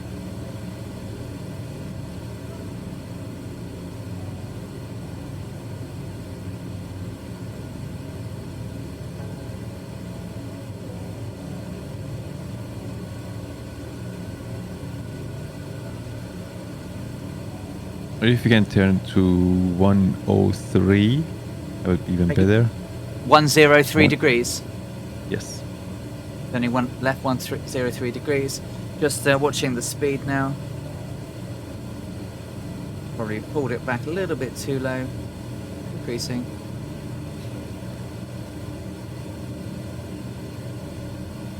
We're at 103 degrees.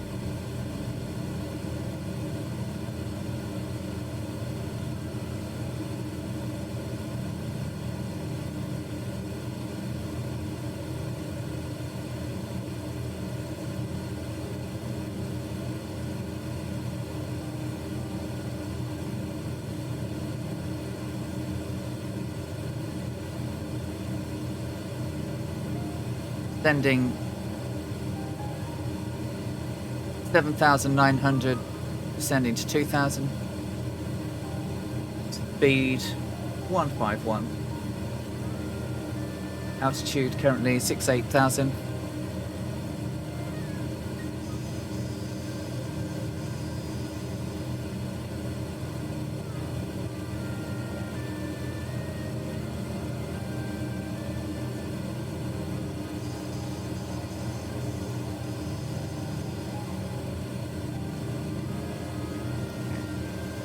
Let's prepare. So let's get some of those on.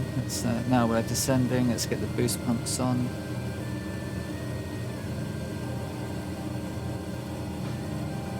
Oil levels. Oh no, Celestial Navigator is going down. No! No! Mayday! Mayday, Mayday! mayday, Mayday! mayday.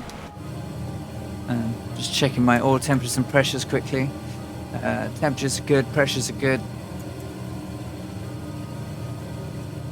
There's plenty of flat land. You probably can survive.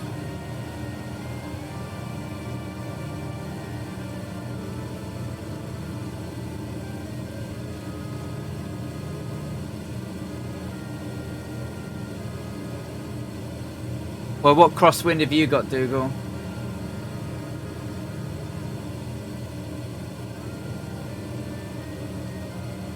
I think it's quite a high crosswind. I mean, at 8,000, it was like 15 knots. I think it's changed a little bit. Yep. I don't think. 145. Yeah, It doesn't make any difference. We're still going in. Yeah. So we'll have, if we have to crab, we have to crab. Just be careful with the flaps though. Coming through 5,700 feet for 2,000. Landing lights are set.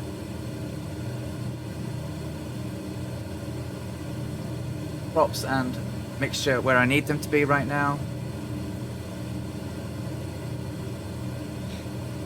Coming through 5,500 feet. There's the road.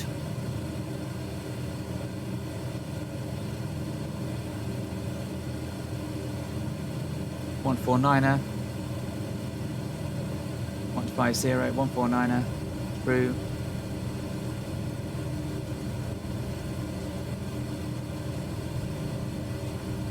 Runway course. We say it's 063 magnetic, right?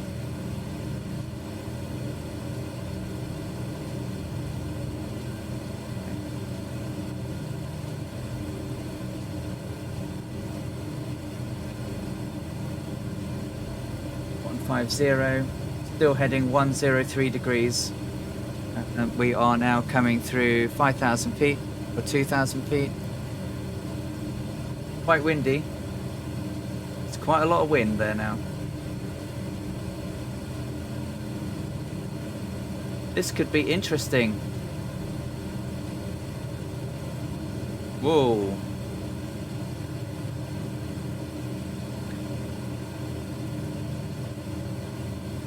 There's certainly more wind here, Captain, than there was earlier.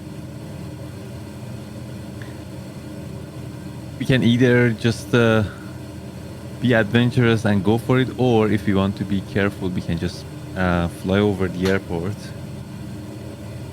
I don't know. Maybe It's still a crosswind. Whichever way we go, we're going to have quite a strong crosswind. Fine. We'll just I'll try and do it without using a lot of flaps. It'll be what it is. 148. Increase the speed a little bit now.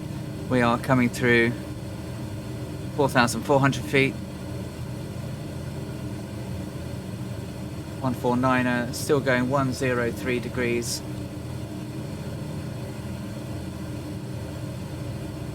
So runway course is 63 degrees magnetic. Yeah.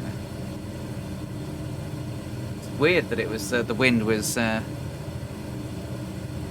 considering it's so clear.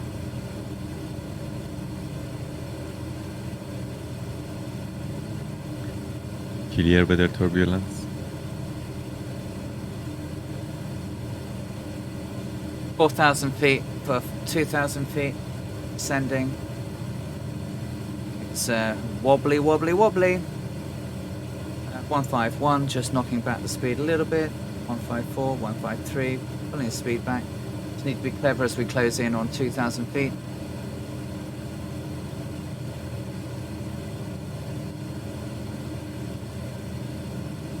Look at her, she's been tossed around now. This could be very, very interesting.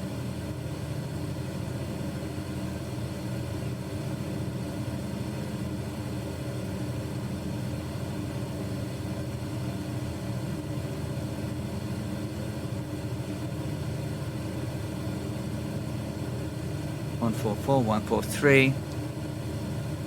Coming through 2,500 feet, mixture full.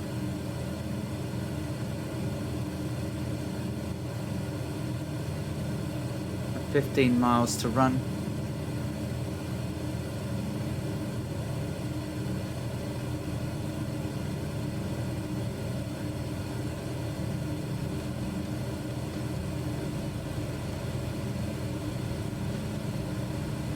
The field is in sight out over there, but again, not great considering even now I'm on ultra, can't really see it still.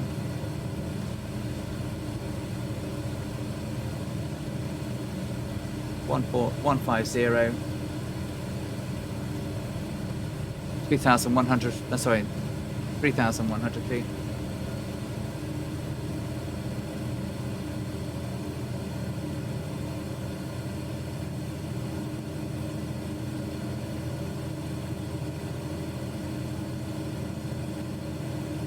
2,900 feet.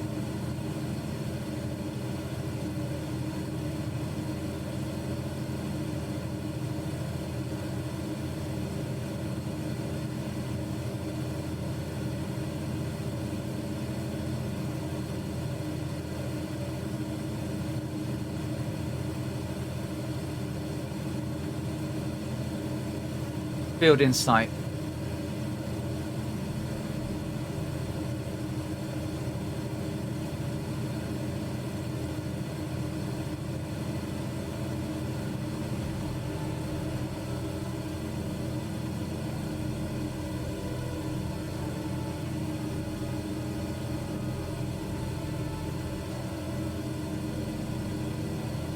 One 151, 150.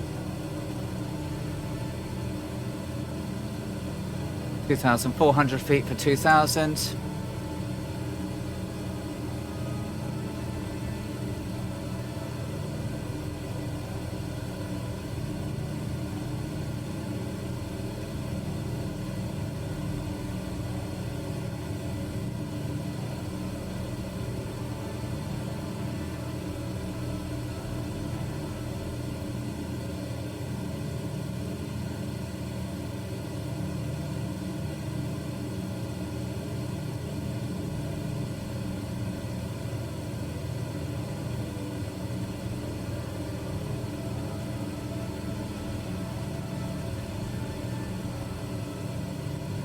Hi crowd, we are on our approach to our destination for today,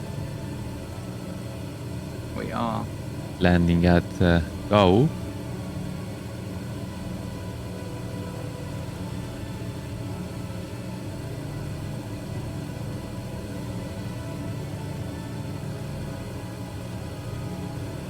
Need to put a bit of speed in now.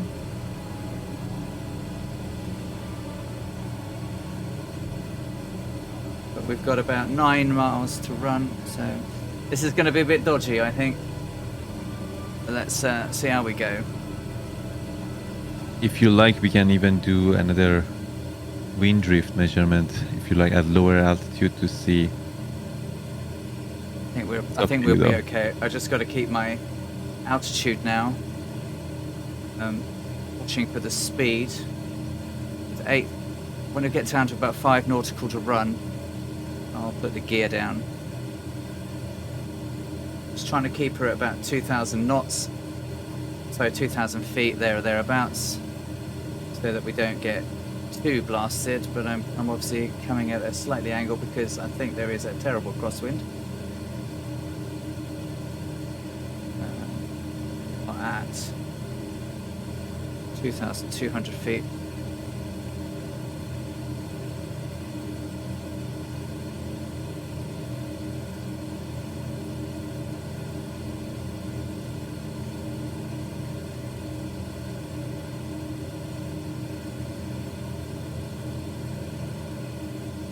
Apparently this area here is called Gorum Gorum. Can you just watch my speed for me, please, Captain? Yes, 170 170? Really? miles per hour, going down to 160. It's gusty, gusty wind.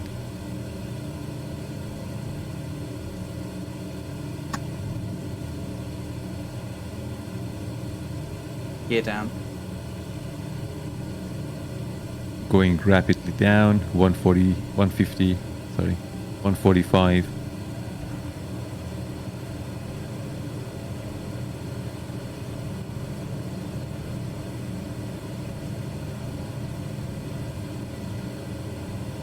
$140.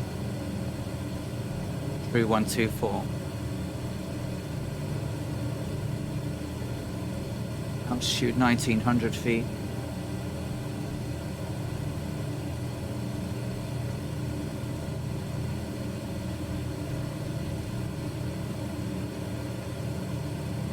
It's quite gusty. Very gusty, although it's slowed down a little bit.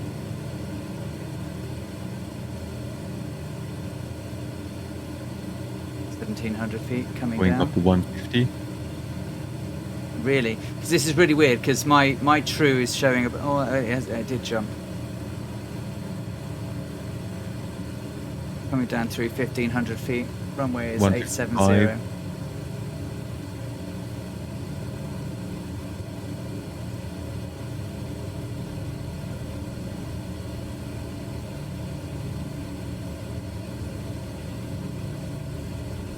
Are we landing with low flaps?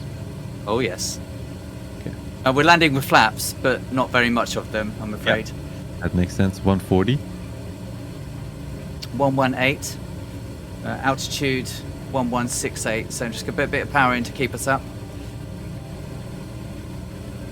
Somebody's in the water. Oh 130. dear. Yeah, I'm deliberately raising the speed now. I was just Yeah. a little low, 1,000 feet. I'm just reporting the speed, that's all. Don't mean to cause any panic or something. No, it's fine. No, that's. I'm doing about 112 true according to my. 130. 125. Wind has dropped. 120. 100 true. Approximately 1,100 feet. 110.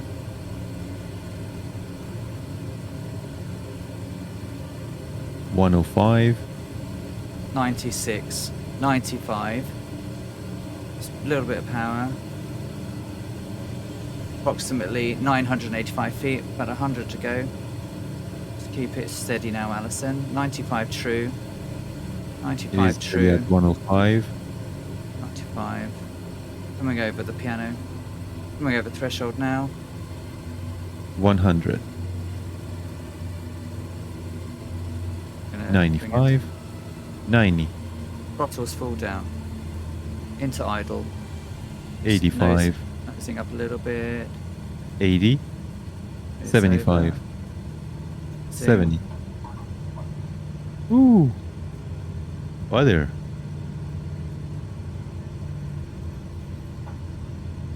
That'll do, won't it? That'll do. Just while I'm here, quickly unlocking tail wheel. That'll make it easier to navigate off the runway. Going to turn off here. Flaps can come up. Welcome to Mali, everybody.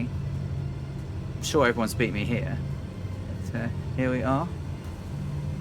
There's Juliet Mike, Tarnish, Joe U1.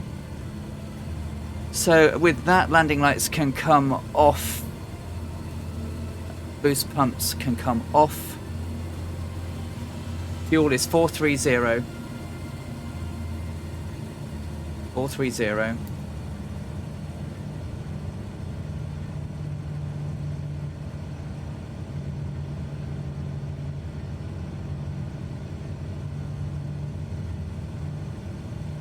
There's Tarnish in the Tomcat.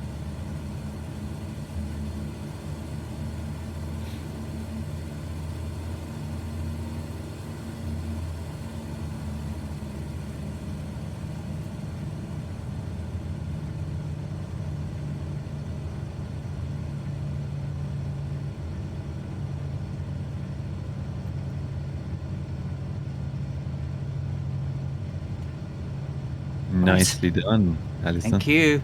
Well, nicely done for you too, sir. We're here. Thank you. We're here. We're in Mali. Oh, High great five. camera. Virtual. Virtual high fives. Let's see if this is going to work. I guess everyone's down, are they? Oh no, there's a few people. Oh, here comes Noxious. Yeah, we got some people to see. Got some people to see. Oh, look, they're mostly down anyway. Sorry, guys. I'm useless. I keep missing you all. It's got Tracker coming in. We've got Electron Volt as well. So let's... Woo! We made it again. That wind dropped to nothing, literally, as we got below 1,000 feet. 1,500 feet. Dropped right off. And look at that sock. It's hardly moving.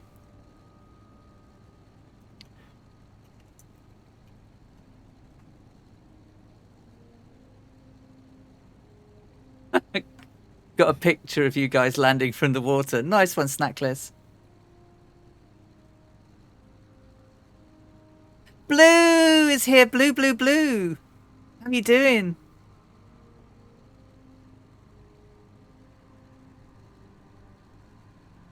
Thank you, Brian. That was nice. Thank you. That was super gentle. Here comes the Piper. Nice one, Piper. Nicely. Look at that. There's a butter one right there too.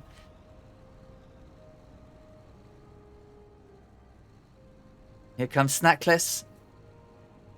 In the goosey gander. Electron Volt, how far are you out, my friend? 20 nautical. Won't take too long. I think we should see him come in and land, shouldn't we? After 2 engine blowouts. Yeah, we can. We can wait. A nice welcome. Exactly. And then we can just see who we've got. While I'm thinking about this, having a look at who we can think about raiding.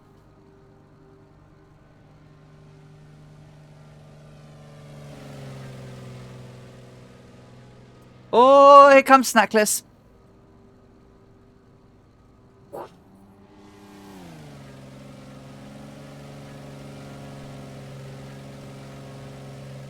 You appear to be have skis. I presume it's the ski version has wheels. Oh, it does. Except the wheels look to be up. That's one way of doing it, Snackless. We'll wait for you, Electron Volt. We want to see you coming in. We want to see you land this baby.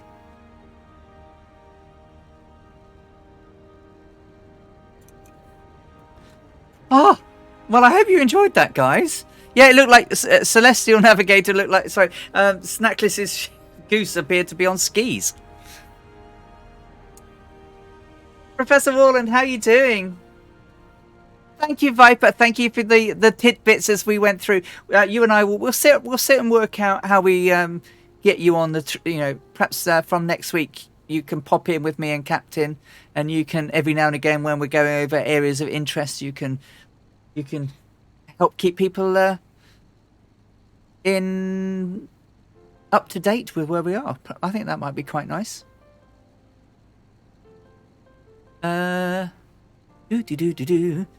Kaharia's on. She is indeed. I think I have to jump. We have to raid Kaharia when we do it. That'd be nice. Because I did CIA Cowboy last night. Crazy Cosmic Bunny is not playing Flight Sim, and I raided Tomo recently. I'm not sure he's on Flight Sim, but if he isn't, then I really enjoyed. I enjoyed it. I didn't fly so much. I didn't fly all the way, but last time I wanted to tweak my settings. Thank you. No, amazing job again, Captain Arash. You and that Celestial Navigation. I mean, it's incredible. Incredible what you've managed to achieve to get us where we're going. Right, so there definitely isn't a second runway. Definitely not a second runway. So while we're waiting for Electron Volt, let's come down and get some pictures of you all. It'd be good to get a picture of that you there with Juliet Mike. Oops. Except swing around again, Alison. No, that's not the way to go. You want to go that way. Swing. Swing. Get a picture of Juliet Mike in the DC-6, which is an awesome plane. Awesome. That. And then we'll scoot on in. Look at you. You wonderful, wonderful bunch of people. Juliet Mike's coming in as well for a picture. I want to get a picture of you all. There's Tarnish and everybody. And we will do some script. Brilliant. And then... Yeah, there is a runway under construction, apparently. Yeah, I'm looking... Just not in the sim. Yeah. Necklace, I'm going to take the DC across here in a moment. Nice. Thank you, Tikaba. Thanks, everybody. Thank you, Dougal. Thank you. See you later, Balmer. Sorry, we got split up. Not a problem, Jess. Right. Curious, how did you both team up to do this epic adventure? You have an interest in Amelia's flight. So, Captain Rash and I have known each other now for quite a while now, haven't we? Yeah. Here's Scorpio. I mean... Still waiting for you. Still waiting for you. We won't leave anyone behind, Electron. So we've known each other for a while now, and late 2020. Yeah, late 2020, and we were obviously I did the Amelia flight last time, and I said I'd do it when the Electra came out. And when the Electra came out, and of course it comes out with the gyro rather than, you know, it allows us to do celestial navigation. And Captain Rash had been, you know, toying with a bit of cell nav, and I'd caught him on his stream, and it just went. It sort of came to me, and it was just like, well, now that you can, because we'd done the DC-6 flight where people had done share cockpit, and it was like, Captain, what if I fly and you do the cell nav and we do a collab? And that's how it came around, really, wasn't it? It was nothing less than that. It was the tools became available, the plane became available, and here we are.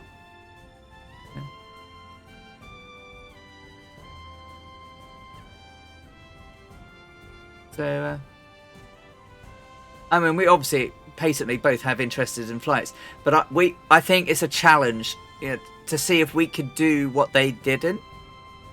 That's the big thing. So last week, when we were flying to St. Louis, that's where they ended up. We wanted to see if we could get to Dakar, and we flew right across the runway. So we were 100 miles better immediately. We've got a different strategy for when we do Howland Island, which we'll talk a bit, bit more later. But essentially, Captain Arash tells you about these lines of positions that all go around on your navigation chart, and then what we're going to try and do is we're going to do an offset line of position. I will add you straight after. So we'll do an offset, and then on the actual main line of position, we'll then turn south, and hopefully we'll find where we're going. I'm not sure we'll hit the island like as accurately as we did at Dakar, but I think we'll have a darn good go at it.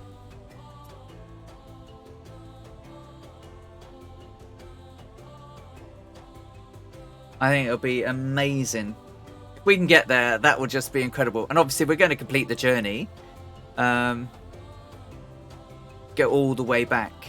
And then Captain Arash is keeping a record of how accurate it is. We're storing these videos on YouTube as well. Then we'll break them down, and what we'll do is we'll do a sort of combined video of the flight and everything. And no, not yet, Brian, I'm afraid. The good one will be I'll work it out. It depends on quite a few factors at the moment. So I'm going to be traveling in a couple of weeks again, so it's not quite that I can do it every week at the moment. My work is taking me away from home quite a bit, so it's not. Some humans say you're legends. Here he comes. 2,300 feet.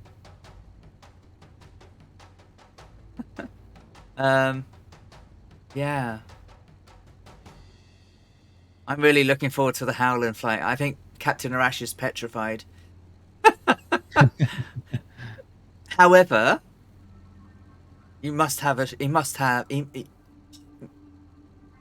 there's a level of confidence that has grown since we crossed the Atlantic so accurately. Absolutely, yeah. Like it's about practicing and learning, right? Like when you don't have enough experience about something, you definitely are. You can be scared of some experience, but that confidence you mentioned, it should never become too much of a confidence, because then if for example I become too confident about it, then I might lose my I don't know how do I say, like focus, because some level of nervousness I think is good because it keeps me alert.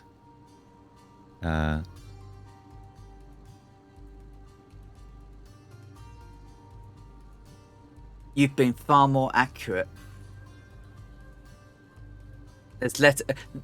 We haven't had some uttos for a while. We haven't had what? Sorry. Uh-ohs. Oh, yeah.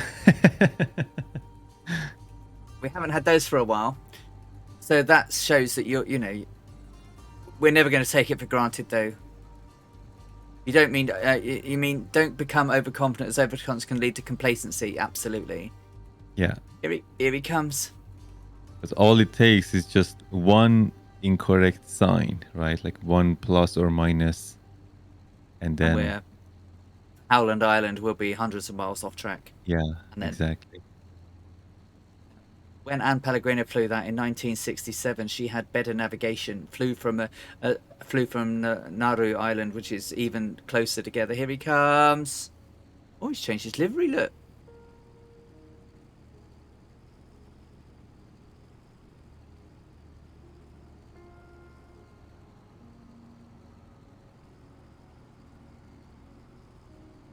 Oh, what a pro. Look at that. Well done, Electron. Nicely done, sir. He's changed his livery for landing. Not the Wing 42 one, though. That was a definite butter landing right there. Yeah, absolutely. Nicely done, sir. And welcome to Mali with all of us crazy cats. So there we are. Another wonderful week of flying over. Thank you all so very much. I know I say it every week, but you've got other, there are so many other people that you could sit and watch and spend your time with. We're both very honoured that you can spend that time with us. Thank you for everybody in chat. Thank you for everyone who's applauded and cheered and subscribed. Thank you for the gift subs given earlier. That's really kind of you. Amazing. It depends on Captain Arash's availability for next Saturday, whether or not we can do the next leg. But if it's not, that will be in 2 weeks' time. And I will do a special alternative stream for that. I'm streaming on Tuesday, so we'll see you then. If you can, try and catch Captain Arash during the week. He streams Mondays, Wednesdays, Fridays, right? Yeah. Might do one tomorrow, depending on how much time I have. Yeah. Because I missed the Friday yesterday. But yeah. But do try and show the love to Captain Arash, and and all he does. He's an absolute star that the impresses me every week, even more and more. So thank you, my friend. I can't do this without you. It's an honor to fly with you, always. So from myself, I'm gonna wish you all a happy evening. Have a great rest of your weekend. Take care and look after each other, and we'll see you all soon. Do you want to say goodbye, Captain?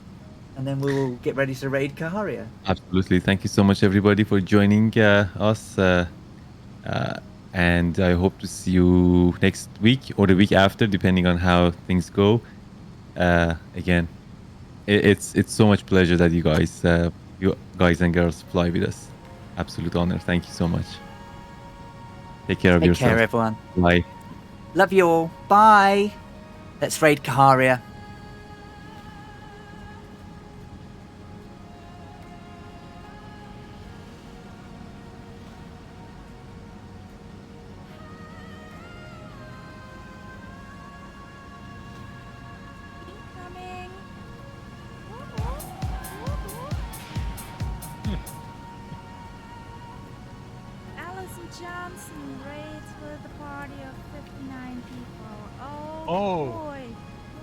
Hello, Allison. Captain Arash. There's a news fan, Dougal. Hello guys. How are you?